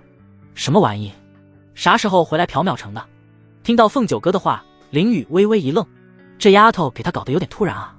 至于他口中的紫嫣，林雨认识，缥缈城城主龙战1000年前捡回来的一个女子，当时认作了女儿，但据说1000年下来，其容貌一丁点变化没有，一直是一个少女的样子。最关键的是不能修炼，一点修为没有，非常奇特。为此，苏月还专门检查过一次，但什么也没查出来，很正常。一开始还多少有点新奇，但慢慢的大家也都接受了这个现象，反正也没有任何不同寻常的地方。小丫头没心没肺，和龙子嫣的关系非常要好，经常去找其玩。但这次他心中莫名的生出一种不太好的预感，他很相信自己的感觉，再次发生信息。林雨，小丫头，此次去雷州，确定就只有你和紫嫣两人。凤九哥，哇，小鱼，你不会是长天眼了吧？人家都还没说呢，你怎么猜到还有人？咯噔，林雨心脏猛地跳动了一下。林雨，还有谁？凤九哥，我也不认识呢，是紫嫣姐姐救下的一个人，好像叫什么星辰的。而且我告诉你哦，他比你还小呢，但修为却高得离谱，已经金丹境了。草，果然是这一坨臭狗屎。林雨闻言顿时气不打一处来，他那不好的预感果然应验了。他才刚刚离开2、3天的时间，这个家伙就要撬他墙角了。最关键的是，这还是无意识中的举动，他完全有理由相信他反派的被动技能又触发了。这些个天命之子从出现就各种来碰瓷他，这也是他想要将其直接搞死的原因。他要是各路人甲的话，还有可能和其好好相处，甚至处成朋友，但唯独反派不行。你即便不找他麻烦，他也会找你麻烦，就是这么恶心。凤九哥，对了，小雨，二姐说是快从险地出来了，我们打算到了雷州先去找一下二姐呢，到时候我让二姐给你带回一些我从族内拿到的好东西哦。没等林雨有所回应，凤九哥再次发过来一段语音。干尼玛！林雨听言，直接抬头向着天空比了一个中指。这妖巧合的事情竟然被安排得明明白白的，毫无任何破绽，看上去是那么的自然。夏子宁和凤九哥是他唯二没有绑定的师尊，而洛星辰的行程就这么水灵灵的摆在他面前。先是接着龙子嫣认识小妮子，然后顺路再去认识一下夏子宁，简直不要明显。而且按照这种恶心的套路，二师尊出那处险地绝对不会顺利。洛星辰这玩意说不得还要来了英雄救美，这种事情他岂能让其得逞？既然想让他不爽，那就别再想安稳过一天好日子。林雨也怒了，原本他是打算回去闭关修炼的，但现在他改变主意了，与其让洛星辰这个天命自己找事做，还不如他给其找点事情。你不是喜欢挖别人墙角吗？那就让你天天挖。他冷笑一声，分别给凤九哥和夏子宁发了一段话后，便直接收起了传讯镜，然后化为一道流光，瞬间消失在了竹林之中。而目标之地便是雷州。而此时传讯镜的另一边，凤九哥一个人原本笑嘻嘻地趴在床榻之上，和心心念念的徒儿聊天，但看到最后发过来的那段话，他那2只摇摇晃晃的玉足直接停了下来，小嘴微微张开，表现出一种非常震惊的神色，紧接着又转化成了纠结之色。这可是他这200年来表情变化最快的一刻。小雨怎么会知道这些？难道都是真的？我真的要这么做？这一刻，他那小脑袋瓜的脑容量都仿佛不够用了。实在是那句话太有点超乎寻常，他是理解不了一点。算了，小雨肯定不会骗我，按照他说的做好了。微微沉思了片刻后，他还是决定不想了，按照字面意思做就行，反正怎么想都不可能想得通，以往和众位姐妹在一起不都是这样吗？他只要负责跟着就行。嘻嘻嘻，不管了，反正小雨也要去雷州，到时候就能见面了。他再次喜笑颜开，那绝美的容颜仿佛被春日暖阳轻轻拂过，原本就如娇艳花朵般的面庞，此刻更是绽放出绚烂的光彩。嗡！古月城上官家后山竹林上空，虚空如平静的湖面，泛起一丝涟漪。一袭青蓝色纱裙的龙青岩宛如仙子般从其中款款走出。他一出现，其庞大的神念便迫不及待地将整个城池笼罩其中。然而，片刻之后，他那如柳叶般的眉头却是微微皱了起来，似有不解之色。奇怪，怎么又消失了？说实话，此时的他心中有了一些恼怒，在缥缈城时便是如此。明明清晰地感应到那气息就在城中，但当他到来，那气息却如同烟雾般消散得无影无踪。而如今来到这个小城，竟然又是如此。这一切仿佛就是有人专门针对他而设下的陷阱一般。哼，既然虚空有被动过的痕迹，我倒要看看这究竟是何方神圣的手段。他冷哼一声，如一道闪电瞬间来到竹林深处，同时在虚空某处轻轻一点，只见虚空如镜子般破裂，一个深层次的虚空黑洞缓缓浮现。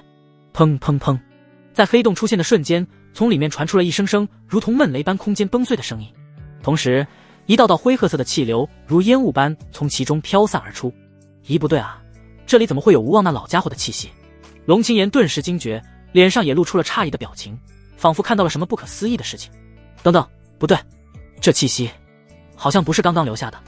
他没有丝毫犹豫的一把将那黑褐色的气流从虚空中拉了出来，仔细的感应着，只是瞬间便感觉到了其中的猫腻。这气息构建的空间有10年左右了，那老道10年前来这里干什么了？为啥会留下一个空间？而且之前出现的仙道气息又是怎么回事？看着刚刚被他直接击碎的空间，他脑海中瞬间出现了一连串的疑问。他是循着仙道气息而来，但是仙道气息的源头没有发现，反而发现了其他的东西，而且疑问也是越来越多。最关键的是，究竟哪边的仙道气息才是让星空之中出现仙道异象的原因？还有，这边感应到的仙道气息究竟与吴望那老头有没有关系？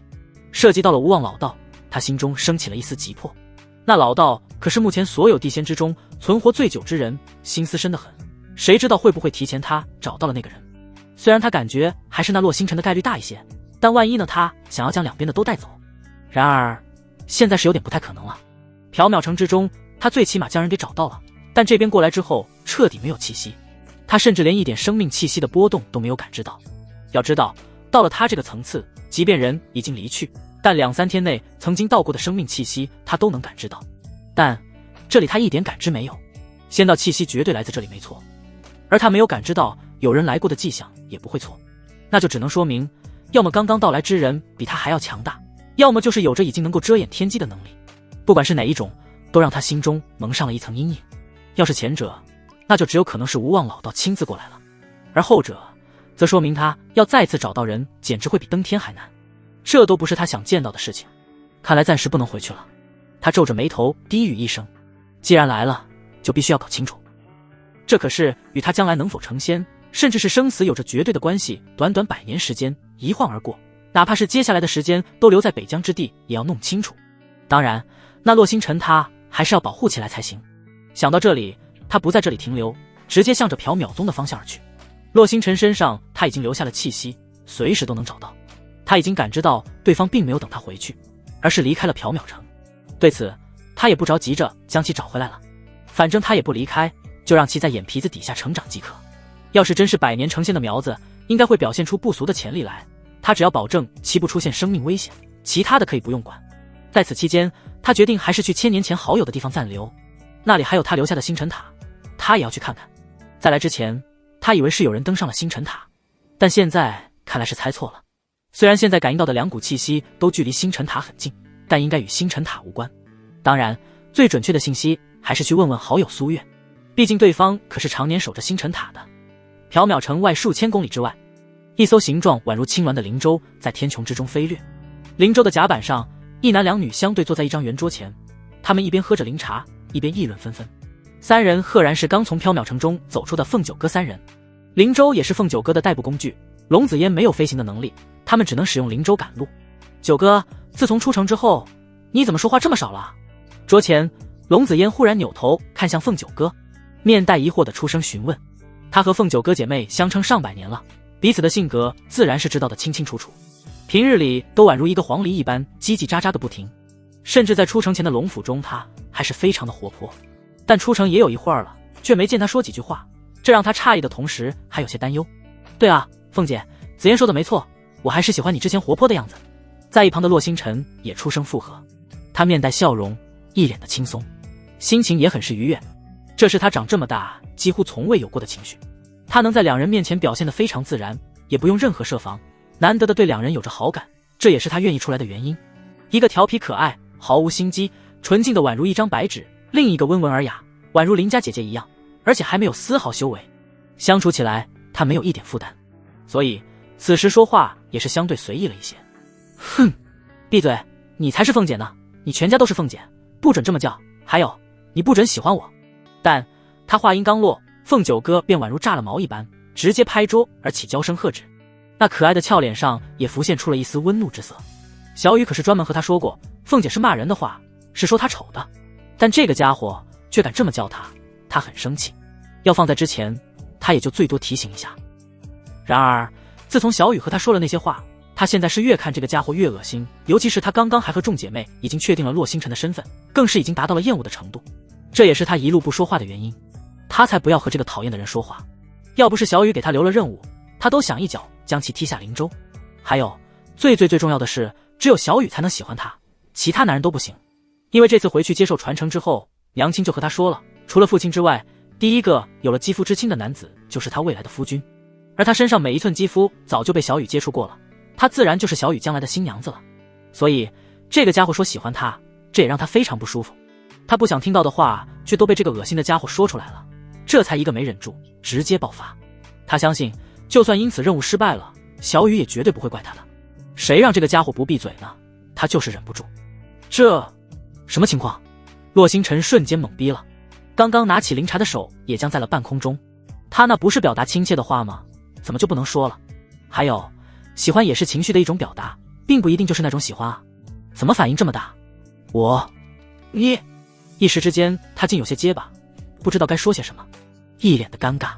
而在一旁的龙子嫣也是面带惊色，虽然他也感觉洛星辰有些唐突了，但也没必要这么大的反应吧。凤九哥此时的表情可是他这么多年从未见到过的。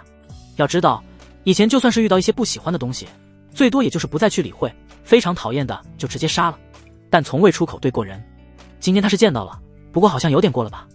九哥，洛弟弟他也是无心之言，以后他就记住了，看在姐姐的份上，你就别生气了。看到洛星辰那尴尬的样子，他忍不住出言充当和事佬。他对洛星辰的印象还是不错的，阳光帅气，气度不凡，年纪很小却心境成熟，所以他并不想看到两人闹僵。弟弟，你说对吧？最后他还不忘给了洛星辰一个眼神。女孩子嘛，哄一哄就没事了。只要洛星辰肯低头认个错，以他对凤九哥的了解，绝对不会再怪罪了。既然如此，我还是称呼您为凤小姐吧，以后我不会忘记了。洛星辰看了一眼帮他说话的龙子嫣，冲着他微微点头，然后便起身不卑不亢地说道，这样给了所有人面子，他也不会显得卑躬屈膝，而且那种贬低自己捧高别人的作为也不是他的性格。在此之前，他是很喜欢凤九哥这种性格的人，但并不代表他要对其卑躬屈膝。以前没有这么做过，将来也不会做。而且身为男人，岂能让女人左右了自身？这句话已经是他最大的让步。他相信他的让步应该会让凤九哥心生愧疚，或许还会和他道歉。他甚至已经想好下句话该怎么说了。你混蛋，你才是小姐呢，你全家都是小姐。哼！然而想法终归是非常美好的。他刚说完，凤九哥不仅没有消气，反而变得更加暴躁，从对人直接开始爆粗口。混蛋两字已经是他所能想到的最大的脏字。随后冷哼一声，一跺脚便直接离开了，返回到了灵州上的阁楼之中。他感觉再和这个家伙多待1分钟，都会忍不住触动他的拳头，直接暴走。不是凤姐就是小姐，这个家伙简直要气死他了。不过想到小雨的叮嘱，他还是没有动手，而是选择眼不见为净。紫嫣姐，我说啥了？他怎么？看着逐渐消失的背影，洛星辰人都骂了，忍不住对着龙子嫣开始吐槽起来。说实话，他心中也是怒气爆棚，要不是还有龙子嫣在这里，他都不伺候这个大小姐了。原本还以为是个很不错的女孩子，但没想到调皮可爱之外还有这么蛮横的一面。他算是看错了人，但是他的诉苦吐槽却没有得到龙子嫣的回应。此时的他背对洛星辰，看着凤九哥逐渐消失的背影，心中掀起了惊涛骇浪。一次是巧合，那第二次又是什么？他没发现自己的一双玉手都颤抖了起来。对于洛星辰的吐槽，他甚至都没有听见。按理说，在这个世界，凤姐和小姐这种带有歧视的信息是没有人知道的。第一次凤九哥的反应，他可以勉强理解一下，但小姐二字在这个世界可是非常流行的一个称呼，而且没有任何歧义。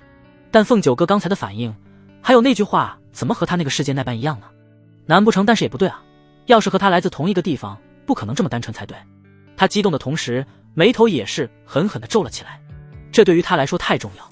来到这个世界整整5万年了，他的唯一金手指便是长生不死，但缺点便是不能修炼，只有资助出3个仙人才能解锁修炼资格。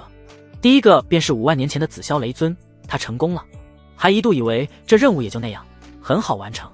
然而第二个资助过的龙青岩却是怎么也成就不了仙人，卡在地仙之境数万年。他这才知道了天道的仙魂被人给抽走了，这让他直接心凉了。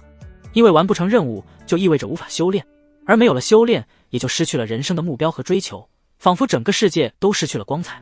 无奈之下，他最终做出了一个艰难的决定，那便是选择沉睡，以消磨这无尽的漫长岁月。他沉睡前祈祷着，希望能够等到一个波澜壮阔的大事来临，让一切重新焕发生机。于是在3万年前，他开始了漫长的沉睡之旅，在时光的长河中静静等待着。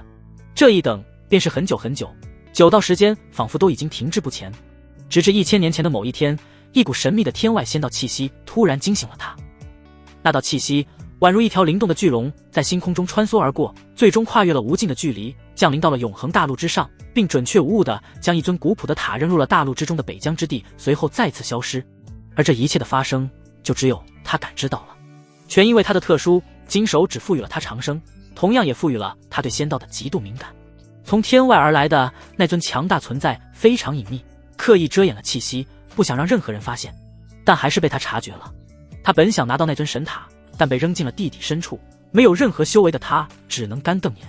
最终在缥缈宗附近扶持起来一个家族进行等待，而这个家族便是他以第2个资助之人的姓氏命名。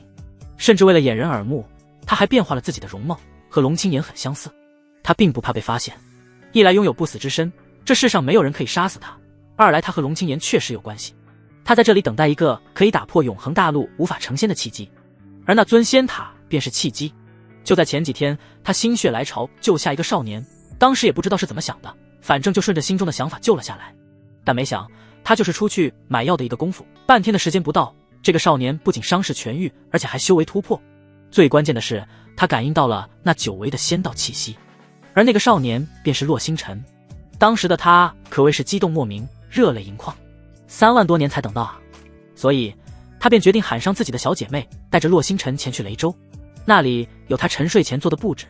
不出意外的话，会有无数的修炼资源乃至宝物，只不过需要他的好姐妹凤九哥帮着寻找。那些东西并不是他放的，而是沉睡前让龙青岩成就地仙之后布置的。这也是为什么不出意外的话，而带着凤九哥，完全是因为他对凤九哥绝对的信任。其他人他信任不了一点，他又没有修为，保护不了那些东西，甚至他都没打算直接交给洛星辰。找那些东西的途中，还是要考验一下其心性，这一点他把控的还是很到位的。最起码之前那2个资助过的人都很不错，但是如果龙青岩在他沉睡之后出了意外，没有按照他的要求布置好，那就只能从头再来了。不过刚刚发生的事情让他不得不重新审视一下自己这个小姐妹了。当然这不是不信任了，而是他一定要搞清楚凤九哥是怎么知道那2个词另一层含义的，这对他非常重要。从某种意义上来说，重要程度甚至都超过了洛星辰，因为这很可能让他找到老乡。紫嫣姐，你没事吧？看着龙紫嫣那副心事重重，仿佛沉浸在自己世界里的模样，洛星辰的心猛地担忧起来。他忍不住又出声关切地询问道，同时小心翼翼地用手在他眼前轻轻地晃了晃。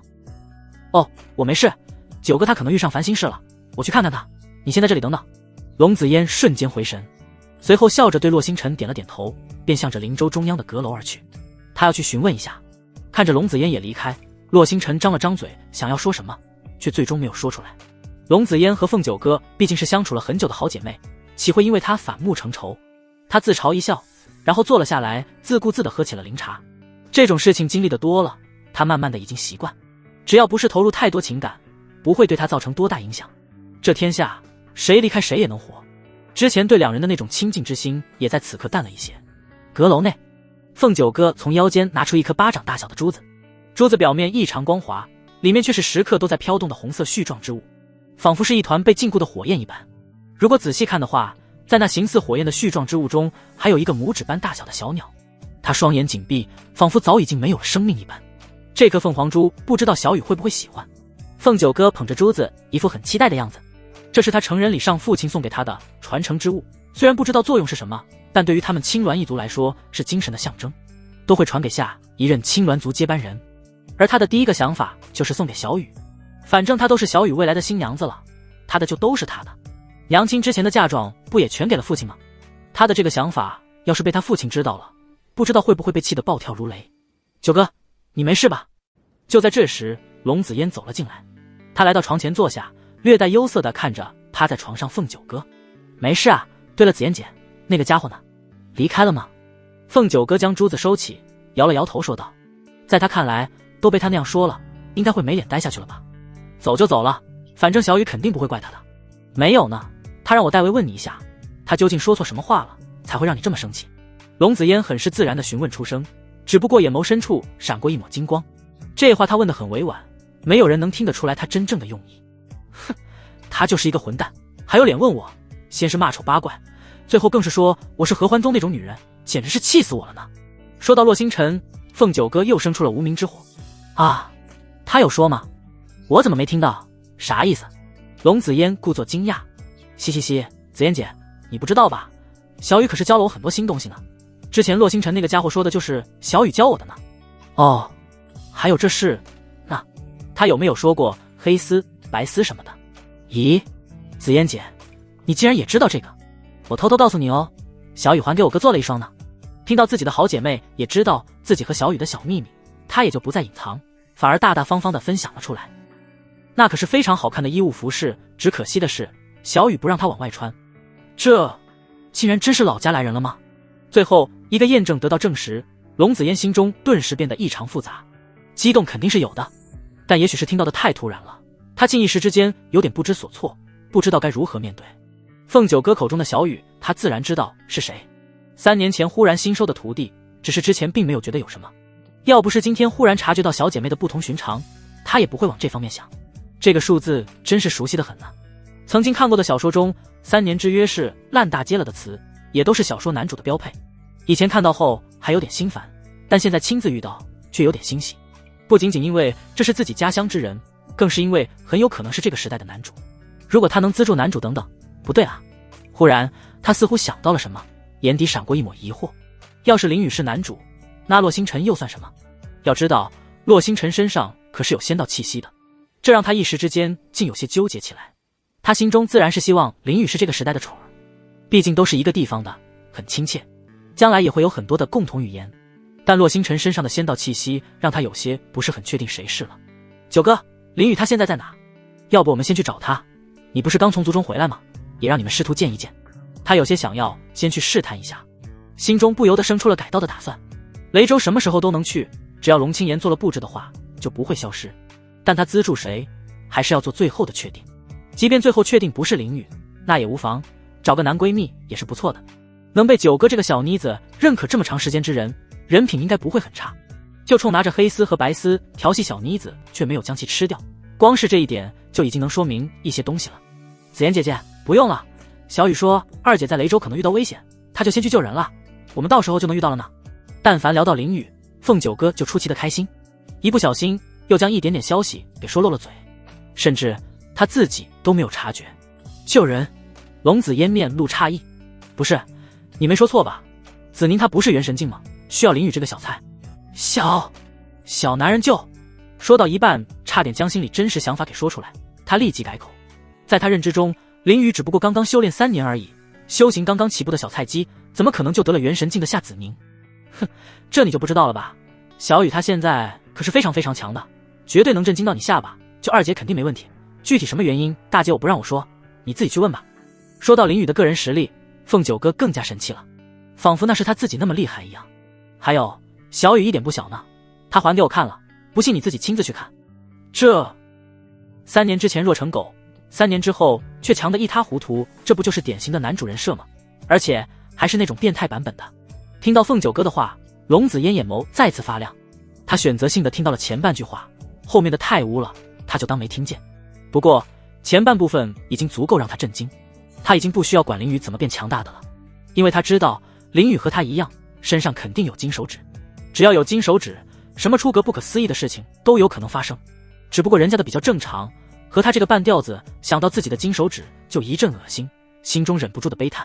看看人家的3年的时间就比元神镜都强大了，这么整下去几十年的时间就直接成仙了，而他或许还在永恒大陆打工呢。此时的他已经根据凤九哥的说辞非常肯定了林雨的身份。不行，绝不能再沿着这个让人恶心的任务之路走下去了。他的心中蓦地涌起这个念头，眸光如星辰般闪烁。3个任务之人如今连一半都未曾完成，那洛星辰还尚没有确定是不是呢。即便他是，等其成仙之后，他还得悲催的去寻觅一个有缘人，这简直是一种折磨。但现在有一个极为便捷的法门，能够让他挣脱被任务束缚的悲催命运，那便是心中的这个念头恰似燎原之火，迅速在他心中蔓延开来。他越想越觉得此计可行，要是到了那时，他不但可以长生不老，还能够直接躺平。而且林雨的金手指如此厉害，说不定还能将他无法修炼的顽疾改掉。当然了，这是有先决条件的，那便是他们2人之间必须相互认可信任才行，但这难不倒他。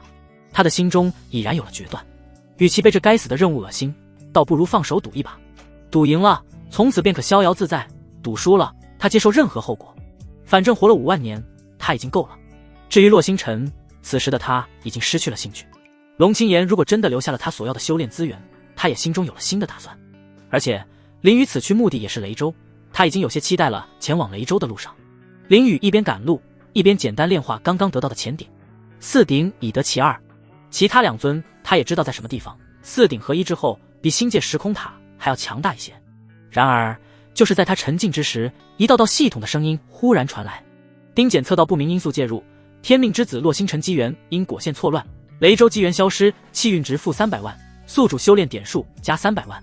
丁检测到不明因素介入，天命之子洛星辰因缘线错乱，损失终极天命女主，气运值负3000万，宿主修炼点数加3000万。丁检测到天命女主凤九哥对宿主好感度加99，自动绑定成功。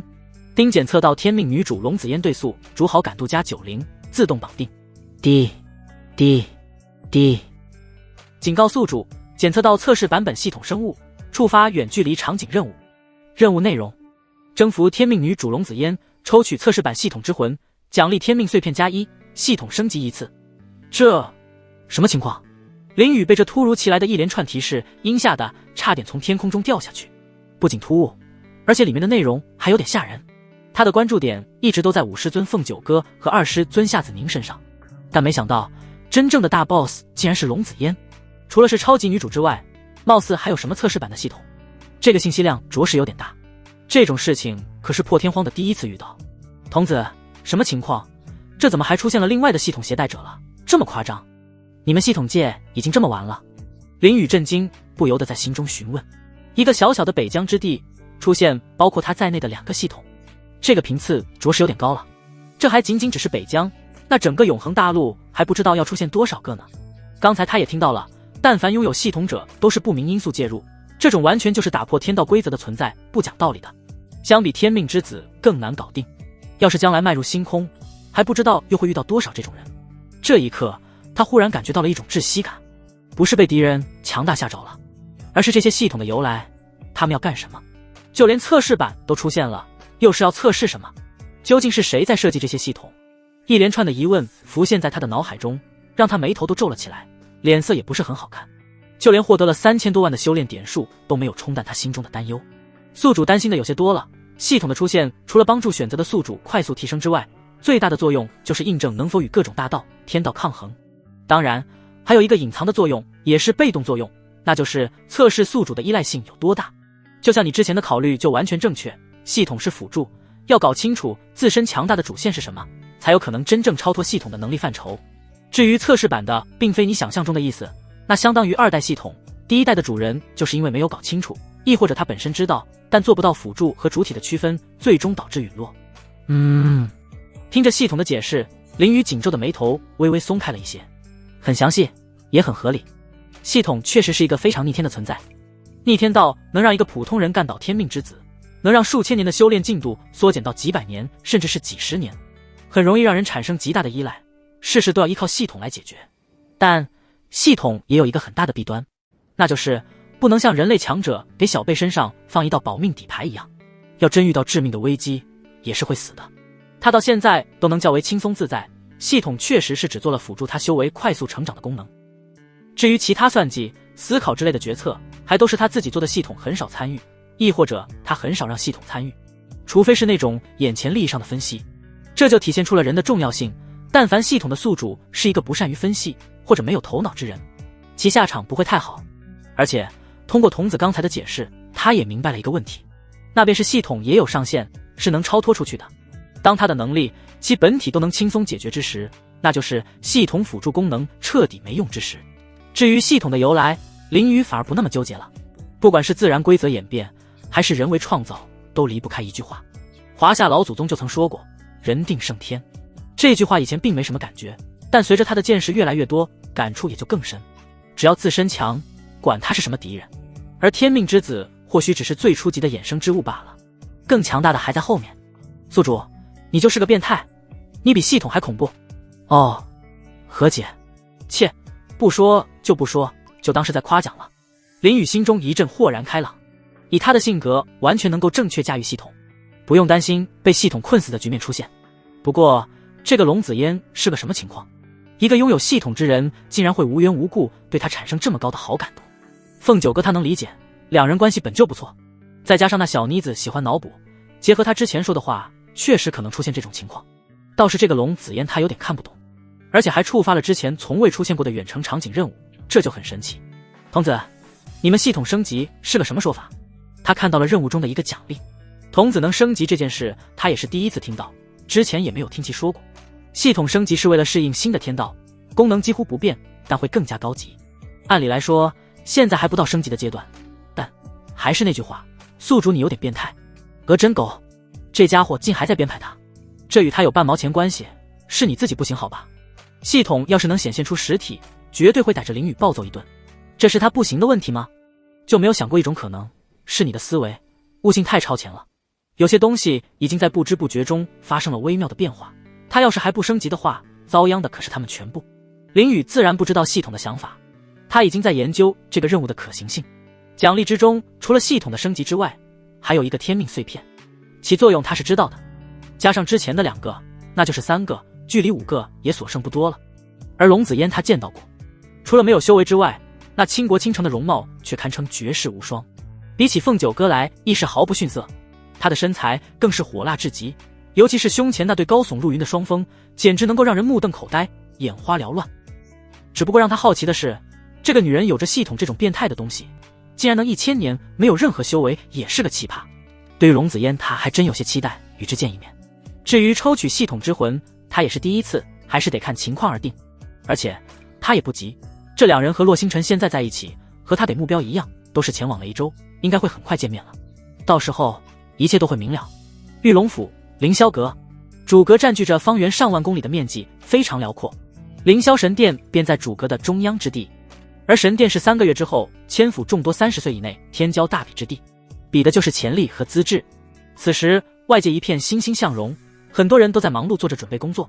毕竟届时前来的人数将多达数万，他们来自各个区域、各个阶层，皆是天之骄子。区域之间的摩擦，宗门势力之间的纷争，皆有可能如火星般点燃。因此他们必须提前做好各种应对紧急情况的安排。然而与外界的热闹形成鲜明对比的是，主阁的核心大殿内气氛却异常微妙。殿内不下30人，除了殿上王座之人外，其余皆是凌霄阁真正的高层。他们各个气息如渊似海，雄浑无比，仿佛一个眼神便能灭掉一个4、5品宗门。但此刻的他们却连看向王座上之人的勇气都没有，一个个低着头，大气不敢出。叶大人，迁府大比真要提前吗？我怕下面很多宗门都来不及赶来啊，这与您此次前来的目的。王座下方，凌霄阁阁主楚天河微微躬身说道。说到最后一句，他微微停了下来，但意思已经不言而喻。殿上坐着的是中域无望仙宗来的大人物叶凌云，一名一劫散仙境的超级强者。对于他们这种连大成期都没有的宗门来说，那就是天一般的存在。不过叶凌云此次来他们凌霄阁的目的，就是为了千府大比，名义上是找一个超级天才进行培养，而这个所谓天才就是发展潜力，正好符合他们此次大比的内容，但却是要他们提前1个月，也就是说只剩下了2个月，这会让很多非常偏远的3、4品小宗门都赶不过来的，也与叶凌云的目的有些相违背。虽然那些小宗门出现天骄的几率不大，但从叶凌云此次前来的阵仗来看，似乎很看重那些小宗门。而且他还发现一个很奇怪的现象，据他所知，无妄仙宗的散仙来了不止1个，在其他区域也有人在活动，和他们这边的目的是一样的，占据了整个北域的近1半区域，而另一半区域则是被中域另一个大超级势力清明鬼域的人给把控了，而且其目的竟出奇的一致，3大超级势力来了2个，这让他不得不怀疑这2大势力来这里的真正目的。要知道这些势力强者无数，更是有地仙老祖坐镇，能推算出很多他们看都看不透的东西出来。他们很有可能在北疆之地推算出了什么东西，不然一个小小北疆怎么可能让这种势力看中？要说天骄妖孽历来都是中域的天下，怎么轮也轮不到北疆啊？北疆甚至是5大域最劣质的一个区域，很少会有其他区域的人愿意来。不过怀疑归怀疑，他可不敢有任何反驳之言，只是出言提醒一下，人家想要灭他们，1只手就够了，时间来不及了，按照我说的做就行，我自有打算。叶凌云闻言眉头微皱，但很快便又舒展开来。他也不想提前，甚至还想延后1、2个月，让那些宗门准备得更充分一些。但清明鬼域那些人都已经疯了，仗着修炼功法的特殊性，直接掠过人家的地头蛇，出动万千鬼灵大军，大肆在所属区域寻找那个人。就以这种方法，2个月出头，他们就能全都寻找完毕。那个时候就会直接将手伸到他们这边来，那不是他们想要看到的。两边都有各自的默契，先自己寻找自己一边的势力，要是找到了，自然会秘密送回中域总部，但找不到，那就极有可能在对方的势力范围之内。那个时候就不是讲规矩的时候了，肯定会越过这个线，肆意搜寻对方区域之内的区域。这也是他让提前1个月的原因所在。虽然不能涵盖所有，但最起码90%的涵盖率还是有的。他略微沉思片刻后，再次开口道：楚阁主，你带我传递消息下去，所有宗门的名额翻倍，而且奖励翻倍，而且能被我无妄仙宗看中之人所属宗门直接奖励1部顶尖圣阶功法，而且受到我仙宗直接庇护万年，这是仙主给他们的权限。要想在其他2大超级势力面前率先找到人，就必须要有足够的吸引力才行，能让心外出现仙道异象，其资质绝对不凡。万一被原有宗门雪藏起来，他们想要找到难比大海捞针。只有这种让这些宗门眼红到疯狂的奖励，才能让他们放人。名额足够多，奖励足够疯狂，他就不信吸引不出来。只要在他们这些区域之内，就没有不出现的道理。神？什么？楚天河闻言，眼眸中瞬间浮现出了惊骇之色。殿下其他众人也都一个个顶着巨大的压力，纷纷抬眸看向叶凌云，其眸光中除了极致的震惊之外，还有无尽的贪婪之色。这种奖励不仅仅是下面的宗门，就是他们凌霄阁也是心动异常。要知道他们修炼的功法也才是尊阶，距离圣阶相差一个大阶，而且无妄仙宗承诺的还是最顶尖的圣阶功法，那可是已经无限接近地精的存在，绝对能让他们更上一层楼。还有更恐怖的是，无妄仙宗亲自庇护万年，这是妥妥的免死金牌，在这万年之内，不管怎么作死都不会死的护身符。他们也是彻底动心了。按道理来说，他们凌霄阁的天骄妖孽是最有可能获得青睐的，毕竟千府之地近乎1多半以上的妖孽现在都齐聚凌霄阁，但楚天河此时却不这么认为。能拿出这种奖励，已经完全超出了目的本身，说明一定还有他不知道的因素在内，而这种因素极有可能出现在北疆任何地方。他的呼吸也有点急促，毕竟他现在的修为在渡劫境极限，差一步迈入大成。要是能得到无妄仙宗的帮助，他一定能渡过天劫。那时再加上一本圣阶功法，他有把握将凌霄阁在万年内打造成北疆第一势力。这可是赤裸裸的诱惑以及机缘。楚阁主，你们凌霄阁要是能助我找到我想要找的那个人，你的渡劫敬天劫我可以帮你，而且同样许给你凌霄阁一本圣阶功法。就在众人还处在震惊和心动之时，叶凌云再次抛出一个让人无法拒绝的诱饵。看到在场众人的表情，他嘴角微微掀起一抹弧度，这就是他想要的效果。2本圣阶功法而已，他们有很多，在他们看来并不是很值钱的东西，在这些人眼里或是需要用命去拼的。这样之下，凌霄阁也要全力帮他搜寻他要找的人，因为凌霄阁之内，他在来的当天就已经彻底搜寻了一番，并没有找到类似之人，所以额外需给凌霄阁奖励是非常有必要的。多谢叶大人，我凌霄阁这就出动所有高阶长老和弟子前去迎接那些速度较慢的宗门。楚天河闻言立即激动地答应了下来，其他众人也都跃跃欲动，恨不得自己亲自前去接这些人。他们阁内强者众多，只要联系好那些赶路较慢的宗门，完全是可以前去半路迎接的，然后再以最快的速度赶回来。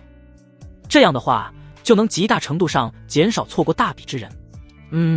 尽快下去安排吧，别让清明鬼域那些小鬼们抢了先机。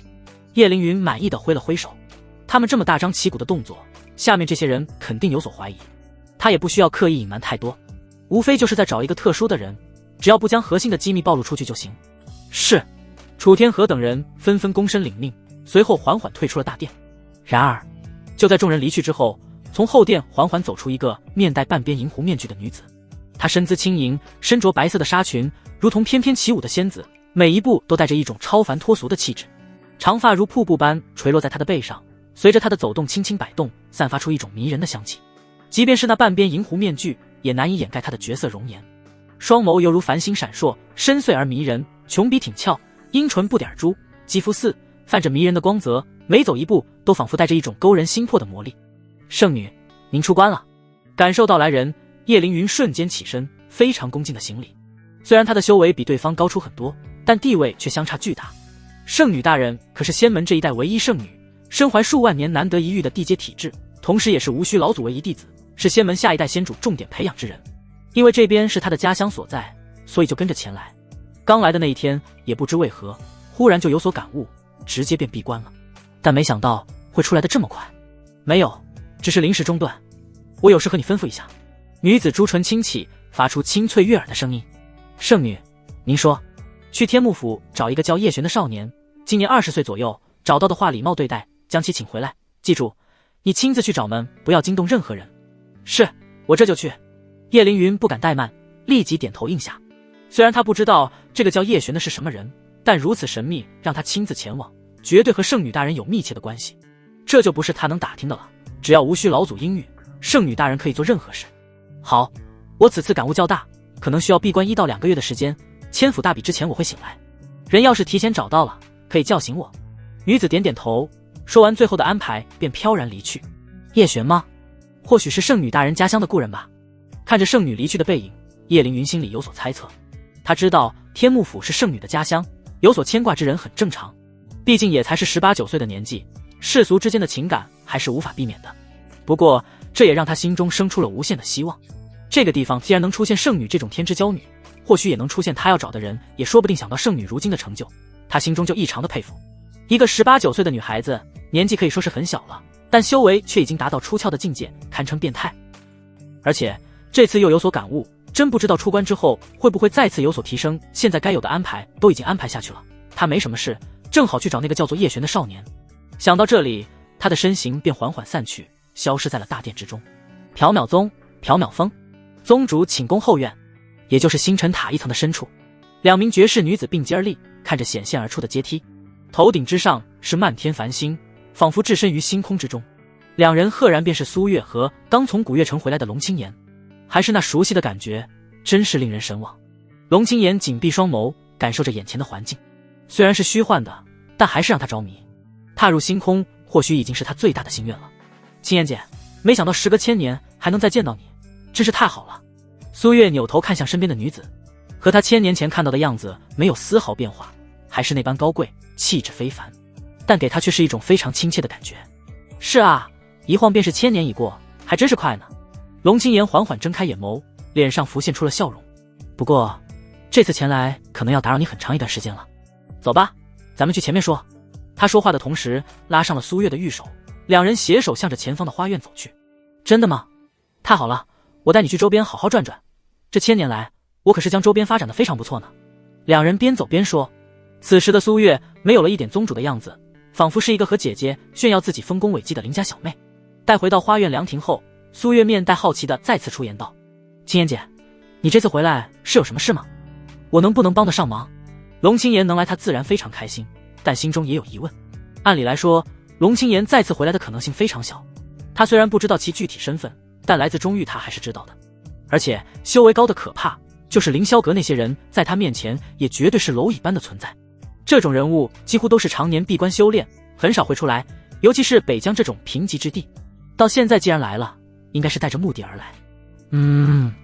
确实是有一个小问题，有点真搞不清楚。你或许真能帮我，也说不定呢。龙清言双手托着那精致的下巴，轻声说道。在苏月面前，他也放下了他的所有的威严和架子，仿佛一个正常的女子一般。苏月闻言更加好奇了，不过他没有说话，而是侧耳倾听。他倒是很想知道是什么事能将龙清言给难住。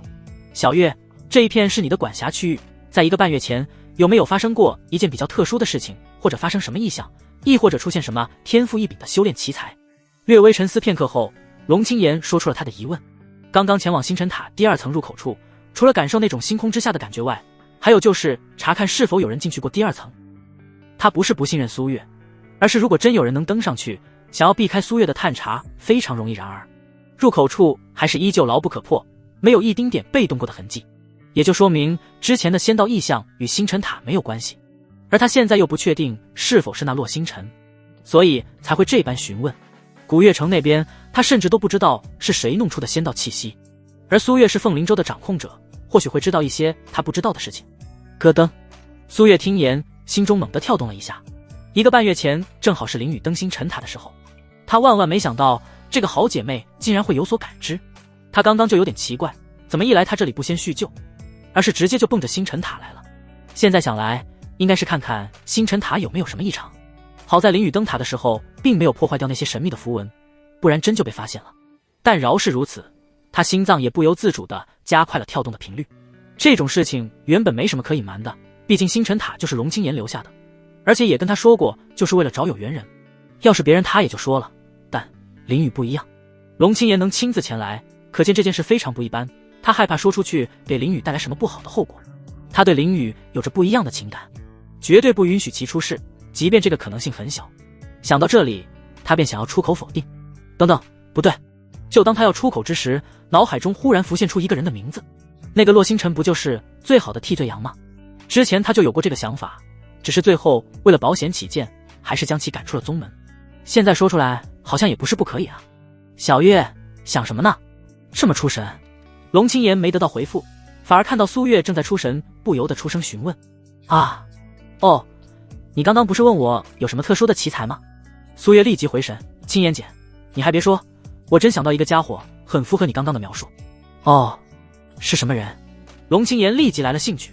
他叫洛星辰，1个多月前在云州收的新弟子，资质逆天，圣阶体质。不过这个小家伙竟然想要偷走星辰塔，所以直接被我赶出了宗门。这种人资质再厉害，我也不会收入门中。苏月真假参半地说了出来。偷星辰塔这事，毕竟对方还没有行动，真要算起来，也只是林雨的推测而已。但为了保住那小滑头，他自然是不可能将其供出来的。他可不敢保证青言姐不会对林雨做出什么不好的事情。什么？偷星辰塔？龙清言眉头微皱。原本在听到洛星辰这个名字之时，他心中并没有感觉到惊讶，毕竟他已经见过真人了，而且确实是他心中的目标人物之一。但洛星辰要偷走星辰塔，确实是让他震惊到了。没错，就是震惊，而不是愤怒。因为星辰塔就连他也只能移动地方，并且通过遮掩法阵将其形体遮掩起来，完全做不到炼化，哪怕是最简单的炼化都不行。一个小小少年想要这高耸入云的星辰塔偷走，那就是天方夜谭。但如果真能做到，那而且他确实记得洛星辰想要来缥缈宗拿个东西的，之前并不以为意，现在听苏月这么一说，他瞬间明白了什么。这一刻，他心中的判断再次发生了动摇，那种感觉更加倾斜向了洛星辰，一个已经凝聚自身大道金丹的少年，而且还似乎能炼化星辰塔，甚至这些绝对已经不是巧合那么简单了，而是必然。如果不是古月城那件事还在他心里有一个谜团，他真想直接带着洛星辰离开北疆，让那2个老家伙连一丝找到的可能性都没有。咦，青言姐，你不生气吗？那个家伙可是要偷走你留下来的星辰塔哦。苏月一直在观看龙青言的反应，只要将其注意力转移走，那他刚才的话就成功了。但看到其一丝怒意都没有，还是忍不住出声询问，因为他心里也没底，龙青言到底怎么想的。他觉得有必要通知一下那个小滑头，让其暂时不要回来，出去躲一段时间。没什么好生气的，这星辰塔我又用不上，谁要有这个机缘能将其拿走，那也是他的本事。龙青言摇摇头，微微一笑，然后继续道：对了，这次我走的时候可能会带这座塔，这个功法就给你吧，或许能让你走得更远。说罢，他便将一个一次性的功法玉简拿了出来，这是我修炼的功法，你一个人练就可以了，不要让其他人知道，不然会带来杀身之祸。这也算是他的补偿。这座塔他也想要知道其中的秘密，既然洛星辰有可能解开，他可以做个顺水人情。但苏月守了1000年，他可不好直接拿走，所以将他修炼的功法，也是雷玉圣殿的唯一的地精拿了出来，拿走星辰塔。听到龙青岩的话，苏月微微一愣，说实话，他还真有点不舍，倒不是不想还，毕竟这本来就是龙青岩的，他还在第一层使用了近1000年，占足了便宜。他的不舍还是因为灵雨。灵雨是圣阶轮回体，所需要的灵气非常恐怖，他还想以此来作为日后灵雨的修炼之地呢。要是被收走，灵雨的修炼进度就有可能被耽搁。至于所谓的功法补偿，他还真不在乎。他手中光地经就2部呢，一部灭世雷经，一部星辰梦幻典，都是灵雨直接或间接送到他手中的。灭世雷经已经被他封存起来了，等着以后宗门强大了再给门中之人使用。他自己和林诗音几人一样，都改修星辰梦幻典了，修为也已经顺理成章地突破到了真正的法相境。不过看到龙青岩递过来的功法玉简，他还真不好拒绝。两人虽然是好友关系，但还没有好到那种无所顾忌的地步，尤其对方还是那种超级人物，心中有些忌惮还是不可避免的。为了不驳其面子，他还是接了过来。原本想直接收起来的，但看到龙青岩一直看着他，他只能探入一丝神识，象征性的查看一下。这怎么是灭世雷经？但当他看清楚引导篇之后，不禁惊呼出声。这和林雨给他的那部可以说是一模一样，唯一的区别就是一个是可以反复使用的传承玉简，一个是一次性功法玉简。苏月的反应让龙青岩柳眉微蹙，他不由得出声询问道：小月，你见过这部功法？这不得不让他产生疑惑，这可是他雷玉圣殿的传承功法，很少往外传的。他也是不忍直接将星辰塔带走，才给的苏月补偿，但听其言语，似乎见过。苏月有些不知道该怎么说了。刚刚也是下意识的反应，但刚说出口他就后悔了，这不明显着让人看出来吗？一直不想将林雨拉扯进来，但现在还是被他的一个无意识的动作给拉进来了。说出去的话就是泼出去的水，没有收回的可能。他刚刚那句话已经很明显了，现在再找理由搪塞，那就是完全不将龙青岩放眼中了。小月，你尽管说，就是这功法本就是补偿给你的，不管是从哪里看到过，我都不会追究。看到苏月纠结的样子，龙青岩还是给他吃了一个定心丸。说实话，灭世雷经虽然很少往外传，但不是不没有，偶尔被人听过或者拥有也是很正常的。让他唯一有些惊讶的是，1000年前的苏月绝对是不知道的。青岩姐，我也不瞒你，这灭世雷经我还真有，是宗门一个弟子在百万大山发现的一处秘藏中找到的。苏月知道瞒不住，只能如实相告，但是并没有将林雨的名字说出来。这种机缘之地不是谁都能找到的，他也不敢随意瞎说。要是随便编个人名，万一龙青岩让其带着去找那处秘藏，还真就难住他了。所以他还是留了一个心眼。百万大山秘藏之地。龙青岩闻言，脑海中瞬间浮现出一个画面，心中也有了答案。雷玉圣殿创始人紫霄雷尊的传承，他差点都忘记了这档子事情。这尊星辰塔还是他从传承之地拿出来的，没想到只是1000年的时间，那处传承之地就被人找到并且拿下了传承，这让他有些惊讶。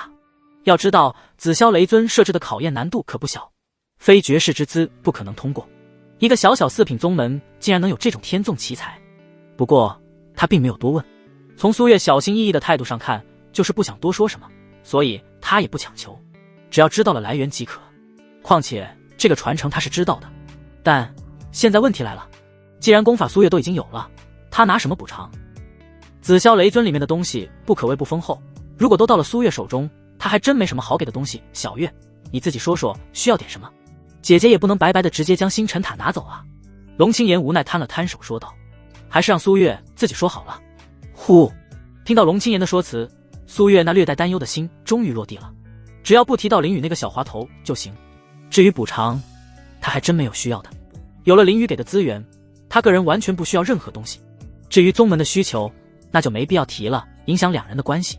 想到这里，他开口道，青岩姐，我现在什么也不缺，你就不要浪费了，星辰塔本就是在我这里存放的而已，要说占便宜，还是我占了呢。对于这个好意，他还是委婉的拒绝了。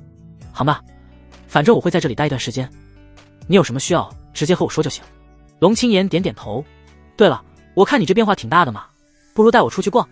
他原本面带期待之色，正欲接着说下去时，突然脸色一变，像是察觉到了什么异样，眉头紧紧皱起，口中喃喃自语道：咦，不对劲啊，他们怎么来得如此之快？青岩姐，怎么了？你所说的他们是？苏月面带诧异。终于无望仙宗的人奔着你这来了。啊，无望仙宗，他们怎么会来我这里？听了龙青岩的话，苏月如坠无里雾中。中域的这些大佬们莫非是吃饱了撑的？怎么一个接一个的往北疆跑，而且还都直奔他这儿？龙青岩倒也罢了，毕竟是好友，可这无望仙宗又是唱的哪一出？全大陆第一宗门的赫赫威名，他可是如雷贯耳，但做梦也想不到会有这种宗门的人找上门来。不必忧心，有我在暗处密切注视，那家伙也翻不出什么大浪来。你出去看一看，看他究竟意欲何为。龙青岩轻摇琴手，缓声说道。语罢，只见其娇躯微微一晃，瞬间便如同鬼魅一般没入了虚无之中，消失得无影无踪。对于无望仙宗能够如此分毫不差地寻到此处，龙青岩心中亦是暗自诧异。毕竟就连他自己能够这般精确地抵达此地，也是凭借着9天雷珠所散发出来的微弱气息才得以做到。然而这无望仙宗并未借助任何特殊之物，却依旧能够找上门来，实在是令人匪夷所思。恰在此刻，正当龙青岩隐匿起身形之时，只听得天穹之上忽然传来一阵刺耳的破空之声，紧接着一道流光划破长空，疾驰而来，并稳稳当当地悬停在了天穹之上。与此同时，一个苍老而威严的声音骤然响起：缥缈宗宗主苏月何在？老夫此番前来，乃是有事相询，还望速速现身迎接。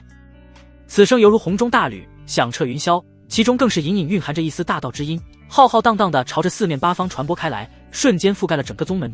这究竟是什么人？竟然散发出如此强大的气息！一名弟子满脸惊恐地望着天空，身体不由自主地颤抖起来。他身旁的另一名弟子同样脸色煞白，结结巴巴地说道：太恐怖了，我怎么感觉这个老头甚至比我们的宗主还要厉害呢？兄弟，别说是感觉了，就冲他敢这样肆无忌惮的大呼小叫，肯定不是一般人物。旁边又有一人插话道，语气中充满了敬畏与不安。一时间，整个宗门内都炸开了锅，各种各样的猜测声此起彼伏。而此时，那股强大无比的气息如同汹涌澎湃的海浪一般席卷而来，令在场的每一个人都感受到了前所未有的压力，仿佛有一座无形的大山压在了众人的心头，让人喘不过气来。嗖嗖嗖！几乎就在同一瞬间，各座山峰的峰主以及那些深居简出的太上长老们，宛如一道道闪电般冲天而起，朝着位于宗门中心的缥缈峰疾驰而去。尽管他们并不清楚这位神秘来客的来意究竟如何，但从对方如此嚣张跋扈的举动来看，显然不会带着什么好意。因此，这些平日里德高望重的强者们此刻全都严阵以待，做好了应对一切突发状况的准备。敢问前辈怎么称呼？到我缥缈宗所为何事？苏月率先来到老者近前出言询问。尽管心中对老者如此唐突有些不满，但面对这样的强者，他也只能选择视而不见那些行为。羞羞！林诗音等众人也如疾风般赶到了现场，纷纷站在了苏月的身后。众人皆是一脸警觉之色，目光紧紧盯着眼前这位神秘的老者。待靠近之后，他们才真切地感受到了来者那令人胆寒的气息。仅仅是其无意间散发出来的强大气势，就仿佛一座无形的大山压在了众人心头，让人感到沉重无比，呼吸困难。一些功力稍浅的峰主，额头上更是冒出了豆大的汗珠，顺着脸颊滑落而下。而那位老者却神色自若，丝毫不在意众人的反应，直接开门见山地说道：老夫乃无望仙宗的叶凌云，此次前来乃是听闻贵宗有一位名叫叶璇的少年，不知此子现今是否身在宗门之内。叶凌云已经得到了圣女提供较为准确的信息，再加上他自身高深莫测的修为，要想打听到一个人的行踪并非难事，因此他并未花费太多的时间与精力，便顺利地找到了此地。不过宗门之人众多，他又没有那叶璇的气息，所以直接将宗门的负责人换来帮他找就行。找人的。当苏月听到这句话时，一直紧绷着的心弦终于稍稍放松了一些，毕竟只要来人不是找麻烦的就好。虽说有龙青岩在此坐镇，可以确保万无一失，但能够以和平方式解决问题，自然是再好不过了。然而对于这个名叫叶璇的人，苏月却是闻所未闻，见所未见。于是他迅速将目光投向紧随其后赶来的诸位峰主，开口问道：众峰主，不知这位前辈所要寻找之人，你们是否有所印象呢？他此时只想将其尽快打发走，不然给众人的压力太大了。宗主，宗内要是没有第二个叶璇的话，此子应该是老夫封上的弟子。这时丹峰的峰主向前一步站了出来，只不过他的面色有些怪异，微微迟疑了一下，他才继续道：“只不过前些日子这名弟子的命牌碎了。”当他说出最后那2个字的时候，声音已经低到几乎微不可闻，而且身躯也不由自主的有些颤抖。所谓人的名，树的影，无望仙宗这个大陆第一宗的名号，含金量可是非常高的。对方既然是来找人，应该不会想要找一个死人吧？但那名叫叶璇的弟子确实是命牌已经碎裂，而且就是几天前的事情，所以他心中还是非常的恐惧。什么？人死了？还未等到苏月来得及做出任何回应，叶凌云整个人便如遭雷击一般，瞬间变得不再淡定。只见他瞪大双眼，满脸都是难以置信的神色，那声音更是不自觉地拔高了许多。与此同时，他身上原本隐匿起来的恐怖气势，此刻如同火山喷发一样，骤然间扩散开来。这股气势极其强大，眨眼之间便充斥满了整个天穹，犹如一座无形的大山压顶而来，令人感到窒息和恐惧。圣女强行中断感悟，特意安排的事情还是让他亲自前来寻找，可想而知这个人的重要性。然而人是找到了，但却这不是他能接受结果。扑哧扑哧，叶凌云突然的气息爆发，让周围包括苏月在内的所有人都纷纷倒飞出去，在空中喷出了一朵朵的血花。不过好在暗中有一股柔和的力量将他们拖住了，同时卸去了剩下的力道，不然光是这一下都要死不少人。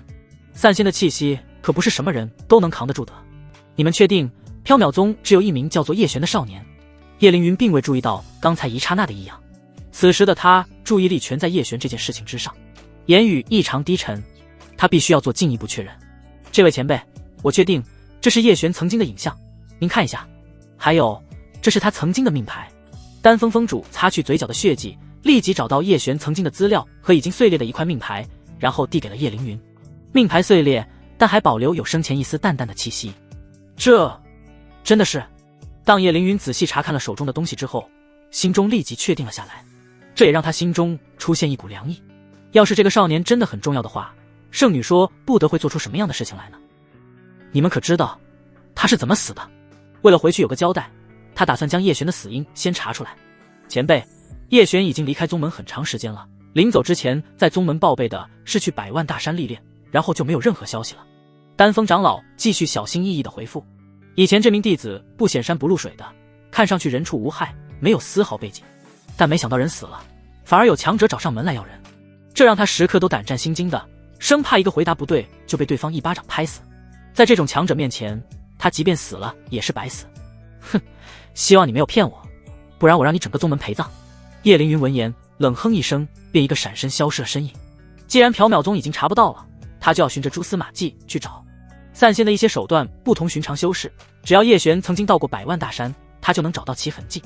然而他走得急，却没有留意到人群中冷若雪和苏月眼神中闪过的异样。冷若雪可是不仅知道叶璇的名字，还见过其人，甚至他还曾经对其出手过。那时他还一度以为被他一掌给拍死了呢。但这种事他可不会说出来，他能明显感觉到那个叶璇对老者很重要，说出来就是找死了。而苏月也是眸光闪过一抹诧异，叶璇这个名字他是真没听过，但他记得当初林雨在进入那个秘境之前，被蓝焰师一脚踩入秘境之人就是这个叶璇。刚刚叶凌云查看影像资料的时候，他心中还吃了一惊，没想到记忆中都快要淡忘的一个人竟然还有这种来历，那可是中域无望仙宗啊。这一刻他忽然感觉自己的缥缈宗似乎成了一个怪物收容所。林雨就不说了，那是最变态的一个，后来又出现了洛星辰，不过已经被他赶出了宗门。现在忽然发现之前竟然还有一个，而且还都把永恒大陆之上最强的几个宗门势力给招惹来了。龙青岩的身份他多少有一些猜测，只是没有确认罢了。现在又来了一个无望仙宗，要是哪天清明鬼域的人也来了，那就真是中域三雄齐聚了，这让他很是心惊胆战。他怕的并不是缥缈宗会怎么样，有龙青岩在，最起码能保证不会被无端灭门。他担心的是林雨，当初林雨和那个叶璇一起进去的秘境，但里面的东西却是被林雨给带了出来，可想而知里面发生了什么。真要查到林雨头上，没人能保得住。龙青岩倒是可以，但关键的是林雨曾经登顶星辰塔，万一被龙青岩发现端倪，那可真就是逃离虎口又掉进了狼窝。唉，希望那小滑头做得够隐秘，不要被查出来吧。看着老者消失的方向，他心中长叹一口气，暗自祈祷。这种情况下他只能帮其稳住龙青岩这边，至于无望仙宗的那名老者，他是真的无能为力。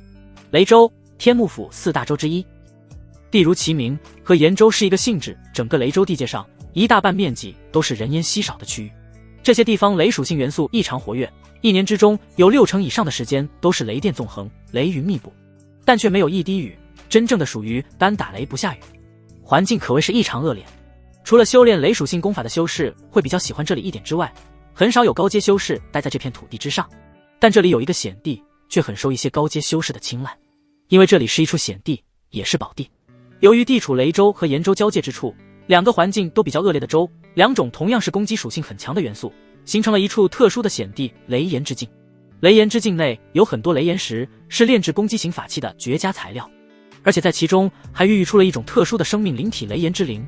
这两种火爆的能量在雷炎之灵的体内却是异常柔和稳定，只要将其捕捉炼化，不仅能无损提升身躯的强度，还能淬炼修士的神魂强度。最关键的是，雷炎之境最深处据说还有一簇雷炎，被称为雷星钢炎，外形神似火焰，但核心却是雷霆，不仅是炼丹的最佳神炎，还是非常恐怖的攻击手段，这也是被称之为宝地的原因。所以经常会有人组队前往。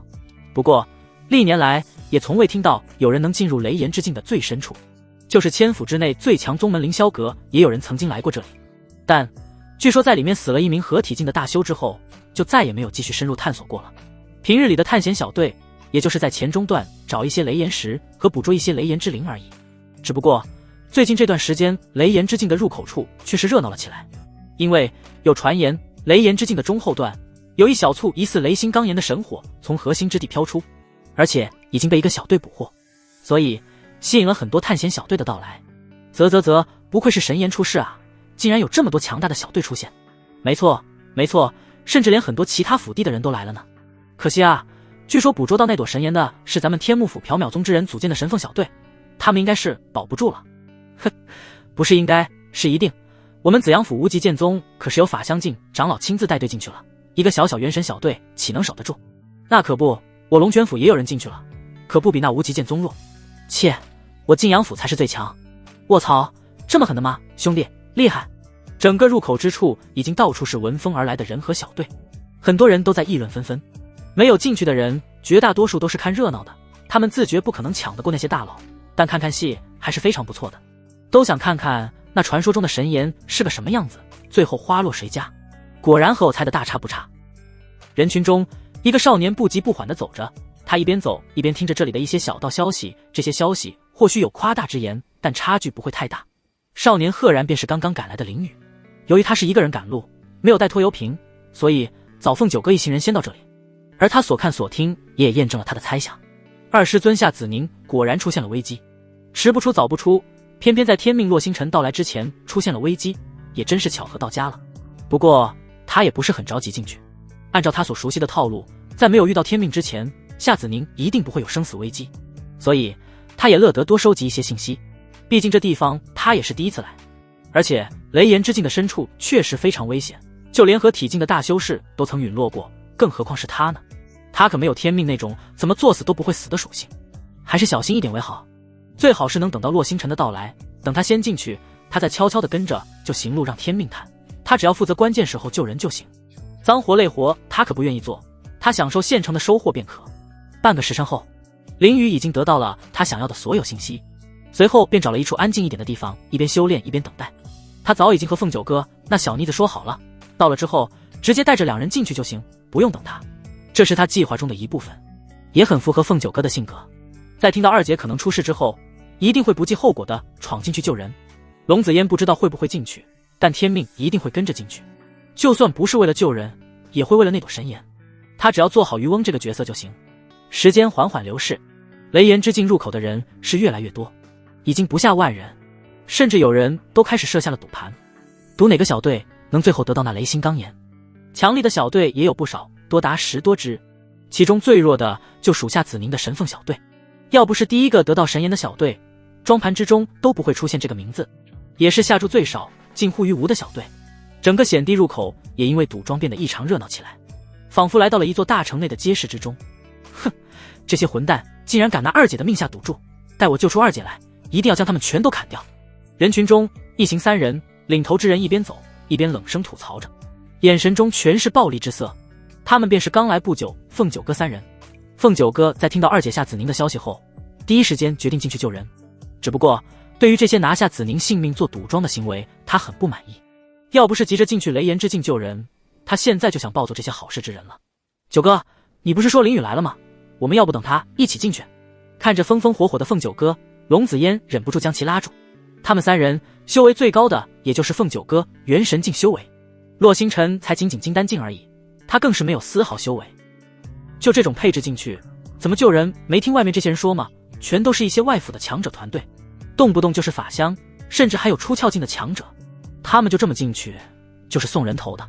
要是林雨在的话，或许还能行，毕竟那也是自己的老乡，而且有金手指在手，手段应该不差。而就在他出言询问之际，一旁的洛星辰却是眸光闪动，一边走一边沉思着什么。他并不在乎救人不救人，不管是凤九哥还是龙子嫣，这两人后半段路仿佛变了一个人。尤其是龙子嫣口中谈论的都是那个林雨，仿佛他就是多余的，这也让他对两人的好感几乎消失殆尽。要不是看在龙子嫣曾经将他救回去的份上，他都想先行离开了。他此时的关注点是那神岩，身怀苍天霸体的他身躯很强，战力也不弱，但唯一的不足就是神魂不够强大。只要能拿下这朵神岩，不仅可以作为强大的攻击手段，还能淬炼神魂。最关键的是，那时空界碑在体内发出了异动。时空界碑是有灵性的，相处久了的他自然知道其中的含义，说明里面有东西入了时空界碑的眼界，这是在提醒他。所以不管出于什么原因，他都会进去。至于那林雨，他却是不想见到。之前在玉凌峰的画面他还记忆犹新，和他年纪相差不大，但却是一个劲敌，不仅实力超强，挤兑他的手段也是不少。虽然没有亲自出手将他怎么样，但他被驱逐出缥缈宗全是因为这个林雨。谁能知道见了面之后会不会直接上来弄死他？而且就算不动手，进去里面之后，那些机缘哪里还有他的份？现在的他又不是其对手，这一点他还是有自知之明的。尽管晋升了金丹也是一样，他有这个感觉。所以他在听着凤九哥两人最后的决定，要是等那林雨的话，他就找个理由直接脱离队伍自己探险；要是不等的话，这两人还能利用一番。那个凤九哥看似实力不弱，但在他看来也就是一个纯净的女孩性格而已，他有的是办法搞定。子嫣姐，不用等了，小雨早就进去了，他比我们来的要早呢。凤九哥几乎是脱口而出，这是小雨交代他的，自然要办好。二姐的安危，小雨已经保证过了，绝对能安全的救出来。只要二姐没事，他就好好的配合小雨演好这场戏就行了。他的演技可是受到过小雨夸赞的呢。林雨已经进去了，这么快的吗？龙子嫣闻言低喃一声，美眸中出现亮光。要是如此的话，那就足以说明他这位老乡的实力不一般，这让他之前下的决心更加坚定了。要知道林雨满打满算也就20岁，在这个年纪能有这种实力，就算是中域的那些圣地仙门都做不到。他曾经在大陆之上游历近2万年，什么天才妖孽没有见过，甚至还资助出了紫霄雷尊这样的仙人，龙青岩这种现世最强之人，但即便是他们在少年时也没有他这位来相变态。虽然他不知道林雨的具体实力，但绝对比凤九哥强，而且还敢独自闯进雷岩之境去救人，其底牌一定不少。想到这里，他也没有什么可阻止的，附和着说道：好，既然如此，那我们快进去吧，或许还能遇到林雨呢。说罢便和凤九哥直直地向着入口而去。至于洛星辰则跟随在两人身后，只要队伍之中没有林雨，他就不需要离开，进入里面再探寻那神岩的下落。然而就在他们踏入入口之后，林雨的身影也出现在了入口前，他嘴角微微掀起一抹弧度，然后也踏了进去。凤九哥三人的行踪他一直在关注，以他目前的实力，探查而不被发现很容易，就算是凤九哥这个小妮子有着元神境的修为，也察觉不到他。再加上他佩戴的永恒之戒这种系统产出的东西，他都不需要担心天命之子能发现他，这就是他跟踪洛星辰的底气。永恒之戒能帮他掩盖一切气息和天机，完全可以成为一个透明的路人，只要他不主动冒头，就算是地仙来了也找不到他。雷炎之境被无尽雷霆与炽热火焰交织而成的巨大帷幕所笼罩，形成了一道坚不可摧的天然屏障，将外界与内部彻底隔绝。从入口踏入，眼前展现出的是一幅与外界迥然不同的地貌和环境。天空中乌云如墨，电闪雷鸣，粗壮的闪电恰似银蛇在云层中狂舞，不时地劈向地面，引发地动山摇的爆炸。而地面上熊熊火海如怒涛般汹涌澎湃，火焰高达数十丈，炽热的温度仿佛能将一切生物瞬间化为灰烬。因此，在这外围之地，除了人类修士，几乎难以寻觅到任何生命的踪迹。随着不断向深处迈进，可以偶尔瞥见雷霆与火焰激烈碰撞之处，有一颗颗闪耀着神秘光芒的雷岩石，宛如璀璨星辰般浮现。而靠近中段，那些密密麻麻的雷岩之灵便会映入眼帘。他们似乎拥有着强烈的领地意识，宛如忠诚的卫士，坚守在雷岩之境的中段，既不涉足外围，也不迈向更深处。他们那火红色的透明身躯犹如燃烧的火焰，其中一丝丝雷霆如灵动的脉络般在身体中闪烁，仿佛是雷岩之灵的生命之线。这在个地段，人类修士就变多了，都是一个个小队，相互配合着抓捕那些雷岩之灵。只不过这些雷岩之灵近乎对物理攻击免疫，只能用特殊的方法才能捕捉。而长期混迹在这里的小队明显得心应手，有特殊的工具。这些人中甚至有不少是只抓不进行炼化的，他们都是外界商会雇佣而来。雷岩之灵近乎无穷无尽，也就成了那些商会赚钱的重要资源。然而就在这时，接近中后段的地方，一些近乎深红色的雷岩之灵竟忽然发生暴动，发动集体对人类修士反攻，而且在即将被抓住的时候会选择直接自爆，仿佛刹那间有了自己的思维，又仿佛接受到了什么命令一般。一时之间，整个中段方圆数十公里的地界之上，到处都是此起彼伏的惨叫声。有了思维雷岩之灵，战斗力瞬间飙升不止一个层次，让人类修士手忙脚乱。不好，大家快退，退到外围之地，里面那些人打出来了，那朵神岩一定就在不远处了。忽然，一道洪亮而又苍老的声音响彻这片天穹，是一名经验非常丰富的老者在做出预警。林老，这到底怎么回事？这些雷岩之灵数千年来都没有任何神智，今天这是怎么了？对啊，林叔，您在这里待了数十年了，这什么情况？真他娘的变态，竟然特么的还会自爆，我道侣都被炸死了。兄弟，你快别心疼你那道侣了，你第3条腿都炸没了，要道侣有什么用？滚犊子！在老者的声音落下之后，瞬间引动了来自各个方向上的狩猎人群，他们一边向外逃走，一边大声哗然，有询问缘由的，也有各种抱怨的。整个中雷岩之境的中段顿时热闹了起来，只不过这个热闹着实有点惨烈，稍有跑得慢的人就会被发了疯的雷岩之灵拖下水。大家不要墨迹，想要命就快点逃，这些雷岩之灵产之所以能无限产出，全都是身处那朵雷星钢岩的缘由。现在雷岩之灵暴动，一定是那些人带着雷星钢岩出来了。被称为灵老的老者再次大喝出声，只不过这次却解释了雷岩之灵暴动的原因。卧槽，那些个宗门强者这么搞事情吗？不在深处打，跑到中段干什么？真他娘的要命！妈的，这些宗门之人就没把我们当回事，等老子变强啊！救我！操，这些雷岩之灵加快速度了吗？大家都要拼命了。在听到林老的解释后，人群中再次爆发哗然。只不过雷岩之灵忽然间的再次加速暴动，又让不少人被炸成飞灰，这让所有人都拼了老命的向外围奔跑逃命。只是谁也没有发现，一个逆行而上的3人小队出现在了人群之中，而且其中一人趁乱脱离了队伍，然后在身上贴上了数张颜色不同的符文，急速向着深处而去。而那些雷岩之灵仿佛没有见到他一样，直接从其身躯之上便穿了过去。这逆着人群而行的3人正是刚刚进来的凤九哥一行人，而脱离出去的便是洛星辰。九哥，这情况有点不对啊，要不我们先去外围等一等吧，有林雨在，子宁应该不会有问题的。此时一直躲藏在凤九哥身后的龙子嫣终于忍不住开口说话了。只见他紧紧地盯着不远处那不时传来阵阵爆炸声的地方，美丽的柳眉紧紧地皱在了一起。他倒不是怕死，而是如此变故让情况变得有些混乱。洛星辰都被这突然而来的暴动冲散了，现在就只剩下他们2人，而他又是凤九哥的拖累，再往深处走的话，不仅仅是他，就是凤九哥都会遇到生命危机。不，好吧，有小雨在，二姐应该会没事。凤九哥下意识的想要回复，但刚说出一个字便瞬间改口，随后便带龙子嫣向外围急速奔袭而去。而龙子嫣则是向着身后诧异的看了一眼，再看看眼前的凤九哥，忽然间他似乎明白了些什么。之前就觉得凤九哥有些时候怪怪的，但他并没有太在意，毕竟认识这么长时间了，凤九哥是什么人他知道的清清楚楚，不可能害他。但刚刚的一刹那，他瞬间心头有了明悟。不过他也不点破，既然那位老乡现在不想现身，他也不强求，他倒要看看这位神神秘秘的老乡想要干什么。雷岩之灵的暴动让整个雷岩之境的中后段瞬间空旷了下来，除了异常混乱的雷岩之灵到处乱窜之外，没有任何生灵出没。不对，还是有的。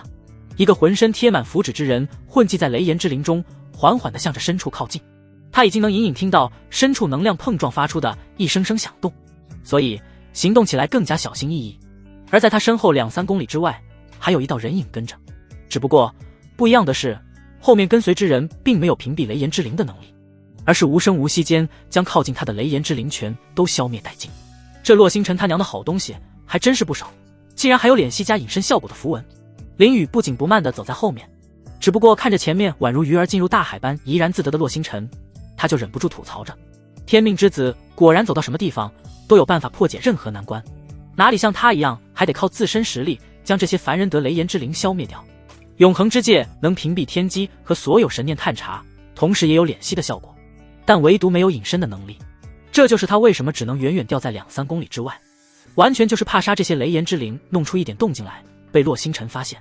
之前洛星辰自己脱离队伍之时，他就传音给凤九哥让其离开了，毕竟他的任务已经完成，再往深处走的话真有可能遇到危险，他可不会让凤九哥冒这种没必要的险。至于龙子嫣，他并没有仔细探查，毕竟也是拥有系统的人，万一引起警觉就不好了。而且现在也不是时候，毕竟龙子嫣并不是什么天命之人，还是洛星辰这边更重要一些。龙子嫣对他的好感度已经达到了90的程度，事有非敌，他有的是时间去探明情况。而洛星辰这边，他也大体猜出了这个家伙的目的。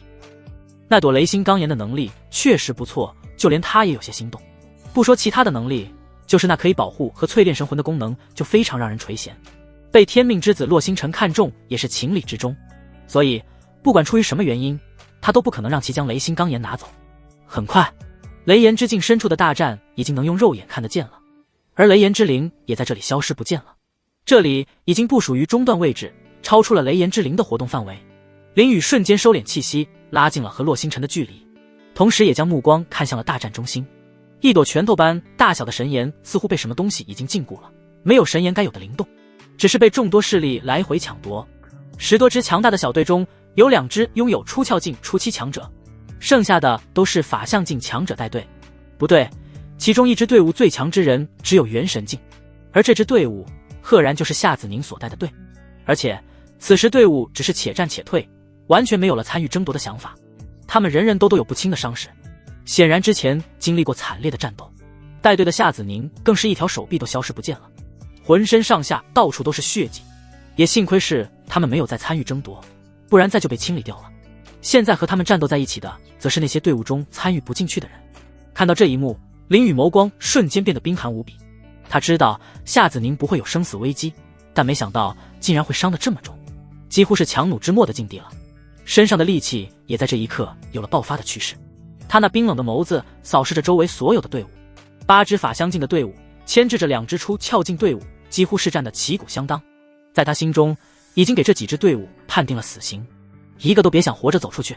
只是让他有些不明白的是，之前他可是给夏子宁发信息询问过情况的，给他的回复也都是能应对，没有大碍，他能安全脱离，这也是他并不着急的原因之一。但没想到，这个所谓的没有大碍，就是眼前这种境地。等他将人救下，他非得好好惩罚一下这个一向要强的女人，命都快没了，竟然还不求救。哼，这就是所谓的天命之子吗？还英雄救美呢，完全就是等着趁人之危。一群披着伪光正外衣的流氓，看着前往隐匿起来的洛星辰，林雨心中不禁冷哼一声。前世熬夜看的小说中，那些个主角个个天命不凡，往往都是女主在重伤垂死之时现身，将人救下。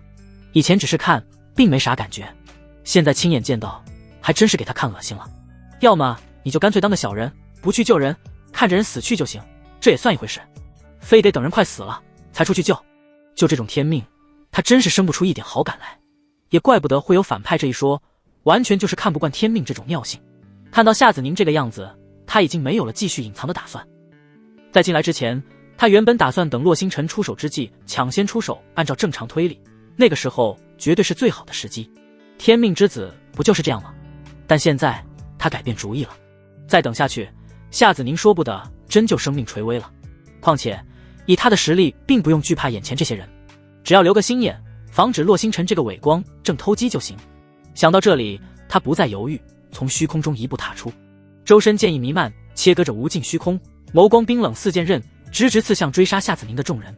他运转化红术，只是瞬间的功夫便出现在众人面前，身上散发出来的气息让人不寒而栗，那冰冷的眸光令人不敢直视。阁下是谁？莫要多管闲事！有人壮着胆子喊道，但林雨却并未理会。只见他的眼眸深处突然闪过一道令人胆寒的光芒，犹如寒夜中划过的流星一般耀眼而冷冽。与此同时，手中急速挥动，刹那间挥出了数十道凌厉无比的剑指，这些剑指如同闪电般疾驰而出，带着毁天灭地的气势冲向众人。然而完成这一系列动作之后，他连头也没有回一下，毫不犹豫地径直朝着夏子宁所在之处走去。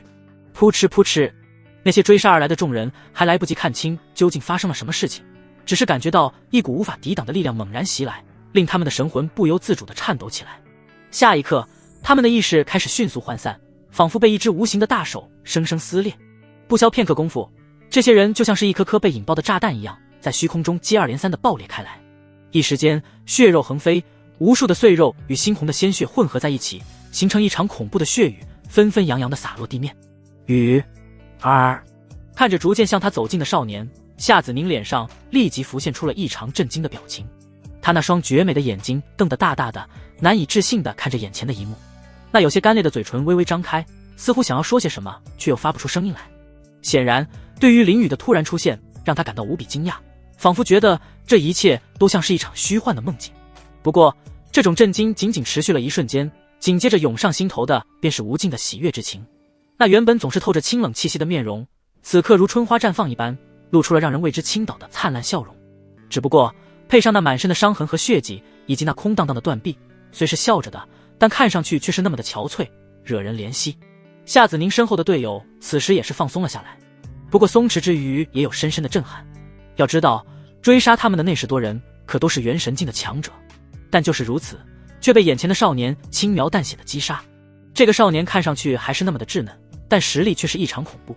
不过好在这个少年似乎和队长的关系不错，他们也不用担心刚出狼窝再入虎口，有这个实力绝对能将他们救出去。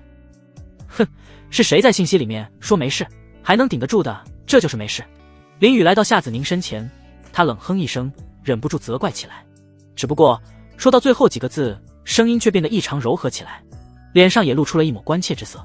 刚才远看也就是看到浑身是血，外加一条断臂，但现在近距离仔细查看，才发现这个女人的身躯之上都出现了裂痕，整个人近乎已经到了油尽灯枯的地步，嘴唇都能干裂地渗出血来，可想而知已经到了什么地步。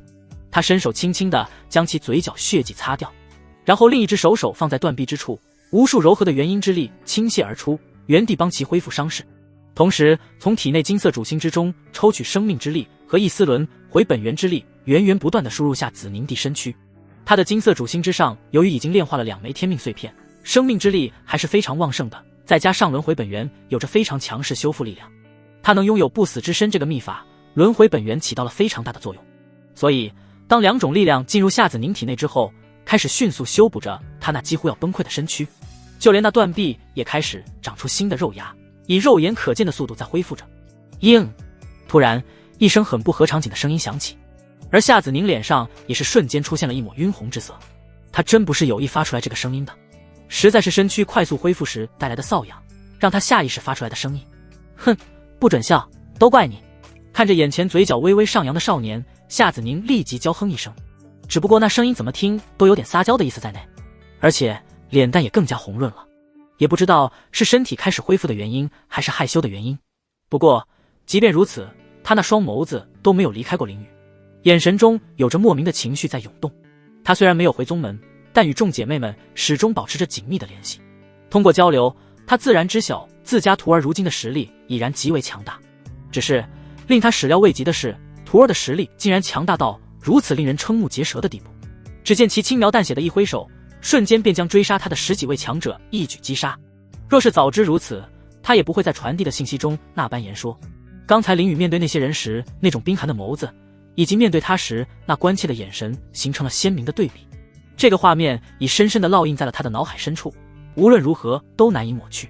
那眼神中流露出的那份疼惜之意，丝毫做不得伪，那是一种发自内心、真挚无比的关切。如此情形，使得他一时间眼眶微微湿润起来。在此之前，他向来一心沉醉于修炼之道，虽说未曾做出任何伤害徒儿之事，可同样未能切实履行作为一名师尊应尽的职责。然而徒儿却能如此待他，此时此刻仿佛整个角色发生了颠倒互换一般。原本应该坚强果敢护佑徒儿成长的他，此刻竟宛如变成了那个急需师尊呵护庇佑的柔弱徒弟。你看看你，一会儿笑一会儿哭的，这还是那个一直要强的师尊大人吗？就在这时，林雨却是微微一笑，露出了一抹调侃之色，同时手指还在那精致的琼鼻上轻轻一刮。他看着夏子宁那略带娇羞的神情，也是微微有些诧异。印象中的二师尊虽然不似三师尊冷若雪那般冰冷，但也是不苟言笑，只对修炼感兴趣。但现在看来也并非如此，只是之前没有人将他的其他情绪发掘出来，现在这么看还真是有一番韵味。清冷和娇柔这两个完全相反的神态，此时却在夏子宁身上完美的展现了出来，而且还没有一丝违和感。还真是每一位师尊都有其独特的魅力，也怪不得能成为女主人选。而且最关键的是，林雨面对这个曾经只见过一面的师尊，并没有什么陌生感。小雨，别，还有其他人呢。夏子宁只觉得鼻尖上传来一阵温热，瞬间如触电般浑身一颤，俏脸愈发绯红，仿佛熟透的苹果一般娇艳欲滴。她那双美丽的眸子闪烁不定，似是有些羞涩地躲闪着什么。此刻她的声音也是越来越低，犹如蚊蝇轻鸣，机不可闻。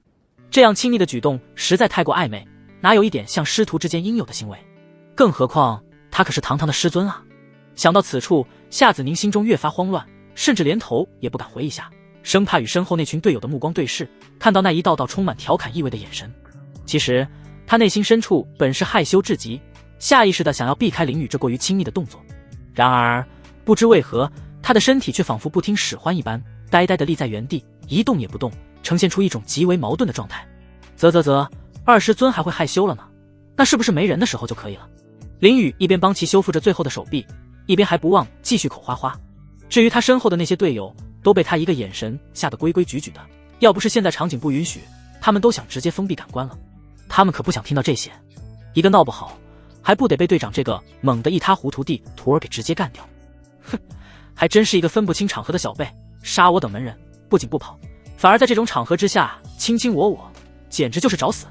就在这时，林雨没等到夏子宁的回复，反而听到不远处传来一道冷言嘲讽的声音：小雨，我的手臂差不多了，我们还是离开吧。夏子宁这时也回过神来，面色变得严肃起来，他一只手拉了拉林雨的衣袖。此时的他伤势基本已经好了，就连手臂也长了出来，只要多适应一下就行。小雨虽厉害，但对面那些人也不弱，一个个可都是法相或者出窍境的强者。放心，我知道分寸。林雨捏了捏那纤纤玉手以示安慰，随后便转身看向刚刚说话之人。这时众多小队的战斗已经停了下来，而那团神岩此时就在刚刚出言嘲讽他的一名大汉手中。观其服饰，应该是晋阳府6品宗门玉清宗之人，是2名出窍境初期强者中的其中一名。而另一名此时却是受伤严重，看着那名大汉手中的雷星钢岩，非常不甘心。至于另外8支队伍，此时更是死的死，残的残，异常凄惨，几乎没有了一战之力。他们都在缓缓地向后退去，没有了争夺之力，自然先要保命。看到这个场景，林雨心下了然，怪不得有空来找他的麻烦了，感情是已经分出了胜负。不过他貌似挑错了对象，不说这些人现在战力已经大幅度下降，就算是全胜状态，他都不带怂的。况且那朵神岩本就是他要拿下的。想到这，他的眸光愈发冰冷。小雨，别冲动，那朵火焰只是徒有其表罢了，雷星钢岩已经有了灵智，这是他故意扔出来诱惑人的。就当他想要出手之时，脑海中传来了夏子宁的传音，他似乎看出了林雨想要动手，立即将这个重要的信息传递了出来。卧槽，这是绣花枕头！林雨刚要迈出去的脚步直接停了下来，看着大汉手中的那朵神岩，他心中一阵惊讶，他竟然没有看出来，怪不得洛星辰那小子这么能忍，一直不出手，感情是知道这玩意不是真的。而夏子宁知道这些也在情理之中，毕竟他们这个小队是第一个拿到这朵神岩之人，知道一些情况还是很正常的。至于洛星辰这个天命之子，应该是等人都走了之后，他再无声无息的进去取走那真正的雷星钢岩。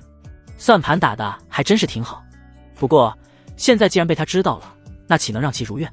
他嘴角微微上扬，露出了一抹不易察觉的微笑，心中已经有了想法。玉清宗的狗东西，你在那里狂吠什么？你们也就是小丑一个罢了，被人玩弄于股掌之间都不知道。他双手环胸，面带嘲讽，一副看傻缺的模样。小贝，你什么意思啊？大汉双拳紧握，一脸的怒意。他刚刚虽然潮意满满，但心中却是忌惮的很。经验老道的他自然清楚瞬秒元神境需要什么样的修为，最低都是法相巅峰，所以他刚刚才只是嘲讽，并没有第一时间动手。现在看到林宇这般模样，心中虽然恼怒，但警惕之心更甚。况且他心中确实有疑惑，他怎么就被当小丑耍了？出来吧，你这是要藏到什么时候？林宇并没有回应大汉，而是直接看向不远处的虚空，同时挥手就是一道剑光打了过去。而他攻击的方位正是洛星辰藏身之地，别人不知道他在哪，但林宇知道。如此好玩的事情，岂能不将这个家伙拉下水？想要闷声发大财，简直痴心妄想。随后他又看向大汉，继续道：那就是这个家伙玩弄你们，你们手中的火焰只是个赝品罢了，真正的雷星罡炎在什么地方，这个家伙知道，而且他还有办法将其找到。说罢，他也没有了动手的打算，而是拉着夏子宁走到一边准备看戏。洛星辰已经被他一剑逼出了出来，接下来就看这个只有金丹境的家伙怎么表演。要知道他刚才所说之言可没有半句假话，那雷星罡炎确实是假的，而且洛星辰也绝对有安全找到真正雷星罡炎的方法，不然这个家伙进来干嘛？还能看戏不成？什么？竟然是假的！那名身材魁梧的大汉听闻此言后，满脸惊愕之色，忍不住失声高呼出来。他们方才打生打死，死的死伤的伤，然而到最后所得到的这个所谓的神颜，居然会是个假货，这简直让他难以置信，心中涌起一股强烈的愤怒与不甘。此刻他紧紧地看着手中的神颜，瞪大双眼，开始极为细致地对其进行一番深入探查。先前当他们第一次见到这神颜时，只因其外形与传说之中威名赫赫的雷星罡炎几乎毫无二致，所以根本未曾产生过丝毫的疑虑。可是如今得知他竟是赝品，大汉不由得暗自怒火中烧。如果情况属实，那他们这次可真是吃了大亏，损失惨重。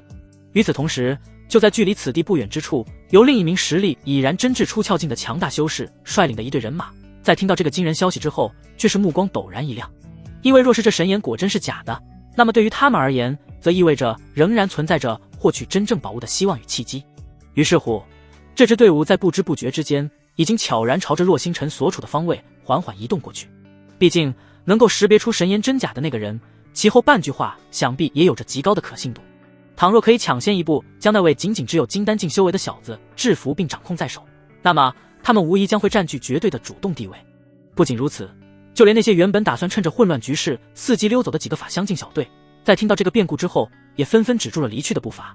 此前由于觉得自己完全没有胜算可言，这些小队才无奈选择放弃并准备撤离。然而眼下，既然所有人都尚未真正得到那神颜，那就意味着大家都还拥有争取的机会，因此谁也不愿意轻易错过这样一个有可能改变局面的关键时刻。一时间，整个场面变得愈发紧张起来，各方势力皆蠢蠢欲动，气氛凝重的仿佛随时都会被点燃一般。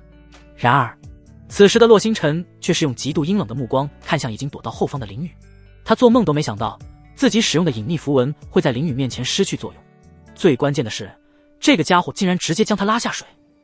那雷星罡炎的真假，他也是在最后想要出手之时察觉到了不对，甚至都没来得及确认，就被这个让他异常厌恶的家伙给薅出来了。至于能否找到真正的雷星罡炎，他自己都不知道呢。他是有这个想法，但还没有实施。此时他对林宇的恨意已经上升到了一个新的高度。之前鼓动御灵峰上的几位峰主将他赶走，他还没算账呢，现在又添新仇。他发誓，只要今天能躲过这一劫，他将来势必要让这个林宇付出代价。操，真特娘的晦气，还真是个冒牌货，一点灵性没有，就是一簇紫炎而已。仅仅几息的时间，魁梧大汉便探查了出了真假。那玩意只要仔细查看，一看就能看明白。一开始就连林宇都没认真探查，更何况之前争夺过程中的他们了。所以在探明真假之后，他忍不住爆了一声粗口，他们之前的拼杀都白干了。你这小东西竟然敢在我们眼皮子底下躲藏，玩弄我等，看老子不捏死你！大汉彻底暴怒，身形瞬间飞掠而出，径直地向着洛星辰而去。哼，装模作样，想要率先抢走这小子，简直做梦。就在这时，另一名出窍境的强者也不装了，在距离洛星辰不远的地方，直接将魁梧大汉拦截了下来。他本就有所准备，距离洛星辰已经很近了，所以即便大汉动手比较突然，他也能将其拦停。两人再次碰撞在了一起，战斗瞬间爆发，就连两人各自的小队也开始对战在一起。在他们看来，洛星辰就是一个金丹境的小辈，可以随意拿捏。而且现场有竞争力的就他们2人，所以只要2人分出胜负，就能拿下这个小贝。到时候逼迫其交出找到真正雷星钢炎的方法就行。至于一开始救人的另一个少年，对方已经撤到了出雷炎之境中断的地方，显然是没有抢夺的想法。这让他们争斗的同时，也是暗自舒了一口气。参与的强者少1人，他们的机会就大1分。这就又打起来了。林宇原本还想看好戏的，但转眼就愣住了。这2货莫不是脑子有问题？最关键的洛星辰还没拿下，就率先内斗了，真是不把天命当回事啊！这他娘典型的降智行为好吧？而且他还在这里站着呢。就算天命之子的降智光环触发，但他林宇可不是，这是瞧不起他，还是完全当他不存呢？真以为他是什么君子，说不动手就不动手？看到这种情况，直接将林宇的 CPU 给干冒烟了。这世界还有这么傻的人，而且还不是一个人傻，是一群的傻子。他都有点怀疑，这些人被设定了某种程序，完全不用思考的。特殊环境触发特殊行为。雨儿，这玉清宗和天剑宗的人又打起来了，我们是不是要……就在林宇胡思乱想之际，身边传来了夏子宁的声音，同时也让他瞬间回神。看着夏子宁那微微闪动的眸光，林宇这才没有了刚才那种感觉，还是有正常思维之人的。最起码20尊的思维还是很正常的。虽然夏子宁没有说完整，但那其中的意思已经不言而喻，那就是他们有可乘之机。不过他并没有冲动，而是出口反问道：“20尊，你知道那真正雷星钢炎在哪吗？”洛星辰那里只是他的猜测，而且以那家伙现在对他的恨意，就算真知道也不可能带他去啊。最关键的是，他也不能对这个天命产生信任。所以要是真有什么机会，要么就等待场中的局势发展，伺机而动，要么就是还有人知道真正的雷星钢炎在哪里，如何能找到。而夏子宁确实是最有可能知道的那个人。我知道一些，只不过那里已经是雷炎之境的深处了，那里有一处虚空断崖，那簇甲的就是从虚空断崖之中飘出来的。夏子宁立即点点头。雷炎之境真正恐怖的地方，其实就是深处的虚空断崖，谁也不知道断崖里面有什么。曾经陨落过的合体境大能，也是进入虚空断崖后再也没有出来，这也是他刚刚没有说出来的原因。但既然小雨说那个金丹境的少年有方法，那么他们或许可以趁现在将其抓来。小雨的实力他刚刚已经见识到了，这个能力一定是有的，尤其是在那2个宗门的人率先打起来的情况下。虚空断崖，林宇闻言，脑海中出现了一些零星的相关记忆。之前的3年时光，没有事做的他看了不少书籍，有一些显地的记载他还是知道一些的。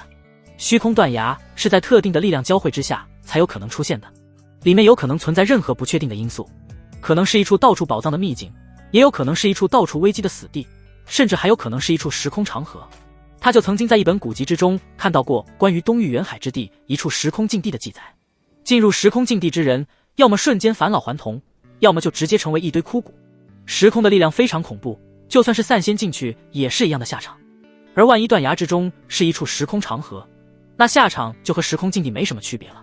就这3种可能，第一种几乎被否定了，要不然也不可能没有人出来过。剩下后2种可能性，哪个都不是一般人能进去的。要知道合体境大修都被葬送了进去。20尊，你先带人出去吧，50尊还在外面等着，我进去看看情况。林宇沉思片刻后摇了摇头说道，他决定不在这里待着了，看着一群智障斗来斗去纯属浪费时间，有这时间还不如先去探探路。当然他是不可能让夏子宁进去冒险的，他自己还有点自保的能力，但带上夏子宁等人就不一定了。洛星辰主要的目的还是雷星钢炎，只要他守在虚空断崖那里，就不可能让其拿走。不行，绝对不行。夏子宁一听这话，瞬间像是被点燃的爆竹一般，整个人都炸毛了。只见他瞪大了美眸，柳眉倒竖，娇嗔地喊道，你刚刚明明说过那个家伙有办法解决问题，那我们只要把他抓过来，自然就能得到答案了，何必还要你亲自去涉险呢？还有，要离开的话就一起离开。说着，他那双白皙如玉的纤纤细手毫不犹豫地紧紧拉住了林宇的衣袖，生怕他直接自己跑了。其实他心里非常清楚这虚空断崖有多危险，他只是远远地瞧上那么一眼，就已经心生惧意，根本连靠近一点的勇气都没有。而自家这个徒儿正是年轻气盛之际，万一真的依仗着自身不俗的实力贸然闯入其中，那后果简直不堪设想。因此无论如何他都绝不能让林宇独自一人进去。还真是自己给自己挖坑啊。看着夏子宁那紧张兮兮的表情，林宇心中吐槽着，他那话也就是让那帮傻子听的。没想到夏子宁却是当真了，看这架势是真不让他进去啊！这让他不得不感叹，女人有时候果然会影响他拔剑的速度，但还不能胡来。真要不管不顾进去，保不准夏子宁也会跟着进去。那眼神中的关切之意可丝毫没有虚情假意。亲爱的师尊大人，您就把心放到肚子里吧，我真的只是进去瞅一眼，我还要留着这条小命回去侍奉您呢。为了将夏子宁劝走，他毫不犹豫地使出了绝招。说话间，他当着其他队友的面就将其紧紧地搂入怀中，眼眸中还闪烁着狡黠的光芒。对于这种情况，他胸有成竹。他当着众人的面如此大胆，料想夏子宁定会羞得无地自容，直接落荒而逃，又或者象征性地捶他一顿，然后佯装生气地转身离去。然而夏子宁的反应却大大出乎他的意料，他的脸颊瞬间如熟透的苹果一般绯红，却没有丝毫反抗的迹象，反而像一只温顺的绵羊，反手环住了他的腰身。那一对明亮的眼眸宛如两颗晶莹剔透的宝石，凝视着林雨，透露出无比的倔强。哼，你骗骗小五那个傻丫头还行，别妄想骗过我。你要么带我一起进去，要么就跟我一起离开。夏子宁娇嗔地哼了一声，丝毫没有松手的意思。他虽然感到羞赧万分，但和林雨的安全相比，这些都微不足道。他必须要将这个家伙毫发无损地带回去，交给众姐妹。小五那个丫头天真的如同一张白纸，随便这个家伙怎么哄骗，都能让他深信不疑。但他可不会轻易上当，这次他也是拼了。反正这几个队友刚才已经目睹了一切，再多看一些也无所谓了。那淡淡的体香瞬间扑鼻而来，感受着胸膛之上的柔软，林雨真是有一种在享受中受着煎熬的感觉。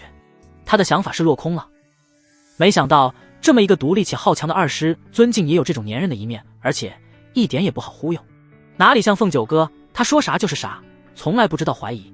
他估计说能摘下天上的星辰，那个傻丫头都能相信，但在夏子宁这里却是不行了。好吧，那你跟在我身后，路上都要听我的话。林雨妥协了，他是真没办法。夏子宁真就软硬都不吃，就盯紧了他，不让离开自己的视线。他只能将其带上，当然只要他稳重一些，不冒险去探那虚空断崖，应该不会出现问题。好，没问题。夏子宁闻言立即痛快地答应了下来，同时眸中也流露出了喜色。有他在其身边，最起码能时时刻刻按住林雨那冲动的心。虚空断崖仿佛就是一个被施加了诱惑魔咒的深渊，吸引着无数人的探索，但付出的却是生命的代价。他探险无数，经验非常丰富，不仅能起到提醒的作用，而且还能给到一些建议。好了，我们进去吧。林雨环视了一圈战场，微微摇了摇头，便拉着夏子宁绕过他们，向着深处而去。洛星辰要是没什么大招的话，短时间内是脱不了身的。别看玉清宗和天剑宗打得正欢，但还是有注意力在其身上的。但凡他要敢动一下，都会被率先拿下。不过这里已经不需要林雨过多关注了，他只要在源头之上制止其拿到真正的雷星钢炎便可。至于夏子宁的那些队员，非常识趣地退了回去，他们也不想再进去了。好东西没弄到多少，还折损了几名成员，这次的探险可以说是损失惨重。而对于林雨两人的离去，其他人都只是好奇地看了一眼，但并没有阻拦或者跟上来。他们都是从深处一路打回来的，里面有什么他们自然知道得清清楚楚。除了虚空断崖之外，也就只有一些雷岩石和比较厉害雷炎之灵。他们的关注点还是洛星辰身上的秘密，不仅仅是雷星钢炎，还有刚刚那种隐匿的手段。一个小小金丹境能有这种东西，说不得还有什么机缘，这也是他们选择相信林雨那句话的原因之一。就算最后找不到那雷星钢炎，也能从这个志气未退的少年身上得到一些其他的东西。同样，那7、8支还未离开的小队都是抱着类似的目的，毕竟有吃肉的就会有喝汤的。他们怎么进去了？难道说真的发现了什么？站在另一边的洛星辰眼睁睁地望着林雨二人逐渐消失于视野中的背影，原本舒展的眉头紧紧地皱在了一起。只见他那双深邃的眼眸不停地闪烁着光芒，仿佛夜空中划过的流星一般，显然正在心中急速地思考着某些事情。令人惊讶的是，此刻的他并没有流露出哪怕一丝一毫作为猎物所应有的紧张与惧怕之情。要知道，此时的他可是玉清宗和天剑宗的猎物，但他却有心思想其他的，绝对不行，绝不能继续在此处白白浪费时间了。那个林雨实在太过诡异莫测，如果让他抢先一步将雷星钢炎据为己有，那么我可就彻底失去所有机会了。经过短暂而又激烈的思考之后，洛星辰很快便在心中做出了决断。说来也怪，不知道究竟是什么原因，每当直面林雨时，洛星辰总会产生一种自己正被一头饥饿凶猛的野狼死死盯住的惊悚之感，并且在他内心深处仿佛还存在着一道神秘的声音，不断地提醒着他，眼前的这个人绝非凡夫俗子，绝非他此时此刻能够轻易去招惹的强大存在。他的这种直觉向来都异常精准。想当年他独自一人在外漂泊流浪之际，正是仰仗着这份敏锐无比的直觉，成功的躲避掉了一次又一次接踵而至的致命危险。也正因如此，就在刚刚，即便面对着这两宗的威胁，他依然选择按兵不动，没有贸然采取任何动作。毕竟他手中那些用于保命逃生的底牌，只有在真正遭遇生死攸关的危急时刻方可动用，特别是像林宇这样带给他极度强烈危险感的狠角色，更需要慎之又慎的对待才行。他一直在等林宇的动作，要是对方真走了，他也就放心，他可以从容的离开。这些人他是打不过，但逃走还是可以的。而且就在刚刚，忽然有一种非常熟悉的感知突然涌上心头，这让他整个人都为之一震。那感觉就仿佛是来自远方的一道神秘召唤，又似是冥冥之中有人在为他指引前进的方向。而这股力量的源头正指向雷岩之境的深处，只要林宇离开，那他就能神不知鬼不觉地根据那个召唤进入。可是令他万万没想到的是，林宇不仅没有如他所期望的那样转身离去，甚至连继续留在此处作弊上官的想法都没有。恰恰相反，就在他刚刚产生那种奇妙感知之际，林宇竟然毫不犹豫地迈开脚步，径直朝着雷岩之境的深处进发。面对这种情况，让他不得不怀疑林宇也同和他一样有了一些不一样的感知，所以他有了急迫感。林宇本身就给他带来了极大的压力，要是雷星钢岩再被拿走，那对他威胁将再次加剧。他不允许这种情况出现，这种头顶时刻都悬浮一柄刀的感觉，他不想再感受到。时空界碑开，他不再犹豫，心中立即低喝一声，同时暗中掐动手印，催动体内的时空界碑。下一刻，他整个人便就这么突兀地消失在了众人的眼前，而在虚空中则是多出了一粒灰尘，并且急速向着雷岩之境深处飞驰而去。这粒灰尘渺小到肉眼不可查看的地步，谁也不会想到一个大活人会在那里灰尘之中。啊！混蛋，竟然在老子眼皮子底下溜走，真是气煞我也！一声咆哮之声响彻虚空。玉清宗那魁梧大汉逼退对手之后，发出一声愤怒的咆哮，都住手！立即封锁这片空间，用神念探查每一寸虚空，将人给我找出来。天剑宗的领头之人也没有了动手的哀想法，他立即喝止已经打红了眼的手下，让他们开始找人。一个大活人就这么眼睁睁的在他们眼前消失，而且对方还只是一个小小金丹，要是找不到，那就是奇耻大辱。是，所有人听言都纷纷停了下来，开始有序的封锁这片空间。就连那有些暴躁的魁梧大汉也意识过来，开始命令手下封锁另一片空间。那家伙就算是变成一只小虫子，都别想逃出去。然而，变成一粒尘埃的时空界碑，岂是他们这些小手段能封锁住的？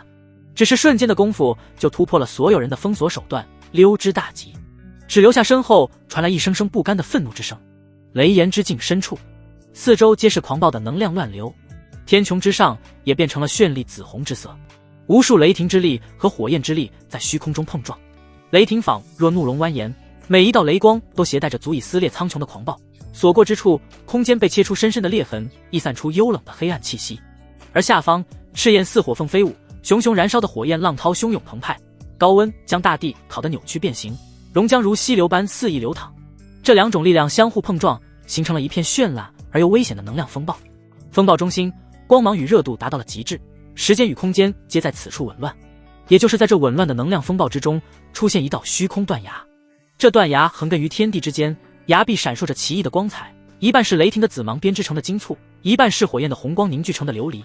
崖边能量依旧汹涌澎湃，时而有雷火交融的光团如流星般坠入断崖深处，在无尽的虚空中拖出长长的光尾，仿佛是这暴躁双力奏响的永恒交响曲。雨儿，这里的能量好像更加紊乱了，有些不对劲，你小心一点。天穹一角，两道身影凌空而立，他们赫然便是刚刚进来的林雨和夏子宁。只不过刚到这里，夏子宁便开口警示，这里的能量紊乱程度已经远远超出了他们之前刚来的时候。那个时候他们甚至都不用在周身布置能量护盾来防御这些狂暴的能量，但现在却不行。雷霆和火焰的力量似乎被什么东西给带动了起来，让这里变得极不稳定且越来越危险。我知道。林雨微微点头，他还是第一次见到这种天地奇观，非常壮观，有一种在前世近距离观看极光的感觉。天地之间完全是一片绚烂的色彩，光怪陆离。要是不考虑那无时无刻爆发的能量，绝对是一处能让无数人流连忘返的美景之地。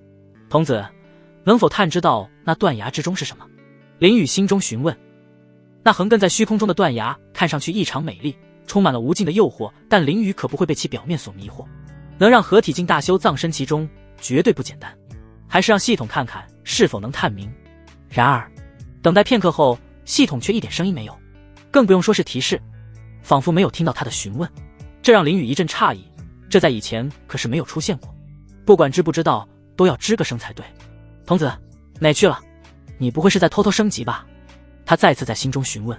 这个家伙自从上次给他下了远程场景任务之后，变得安静了不少，而现在又没有一点动静，让他不得不怀疑龙子烟的金手指对他产生了什么冲击。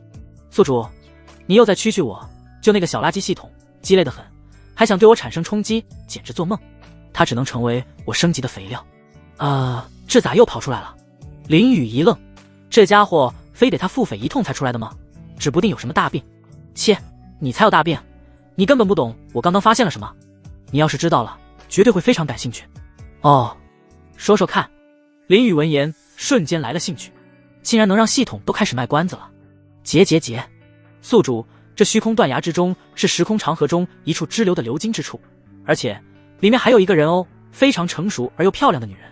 丁检测到当前环境，触发特殊场景任务。场景任务：拯救并征服天命之母楚西，奖励不朽神剑。不朽神剑可乘长行天仙气，星空中自然孕育而成的轮回本源剑胎，被不朽之气侵蚀，形成一柄不朽神剑。注：持有者属性越贴合，威力越大。靠！系统，你他娘的是个老色批吧？真要玩得这么花？天命女主也就算了，现在连人家母亲都不放过，还特意下一个极具诱惑力的任务。当脑海中传来一连串提示音后，认他是经过大风大浪之人，此时也有点那啥了。系统这家伙竟然这么会玩。切，宿主，你可是反派，别整那些虚的。你见到了真人，要是还没想法的话，我立即将任务取消掉。怎么说呢？狗系统虽然玩得有些花，但说的也没啥毛病。反派嘛，就要该有反派的样子。给天命当一回爹，好像也挺不错。听到系统的鄙夷，林雨忽然觉得系统哥所说并没错，这个鄙视他还真得收下。同时，他也瞬间明白了洛星辰此番前来雷州的最大机缘。征服女主，收获雷星钢岩不过是附带的小利，真正的大收获乃是那时空长河之中的楚西，也就是他的母亲。能被困在时空长河之中而安然无恙，其恐怖程度可见一斑。即便那洛星辰无法将人救出，也定然能与之建立联系，这无疑将是他一座坚不可摧的强力后盾。等等，不对！蓦然，林雨脑海中灵光一闪，想到了一个关键问题：童子，你确定你的任务没有问题？我真的能从那深不可测的时空长河中将人救出来？方才还沉浸在任务本身的奇葩之中，竟然忽视了任务的艰难程度。那可是时空长河啊！以他目前的修为，贸然闯入，无疑是飞蛾扑火，十死无生。恐怕会被那时空长河瞬间冲刷成一堆毫无生气的枯骨。他连自己的性命都难以保全，又何谈救人？宿主，别人确实不行，甚至是一些地仙前来也不敢贸然进入，但你可不在此列，别忘了你修炼的是什么大道。系统很快就有了回复。大道。林雨闻言，眸中浮现一抹亮光。时空长河不就是轮回的一种体现吗？可以让人返老还童，也能让人瞬间成为枯骨。这些能力，轮回之道修到高深之处也是可以做到的，而且比之时空那纯粹的能力会更强。最关键的是，他目前修炼的可是不朽轮回剑道，比之纯粹的轮回大道更强。虽然目前还做不到之上的时空长河的效果，但以此来保命，或许真可以。一时之间，林雨心中有些蠢蠢欲动，但夏子宁却不能进去。他自己一个人或许可以，但是带一个人进去，那就是给自己找不痛快了。要是放在外面，他又有点不放心。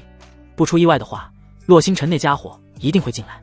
虽然表面上他的修为和夏子宁相差很大，但那是天命之人，任何离奇之事都有可能做到。小雨，你看着这虚空断崖这么久，不会是想要进去吧？就在林雨思考要怎么将夏子宁劝回去之时，夏子宁自己开口了。他面带狐疑之色，那双玉手牢牢地将他的手臂抓住，那样子好像生怕他直接溜进去似的。还有，你不许赶我走，我要替众姐妹看着你的安全。他好似看出了林雨的心思，率先说了出来。可，那个，怎么会呢？我就是看看。林雨被说中心中所想，忍不住干咳一声以作掩饰。不过，此时的他也有点无语，话都被夏子宁说了，他还说啥？果然，有时候太心软了还是不行，女人真的会影响她的发挥。没有就好，你看一会儿，咱们就……咦，小雨，你看这里小小尘埃，他竟然没有被这里地能量搅成虚无，而且还想进入虚空断崖，真是神奇呢。正当林雨心里暗自发狠，琢磨着是不是干脆把夏子宁直接打晕过去的时候，他又一次说话了。只是这次话才说到一半，注意力就突然被别的东西吸引走了，话题也跟着发生了转变。与此同时，只见他伸出一只白皙如玉的纤纤细手，如同闪电般迅速探出，精准无误地将那正在虚空中飘飘忽忽地朝着断崖飞去的一粒微小尘埃给抓了回来，并且他还满脸好奇地将这粒尘埃放在手掌心当中，仔仔细细地观察和研究起来。雨儿，你看看这是什么？好沉啊，小小的这么一丁点，我竟然都有点拿不。啊，不对，他想要跑，快将他拦下来。夏子宁本来还满心欢喜的打算把这粒奇怪的尘埃递给林雨好好看一看，谁知道变故突生，那看似普普通通的小小尘埃竟然像是拥有了自己独立的意识和生命力似的，开始拼命挣扎着想要摆脱他的掌控。那股力量极其巨大，眨眼之间夏子宁就感觉到自己快要握不住他了。情急之下，他不由得惊慌失措地大喊出声来。林雨闻言没有过多犹豫，元婴之力立即喷涌而出，将这片空间都直接封锁。经过夏子宁的提示，他也注意到了那里尘埃非常的小，如果不仔细看的话很难发现。他眸光微眯，直接将其从夏子宁手中接了过来，而且手中涌现一团星辰之力，将其包裹在其中。这可是他目前的最强手段，因为他已经隐隐猜到这玩意是什么了。虽然是一粒尘埃，但给他一种很熟悉的感觉，和星辰塔的气息很像。再考虑到洛星辰就在雷炎之境，不出意外的话，就是他猜想中的那件东西——时空界杯。他倒是没想到洛星辰竟然这么快就逃出来了，而且还跟了上来。要不是正好被夏子宁观察到，他还真就让这个家伙偷偷溜进去了。要知道，里面可是有洛星辰的母亲在，这家伙即便进去了，也绝对不会有事。而他就要慢上一步，说不定还会被这个家伙联合其母亲将给他阴了。他扭头看了看还在好奇的夏子宁，之前脑海中的那个想法瞬间消散。这么可爱的师尊大人怎么可以打晕呢？而且将其带进来绝对是最明智做法。要知道，这可是救了他一命。进入时空长河之中，其本身的危险就够他喝一壶的，要是再被出其不意的母子偷袭，他想不死都难。他可没有像天命那种危险之时爆种的能力，任务的成败还是小事，命没了可就啥也没了。而此时是空界杯中的洛星辰却是骂娘的心都有了。那个可恶的女人眼睛到底是什么做的，竟然这都能发现他。要知道他都将那林雨给骗过了啊！眼看召唤之力就在眼前了，但就是进不去，现在更是被林雨困住，想逃走都成了奢望。直接能破开那群人封印的时空界杯，竟然在林雨手中那团不知名能量上吃了粘，无论如何都破不开禁锢。这个林雨果然和他所想一样，诡异的很，就是他的克星。任何顺顺利利的事情，只要被这个家伙参与加进来，就绝对没有结果。他现在只能期望与这个家伙并不知道这是什么，研究不透就将其扔掉，要不然他就真的只能动用底牌暂时离开雷炎之境了。雨儿，你知道这是什么了？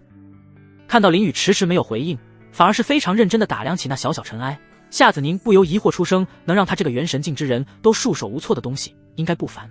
不过心中对林雨的实力评价再次提升了一个等级，在他手中都快要拿不住的东西，一到林雨手中变成了乖宝宝，一动不动。可见徒儿的实力已经超出了他太多。大体知道了，而且他貌似还能帮我进入这虚空断崖。林雨闻言微微一笑，心中已经有了主意。真的？放心，徒儿难不成还会拿自己的生命开玩笑吗？那你带我进去。这恐怕不行，他就能保住一个人进去，师尊你在外面等我就行，我很快就会出来。林雨嘴角微扬，露出一抹狡黠的笑容，开启了持续忽悠大法。时空断崖是不可能让其进去的，有了时空界杯打掩护，相比空口白话更有说服力。不过呢，眼下倒是可以让其乖乖地待在外面等候。此时的洛星辰已经完全落入了林雨的掌控之中，已经无法对夏子宁构成任何实质性的威胁，在外面等着会非常安全。那好吧，不过你要保证会没？听到林雨所言，夏子宁美丽的眼眸中闪过一丝疑虑，但很快便被信任所取代。他那颗原本有些忐忑不安的心，此刻也渐渐安定下来。对于林雨所说的话，他心里大概已经相信了8、9成。不过出于谨慎起见，他还是希望能从林雨口中得到一个确切的保证。于是他轻启朱唇，刚想要开口说些什么，可谁知话才说了一半，林雨突然毫无征兆地伸出双臂，一把将他紧紧拥入怀中，并且在他毫无反应的情况下，轻轻地吻在了他的额头上。这突如其来的举动瞬间让夏子宁大脑一片空白，整个人仿佛失去了思考能力一般。他只觉得自己的心脏像是脱缰的野马一样，扑通扑通地狂跳不止，双颊更是如同熟透的苹果一般绯红滚烫。一时间，夏子宁完全乱了方寸，甚至连手脚都不知道该如何安放。雨儿，你……他的声音微微发颤，就像是风中摇曳的烛火，明明想要说些什么，可话到嘴边却又不知该如何开口。此刻的他心跳得厉害，这可是他有生以来第一次被他人亲吻，而且这个人竟然还是自己的徒儿。在此之前，哪怕是刚刚在外面，他们之间最亲密的举动也不过是拥抱而已。然而如今，一切都变得不一样了。他像一只受惊的小兔子般，迅速地将头身埋进自己那波涛汹涌的胸怀之中，似乎只有这样才能稍稍掩盖住内心的慌乱与羞涩。面对此情此景，他完全不知所措，这种事情对他来说实在是太过陌生了。曾经的他一心一意扑在修行之上，整日里不是埋头苦练，便是奔波于修炼的路途之中。正因如此，在宗门之内，他获得了修炼狂人的称号，而也正由于他对修炼的执着和痴迷，使得那些追求者们望而却步，谁要是胆敢打扰他清修，便会遭到他毫不留情的一顿暴揍。但是对于林雨，他却是无论如何也下不了手的，而且以他的实力，恐怕还真不是林雨的对手呢。所以他只能低垂着头，像个做错了事的孩子一样，局促不安地站在那里，全然不知接下来究竟该怎么办才好。师尊，徒儿这个保证可以吗？为了师尊，我也不会让自己有事啊。秉着自己不会挨揍的想法，林雨决定将无耻执行到底。之前系统不就说了吗？他可是反派，反正以夏子宁此时对他的态度来看，也不会真的生气，而且还能以此转移他的注意力。说罢，他还又在那琼鼻之上轻轻地刮了一下。丁检测到天命女主对素煮好，感度加90，自动绑定成功。果然，黄毛才是女人的克星，那些老实的男人一点不吃香。兄弟们，求放过，剧情需要而已。听着系统的提示，林雨嘴角微微翘起，露出一抹淡淡的微笑。那你一定要注意安全，我在这等你。听到林雨的那甜言蜜语般的安慰，夏子宁心中的担忧顿时少了很多。他鼓起勇气抬眸看向林雨，徒儿什么性格，他这段时间都通过自家姐妹了解到了，只是被亲吻一下而已，并没什么。七妹都已经和徒儿那啥了，他这根本不算什么。况且他心中并没有排斥，只是有些害羞而已。放心，我有十足的信心能出来，只是进去看一下。林雨点点头，他又俯身在那娇嫩的红唇之上轻轻一碰，便向着虚空断崖边缘走去。童子，有没有办法将洛星辰的气息彻底掩盖了？他一边走一边心中询问。现在他已经将时空界碑封印在了体内主心之上，但所谓母子连心，他还是有些担忧会被那楚西感知到，所以想要看看系统这边有什么好方法。宿主，你去兑换商城看看，那里有你要的东西。系统很快有了回馈。商城吗？林雨闻言眸光一亮。说实话，这个功能他都快忘记了，一直也没有特别需要的东西，所以自从激活了这个功能，他都没有看过。现在看来，这功能还是有存在的必要。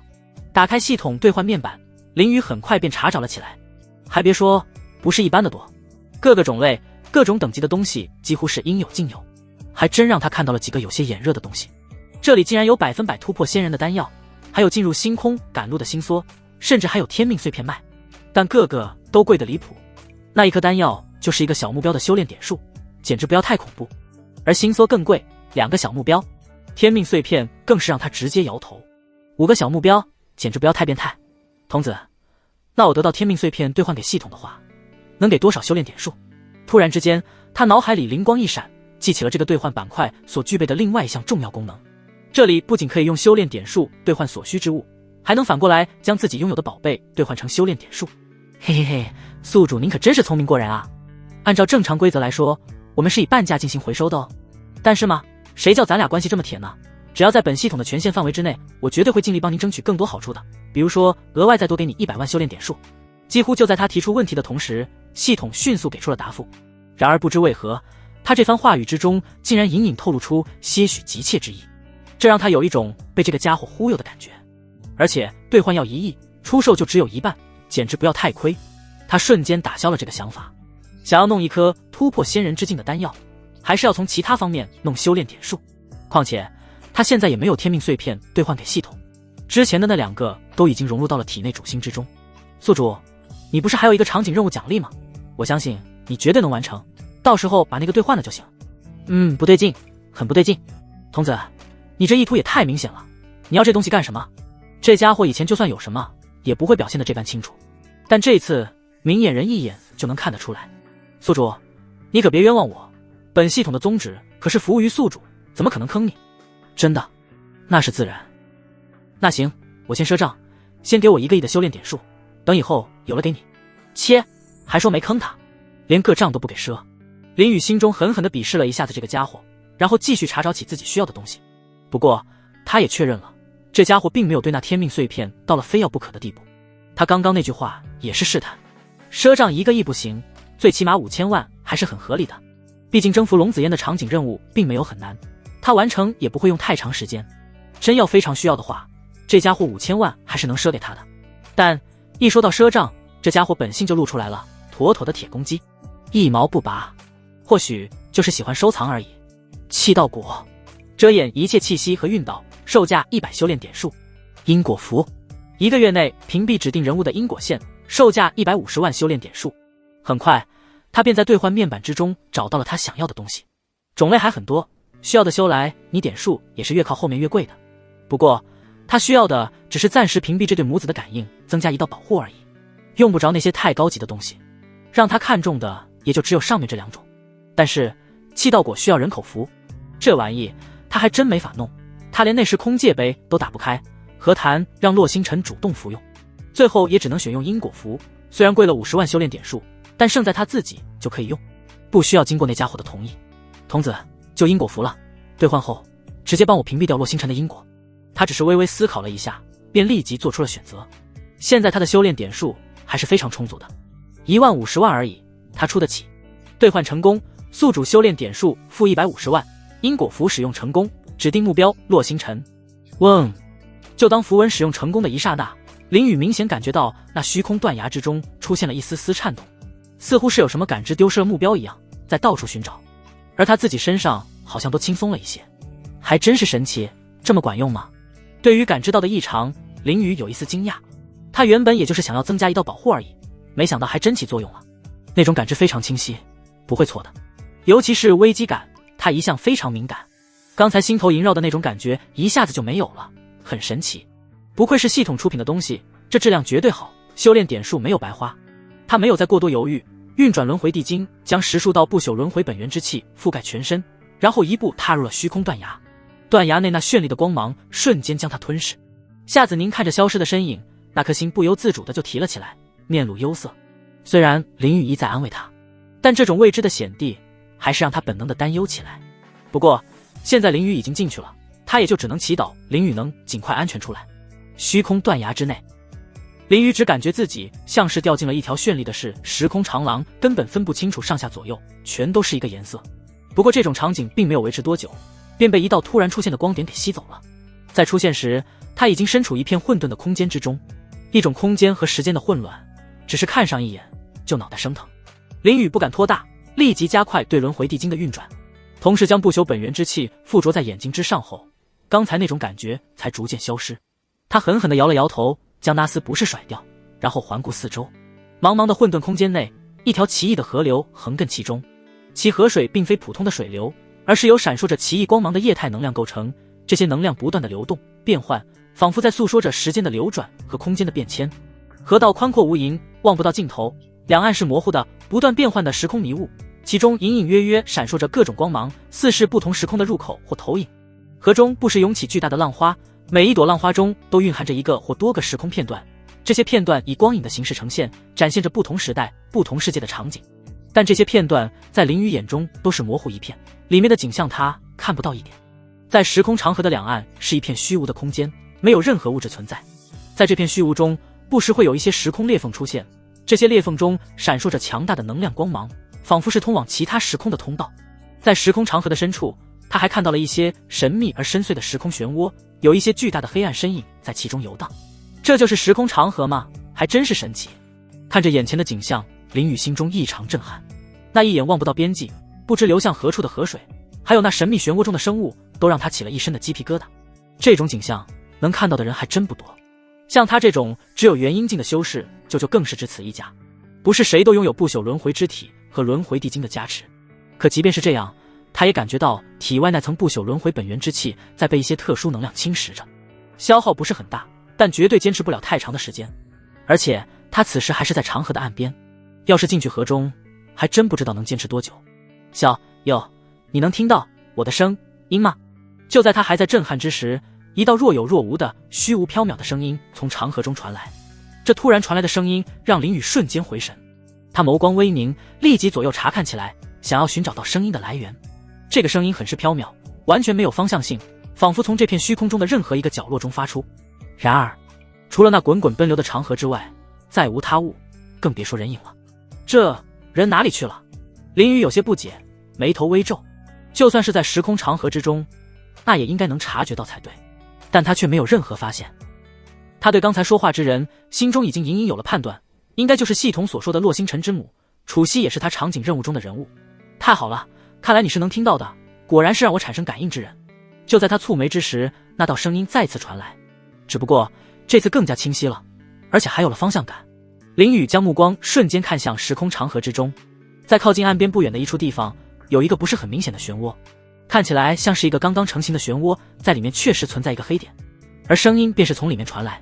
刚刚他都没注意到。小友，你看到的没错，我确实就在那处时空漩涡之中，不过你先别过来，就算你是轮回之体，只要进来都会被冲刷成一具枯骨。声音继续传来，而且将林宇的体质也说了个8-9不离10。前辈，你是？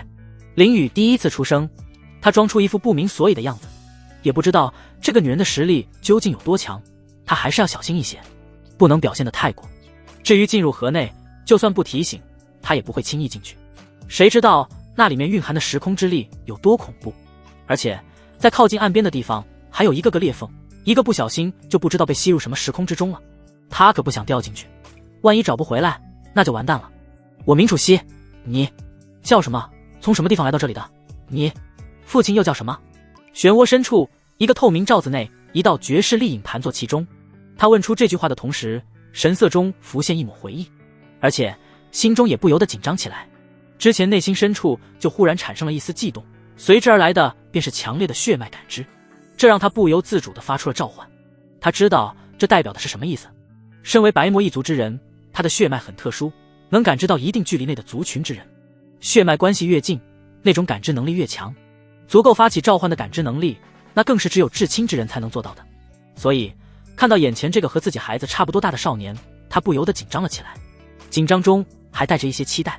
要不是那股召唤之力忽然中断，他完全是可以靠着这个能力确定的。但现在也应该不会错，年纪相符，而且还是在他刚刚发出召唤没多久便进来的。此刻的他眸光中都带上了一层泪光。10几年前一身精气被夺走，虽然那个男人也是无意，但他依旧非常恨，因为就是那一次，不仅夺走了他清白，更是让他的修行之路几乎断绝。而且白魔一族首次精气泄了之后，会有1年的虚弱期，不能动用任何修为，就像是被封印了一般。而在这1年内，他却是生下了一个孩子。他原本不想生的，但终究是狠不下心来。但生下之后，修为恢复，他将其送回那个男人的家族后，便离开了，去寻找给自己续上仙道的可能。不过在离开之前，他将自己最好的东西给自己孩子留下了，但没想到这一走便是10几年。不是他不想回去，而是被困于此，回不去。他的修炼道路已断，除了这种极度危险，没有人涉足的地方才有可能找到续道的可能。但危险就是危险，不会对他例外。道没有续上，人反而被困在了这里10几年，而眼前这个少年却极有可能是这，如何不让他紧张？不过为了保险起见，他还是要确认一下，毕竟刚刚不知何种原因让召唤之力断了，还是有可能出现意外的。什么意思啊？问他名字也就算了，怎么还问他父亲的等等？不对，楚曦的问话原本让林宇有些摸不着头脑，但忽然脑海中灵光一闪，想到了什么。这个女人可是洛星辰的生母，一定是在此之前就感应到了什么，只是由于她的因果符文生效，将这种感应掐断，不然这个女人不会是这种反应。他眸光闪动，脑海中思绪急速转动。楚曦现在应该是产生什么误会了，他或许可以利用一下。当然给别人当儿子可不是他的作风，不然那场景任务可就没法完成了。但想到这里，他开口道：您是？楚西姐姐，我叫林雨，是洛星辰的师兄。他立即装出一副惊讶且惊喜的样子。至于称呼，嘿嘿，那是他故意的。有哪个女人会喜欢别人将她叫老？再加上他刻意编出来的身份，定然不可能让其对他生出恶感。况且他还有大招没用。童子用因果红线绑定楚西，在和楚西说话的同时，他直接在心中使用了最后一个空位的因果红线，这是系统刚激活之时给他的奖励。一共2个空位，第一个给了4师尊，当时性命攸关，他不得不用；另一个就一直留了下来。将其用到楚西身上也是有原因的，一来这是天命之子的母亲，想要征服人家的同时还杀掉人家的儿子，这简直就是天地难题，即便能做到，也不知道要等到什么时候了，这不是他想要的。二来，系统刚刚已经再次提示，这个女人是白魔一族之人，星空大族，其族群并不在永恒大陆之上，谁也不知道她是怎么来到这里的，但总有一天会离开，而且修为也是地仙之境，和永恒大陆最恐怖的那批人一个级别，完全值得他使用这最后的一次机会。况且即便是这样，也只是永久增加80点好感度而已，同时不会做出伤害他的事情。想要真正的征服，还需要用点手段才行。丁因果红线绑定成功，楚西对速主好感值加80，距离任务完成还差一步，再接再厉。系统的提示音如约而至，80的好感度很轻松到账，而且他也不用担心楚西会对他造成伤害。林雨，你真的是晨儿的师兄？那他现在怎么样了？他怎么没进来？楚西闻言，眼眸中非常明显的闪过一丝失望，岸上的那个少年，他原本还以为是那个让他一直牵挂的人，但并不是。不过他很快就调整好了状态，略带迟疑地询问出心中的疑惑。他之前的感应绝对没错，他的晨儿距离他肯定不远，但现在进来的却是他的师兄。对于林雨的说辞，他没有任何怀疑。一个原因是对方在听到他名字之时非常惊讶，而且立即就说出了洛星辰的名字，可见和洛星辰是非常熟悉的。要知道他的名字可并不出名，几乎很少在大陆之上出现，能知道这个名字的非常少，也只有可能是晨儿告诉对方的。再一个原因则是他对这个少年的印象非常好，不知怎么的，看到这个少年的样子，他心中就莫名出现一种熟悉之感。没错，就是熟悉，仿佛已经认识了很多年的那种，非常信任，甚至有种当初在家族之时见到初恋的那种感觉。不过他很快便将那种莫名的情绪压制了下去，只保留了熟悉和信任。此时他的心思重点还是在自己的孩子身上。楚西姐姐，你别着急，洛兄他只是有点……说到这里，他变得有点支支吾吾，仿佛有什么东西卡在喉咙一般。林雨是吧？你和晨儿是师兄弟，我就叫你小雨了。你既然进来了，应该是他的示意，有什么你尽管说就是。我没事的。楚西有点急迫，心中也有点不安。他能感觉林雨不说，应该是不想让他伤心，但涉及到晨儿的事情，他真的有些迫不及待。呼，林雨仿佛下定什么决心一样，长呼一口气，开口道：楚西姐姐，洛兄他现在不想见你，说是你从小就把他丢下不管，让他没有了母爱。不过你放心，我一定会说服他的，他现在还小，就是闹小孩子脾气呢。说到最后，他语速逐渐加快，那急切的样子就像是害怕楚西这个做母亲的伤心，想要立即安慰一样。唉，果然是这样。虚空中传来楚西的叹息声，刚刚林雨那想说又不敢说的样子，就让他心中一紧，已经有了猜测，但没想到竟然是真的。他是真的没想不寡，只是被困这里根本出不去，而且他当初走的时候可是将身上最重要的东西放在了其身上，要不然他也能借助那件东西逃出去。心中有悲伤、难过，也有一丝丝的委屈。而此时的林雨嘴角在不经意间微微上扬了一个弧度。对付天命，这应该是最爽的方法了吧？截胡资源、争夺天命女主什么的，他都已经做过了，但也就是降低天命的气运值而已，对其心境造不成那种不可磨灭的伤害。但楚西可是他的母亲，那种血缘的亲情岂能割舍掉？要是让母子反目，那才是最爽的桥段。等等，好像还有更好玩的。忽然他想到了什么，童子，将外界的声音传到我的主星世界之中。这是他脑海中忽然冒出来的想法。那个家伙现在就在他的主星之内，被星辰之力封印，一动不能动。如果将外界的对话传进去，不知道那所谓的天命会不会被活生生气死。宿主，你果然是一个合格的反派，牛逼啊，这么骚的想法都能想得出来。别废话，快去做，别磨磨唧唧。好嘞。在得到系统的回应后，林雨再次开始了他的表演。只见他缓缓向着岸边走去，同时开口道：“楚曦姐姐，你别难过，我这就救你出去，到时候你就能和洛师弟见面了。”如此说辞，再配上他那堪称影帝级别的演技，不知情的人看了绝对能感动得一塌糊涂。而楚曦正是如此，看着岸上的林雨不顾河中的危机就要向他这边走来，心中那股忧伤顿时被感动冲淡了一些。但感动归感动，这要是进入河中，定然会被时空河水冲刷的啥也不剩。他也就是有着父亲之前留给他的宝物顶着，再加上这种漩涡本身就有着一定的防御作用，时空长河中的那些恐怖生物便是依靠这种漩涡而生存。眼看林雨就要冲进来，他立即道：“小雨，别，千万别进来，进来你会死的。你回去找到晨儿，他身上有一件我留给他的宝物，那件宝物能救我。”那言语中的急迫和关切刃，谁能都听得出来。林雨能冒着生命危险进来这里，就已经非常难能可贵了。要是因此搭进去性命，那不是他想看到的。最关键的是，他有更安全的方法。时空界杯本身就是时空类宝物，再加上还是半件仙王器，想要将它弄出去并不算很难。所以他直接将这个秘密说了出来。此时的他对林雨有着绝对的信任。林雨闻言很是不情愿地停了下来，面容上还有着纠结和急切，但心中却是乐得不行。他已经感受到了主心之内那微不可察的细小尘埃异常的暴躁，想要突破他的封印。显然这里的谈话已经被里面的人听到了。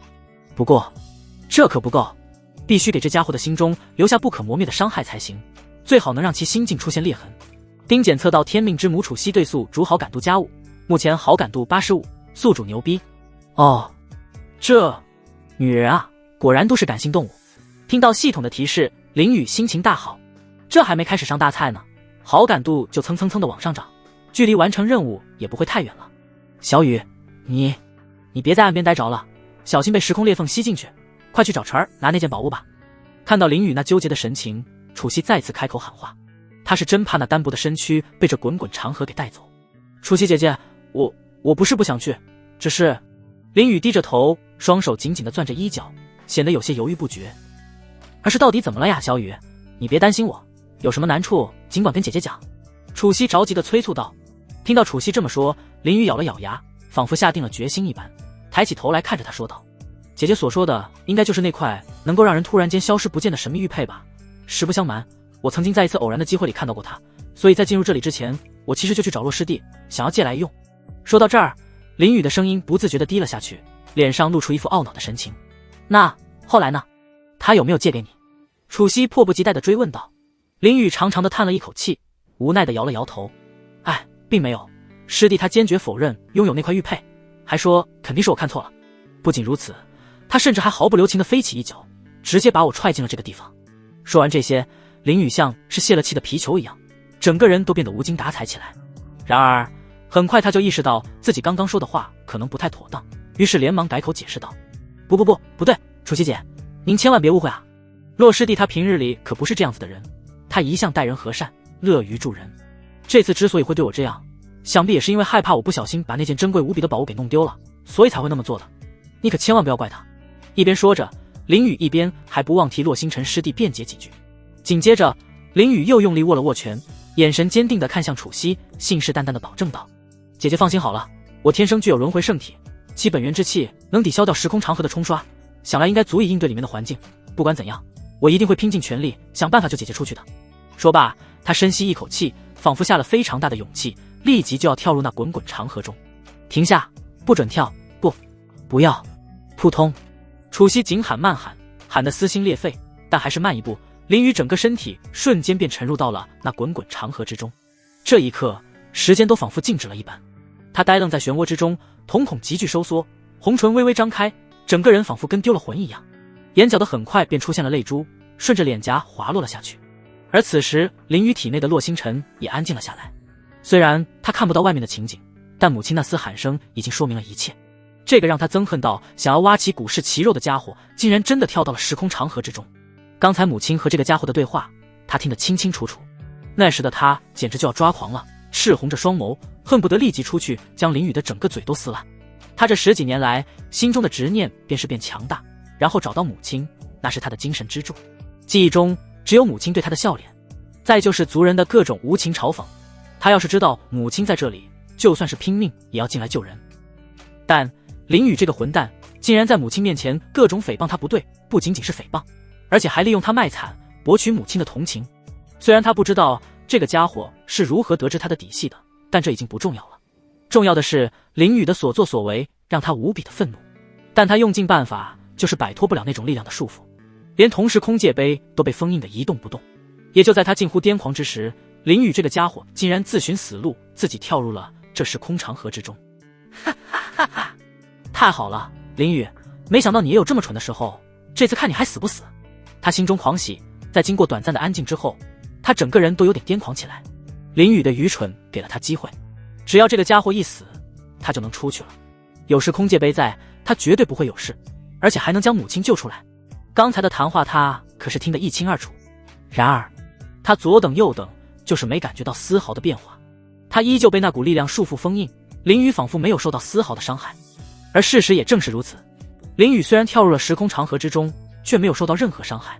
他又不是傻子，怎么会为了演戏连自己的命都不要？他之所以跳进来，一是体外的保护层已经得到了系统的肯定，保护层可不仅仅是楚西看到的轮回本源之气，而是带着不朽两字，不朽就代表着永生，生生不息。虽然修为不够，没有达到那种极致变态的地步，但这种冲刷还是能防护了得，只不过就是消耗变得有点大，持续不了太长时间。二是他在楚西那个小漩涡的边上发现了一个很小的小家伙，以系统的说法，那是时空巨鲲，只不过这是一只幼年体，只能在时空长河的边上活动，而那个漩涡就是它的活动范围中心点。这个家伙成年之后是会进入时空长河的主河道生活，有时也会进去星空之中畅游，可以说是时空巨兽，也可以说是星空中的起源星兽。最强的能力便是吞噬，吞噬一切，连时间都能吞噬掉，这也是他能生活在时空长河中的原因之一。而且这个家伙的体内自成一方天地，有点类似于他的体内星辰。他下来的第一目的便是尽可能的捉住这个家伙，让其成为他的宠兽。毕竟还是幼年期，甚至有可能是刚孕育出来不久，在岸边看上去是很小的一只，这也是系统的建议。此时的小巨鲲还不足以将它给吞噬掉，它的构造可比这小东西更加复杂，体内可是有一个缩小版的星辰环宇，想要吞下它可不是一般的难。但这个家伙除了吞噬之外，最大的能力便是防御和速度，没有其他的进攻能力，这也是他敢动手的原因。吞又吞不掉它，他就没有生命危险，只要防止这个小家伙跑掉就行。最关键的还是能收获一波好感度。丁检测到天命之母楚西对宿主好感度加5，目前好感度90，宿主再接再厉。系统的提示并没有让他等多久，很快便出现了，只不过并没有他想象中提升的那么夸张。在此之前，他的诸位师尊每次提升最低都有10点，有的甚至直接能达到满值。到了楚西，这却是不行了，而且这还是在使用了因果红线之后的情况。不愧是天命的至亲，征服起来还真不是一般的有难度。不过他也不急，这不是还没救出去吗？有的是机会。很快，顶着不朽轮回本源气息的他便从时空长河中漫步而出，只不过在出来的瞬间，他将本源气息削弱到了薄薄的一层，衣衫破破烂烂，就连半条手臂都消失不见了，整个人看上去异常的狼狈。既然是演戏，那就要演全套。他救人过程的苦难，自然要让被救之人全程看得清清楚楚。他有不死之身，并且已经到了小成境界，断肢重生非常简单，所以这个断臂就是他故意整出来的，既不影响他在关键时候的正常发挥，还能增加楚西的愧疚之心。这种愧疚和感动积攒到一定程度，肯定会有爆发的时候。他虽然看起来异常狼狈，但面容之上都是坚毅之色，眸光坚定地看着不远的小型漩涡，同时顶着时空之河的冲刷，一步一步艰难地走着。如果仔细看的话，甚至能看到一双脚在缓慢地被冲刷掉，一点点消散，但他仿佛没有看到一般。小雨，你还活着，太好了。看到林雨从滚滚长河中冲出，楚西瞬间惊讶地捂住了嘴唇，满眼的不可思议，但紧接着便是无尽的喜悦，同时两行热泪再次流了出来。只不过之前是悲伤，而现在是喜极而泣。但是当看到林雨还在一步一步艰难地向他这边而来之时，他再次焦急地大声喊道：小雨，不要过来了，赶快返回去，再走下去你真会死的。身在漩涡中的他一脸的焦急，恨不得立即冲出去救人，但此时的他却是出不去。打开这个终极防御的他只能等待救援，自己想要走出去却是完全不可能。他只能一边大喊一边担忧地看着，明明自己的儿子完全有能力救他，但却是不愿意来见他，更不用说救他了。人不来也就算了，甚至是连那个曾经属于他的宝物都不愿意借出来，反而是一个陌生之人不顾性命之忧都要救他，这是何等的讽刺。然而他的呼喊，林雨仿佛没有听到一般，还在继续前进。他的眸光坚定地看着前方，不对，是看着漩涡一角的那个小黑点，那便是幼年期的时空巨鲲。在岸边看的时候确实是个小黑点，但走得近了，这个小家伙还不小，200多米长，50-60米宽的样子，背部宽阔无比，闪烁着神秘的蓝色光芒，宛如一片流动的星空。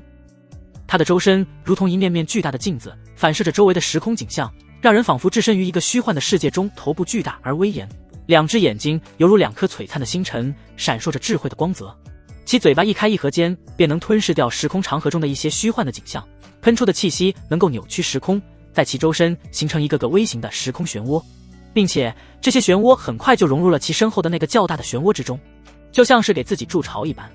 而且它的尾巴粗壮而灵活，摆动时能够搅动时空的力量，引发时空龙卷。在这长河之中，或许就是它第2个被动攻击型能力了。只是这样的身形，相对于这一眼望不到边际的时空长河来说，显得有点小了。这也是他在岸上看只是一个小黑点的原因。No， 似乎感觉到了林雨的不怀好意，时空巨鲲停止了进食，瞪着铜铃大的眸子，发出一阵阵低沉的吼叫声，以此来警告向他靠近的林雨。不好，小雨，那是时空长河中的生物时空巨鲲，能吞噬万物，你赶快躲开。虚空中再次传来楚西的声音，声音中更加急切了。那条巨鲲他自然知晓，他被困之时就在这里了，大概有200多岁的样子，在动辄数百万年的寿命之中，完全就是一个刚刚出生的婴儿。听上去没什么攻击力，但那是相对于那些成年巨鲲来说的。对于人类而言，那就是恐怖的巨兽。尤其是林雨这个看上去并没有多少修为的小辈来说，即便是幼兽，其吞噬之力也非常恐怖。而且要是一个不注意都能被它尾巴带起的是恐龙卷卷岛，那东西也不简单，会让人短暂的失去行动能力，一个不慎甚至能将人卷到时空裂缝之中。楚西姐，放心吧，我有把握。林雨闻言只是摇了摇头，脸上的坚定之色更重了。他不仅没有离开，反而将速度瞬间提升到他目前能达到的最快速度，急速冲向时空巨鲲。他只需要将其收入体内星辰寰宇之中就行。这个家伙还被称为星兽，也是有原因的，可以在星空之中旅行，大型的星空巨兽。成年期的时空巨鲲身躯极其庞大，长度足有数万乃至10数万公里之长，宽度也能达到数千公里，就是星空中一座移动的巨型山脉。所以它的成长环境不仅仅可以是时空长河，还可以是星空之内，而它的体内寰宇就是一个不错的生存环境。其本身就是幼年期，可以跟随它的变强而逐渐成长起来。你小心一点。楚西紧张到直接站了起来。林雨太倔了，他的劝说一点不管用，只能希望林雨是有所底牌，而不是冲动行事。但那微微蹙起的额头却是一点没有舒展开来。他知道，只要打消不了林雨救他的心，那必然要进入漩涡之中，那只幼年期的巨鲲是躲不过的。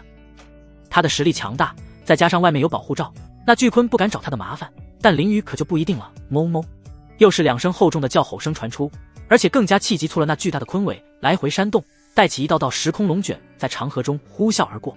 对于这种固定方向的时空龙卷，林雨运转化红术能轻易躲过去。童子，你做好准备，我要近身了。看着越来越暴躁的时空巨鲲，林雨眸光变得异常凌厉。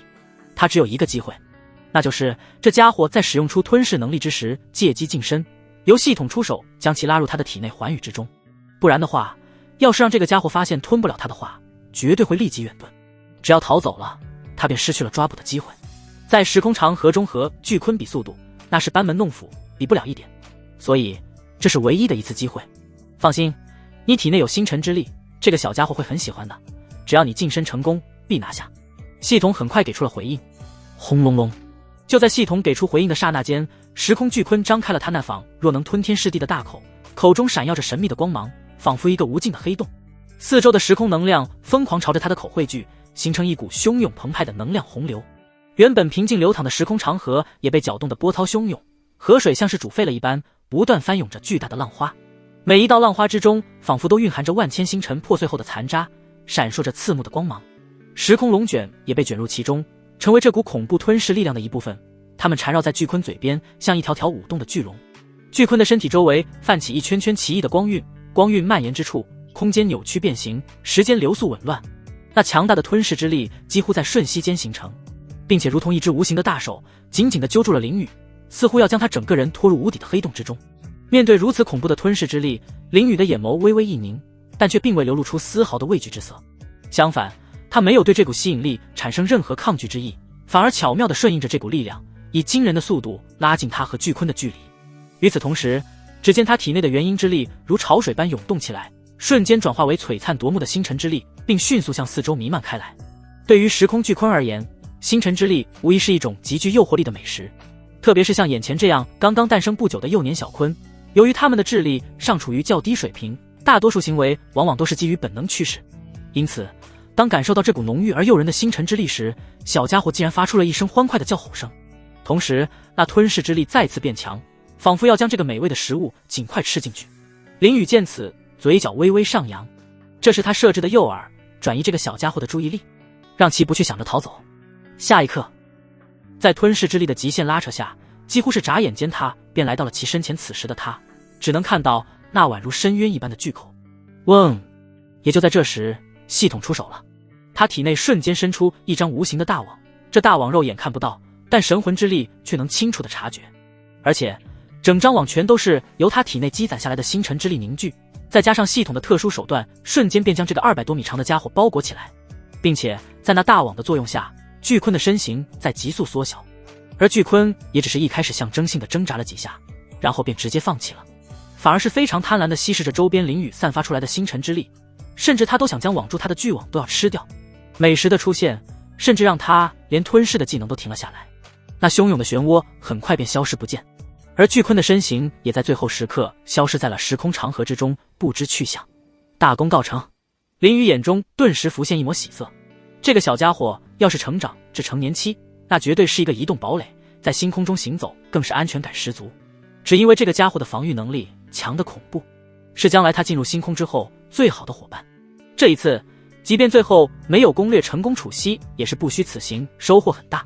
然而就在林雨沉浸在兴奋与喜悦之中时，漩涡中的楚西却是整个人都惊愕地呆住了。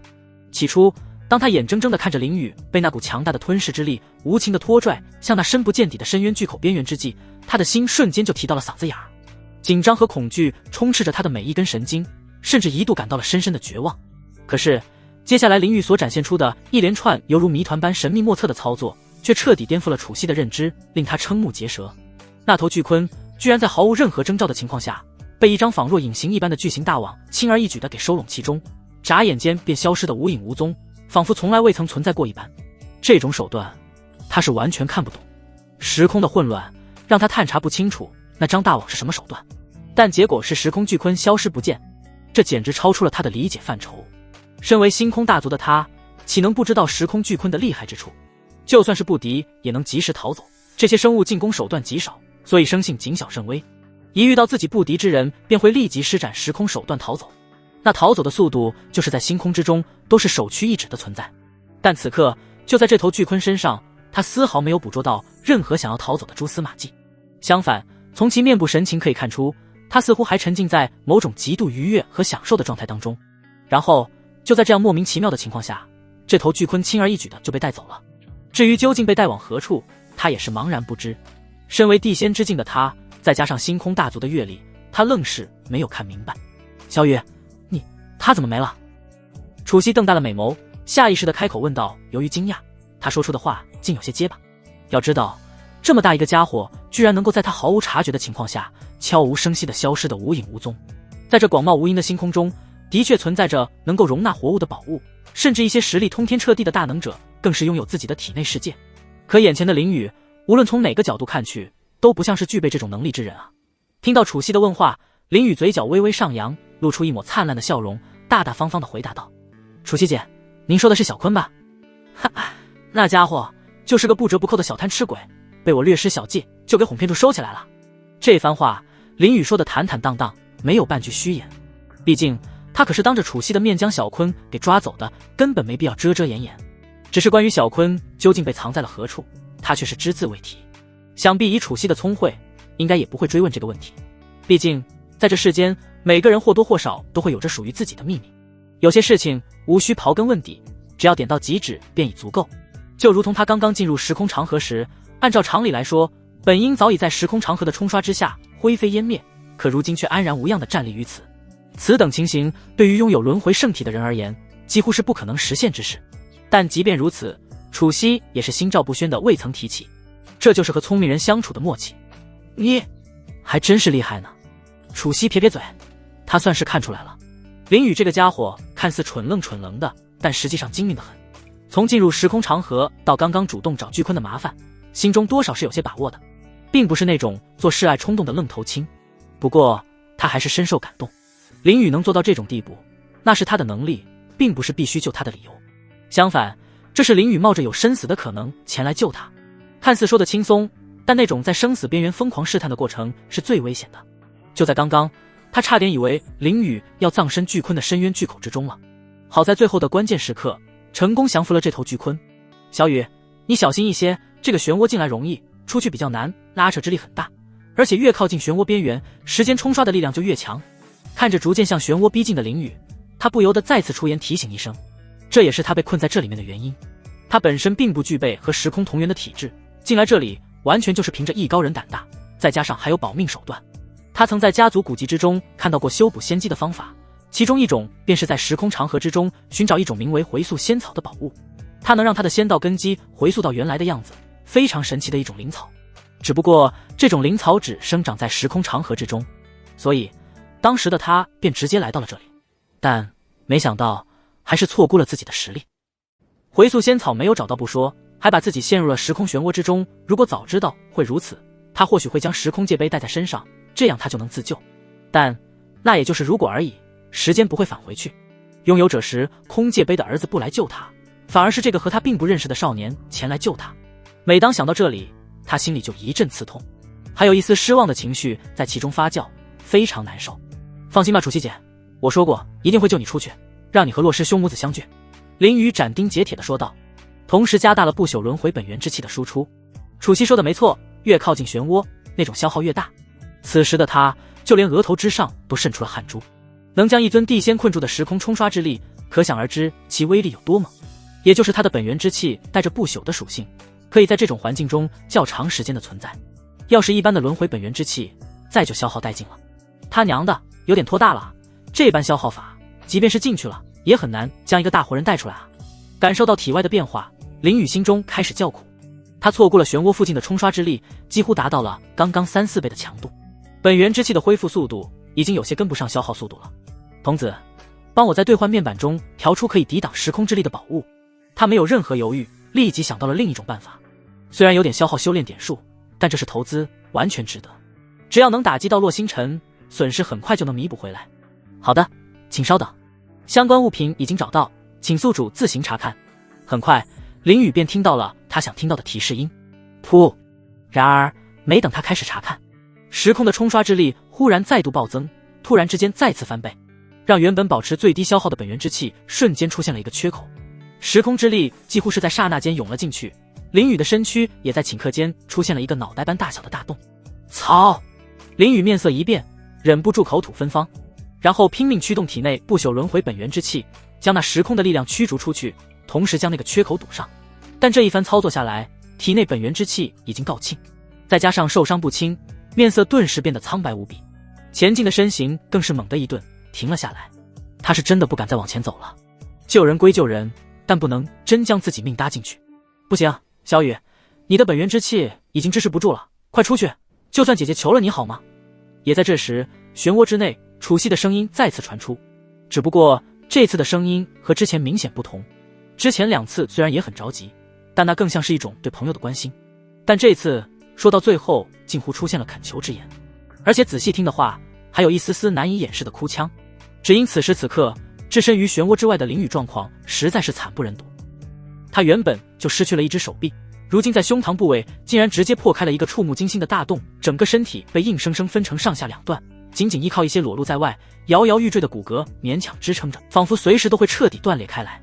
他的面容苍白如纸，几乎看不到丝毫血色，看上去犹如一具毫无生气的尸体般令人毛骨悚然。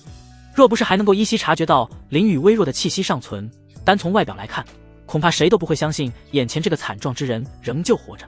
楚西已经不知道今天这是第几次流眼泪了。他大声呼喊的同时，拼命想要破开这层防护罩，但毫无作用。能保护他10几年都没事的防御能力，可不是这么简单能破开的。而且最重要的是，这层防护室需要秘法从外面打开，从里面打开是完全不可能得事情，最起码他是做不到。一番折腾后，他无力瘫坐在原地，眼神空洞地看着外面那道瘦弱的身影。只因为此时的林雨仿佛没有听到他的呼喊声，犹如一个行将就木的老人一般，站着一动不动，一点动静没有。如此一幕让他整个心都沉了下去，这完全就是失去意识的前兆。虽然身外还有本源之气在阻挡外界的时空冲刷之力，但那已经是本能反应。待本源之气耗尽，就是陨落之时。他此时心里的感受，只有他自己才能体会。这是他活了数千年，第一次体会到被人这般舍命守护。原本他以为这个人有可能会是自己的儿子，也有可能会是远在家乡的那个他，但没想到儿子不愿见他，更不用说救他了。那个人更是在当初一句话没有说就放任他离开。这被他注入太多情感的两个人，到头来全都让他异常失望。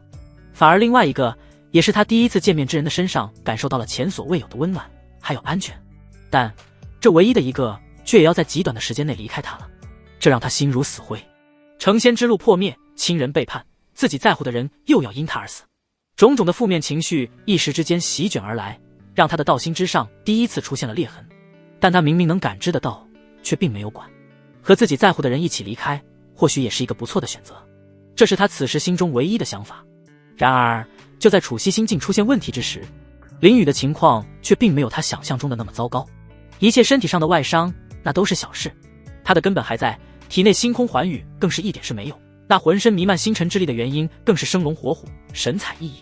他最大的问题是本源之气不够了。此时的他正在闭目挑选系统给罗列出来的东西。丁检测到天命之母楚西对宿主好感度加10，好感度达到满值。丁场景任务征服楚西已完成，奖励不朽神剑，请宿主自行查收。丁恭喜宿主成功断掉楚西与天命之子的因果，洛星辰气运值负1000万，宿主修炼点数加1000万。这什么情况？林雨愕然，他就是买东西的一个功夫而已，怎么这楚西的变化会这般大？好感度瞬间拉满，这说明在其心中，他的位置已经远在那洛星辰之上了，彻底断了和洛星辰的因果。两人不说形同陌路，那也绝对强不到哪里去了。要知道，那可是一对母子啊！啧，还得是我啊！一顿骚操作，硬是将一对母子给拆散了，牛逼！林雨都忍不住给自己竖起了大拇指。宿主，我劝你还是别墨迹了，要是再不快点修复伤势，那楚西估计道心崩溃直接嗝屁了，你也别救人了。啥玩意？道心崩溃？这又是搞哪一出？受伤的是我，你道心崩溃个毛卧槽！我的身体咋成这样了？林雨听言，本还想吐槽两句，但忽然发现身躯已经破坏得不成样子了，这让他下意识地爆了一句粗口。有了不死之身的他，近乎不太在乎外在的伤势，所以刚刚他只是感觉少了一截肉身而已，内在完全没受影响，这也让他并没有太在意自己的外在形象。但经过系统这一提醒，他瞬间便感知到了，此时他的样子确实吓人，真就和死尸没啥区别了。怪不得楚西会突然情绪变动这么大，好感度拉满不说，道心都因此出现了问题。对此他不敢怠慢，立即开始运转不死之身，残缺的肉身也在快速长出新的肉芽，以肉眼可见的速度修补新的身躯，脸上也出现了血色，整个人的状态看上去都在回升，从一个死尸的样子快速转变成一个活人该有的样子和气息。同时他也从兑换面板中确定了要兑换的东西，时空砂，产自时空长河中的底部，具有阻挡和减缓时空侵蚀的作用，也可作为时空宝物的材料。这是最普通也是最便宜的时空宝物，甚至称不上是宝物，它只是一种时空材料而已。需要100万修炼点数，数量不少，完全够用。它不需要完全阻挡时空的侵蚀，只要大幅度削弱减缓就行，让它的恢复速度跟得上消耗速度就行。能节省一些修炼点数就节省一些，他身上有很多地方都需要修炼点数来参悟修炼，都是吃钱大户，不能太浪费了。他将时空砂在周身围成一个不大不小的防护罩，来阻挡侵蚀而来的时空之力，只剩下很少的一部分再用不朽轮回本源之气抵挡。有了时空砂的保护，他再次向着漩涡走去，距离已经非常近了，只要不出意外，几分钟的时间便可抵达。他是没事了，但体内主心之上被封印的洛星辰却是人都麻了。他每当以为林雨要玩死自己之时，林雨就会奇迹般的活过来，在生死线上来回横跳。就这一刻钟的时间，所经历的生死危机简直比他之前10几年都多，这让他失望的同时也有些无奈。他感觉这林雨就是上天的宠儿，气运之子，无数次作死就是死不了，不是气运护着是什么？而且他也没有继续在这里待下去的想法了。母亲现在对他的误会太深，他要尽快出去，然后杀回来和林雨对峙，解除和母亲的误会，不然真被林雨这狗东西搅黄了他们母子之间的关系。想到这里，他没有再犹豫，立即捏碎了手中一个古朴的玉简。这是他较早之前弄到的一个上古定点传送玉符，分母玉和子玉，母玉被他埋藏在了雷岩之境的外面，只要捏碎子玉就能瞬间传送走，传送到母玉附近，不限空间限制，也是他终极逃命手段。一共3块子玉。之前得到这件逃命至宝之后，可是遭到了很多势力的追杀，加入缥缈宗也是这个原因。现在不得不用掉1块了。就目前这种处境，其他方法不可能逃走的。嗡！主心之内，虚空一阵晃动，原本封印的那粒尘埃已然消失不见。妖和这狗东西还有这种能力，时空界碑的消失，林雨自然会有感应。行走中的他身形微微一顿，一脸的诧异，这天命之子真是有点变态了啊！要知道，那家伙可是被他封印在了体内主心之中，那里是他的地盘。就像上次叶璇所使用的跨界传送符，就完全起不到作用。即便是传送，也是在他的主心内部传送，不可能逃脱他的掌控。他之所以将其封印在主心之内，也就是这个原因。同时也是为了这个家伙能更多的听到他和楚曦的谈话，坏其道心。但他还是低估了这家伙的手段，这逃命手段可比之前的叶璇强太多了，竟然能从他的主心之内逃走，着实有点变态了。而且一点道理不讲，童子，能识别刚才那家伙用的什么东西吗？怎么我的主心还成了他的后花园了？想走就走。他有点不忿的心中询问。要是别的地方他也就认了，毕竟是天命主角嘛，有点特殊的保命手段很正常。但那可是他的体内主心，走的是独属于他的大道，和永恒大陆的仙道毛关系都没有，独立体系还在他体内，这都能被逃走，让他有点理解不了。这样的事必须要搞明白，那是什么玩意？也幸好他将其封印了，只保留了听觉，不然他体内的秘密可就要泄露出去了。玄天子母传送玉，仙道级别的传送宝物，那玩意甚至能跨星际传送。你这……得了，别说了，不就是自己实力不行呗？系统的提示说到一半就被他打断了，心中已经了然，能跨星际传送的东西，从他一个元婴境的小修士体内传送走，确实没什么问题。不过这玩意还真是气运逆天，手中竟然还有这种宝物，而且也是舍得下血本。不过这也从侧面证明这家伙已经不敢再等了，害怕他彻底将他们母子之间的感情给挑拨没了。不出意外的话，那个家伙应该还会返回来，这是他的猜测。要不是这样的话，完全没有必要这个时候选择逃走。呵呵，我就在这里等你，可别让我失望了。林雨嘴角微微上扬，露出一抹邪异的笑容。要是洛星辰1刻钟之前选择离开，或许还有机会，但现在他是一点机会没有了。系统已经非常明确地发出好感度满值的提醒，而且征服的场景任务都完成了，任务奖励也已经发到位了。他凭什么能翻盘呢？看着近在咫尺的漩涡，他没有再抗拒那股强大的吸引力，直接被吸了进去。楚曦就在其中，等那个家伙进来之后，说不得他已经将楚曦救出来了。砰！草好硬，好疼！这尼玛怎么会有这么硬的防护罩在这？林雨身上的吸引力消散，他被带到了漩涡中心，中心之内反而没有那种强烈时空冲刷之感，类似于岸边之上的感觉。但一个巨大的防护罩笼罩在里面，让毫无准备的他直接砸在了防护罩上，身上传来的剧痛让他忍不住爆粗口。小雨，你真的没事了吗？好没等他看清周边的情况，耳边便传来了楚曦那娇柔中带着惊喜的声音，而且这次不再是那种空灵的传音，而是真真实实的声音。虽然声音来自同一人，但更加真实，而且更加悦耳。林雨听言，目光立即锁定在了身后那个巨大的防护罩上，透过透明的罩壁，可以清晰地看到内部紧贴着内壁处站立着一道身姿曼妙、美若天仙的倩影。林雨瞳孔瞬间睁大，就连身上的疼痛都忘记了。那张面容仿若天作之画，精致的五官每一处皆是造化的神来之笔，双眸犹如星辰落入幽潭，深邃而明亮，琼鼻秀挺似玉峰，唇若樱桃不点珠，眉如远黛蜿蜒入鬓，肌肤胜雪，泛着莹润的光泽，这般长相世间难寻其二。身姿更是婀娜，纤细的腰肢不盈一握，却又恰到好处地撑起那丰盈的曲线，一袭仙衣轻柔地披在身上，微微飘动，似有灵韵。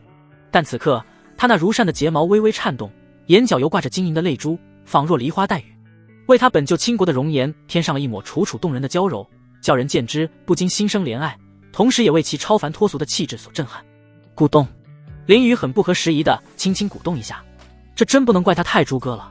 要知道他也是见过世面之人，7位师尊哪个不是绝世之姿，宗主苏月更是有着魅惑众生之言，这些他都是见过的。但楚曦却又是美出了另一种境界，宛如9天玄女带着仙气下凡，脸上还带着刚刚哭泣过的那种娇柔，让人一下子难以适应，有点震撼的感觉。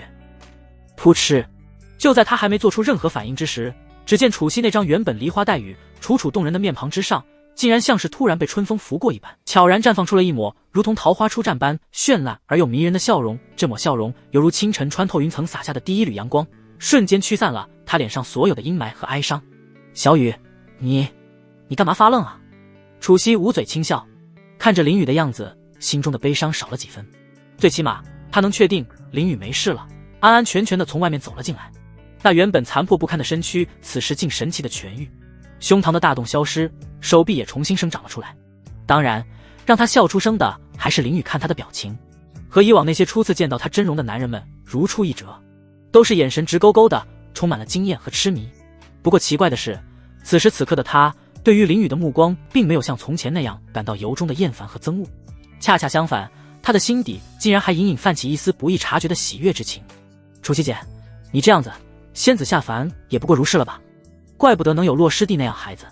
林雨听到楚曦的笑声，这才回过神来，他由衷感叹。不过前半句是发自内心的如实叙述，而后半句则是试探。一会儿洛星辰或许就要进来了，他要先探探此事被楚曦对他哪个儿子的态度。好感度满值，他倒不怕楚曦会做出什么对他不利之事，只是看看需要怎么把握分寸。哼，就你会说话。看到林雨没事还能开玩笑，楚曦心情大好。对于林雨的夸赞之词，他娇哼了一声，脸上不由自主地露出了微笑。不过很快便又消失不见，他板起脸来继续道：小雨，以后不要再在我面前提到洛星辰，他姓洛，我姓楚，他的事与我没关系。现在的他听到洛星辰这个名字，心中就一阵反感。那时空界碑算是他给他们之间的关系画上一个句号，东西他不再收回，所谓的母子关系不提也罢。尤其是想到林雨被那棋坑到如今这种地步，他心中就有一股无名之火，最好不要让他再见到，不然他真有可能出手教训一顿，为林雨出气。还是小雨性格好，被人给坑了都还在为其说好话，就这种性格可是很容易吃亏的。想到这里，他不由得再次开口道：小雨，像洛星辰这种人，你以后少和他们走在一起，不然很容易吃亏的。在他看来，林雨还是太单纯了，需要好好引导一下，不然被别人卖了都不知道。好，那我就听楚曦姐的吧。林雨借坡下驴，顺着楚曦的话便应了下来。同时他也更加确定洛星辰那家伙在楚曦心中已经没啥地位了，被他给成功洗脑。嘿嘿，没想到他这回居然也能当一回绿茶，而且效果貌似还挺不错。看来前世看过的那么多小说当真没有白费。楚曦姐，你这防护罩怎么打开啊？我现在有办法将你救出去。得到了他心中想要的答案，林雨立即转移话题。他身上外层的时空沙足够多，同时包容两人也不在话下，再加上他的不朽轮回本源之气，以他此时的恢复速度足以支撑两人回到岸上。况且返回之时速度可以更快，毕竟他的行进速度和楚曦的行进速度可是天差地别。这是一个绝对防御护盾，从外面使用秘法可以打开或者进来，我这就将秘法传给你。楚曦闻言立即回复，同时将一段较为简单的密语说了出来。林雨最后进来的这段路程他都看在眼里，知道其所说之言都是真的。时空沙这种东西他知道，也见过，功能自然也明白，只不过但身上却没有。原因无他，这种神奇的物质产于时空长河的深邃之处，即便放眼整个广袤无垠的星空世界，时空沙都称得上是极为珍稀罕见之物，不是他能够拥有的。能够寻觅到时空长河入口之人，本就是凤毛麟角般的存在。而就算有人幸运的在机缘巧合之下得以踏入其中，若自身不具备足够强大的实力，想要深入探寻并获取那些深藏于内部的宝物，简直就是痴人说梦。就像他这样，时空长河的入口倒是找到了，但深处却去不得，甚至是在这边缘地带，他就被困住了。到了深处，不仅要面对更为恐怖的时空之力，还要小心那里面的恐怖生物。能在时空长河深处生存的生物，基本上都是成年体，异常恐怖。林雨能拿出这么多的时空沙，他虽然惊奇，但并没有询问，这属于个人秘密。楚西姐，你稍等一下，我这就救你出来。得到密语，林雨很快便明白了其中的原理。这就是一个纯粹防御类型的防护球，属于那种危及生命安全情况下自动打开的东西，其等级很高，至于有多高，他不知道，但能在这里抵挡10几年时空之力的冲刷都毫无变化，可见其防御力有多强。不过他可以肯定，这件东西绝对不属于永恒大陆，应该是从本族白魔族带出来的。这让他都有点好奇，一个还没有成仙之人是如何跨越星际来到这里的。当然，这不是现在要询问的问题，还是先出去再说。密语很简单，但不属于人族语言，应该是白魔族特有的。但对于修士来说，这都是小事。他很快便掌握了其中要点。只见林雨双手如幻影般迅速挥动着，一道道神秘的手印接连不断的拍出，准确无误地击打在那坚固无比的防护光罩之上。每一道手印落下，光罩表面都会泛起一层如同水波般荡漾开来的涟漪，层层叠叠，相互交织。随着时间的推移，原本光芒璀璨、坚不可摧的防护光罩开始逐渐暗淡下去。仅仅过了20息的短暂时光，这曾经牢不可破的护盾终于在秘术下消融，随后彻底消散于无形之中。然而林雨的行动并未就此停歇，就在防护光罩刚刚消失的一刹那间，他身形一闪，以迅雷不及掩耳之势将近在咫尺的楚西猛地拉入自己的怀中。紧接着他毫不犹豫地调动体内强大的不朽轮回本源之气，使其如潮水般迅速涌出，并在两人身体周围形成一层厚实的气场。不仅如此，为了进一步增强抵御侵蚀效果，林雨还将时空沙围绕在他们身外，形成一层透明的纱衣，有效地减轻了来自外界时空之力的侵蚀。这一系列连贯流畅的动作，犹如行云流水一般自然顺畅，完全在林雨的预料与掌控之下完成。怀中的楚西虽然衣衫有一小部分被时空之力侵蚀掉，但好在他的身躯并未受到太大的实质性伤害。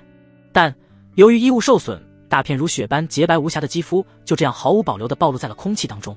更要命的是，此刻的他正与林雨紧紧相贴，彼此之间甚至能够清晰感受到对方的体温和呼吸。而从楚西身上散发出来的那股若有若无的淡淡幽香，则像是一根羽毛轻轻拂过林雨的心弦，令他的心跳不由自主地加快起来。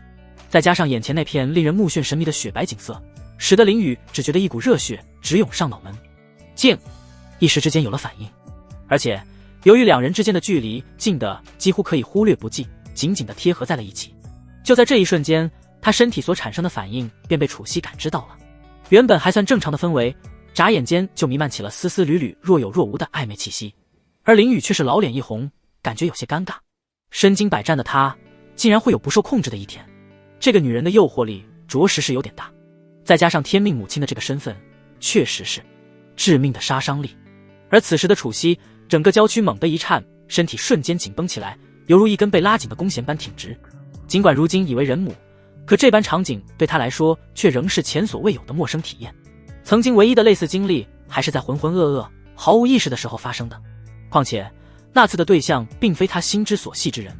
然而此刻将他紧紧拥入怀中的乃是林雨，这个让他无比在意的男子。在他宽厚温暖的怀抱里，楚西能够真真切切地感受到那强有力的心跳声，以及透过衣衫传递而来的炽热温度。这股温暖仿佛一股暖流，缓缓流淌进他的心间，这种感觉他一点都不排斥。再加上现在身处的外在环境，还给了他一种非常厚重的安全感。咚咚咚咚的心跳声格外清晰，他甚至都能听到自己快速的心脏在胸腔内剧烈的跳动，仿佛要冲破胸膛一般。他的面色更是刹那间染上了一层如天边晚霞般的粉色。从脸颊迅速蔓延至耳根，这种暧昧到极致的场面让他的脑海瞬间陷入了混乱，一时之间完全不知道该如何是好。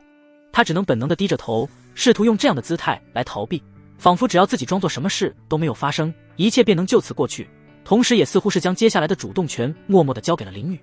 而林雨，他在这方面可是个老手了。最初的那一瞬间，他确实也感到了些许尴尬，然而这种情绪很快就消散了。紧接着他便非常坦然地沉浸其中，享受起这微妙的氛围来。他靠近他，轻轻嗅了嗅，心中暗自惊叹，楚西身上的体香很独特，那是一种闻了就会上瘾的迷人气息，和他那7位师尊各有特色的幽香全然不同。这或许就是白魔一族与生俱来的特殊魅力吧。他原本满心以为楚西会出于羞涩与矜持，立即拉开两人间的距离，以此来缓解这种令人面红耳赤的尴尬。但没想到，这个女人竟然在此时一动不动，宛如一只受惊的缩头乌龟。这般出乎意料的反应，让他原本就有些躁动的心变得更加火热了起来，仿佛有一团火焰在心底熊熊燃烧，欲望也在这瞬间被撩拨到了更高点。这种情形再加上那满值的好感度，要是不做些什么的话，着实有些对不住一众看好戏老铁。想到这里，他没有任何犹豫，一只手瞬间揽在其纤细的腰间，再次拉近两人的距离，让他们几乎是面对面的贴在一起，甚至是能彼此感知到对方的气息。而另一只手却是将那精致的下巴抬了起来，让暧昧的氛围再次拔高一个层次。同时在楚西那慌乱的眼神中，林雨俯身贴了上去。楚西似乎想要说什么，但此时却是什么声音也发不出来。然而他们不知道的是，此时的漩涡之外，一粒尘埃已经来到了这里。要是林雨能看到的话，他一定能认得出来。而楚西此时也被林雨弄得意乱神迷，并没有察觉到这一现象。而就在两人忘我之时，那粒尘埃之中的洛星辰此时却是整个人都懵了。他只不过是从外面重新进来一趟，总共也就用了1刻多钟的时间，怎么就凭空多了一个？爹他的眼眸骤缩，仿佛看到了世间最恐怖的景象。瞳孔中倒映出的那一幕，如同一把锐利的剑，直直刺入他的心底，将他的理智搅得粉碎。原本温润的面庞瞬间扭曲，额头青筋暴起，好似一条条愤怒的青蛇在皮肤下蜿蜒游走，嘴角微微颤抖，牙关紧咬，那咯咯作响的声音仿佛是他愤怒的低吟。鼻翼急速吸动，每一次呼吸都像是汹涌澎湃的风暴在胸腔内呼啸。这种情况是怎么发生的？怎么能发生这种事情？他完全接受不了。这为什么？他的声音沙哑而干裂，像是被砂纸打磨过一般，从喉咙深处艰难地挤出这几个字，却饱含着无尽的震惊与愤怒。那声音在时空界杯的空间中回荡，周围的空间似乎都因他的情绪而扭曲变形。他全身的力量不受控制地澎湃起来，衣袂在力量的激荡下猎猎作响，头发也根根直立，仿佛被注入了生命一般。他的双手紧握成拳，指甲深深嵌入掌心，鲜血顺着指缝缓缓滴落，可他却浑然不觉疼痛，满心都是那眼前让他几近疯狂场景所带来的极致盛怒。他的眼底在此刻竟有一丝丝黑光浮现，体内金丹之上也被一层若有若无的黑色气息所笼罩。丁宿主的行为让天命之子洛星辰产生心魔，气运值-250万，宿主修炼点数加250万。丁宿主的行为让天命之子洛星辰大道出现裂痕，气运值-250万，宿主修炼点数加250万。林雨本还在体会那美妙的感觉，但脑海中忽然出现的提示音让他瞬间清醒了过来，而他也放开了怀中的家人。看着胸膛起伏不停的楚西，他唇角微微上扬，那万恶的手掌也差点控制不住写出来，万恶的审核。兄弟们自己脑补吧。他倒是没想到这洛星辰竟然会返回的这么快，也就1刻钟左右的时间，说明这个家伙的传送母域就在雷岩之境附近。不过这样也好，无心插柳柳成荫，原本只是他的冲动之举，却被这个天命之子撞了一个正着，瞬间就击溃那有些脆弱的内心。不过想想也是，看到自己的母亲和仇敌亲热，能不瞬间跳出来已经是将忍发挥到了极致。心境出现问题很正常，但这500万的修炼点数来的可真是容易。他前前后后已经在洛星辰身上薅下来6300万修炼点，其气运值也就剩下1700万，距离斩杀线1200万也不算太远了。不过他心里很清楚，要想迅速地将这家伙置于死地，恐怕并非易事。毕竟俗话说得好，不破不立。眼下这家伙不仅道心受损，就连所修炼的大道也出现了严重问题，这无疑是修炼之路即将断绝的不祥征兆。可这家伙是天命之子，这样的人都会拥有普尔后力之法，到那时说不定他的气运值上限还会迎来一轮大幅攀升。像这样的情况他早已司空见惯，叶璇那个家伙不就是如此吗？但他并不惧，能弄其1次，那就能弄2次、3次，直至被天道放弃。叶璇便是最好的例子。楚西姐，你好香啊，要不我们再来一次？对于洛星辰就在附近观看，林雨并没打算去寻找，反而面带笑容地调侃起了眼前的家人。那小子不是心境已经出问题了吗？那就让问题更大一些。哼，你想的可真美啊！刚刚那就当做是给你的小小奖励好了。楚西轻咬着嘴唇，脸上泛起一抹淡淡的红晕，娇羞地哼了一声。此刻的他相较于刚才而言，状态明显好多了，不再像之前那般不知所措的不敢抬头，而是勇敢地抬起眼眸，直直地凝视着林雨。不得不说，人与人之间的关系有时候真的很奇妙。如果一直没有任何事情发生，那么2个人之间可能始终会存在一些陌生和不自在。然而一旦有了某种特殊的经历或者互动，彼此间的相处反而变得愈发自然与融洽，即便接下来还会发生什么，也更容易接受。楚西此时便是这样。其实，在楚西的内心深处，他早已不知不觉地接受了林雨。虽然看上去还是个少年，但重要么在白魔族，父亲都几十万岁了，依然钟情于那些青春靓丽、容貌姣好的女子。跟他们比起来，自己这点心思简直微不足道。更何况，眼前的这个男子给予了他一种从未体验过的温馨与暖意，仿佛冬日里的暖阳一般，悄悄地融化了他心底的坚冰。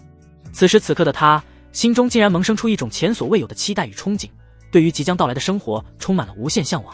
在这永恒大陆之上，停下自己匆匆前行的脚步，似乎也是一个不错的选择。哪怕终其一生都无法突破那令人梦寐以求的仙道境界，也不再显得那么至关重要了。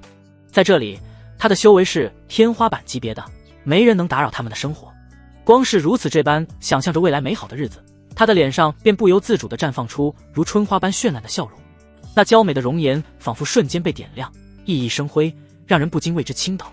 这一幕看得林雨一愣一愣，这个女人的魅力实在是太大了。若不是当下所处的环境有所限制，他定然会毫不犹豫地将其就地正法。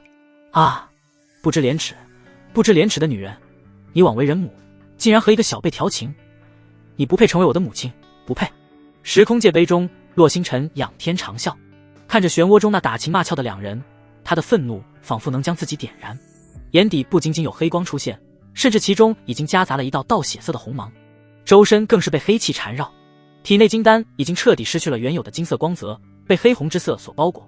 这已经是大道入魔的征兆，而且还不是普通的入魔，魔道夹杂着杀戮大道，将会彻底将其心智吞噬。此时的他只想冲出去，将那该死的奸夫淫妇分开，然后将二人全都击杀。然而就在他要付诸行动之际，时空界杯中一道仙道气息浮现，直冲他的大脑之中，让他整个人瞬间陷入了昏迷之中。而那只有尘埃大小的时空界杯也在那道仙道气息的催动下消失在了漩涡之外。小雨，刚才我好像感应到外界有什么东西一闪而没，我们出去看看。就在这一刹那，漩涡之中的楚西似乎感应到了什么，他出口说道：现在的他只能依靠灵雨来行动，他的修为虽高，但不足以和时空之力对抗。好，我们也该出去了。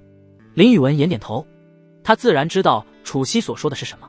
不出意外的话，洛星辰那个家伙应该是又跑了，只不过这次的动静惊动了已经恢复正常的楚西，这对他来说无所谓，不管楚西能不能将其抓出来，他都不在乎。一对已经彼此有了很大间隙的母子，不打起来就不错了，还能碰出什么火花来？说罢，他便运转化红术，向着漩涡外冲出去。奇怪，这里刚刚明明有异动才对啊！漩涡之外，楚西柳眉微蹙，他的感知绝对不会错，就算刚才的东西已经离开，也会留下气息才对。但他来到这里，却什么也感知不到了。最关键的是，明明什么都没有，却是给他一种莫名的熟悉感。这种感觉非常奇怪。西姐，我们离开吧，这里并没什么东西。林雨捏了捏楚西的玉手，轻声道。他不用看都能猜出一个大概。洛星辰现在指不定已经跑哪里去了，想找到的可能微乎其微。好吧。听到林雨温柔的话语声，楚西娇俏的容颜上顿时绽放出一抹如花般灿烂的笑容。原本萦绕心头的种种猜测与疑虑瞬间烟消云散。此时此刻，眼前之人才是他内心深处最为珍视的所在。仙道修行之路，从今往后他也不想去刻意强求追逐了，只要能够永远陪伴在他身旁，于他而言便已足矣。话毕，两人相视一眼后，身形便朝着岸边疾驰而去。然而没等回到一半，林雨便瞬间感觉到一股无比巨大的时空之力出现，然后狠狠地拍在了两人身上，让还在前进的两人瞬间被拍出数十公里，而所拍的方向赫然是时空长河的更深处，甚至比他们之前的那个漩涡都要更加远离岸边。小雨，不好，遇到千年一遇的时空潮汐了。楚西见识广阔，瞬间感知到了外界的变化。此时如果从岸边观看的话，能看到整条时空长河仿佛变成了一头暴躁的凶兽，宛如风平浪静的大海忽然迎来了12级狂风暴雨一般汹涌澎湃，数千米高的时空浪潮一波又一波的自上游滚滚而下，而身处其中的林雨和楚西两人则犹如一叶孤舟，在波涛汹涌的海面上随波逐流，飘摇不定。面对如此狂暴的时空浪潮，别说是继续前进了，就连保持自身的稳定都是一件极为艰难的事情。更为糟糕的是，由于时空错乱所产生的特殊力量干扰，他们连辨别正确的方向都变得异常困难。西姐，可有什么办法能破解？林雨神色也变得异常严肃起来。他们有时空杀和不朽轮回本源之力的保护，一时半会儿不会怎么样，但现在根本前进不了。一个又一个浪潮拍下来，已经让他们在眨眼间便后退了近100公里，离岸边越来越远。要是再想不出一个办法来，被拍到时空长河的深处，两人可就更不好回来了。小雨，我可以聚集全部修为将你推出去，应该可以上岸。楚西感受着飘到的身躯，立即开口道：你上了岸，立即想办法回到进来之前的空间，不然时空潮汐会很快将岸边都淹没。说到最后，他竟是已经做起了叮嘱，而且说话的同时已经在继续力量，眸中闪烁着坚定的光芒。住手！你要敢私自做决定，我现在就撤去本源之力。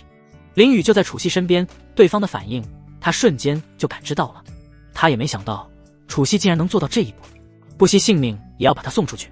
要知道，他要是离开了，在这汹涌澎湃的时空长河中，楚西绝对瞬间被冲刷成一片虚无，这是他绝对不能接受。可是没有可是，我来想办法。楚西用焦急的眼神看着林雨，想要说什么，现在哪怕慢一些时间都会减少一丝让林雨生存的希望，但刚开口便被林雨厉声喝止。林雨没给楚西任何机会，直接将其紧紧搂入怀中，防止这个女人再次做出什么愚蠢的决定。童子，别装死了，兑换商城中有什么能用的尽管兑换，多少修炼点数无所谓，快点。两人已经距离岸边越来越远，甚至连感知都潮汐之力影响了，彻底失去了对方向的把控。他没有时间仔细挑选了。宿主，我不是装死啊，这可是从时空长河主干上扩散而下的潮汐之力，好像有大人物在其中搅动风云，想要保命最低都得仙王期以上的时空宝物，你这点修炼点数兑换不出来，规则所限。操，都什么时候了还跟我讲规则，我死了你能有什么好的？林雨闻言心中破口大骂，这是他穿越而来第一次受到生命的威胁。以前不管做什么都会有退路，但今天陷入的危险有点太大了，超出了他的能力范围。倒不是他太浪，而是忽然出现的意外，有大人物在时空长河的主干道搅动风云，这种意外没人能意料得到。要是为了保命接受了楚西的建议，他心里那一关过不去。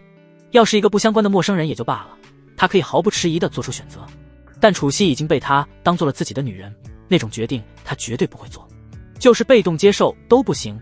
他不是天命，可以安然享受这种被各种保护的行为，反正到了最后他们都有复活亲人的能力，反派可不一定有这种能力，死了就是死了，他不会让这种事情发生。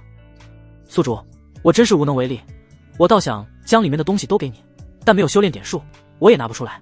不过你们或许可以尝试自救，岸边是回不去了，但最深处会有一处时空暗河，你们可以去找一找，时空暗河可以救你们。系统的声音再次响起，虽然还是兑换不到想要的东西，但也指了一条路。时空暗河，这又是什么东西？林雨皱眉，这还是他第一次听说时空长河之中还有暗河的存在。既然岸边已经回去无望，他也就不再执着，而是先搞清楚这暗河是个什么东西。这或许是他目前唯一的一条生路了。时空暗河连接因果真灵墓地，形成过程非常特殊，说多了你也不懂。你只要知道，进入时空暗河会根据每个人过去的因果，传送到一个曾经去到过的地方。很快，系统便给出了回复，但又引出来一个让他听不懂的地方。因果真灵墓地，听其字义应该是一处墓地，但因果真灵是什么玩意，他是听不懂一点。不过系统也说得很明白，他不用懂太多，只要能救他们就行。根据过去的因果，传送到一个他们曾经去过的地方。这个确实不错，曾经去过的地方都是安全的，只要能找到这暗河，确实能救命。唯一可惜的是，他和楚西很大概率不可能传送到一个地方了。等等，不对！忽然林雨眸光一亮，他曾经去过的地方可不仅仅是永恒大陆啊。童子，你这么说的话，我岂不是还有可能被传送回到？聪明，确实有可能，不过几率不大，主要还是以所处空间的因果为主。这林雨不知道该笑还是该哭。这要放在3年前传回老家，他或许会非常开心，但现在他在这里已经有了很多难以割舍的人和事。所幸的是几率不大，而且现在也没有任何退路可言，只有眼前这一条路。其实最关键的还是楚西，他貌似在永恒大陆并没有生活太多年，只是不知什么原因才让他来到了这里。要是算了，想再多也没用，反正只要生命没有危险了就行。他迅速停止了脑海中的胡思乱想。小雨，你何必？你还这么年轻，为何要随我一起？楚西并不知林雨心中所想，他只知道林雨已经错过了最后的生还希望，不让他动手，这不就是要陪着他一起？那双美眸中不知不觉中再次涌现出了晶莹的泪光。他双手环抱其腰身，静静地趴在那，充满温暖的怀抱中。虽然有些遗憾没有将林雨救出去，但此时他觉得也没什么遗憾了。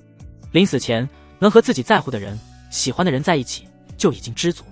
楚七姐，放心，我说过要救你出去，就一定会出去，相信我。林雨感受着怀中家人的情绪变化，缓缓说道，言语虽然缓慢，但声音却铿锵有力。说罢，他便不再有意控制两人的身形稳定，而是让那浪潮一波接着一波向着深处拍打而去。小雨，你是有什么发现吗？楚西听言，美眸一亮，他微微抬眸，带着希冀的目光看着眼前的男人。虽然年少，却能给他非常大的安全感。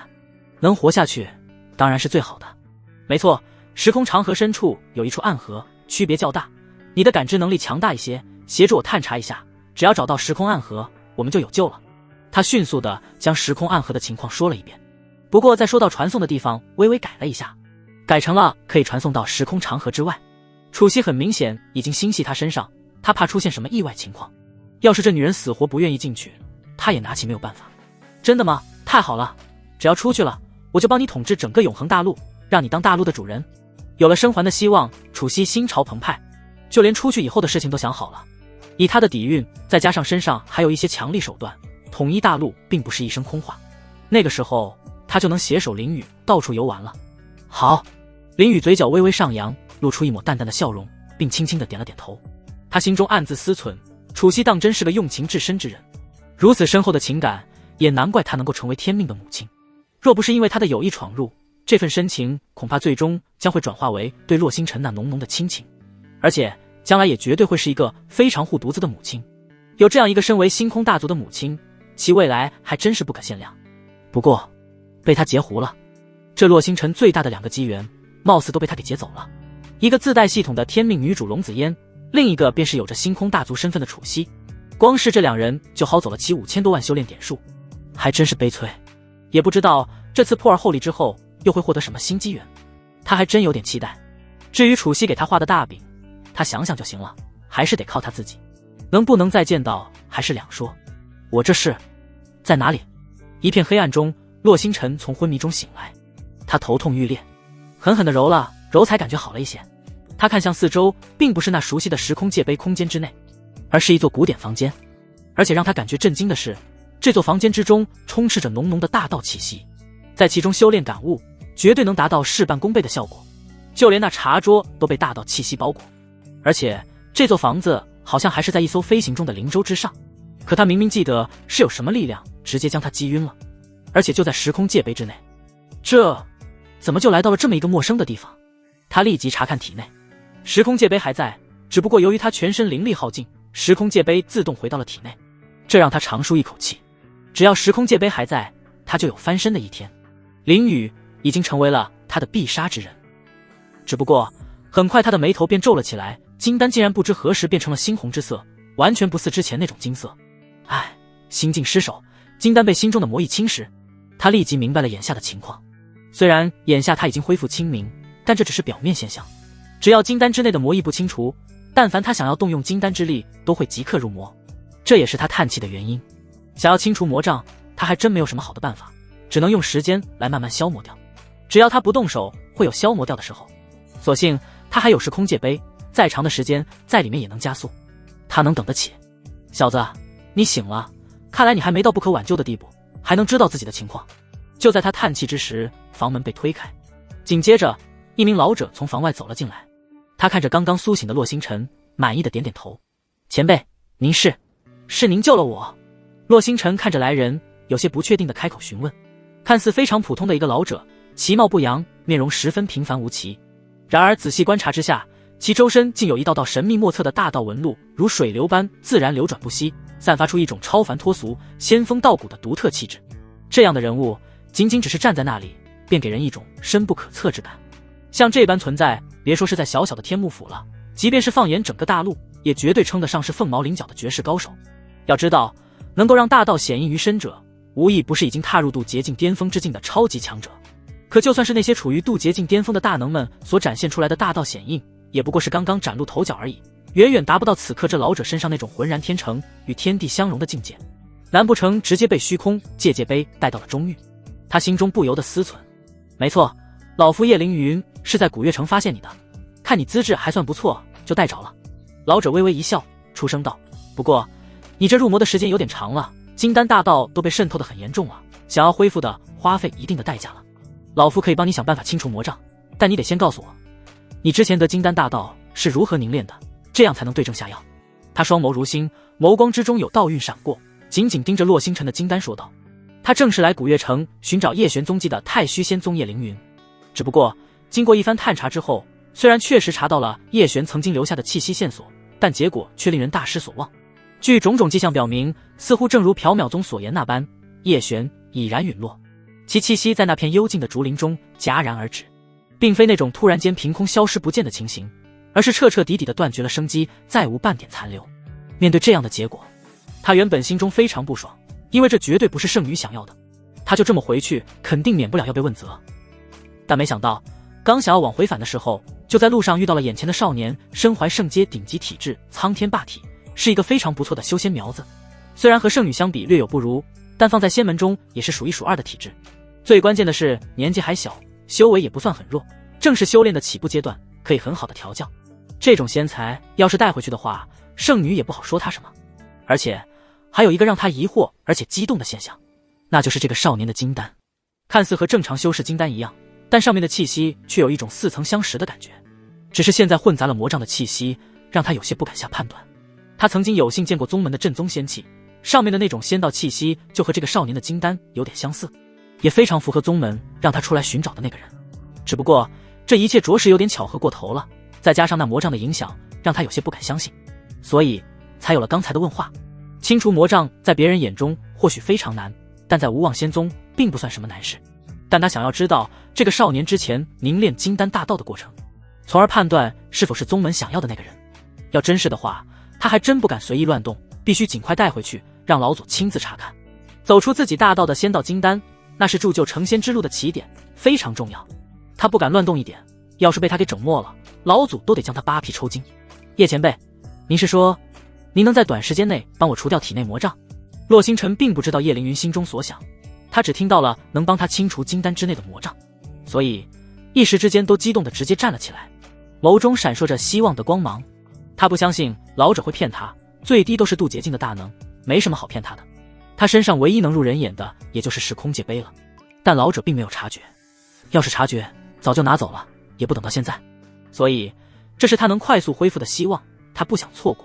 当然，只不过你的金丹大道好像有点特殊，我需要知道其中的凝练过程，才能对症下药。看到洛星辰的表情，叶凌云立即露出了一个非常和善的表情，同时也重复了一遍他刚才的说辞。这一点他必须要先搞清楚。太好了，晚辈洛星辰，多谢前辈。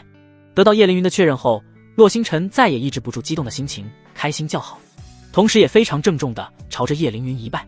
随后缓了缓情绪之后，再次开口道：不瞒叶前辈，晚辈的金丹之道也是在不久前刚刚凝练，只不过说来惭愧，那时也是重伤昏迷之际，同样被一位高人所救，醒来之时不仅伤势全好，境界也稀里糊涂地来到了金丹。他一五一十地将自己凝练金丹的过程讲了出来。提到这件事，他还记得那位前辈让他在缥缈城等来着，只是没想到竟发生了这么多事。要是当初没有鬼迷心窍之下跟着龙子烟出来，或许现在已经让那位前辈带着找到星辰塔了，还真是赔了老妈又生魔障。这一来一回，亏大发了。而且那位前辈给他一种返璞归真的感觉，并且还是来自中域，或许比眼前这位老者都要强。不想还好，但一经想起来就想抽自己2个嘴巴子。不过现在也不算非常差，最起码眼前的这位老者似乎也不错。只要能驱除魔障，然后前往缥缈宗带走星辰塔，他绝对要离开这里。这个地方给他带来了阴影，等他足够强大的那一天，绝对会再回来。林雨那狗东西，他势必要将其杀之。此时的他甚至都想好了之后的道路，但叶凌云却神色一变，他捕捉到了一个重要的信息。在洛星辰出神之际，他开口道：洛星辰是吧？你刚刚说之前是被一个高人前辈所救，那你还记得这个高人的样子吗？由于清明鬼域的存在，和他们同样在北疆行动，这让他对高人、强者这些词特别敏感。如果真如他心中所想，那这个少年很可能就是宗门所找之人了。此时的他心跳都开始加速起来，要真被他找到，不仅不用被圣女问责，还会得到宗门的大肆奖赏，他往后的3、4个劫都能安然度过。啊，您是说救我的那个高人前辈的样子吗？洛星辰瞬间回神，只不过神色有些错愕。刚刚不是询问他金丹大道怎么凝练的吗？不是要帮他清除魔障吗？怎么一转眼的功夫就问起人家的样子了？那位前辈虽然貌若天仙，但这是关键吗？他有些不确定地问道。没错，快点，这很重要。叶凌云没有之前的那种和蔼，变得有些急躁，语气也在不知不觉中加重了不少。涉及到确认仙道少年的事，即便是散仙之境的他都有些心境不稳。前辈您先别急，我想想。看着突然变色的叶凌云，洛星辰心中微沉。这个面相和善的老者似乎并不是他想象之中那样的人。不过此时的他做不了任何事，只能先行配合。至于帮他清除魔障，已经不抱太大希望了。看着那略带急躁的叶凌云，他没敢让其等太久，直接在虚空中打出一道人像。虽然金丹之力不能动用，但是简单的描绘一个人像还是能做到的。这是九天战王。叶凌云瞪大了眼睛，身体像风中落叶般剧烈颤抖起来。他的嘴唇哆嗦着，喉咙里仿佛有什么东西哽在那里，发出地声音中带着惊骇和恐惧。他想到过是清明鬼域之人过界找人，也想过是雷域圣殿暗中派人前来，但唯独没敢想过是这位大陆三大陆地神仙亲自前来。那可是永恒大陆明面上最强大地三人之一啊！怪不得这次没见到雷域圣殿之人前来，感情人家老祖亲自来了，而且先于他们找到那个少年。此时的他已经非常肯定这个洛星辰就是他所要找的人，但那位既然找到了，为何没有带走，反而让其自生自灭，甚至是入魔了？前辈，您没事吧？您刚才所说的九天战王是这位美女前辈。就在叶凌云沉思之际，洛星辰出言打断了他的思考。看着叶凌云的反应，明显是认识的，而且还流露出了惊恐的神色，再加上那断断续续的言语，让洛星辰心中有了一些猜测。不过也同时让他肠子都悔青了。能让眼前这位老前辈都恐惧的存在，并且在中域那种地方都能有这般响亮的名号，绝对是了不得的存在，而他却错过了。然而当他满怀期待地向叶凌云发出询问时，叶凌云却出乎意料地选择了沉默不语。他只是淡淡地瞥了洛星辰一眼，然后缓缓移步至门口，抬头仰望天穹，脸上露出无比凝重的神情。这位少年至关重要，其重要程度超乎想象。毫不夸张地说，它关系着众人能否获得成仙的契机，甚至还将左右整个永恒大陆在未来100年后的发展方向。如此关键的人物，既然已经被那位找到，那么那位绝对不可能轻易放过。之所以会出现这样的局面，唯一合理的解释就是那位丝毫不担忧这个少年会遭遇重大危机。毕竟以那位通天彻地的强大能力，要想暗中掌控一个人的实时行踪，简直易如反掌。所以此时此刻，叶凌云感觉自己的一举一动或许都已落入那位的法眼之中，这也是他面色凝重的原因。宗门想要之人是已经找到了没错，但想要将其带走恐怕并非易事。倘若他叶凌云胆敢轻举妄动，试图强行带走少年，等待他的极有可能是灭顶之灾，被杀掉也未可知。此时的他就连信息传送都不敢尝试，那样做的话就是拿命在赌了。赌赢了还好，但赌输了不仅自己命要没，还会让宗门彻底失去这个少年的信息，再想找到可就不容易了。他必须想其他办法才行。叶璇的事已经被他彻底抛在脑后。无望仙宗的小家伙，你自己回去吧，将这少年找个安全的地方放下。他体内的魔障是他破尔后力的养料，不需要你多管。你将这件事原原本本汇报给无须那老东西就行，他会知道怎么做的。就在这时，他的耳中忽然传来一道虚无缥缈的传音，清脆悦耳，非常好听。但他不敢有丝毫的亵渎，他已经知道了这道声音的主人是谁。只见他并未说什么，只是微微向着虚空中抱拳行礼，然后在洛星辰惊愣的表情中，直接将他扔向了灵州下方的一个城镇之中。直至他平稳落地，都有点愣神。叶凌云自从看见了他给出的画像之后，整个人都变得奇奇怪怪，甚至在他眼中都有些神经质，最后更是莫名其妙的直接将他给丢了，仿佛一块破抹布一般给扔掉了。呼哧呼哧，他喘着粗气，眸子之中再次浮现了一抹红光，就连金丹之上的猩红之气都开始躁动起来。这完全是被气的，先是被林雨气夺走了他的母亲，然后是气自己丢掉了一次大机缘，最后是气那叶姓老者明明救了他，最后又将他给扔了。各种各样的气瞬间爆发，整个人的神智都有些不清晰。啊！你们都给我等着，我定然会将所失去的全都拿回来。他发出一声低吼，在路人惊恐的目光中瞬间化为一道流光消失不见。缥缈宗星辰塔一层花院之中，此时的这里，除了是苏月的修炼场所，也成了龙清言日常居住之地。这里已经凭空多出了一座寝宫，他已经决定暂时留在这里了。此时，他一个人站在小河畔，望着虚空的某一个方向。仇恨、愤怒的枷锁再加一道，动力已经足够，由那时空界杯的辅助，应该能冲破瓶颈，让心境破而后立了。他目光闪动，喃喃低语：洛星辰的行踪一直在他的掌控之中。不对，不算全都掌控，最起码进入虚空断崖之中后，他断了掌控。除此之外，其他一切他都察觉得到，包括刚刚被无望仙宗那名散仙将其捡走也是一样。一开始他并不准备过多干涉，既然决定让其自行发展，他能不出手就不会出手，甚至被人封印带入虚空断崖，他都没强加干涉。但是那叶凌云还真是称职，竟然发现了洛星辰的秘密，所以他不得不出手一次。对于无望仙宗那几万年不出仙门老道，他还是比较放心。他的意思对方应该也能懂，他们两人的目的其实都是一样的，那就是保护仙道少年成长，100年之后天道圆满，他们也能踏破那道门槛。所以他并不怕将消息给那老道知道，尤其是他亲自看管的情况下，那老道也绝对放心。至于清明鬼域，那老道也会帮他牵制住的，能牵制多长时间就看那老道的本事了。当然这只是其中的原因之一，另外一个原因现在只有他知道，那就是这洛星辰其实只是他暗中观察的其中之一罢了。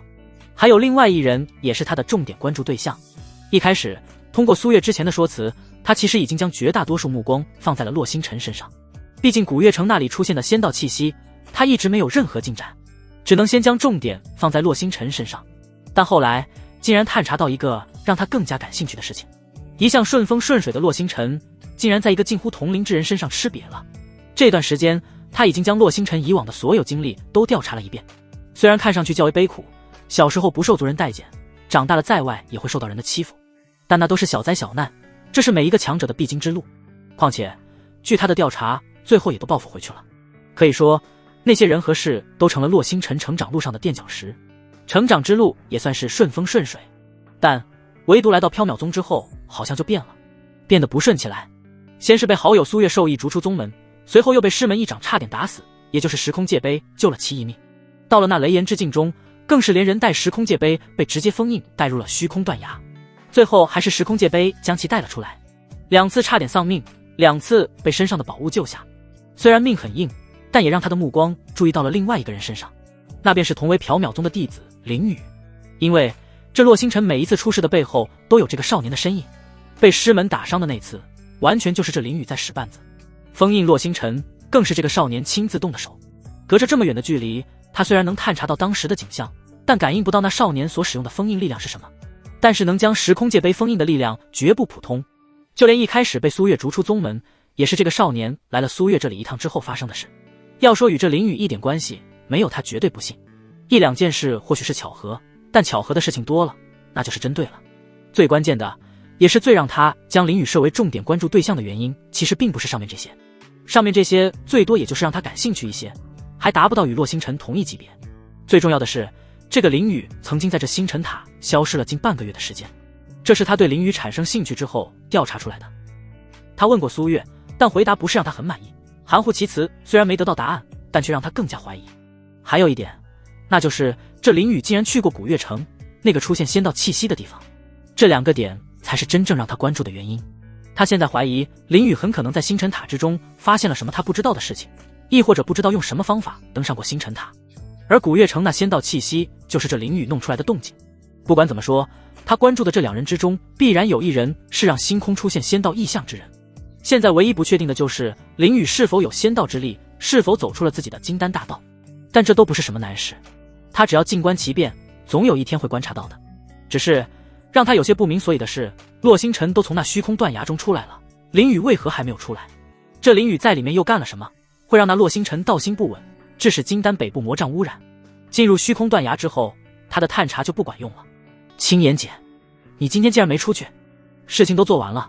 就在这时，一道带着一丝惊讶的声音打断了他的思绪。龙青岩回眸，看到来人后，他露出了淡淡的笑容，开口道：没什么事了，以后很长一段时间可能都会打扰你了呢。他说话的同时，拉着刚刚走来的苏月坐回了花亭之内。怎么会是打扰呢？有你在，我这里岂不是更加安全了？苏月巧笑嫣然地回应道，那笑容如同春日暖阳般灿烂而温暖，而且他的话语里却隐隐透着一丝玩笑的味道，仿佛在与亲密无间的好友打趣一般。他了解一点龙青言的性格，平日里是很温和的一个人，最起码1000年前和他相处之时非常温和，就没见过其摆架子，所以他也比较随意，没有太多的敬畏。只是由于林雨的事情，让他心底多了一层提防，并不会什么都说，尤其是星辰塔的事情。前2天龙青言可是忽然询问过他，林雨在这星辰塔一层消失了半个月的事情，只是被他以在这里修炼为由给糊弄过去了。要知道他都没在这位好姐妹跟前提过林雨的名字，但却忽然被问到，可想而知这位好姐妹这几天都干什么去了。不过这种事他心里能猜个大概，但不会说出来，也不会询问，只是对林雨愈发的担忧起来。那小滑头这次出去又是近半个月的时间，再加上龙青言忽然对林雨感兴趣，让他都有些怀疑是不是被这位好姐妹发现了什么。星辰塔的事情至关重要，即便龙青言一再强调这座塔是留给有缘人的，但他不敢拿林雨的生命去考验人性。在他看来，真要是如此的话，龙青言完全没有必要来的。而且现在看似还要长久坐镇这里，这不摆明就是要守株待兔吗？所幸林雨那小滑头都已经登顶过星辰塔了，该看的都看了，该拿的也都拿了，并不会再对这尊塔有什么兴趣，反而是那洛星辰还在打星辰塔的主意，这才让他心中稍微宽慰一些。就这样，一对各怀自己心事的好友就这么有一搭没一搭的聊了起来，而且多是一些1000年以前的事情。但不到片刻间的功夫，龙青言忽然道：小月，你之前说灭世雷晶是宗门的一个弟子在秘境之中找到的，这名弟子是林雨吧？还有，你好像并没有改修这个功法吧？他仿佛是由于好奇，不经意间询问出的话题，甚至那双眼眸都只是像之前一样很随意看了苏月一眼，随后便自顾自地倒起了茶水。但这2句话却让苏月心中咯噔了一下。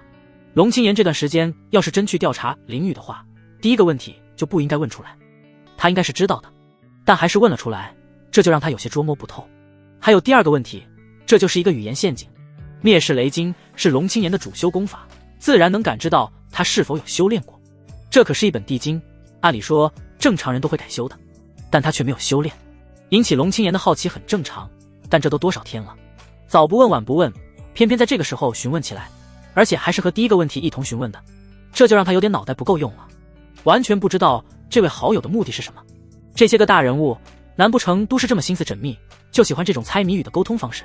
他心中不由得一阵吐槽，但吐槽归吐槽，脑海已经在飞速运转，想要找一个合理的回答。然而他发现不管怎么说都会很牵强，林雨给他们的星辰梦幻点又不能暴露出去，这让他一时之间都不知道该怎么回复龙青年。哼，没事，我就是好奇，随便问问，不方便的话就算了。似乎看出了苏月那有些局促的神色，龙青言又轻抬手腕给苏月倒上一杯灵茶，一副并不在意的神色，以缓解苏月的尴尬。不过心底却是再次确定了一件事，那就是苏月等人修炼的功法绝对还有更好的选择。这段时间的调查，他发现和林雨有着非常亲密关系的几名师尊以及苏月，他们所散发出来的气息出奇的一致，而且给他一种虚幻缥缈的感觉。起初他并不是很在意，一个宗门之人高层修炼一种功法很正常，他以为苏月是不理解灭世雷晶之中的一些关键点，所以没有修炼这部功法。之后他还特意有意无意地讲了一下这些关键，但发现苏月没有丝毫反应，压根就不感兴趣。再后来他发现林雨身上竟然也没有这部功法的丝毫影子。要知道在他的调查中，林雨可是继承他紫霄雷尊传承的人，一个传承者都没有修炼这部功法，再加上苏月几人的异常，便让他想到了一个可能，那就是他们有更好的功法可以选择修炼。这也是他问出这2个问题的原因。这个问题即便苏月不回答，他也已经从其神情之中验证了他的猜测。而这功法又是从哪里来的？答案已经不言而喻，以缥缈宗的底蕴，那是没有一丁点的可能，唯一有可能就是林雨。而且他能感觉到苏月一直在刻意避任何关于林雨的事情，其中绝对有大秘密，但这些对他并不重要，他也不会强人所难。他之所以如此费心费力地去做这所有的一切，其目的非常明确且单一，那便是要验证一番，在林雨与洛星辰之间，到底哪一个是那仙道天才的概率会更高一些。毕竟对于已然走到他这般境界高度的人来说，世间绝大多数的事物都已无法再引起他丝毫的兴趣，唯有成功踏入那令人向往的仙境，才是他此生唯一的追求所在。而能让他实现追求的，便是那仙道天才。之前星空中的仙道异象点明100年之内此人必定成仙，但是想要在短短100年内完成从金丹境一路修行至仙人之境的跨越，如果没有那种堪称逆天变态级别的巨大机遇降临，几乎可以说是一件绝无可能达成之事。他就是想要看一下这2人目前谁的机遇更大。洛星辰的底细他已经摸清楚，对方晋升金丹之时他就在身旁，整个身体他探查得清清楚楚，就连有什么宝物他都明白。而时空界杯和9天雷珠是洛星辰最大机缘，体质是圣体，修炼的功法也是配套的圣阶功法，在他眼中也就那样。然而刚刚在苏月那里的验证让他明白林雨的机遇绝非一般的恐怖，他的主修地经在其眼中已经成为垃圾一般的存在，甚至是连苏月等人都不屑修炼，可想而知其本人修炼的又是何种功法。除了紫霄雷尊传承之地外，绝对还有非常离谱的机缘。这要对比起来，林雨更像是他要找的那个人，而且林雨的修为和战力更是让他震惊。不出意外的，修为应该是已经到了元婴境，但战力却是有点恐怖了。林雨在雷炎之境中的表现他都看在眼中，这还只是一个19岁不到20的少年，战力上竟已经超越了苏月这个1000多岁的宗主，即便是年少时的他也相差甚远。这种修炼速度100年内成仙并不是一句空话，而洛星辰相对比起来就有点不够看了，处处被林雨压制，唯一的优势就是那已经确定了的金丹大道，稀里糊涂地走出了自己的金丹大道，还出现了仙道气息。而林雨这边他还没有确定。唉，青妍姐，不是我不说，而是林雨他确实有一些特殊。听到龙青妍的话，苏月微微叹了一口气，悠悠地说道。他微微转身，目光看向远方，他知道不管他想怎么隐瞒，龙青妍最终还是注意到了林雨身上，是金子，其光芒是掩盖不住的。他微微沉思后继续道，他一朝觉醒，其修为便迎来了爆发式的增长，机缘不断，我和他的几位师尊也是为了防止被有心人盯上，才刻意将他隐藏起来的。你可知道，那小滑头真正修炼的时间才不到半年的时间，这种修炼速度一旦被人知道了，其后果可想而知。别看他只是一名弟子，一名不到20岁的少年，但心思缜密，有着不输于我的心性，成熟而且有担当，不希望他出事，哪怕为此拼上性命。他轻缓地从座位上站起身来，动作优雅而从容，莲步轻移，慢慢地走到亭子边缘时，他停下了脚步。此刻他的目光幽深如潭水，静静地凝视着远方，似乎陷入了深深的沉思之中。那张绝美的面容之上流露出各种复杂难明的神色，有愧疚，有骄傲，有心疼，亦有一丝决然。缥缈宗能出现林雨这样的弟子，他是骄傲的，但没有能力守护，让他非常愧疚和难过。明明只是一名弟子，明明还可以有更好的发展之路，却偏偏选择留在缥缈宗，四处奔走为自己寻找资源。最关键的是，找到的资源还要留给他和林诗音几人，仿佛角色反过来一样。这让他每每想起都会产生对林雨的疼惜。他不知道龙青岩研究林雨要干什么，但他不允许对方做出任何伤害林雨的事情，而且现在已然瞒不住了，所以他索性大大方方地说了出来，并且真情流露。他也要看看这位1000年前的好友到底想要干什么，要不然每次都是这样猜谜语似的聊天，让他非常提心吊胆。什么？半年时间？龙青岩听言，顿时发出一声惊呼，整个人不由自主地从座位上弹了起来，满脸惊愕之色。与此同时，他那原本端在手中的茶杯也因受到惊吓而失手滑落，砰的一声重重地砸落在地面之上，瞬间化作无数碎片四处飞溅。对于苏月所说的其他话语，他都能够心领神会，并且深表认同和理解，毕竟他对林雨是有过调查的。然而唯有那一句修炼半年令他瞠目结舌，难以置信。在此之前，他针对林雨展开的调查仅仅局限于最近这段时期，而对于他更早以前的经历则未曾涉及。他下意识地认为林雨乃是苏月暗地里悉心栽培并隐匿起来的天之骄子，绝世妖孽。可是万万没有料到，这个让他关注的少年居然是在短短半年之间迅速崛起的。区半年时光，他竟完成了从一无所有到出窥门境的蜕变，一路从最初的炼气阶段扶摇直上至元婴境界。不仅如此，他所展现出的强大战斗力，甚至已然真至法向尽巅峰之境，这还是人之所为。即便是像他这般历经数万年沧桑岁月的存在，内心深处也难以抑制地掀起惊涛骇浪般的剧烈波动。纵观古今，在所有留存下来的相关记载当中，从来不曾出现过如此惊世骇俗的绝世妖孽。这种情形已经远远超越了人们通常所认知的恐怖范畴。或许苏月等人对此尚不能完全领悟其中深意，毕竟他们终究见识有限，但是他却截然不同，因为他对于永恒大陆漫长的发展历程有着极为深刻的认识和透彻的了解。像林宇这种人，要是被中域那群老古董知道，可不仅仅是捉去当弟子培养了，而是要做研究的。当一件事、一个人超出所有人太多认知的时候，就会被拿来做研究。此时的他也真正明白了苏月为何会对他都这般遮遮掩掩。这林宇确实不是一般的特殊，心性强也就算了，没想到资质和机遇也已经变态到了这般程度，也难怪洛星辰会被他玩得团团转。小月，你放心好了，林宇我不会动的，他越强越好。最近几年我会一直待在北疆，他的安全我也会关注。龙清言在调整好自己内心复杂的情绪之后，郑重其事地给出了这样一份承诺。其实苏月能会说出刚才那番话语，其中蕴含的深意，龙清言自然是心知肚明。看得出来，苏月在这件事情上表现出了极大的决心，甚至不惜付出自己宝贵的生命作为代价，也要护得林宇周全。面对好友如此坚定的态度，他当然不能无动于衷，必须给予对方一个明确的回应才行，不然确实会影响两人之间的友情。而且这样以后他们也能光明正大地谈论关于林宇的事情。同时苏月的这番话也让他更加清楚了林宇的恐怖之处。只要等他确定林宇是否拥走出了自己的大道，他就能真正确定谁才是他要找的人了。其实即便不确认，他心里已经有了7、8分的猜测。一个人的崛起缺少不了竞争对手，这两人应该不可能和平的一起成长，定然会有一人成为另一人崛起路上的垫脚石。他只要关注最后赢了的那个人就行。而从目前的情况来看，林宇的胜面很大，即便罗星辰破而后立，也不是短时间内能追上的。至于和苏月的保证，他也不是无的放矢。林宇的安全他会关注，但那只局限于那些倚老卖老的家伙，让其有一个好的成长环境。除此之外，他并不会管太多，真要不幸在成长中陨落，那也是其气运不足。就像这次进入雷炎之境中的虚空断崖，洛星辰已经出来了，但林宇却迟迟不见人影。要是因为这种原因陨落，那就没什么可说的，只能说是昙花一现。时空长河之中，林宇此刻已然满脸倦容，尽显憔悴之态。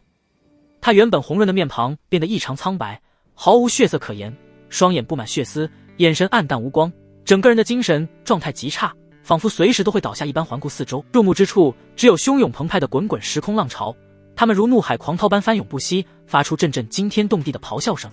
除此之外，还有那无穷无尽的时空冲刷之力从四面八方席卷而来，犹如千万把锋利无比的利刃，不断消耗着他的本源之气。而且在这里，周围的环境呈现出一种单调而压抑的色彩，放眼望去皆是一模一样的色调，让人分不清方向和位置。甚至连曾经依稀可见的河岸，如今也早已消失无踪，只剩下一片茫茫然的混沌景象。此时的他们已经身处在时空长河的极深处，距离岸边已不知有多远。在过去的整整10天时间里，他和楚西始终未曾停歇，每时每刻都在寻觅着系统所提及的时空暗河。然而一切都是徒劳，什么都没发现。他此时已经感觉自己就快到达能够承受的极限了，越往深处行进，那时空之力便更强。到了现在，相比之前已经强大了不止10倍。好在这种力量并非瞬间爆发式增长，而是以一种较为缓慢的速度逐渐增强。也正因如此，他才有机会通过在系统那里兑换750万修炼点数的时空沙来暂时抵御住这股恐怖的侵蚀之力，从而使得他们两人不至于当场丧命。他不是不想多兑换一些，只是无奈时空沙所能发挥的作用已然达到了上限。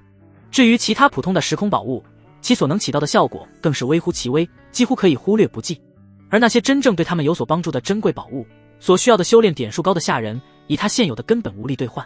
此刻情况已然濒临极限边缘，每过去短短半个时辰，他们就不得不停歇下来稍作休憩。若不如此，那仅存的一丝精力也会迅速消散殆尽，再难支撑。就在一旁，楚西满脸焦灼之色，美眸紧紧盯着林宇，目光之中尽是疼惜之意。若非林宇死死地抓住他，并再三叮嘱不许他离去，恐怕他早已按捺不住冲动，奋不顾身地冲出去了。毕竟整整10日以来，他都如同一个沉重的包袱一般，拖累的林宇日渐虚弱，疲惫不堪。一个修行之人竟然流下了冷汗，可想而知此时林宇已经虚弱到了什么样的地步。他们除了第一天是随波逐流飘到了时空长河的深处之外，剩下的9天都在寻找那时空暗河。但他的神念被河中的一种特殊力量干扰，始终探查了太远的距离，这也是他们一直没有找到的原因。小雨，都怪我，要是我能再强一些，或许就能找到了。当楚西和林宇再一次不得不停下来休息时，楚西心痛地将林宇紧紧拥入怀中。他用颤抖的双手轻柔地抚摸着林雨的脸庞，仿佛想要通过这种方式传递自己内心深处无尽的愧疚与自责。他一边给林雨过度生机之力，一边喃喃自语，两行清泪缓缓划过那绝艳的脸颊，然后滴落在林雨干裂而又毫无血色的嘴唇之上。他们终究还是没有找到求生之路，反而还连累林雨陪他一起，他心有不甘，但又无可奈何。此时如果时空界杯还在手中的话，两人一定可以安然离去。他知道时空界杯的级别，应对时空长河的分支还是绰绰有余，但已经没有如果了。如果时光可以回溯，他绝对不会再将时空界杯留下。然而林雨却没有任何回应。他此时虽然已经疲惫不堪，但还没到绝望的时刻。趁着稍作休息的时候，他将全部精力都放在和系统沟通，找到时空暗河的方法。要是真出不去，不仅他要陨落，就是系统也得消散。这个时候在强制规则之外，所有的一切都能交流。童子，这几天我和楚西已经尝试了数个区域，神念之力全被未知力量阻挡，不存在你所说的弱力区域。林雨说着这几天的情况，神色凝重。他这几天可不是像无头苍蝇乱飞，而是在寻找系统所说的弱力区域。那未知力量，以系统的说法，是时空长河主干道上游那两位在生死搏杀，其渗透进入河水中的仙王之力。神念穿不透很正常，但他们强归强，绝不会强到能影响时空暗河的程度。所以在时空暗河的上方会出现一片弱力区域，只要找到这个区域，他们就相当于找到时空暗河。但现在本源之气已经严重消耗过度，就连体内的主星和9颗子星都变暗淡了许多，恢复变得非常艰难，整个身躯变得就像是一台老旧的机器一样。要是再找不到，真支撑不了多长时间了。而那所谓的弱力区域却还是迟迟没有找到，他都怀疑是不是系统搞错了。不应该啊，仙王的强度没有这么……等等，不对，怎么了？有什么发现？听到系统的一惊一乍，林雨的心也是起起伏伏。这个家伙之前可没有这种情况，以前都是一副淡然的样子，好像一切尽在掌握之中的感觉。现在怎么变得神神叨叨？操他恩的，这两个老阴逼竟然都隐藏了修为，这特么的是先帝之力，根本不是仙王。忽然系统直接爆出粗口，仿佛被骗，让他非常愤怒。鹅先帝又是个什么玩意？仙王已经远远超出了他的认知，现在又来一个先帝，而且看样子先帝似乎比仙王更牛逼。林雨有些无语，这家伙一惊一乍的，不赶快想办法，愤怒个毛线！赶快的，你说的这些玩意我都不懂，你就说有没有办法。他没时间和这个家伙在这里磨叽，立即出言催促道。这真是涉及到了他的知识盲区，只能靠系统给出建议。先帝是另一个层次的力量，远远超于仙王，那种力量已经能对时空暗河产生影响了。别人或许没有能力找到时空暗河的入口，但是你可以。怎么说？不朽能磨灭先帝的伟力，你休息一下，全力用不朽轮回之力向周边侵蚀，同时让楚西用神念进行辅助，成败就只有这一次了。你的体内星辰已经快要承受不住消耗了。又是不朽吗？这不朽仙道果然神奇。林雨听言，心中已经有了想法。仙道之力其本身就是星辰之力，只不过是换了一种叫法而已。而先帝不也是仙吗？只不过层级之上应该是属于最高的那种，就和永恒大陆一样，修炼的都是大陆之中同一种力量，但随着修为的提升，层级跃升了而已。而他的仙音则全是由星辰之力凝聚，理论上其本源力量和先帝之力应该是同源。所以有了新的想法，以仙音的力量为载体，将少许不朽轮回之力融合其中为指引，然后将载体打入他所经过的区域。同为仙道之力是可以相互融合的，只要双方都没有任何攻击性的情况下，只要他的仙音力量和先帝之力相融，不朽的引导作用就会发挥效用，能让他迅速分辨那个地方存在异常。这样既能解决神念探测不远的困扰，还能帮他省下大量的不朽轮回本源之力，能坚持的时间更长一些。要是直接按照系统的意思去做，探测不了太多的区域，万一没有找不到，他就真要嗝屁了。不过这是他的猜测，还需要尝试一下才行。有了想法便要立即实践。他缓缓睁开双眸，打算坐起身开始尝试。然而浑身上下却是传来了钻心般的疼痛，一点动不了，只能窝在楚西怀中。这是林雨心惊，刚刚停下来之时还没有这般严重啊。他立即查看体内情况，妈蛋的，这肉身的强度已经完全跟不上不朽仙道的提升速度了。片刻后，林雨心中骂骂咧咧地说道，体内星辰寰宇并没有太大问题，除了光泽暗淡，能量消耗严重之外，并没有太大的毛病，但身躯已经不行了。从外表看，宛如一具没有了血色的死尸一般，身体僵硬，就连内部身体各部件机能也没了活性。这就是他刚刚想要活动之时发出剧烈疼痛的原因。就像前世的飞机，发动机和机舱内主要核心元件没问题，但外在框架却是一堆废铁一样，即便核心没问题，也不可能飞得起来。这就是他现在的问题。前几天已经将身体机能几乎耗尽，怪不得楚西哭得稀里哗啦的。他刚刚还好奇呢，他都没死，怎么就哭上了？感情是他自己忽略了肉身此时的样子。以后有时间了，绝对的好好研究怎么将肉身的强度提升一下，要不然这动不动就废，还真是闹心。要不是楚西一直在给他输送生机，他这肉身这回估计都凉透了。不过这难不倒他，暂时恢复肉身的活性，他有的是办法。心念微沉，直接将一口大鼎从空间戒指中取了出来，并且在里面倒入了满满一鼎淡紫色、散发着缕缕香气的液体。鼎是具有炼药之尊的前鼎，紫色液体是在紫霄雷尊传承之地收集起来的雷结液。这些东西给了几位师尊和苏月一些，他还留下了一大部分。这个东西对于恢复肉身活力效果非常好，再加上前鼎的辅助，能让雷结液的功效发挥到极致。楚西姐，将我的身子放入这尊鼎中。他忍着剧痛，艰难地开口道。现在身躯真是一点动不了。好好，你没事就好。楚西闻言，立即激动地擦去脸颊上的泪水，将林雨的身子抱起来，慢慢地放入了大鼎之中的神液。以他的眼力，自然一眼认出了那一鼎神液的来源。雷结液是修士踏入仙境那一刻，天道降下显化的赏赐，为的就是恢复修仙者因渡劫而受伤的身躯，能够快速修复身体机能，就连地仙之躯也能恢复。这种东西他身上都没有，没想到林雨竟然有足足一大鼎。不过这不是重点，重点是能让林雨起死回生，这才是让他最开心的。他眸光紧紧盯着大鼎之中的林雨，只见林雨身躯刚一进入雷结液，那原本毫无血色如同枯木般的皮肤，便像是干裂的土地遇到甘霖一般，开始迅速吸收着雷结液中的能量。一道道微弱的电光在他体表闪烁游走，仿佛无数细小的银蛇在窜动。随着时间推移，他干瘪的肌肉逐渐变得饱满充盈起来，原先萎缩的血管也重新鼓胀，血液开始缓缓流动并加速循环。那苍白如纸的脸色慢慢泛起红晕，好似天边的晚霞一点点晕染开来。骨骼更是传来一阵噼里啪啦的脆响，犹如炒豆子一般，枯朽的骨骼开始焕发新的生机。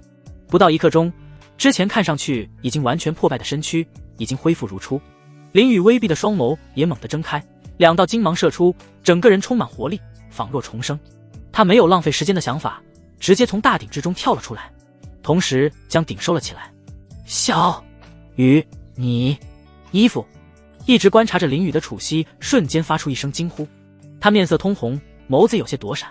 林雨的衣衫已经被雷结液破坏，现在竟一丝不挂地出现在他的眼前，这让他有些羞涩。有点太着急了。听到楚西的惊呼，林雨也是老脸一红，认他是花丛高手，海中之王，此时也有点尴尬。不过看到楚西那有些躲闪的眸光，他忽然微微一笑，一步来到楚西的身旁，直接将其搂入了怀中。既然这么好奇，那就看个够好了。小雨，你要干什么？楚西被林雨忽然偷袭，还想说些什么，但下一刻便被堵住了那娇嫩的红唇身躯重获新生，氛围又刚好合适，再加上林雨心中有一种即将分离的感觉，他索性也不在乎多等一段时间，直接就展开了全身心的进攻。两人缓缓倒下，楚西身上的衣衫也一件接着一件变少，两人的呼吸逐渐变得急促。2个时辰后，林雨心满意足的起身，在楚西的伺候下换上新的衣衫。小雨，你也不看看这是什么环境，你竟然帮林雨穿好衣衫。楚西有些羞涩的给了林雨一个白眼，她面色娇艳，仿佛一朵刚刚出水的芙蓉一般，充满着成熟女性的魅力。嘿嘿嘿，谁让楚西姐这么迷人呢？林雨牵起那柔弱无骨的玉手，不由嘿嘿一笑。真正的原因她自然不会说。此时的她对于寻找到时空暗河充满信心，但给她的预感不是很好，不是有危险的那种不好，而是她心中不由叹息一声，还是不让这个楚西知道为好，要不然这大美妞不一定会离开。刚刚她能感受到楚西的热情，一颗心都放在了她的身上，情感非常重，甚至超越了她对仙道的追求。这种人要不动情，一旦动情，说海枯石烂都不为过。她不想冒险，万一楚西死活不愿意离开，她也无可奈何。不离开的话，等她的就只有死亡，而只要活着，就一切还有希望。她知道自己的情况，只要中途不被哪个天命弄死，踏入仙途几乎是板上钉钉的事情，到时候就一切皆有可能。哼，就你嘴甜。楚西娇哼一声，脸上挂满了幸福的笑容。此时的他感觉人生都圆满了，能和小雨待在一起，不管在哪里他都不在乎。走吧，我已经有了找到时空暗河的方法。林雨也是微微一笑，牵着楚西的玉手便向前走去。与此同时，仙道之力疯狂地向外扩散，其中还包含着一丝丝不朽轮回，而效果也果然如他所想，立即融入了外界的那神秘力量之中。仙道之力，小雨，你怎么会有？近在身前的楚西刹那间便感受到了这股力量的存在，他美眸瞪得大大的，一副惊愕的模样。他怎么也不会想到，林雨一个元婴境的修士竟然会从体内释放出仙道之力，这是一件非常不可思议的事情。这个大陆之上，多少人在追寻仙道，但却数万年来没有一个成功的，但林雨竟然会有。这要是让那些人知道了，那后果不可想象。这更让他下定决心，出去以后一定要想办法将整个大陆都统一，并且把现存的那几个地仙都弄死，这样小雨就没有威胁了。怎么样，你男人我的能力还行吧？林雨很是臭屁地自夸了一句，随后神色逐渐变得严肃起来，再次开口道：西姐，你将神念附着在我的这仙道之力上，向外探查，这次不会再受阻了，要尽快将那时空暗河找出来。楚西点点头，然后按照林雨的说法开始探查。小雨，真的不再有阻力了。经过试探，楚西立即兴奋地出声，整个探查范围瞬间提升了数万倍，恢复了正常水准。照这样下去，想必用不了太长时间，他们就能够成功找到那条隐藏在暗处的时空暗河了。得到了楚西的确切答复后，林雨心中也是大定，当下再不迟疑，立刻加快了前行的步伐，整个人如同离弦之箭一般向前疾驰而去。又是2个时辰悄然流逝，林雨与楚西的身影缓缓现身于时空长河那深幽至极的所在。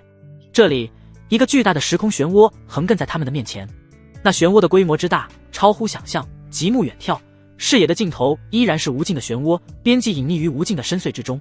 两人停住于此，并非偶然，只因那通往时空暗河的入口就隐匿在这巨大漩涡的核心深处。然而，在那入口之处，有一个庞大无比的神秘生物静静地沉睡着。此生物名为灵虚，乃是时空长河孕育出的奇异寄生生命。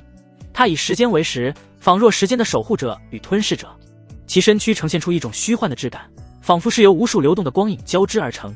在这虚幻之中，却蕴含着足以颠覆生死、扭曲时空的恐怖力量。它天生便具备时间回溯、时空跃迁以及生死转化这3项令人胆寒的能力，并且其身躯越是庞大，这些能力便越是强大到令人绝望。成年的灵虚，就是仙王都不想招惹。这玩意能将和他同层次的生命体瞬间从生转化为死，运用的是时间规则，毫无抵抗能力。对于比他强的，也能让其减少寿命，而且只要不将其瞬间消灭，但凡受伤，就会直接进行时空跃迁，消失得无影无踪。没看错，就是受伤便逃。能力强大，但胆子很小，几乎不主动攻击其他物种，所以他们2人就是来到其近前，对方也是呼呼大睡，完全不管他们。但他们想要进入时空暗河，可是需要这个大家伙挪地方的。即便这个大家伙不动他们也得主动去找麻烦。这头生物的信息是楚西说出来的，身为星空大族的他，这些知识储备量还是有的。西姐，这个大家伙现在什么实力？林雨盯着漩涡之内沉睡的灵虚出声询问。说实话，他此时有点无语，这个反派光环还真就在哪里都能体现得淋漓尽致。看看人家洛星辰，想进就进，想走就走，到了他这里，想要出去真就千难万难，每走一步都会遇到新的问题。这玩意哪里不能睡，就非得睡在时空暗河的入口。小雨，这家伙的实力深不可测，绝对已经超越于我了。楚西一边摇着头，一边紧紧地皱起眉头，面色显得颇为凝重。然而仅仅只是稍作停顿之后，他便再次开口说道：不过如果只是想要弄伤他的话，或许还是有机会能够做到的。就在他话音落下的同一瞬间，只见他的手掌之中突然泛起一道微弱的光芒，紧接着一个闪烁着寒光的锥形飞梭悄然浮现而出。看，这可是我父亲给我的宝贝金仙级破镜梭，此梭专门用于破除各种各样的禁制，威力无比强大。如果我选择将其引爆的话，想必能够给予眼前这个家伙造成伤害。楚西一边说着，一边轻轻地晃动着手中的飞梭，飞梭之上散发出令人心悸的寒光，似乎随时都准备爆发出惊人的力量。这牛逼，出手就是仙气，好横。林雨闻言，心中暗自啧舌，不愧是星空大族的小姐。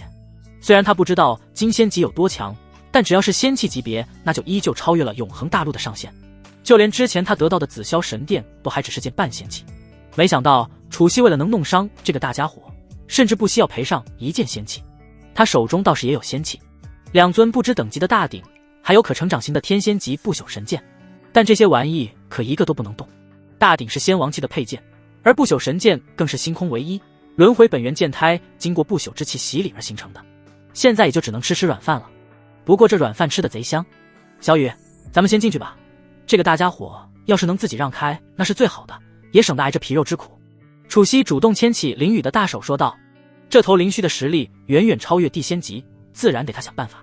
这段时间以来都是小雨照顾他，为了救他出去，不惜放弃了自己独自出去的机会。他只是消耗一件金仙级宝物而已，没什么大不了的。这种级别的东西在他以往的收藏中只能算是一般，只不过绝大多数东西都没有带来，都还在族中，所以此时的他并不会有多心疼。莫不说只是一件金仙级仙器，就是将他所有的底牌都用出来，他都舍得。好，这次你看着来，这大家伙我确实没什么办法。林雨点点头，随后便和楚西一步踏入了那巨大的漩涡之中。一入漩涡内，时空的侵蚀力度便小了很多，还真是这些时空生物非常好的一个栖息之地。那头灵虚依旧睡得很香，对于他们2人的到来似乎完全没有感知，亦或者对他来说，他们或许就是2只小蚂蚁吧，完全没有清理的必要。楚西也并没有第一时间上去就自爆那飞梭，而是和林雨围绕着这头大家伙转了起来，想要看看能否找到一个将其赶走的方法。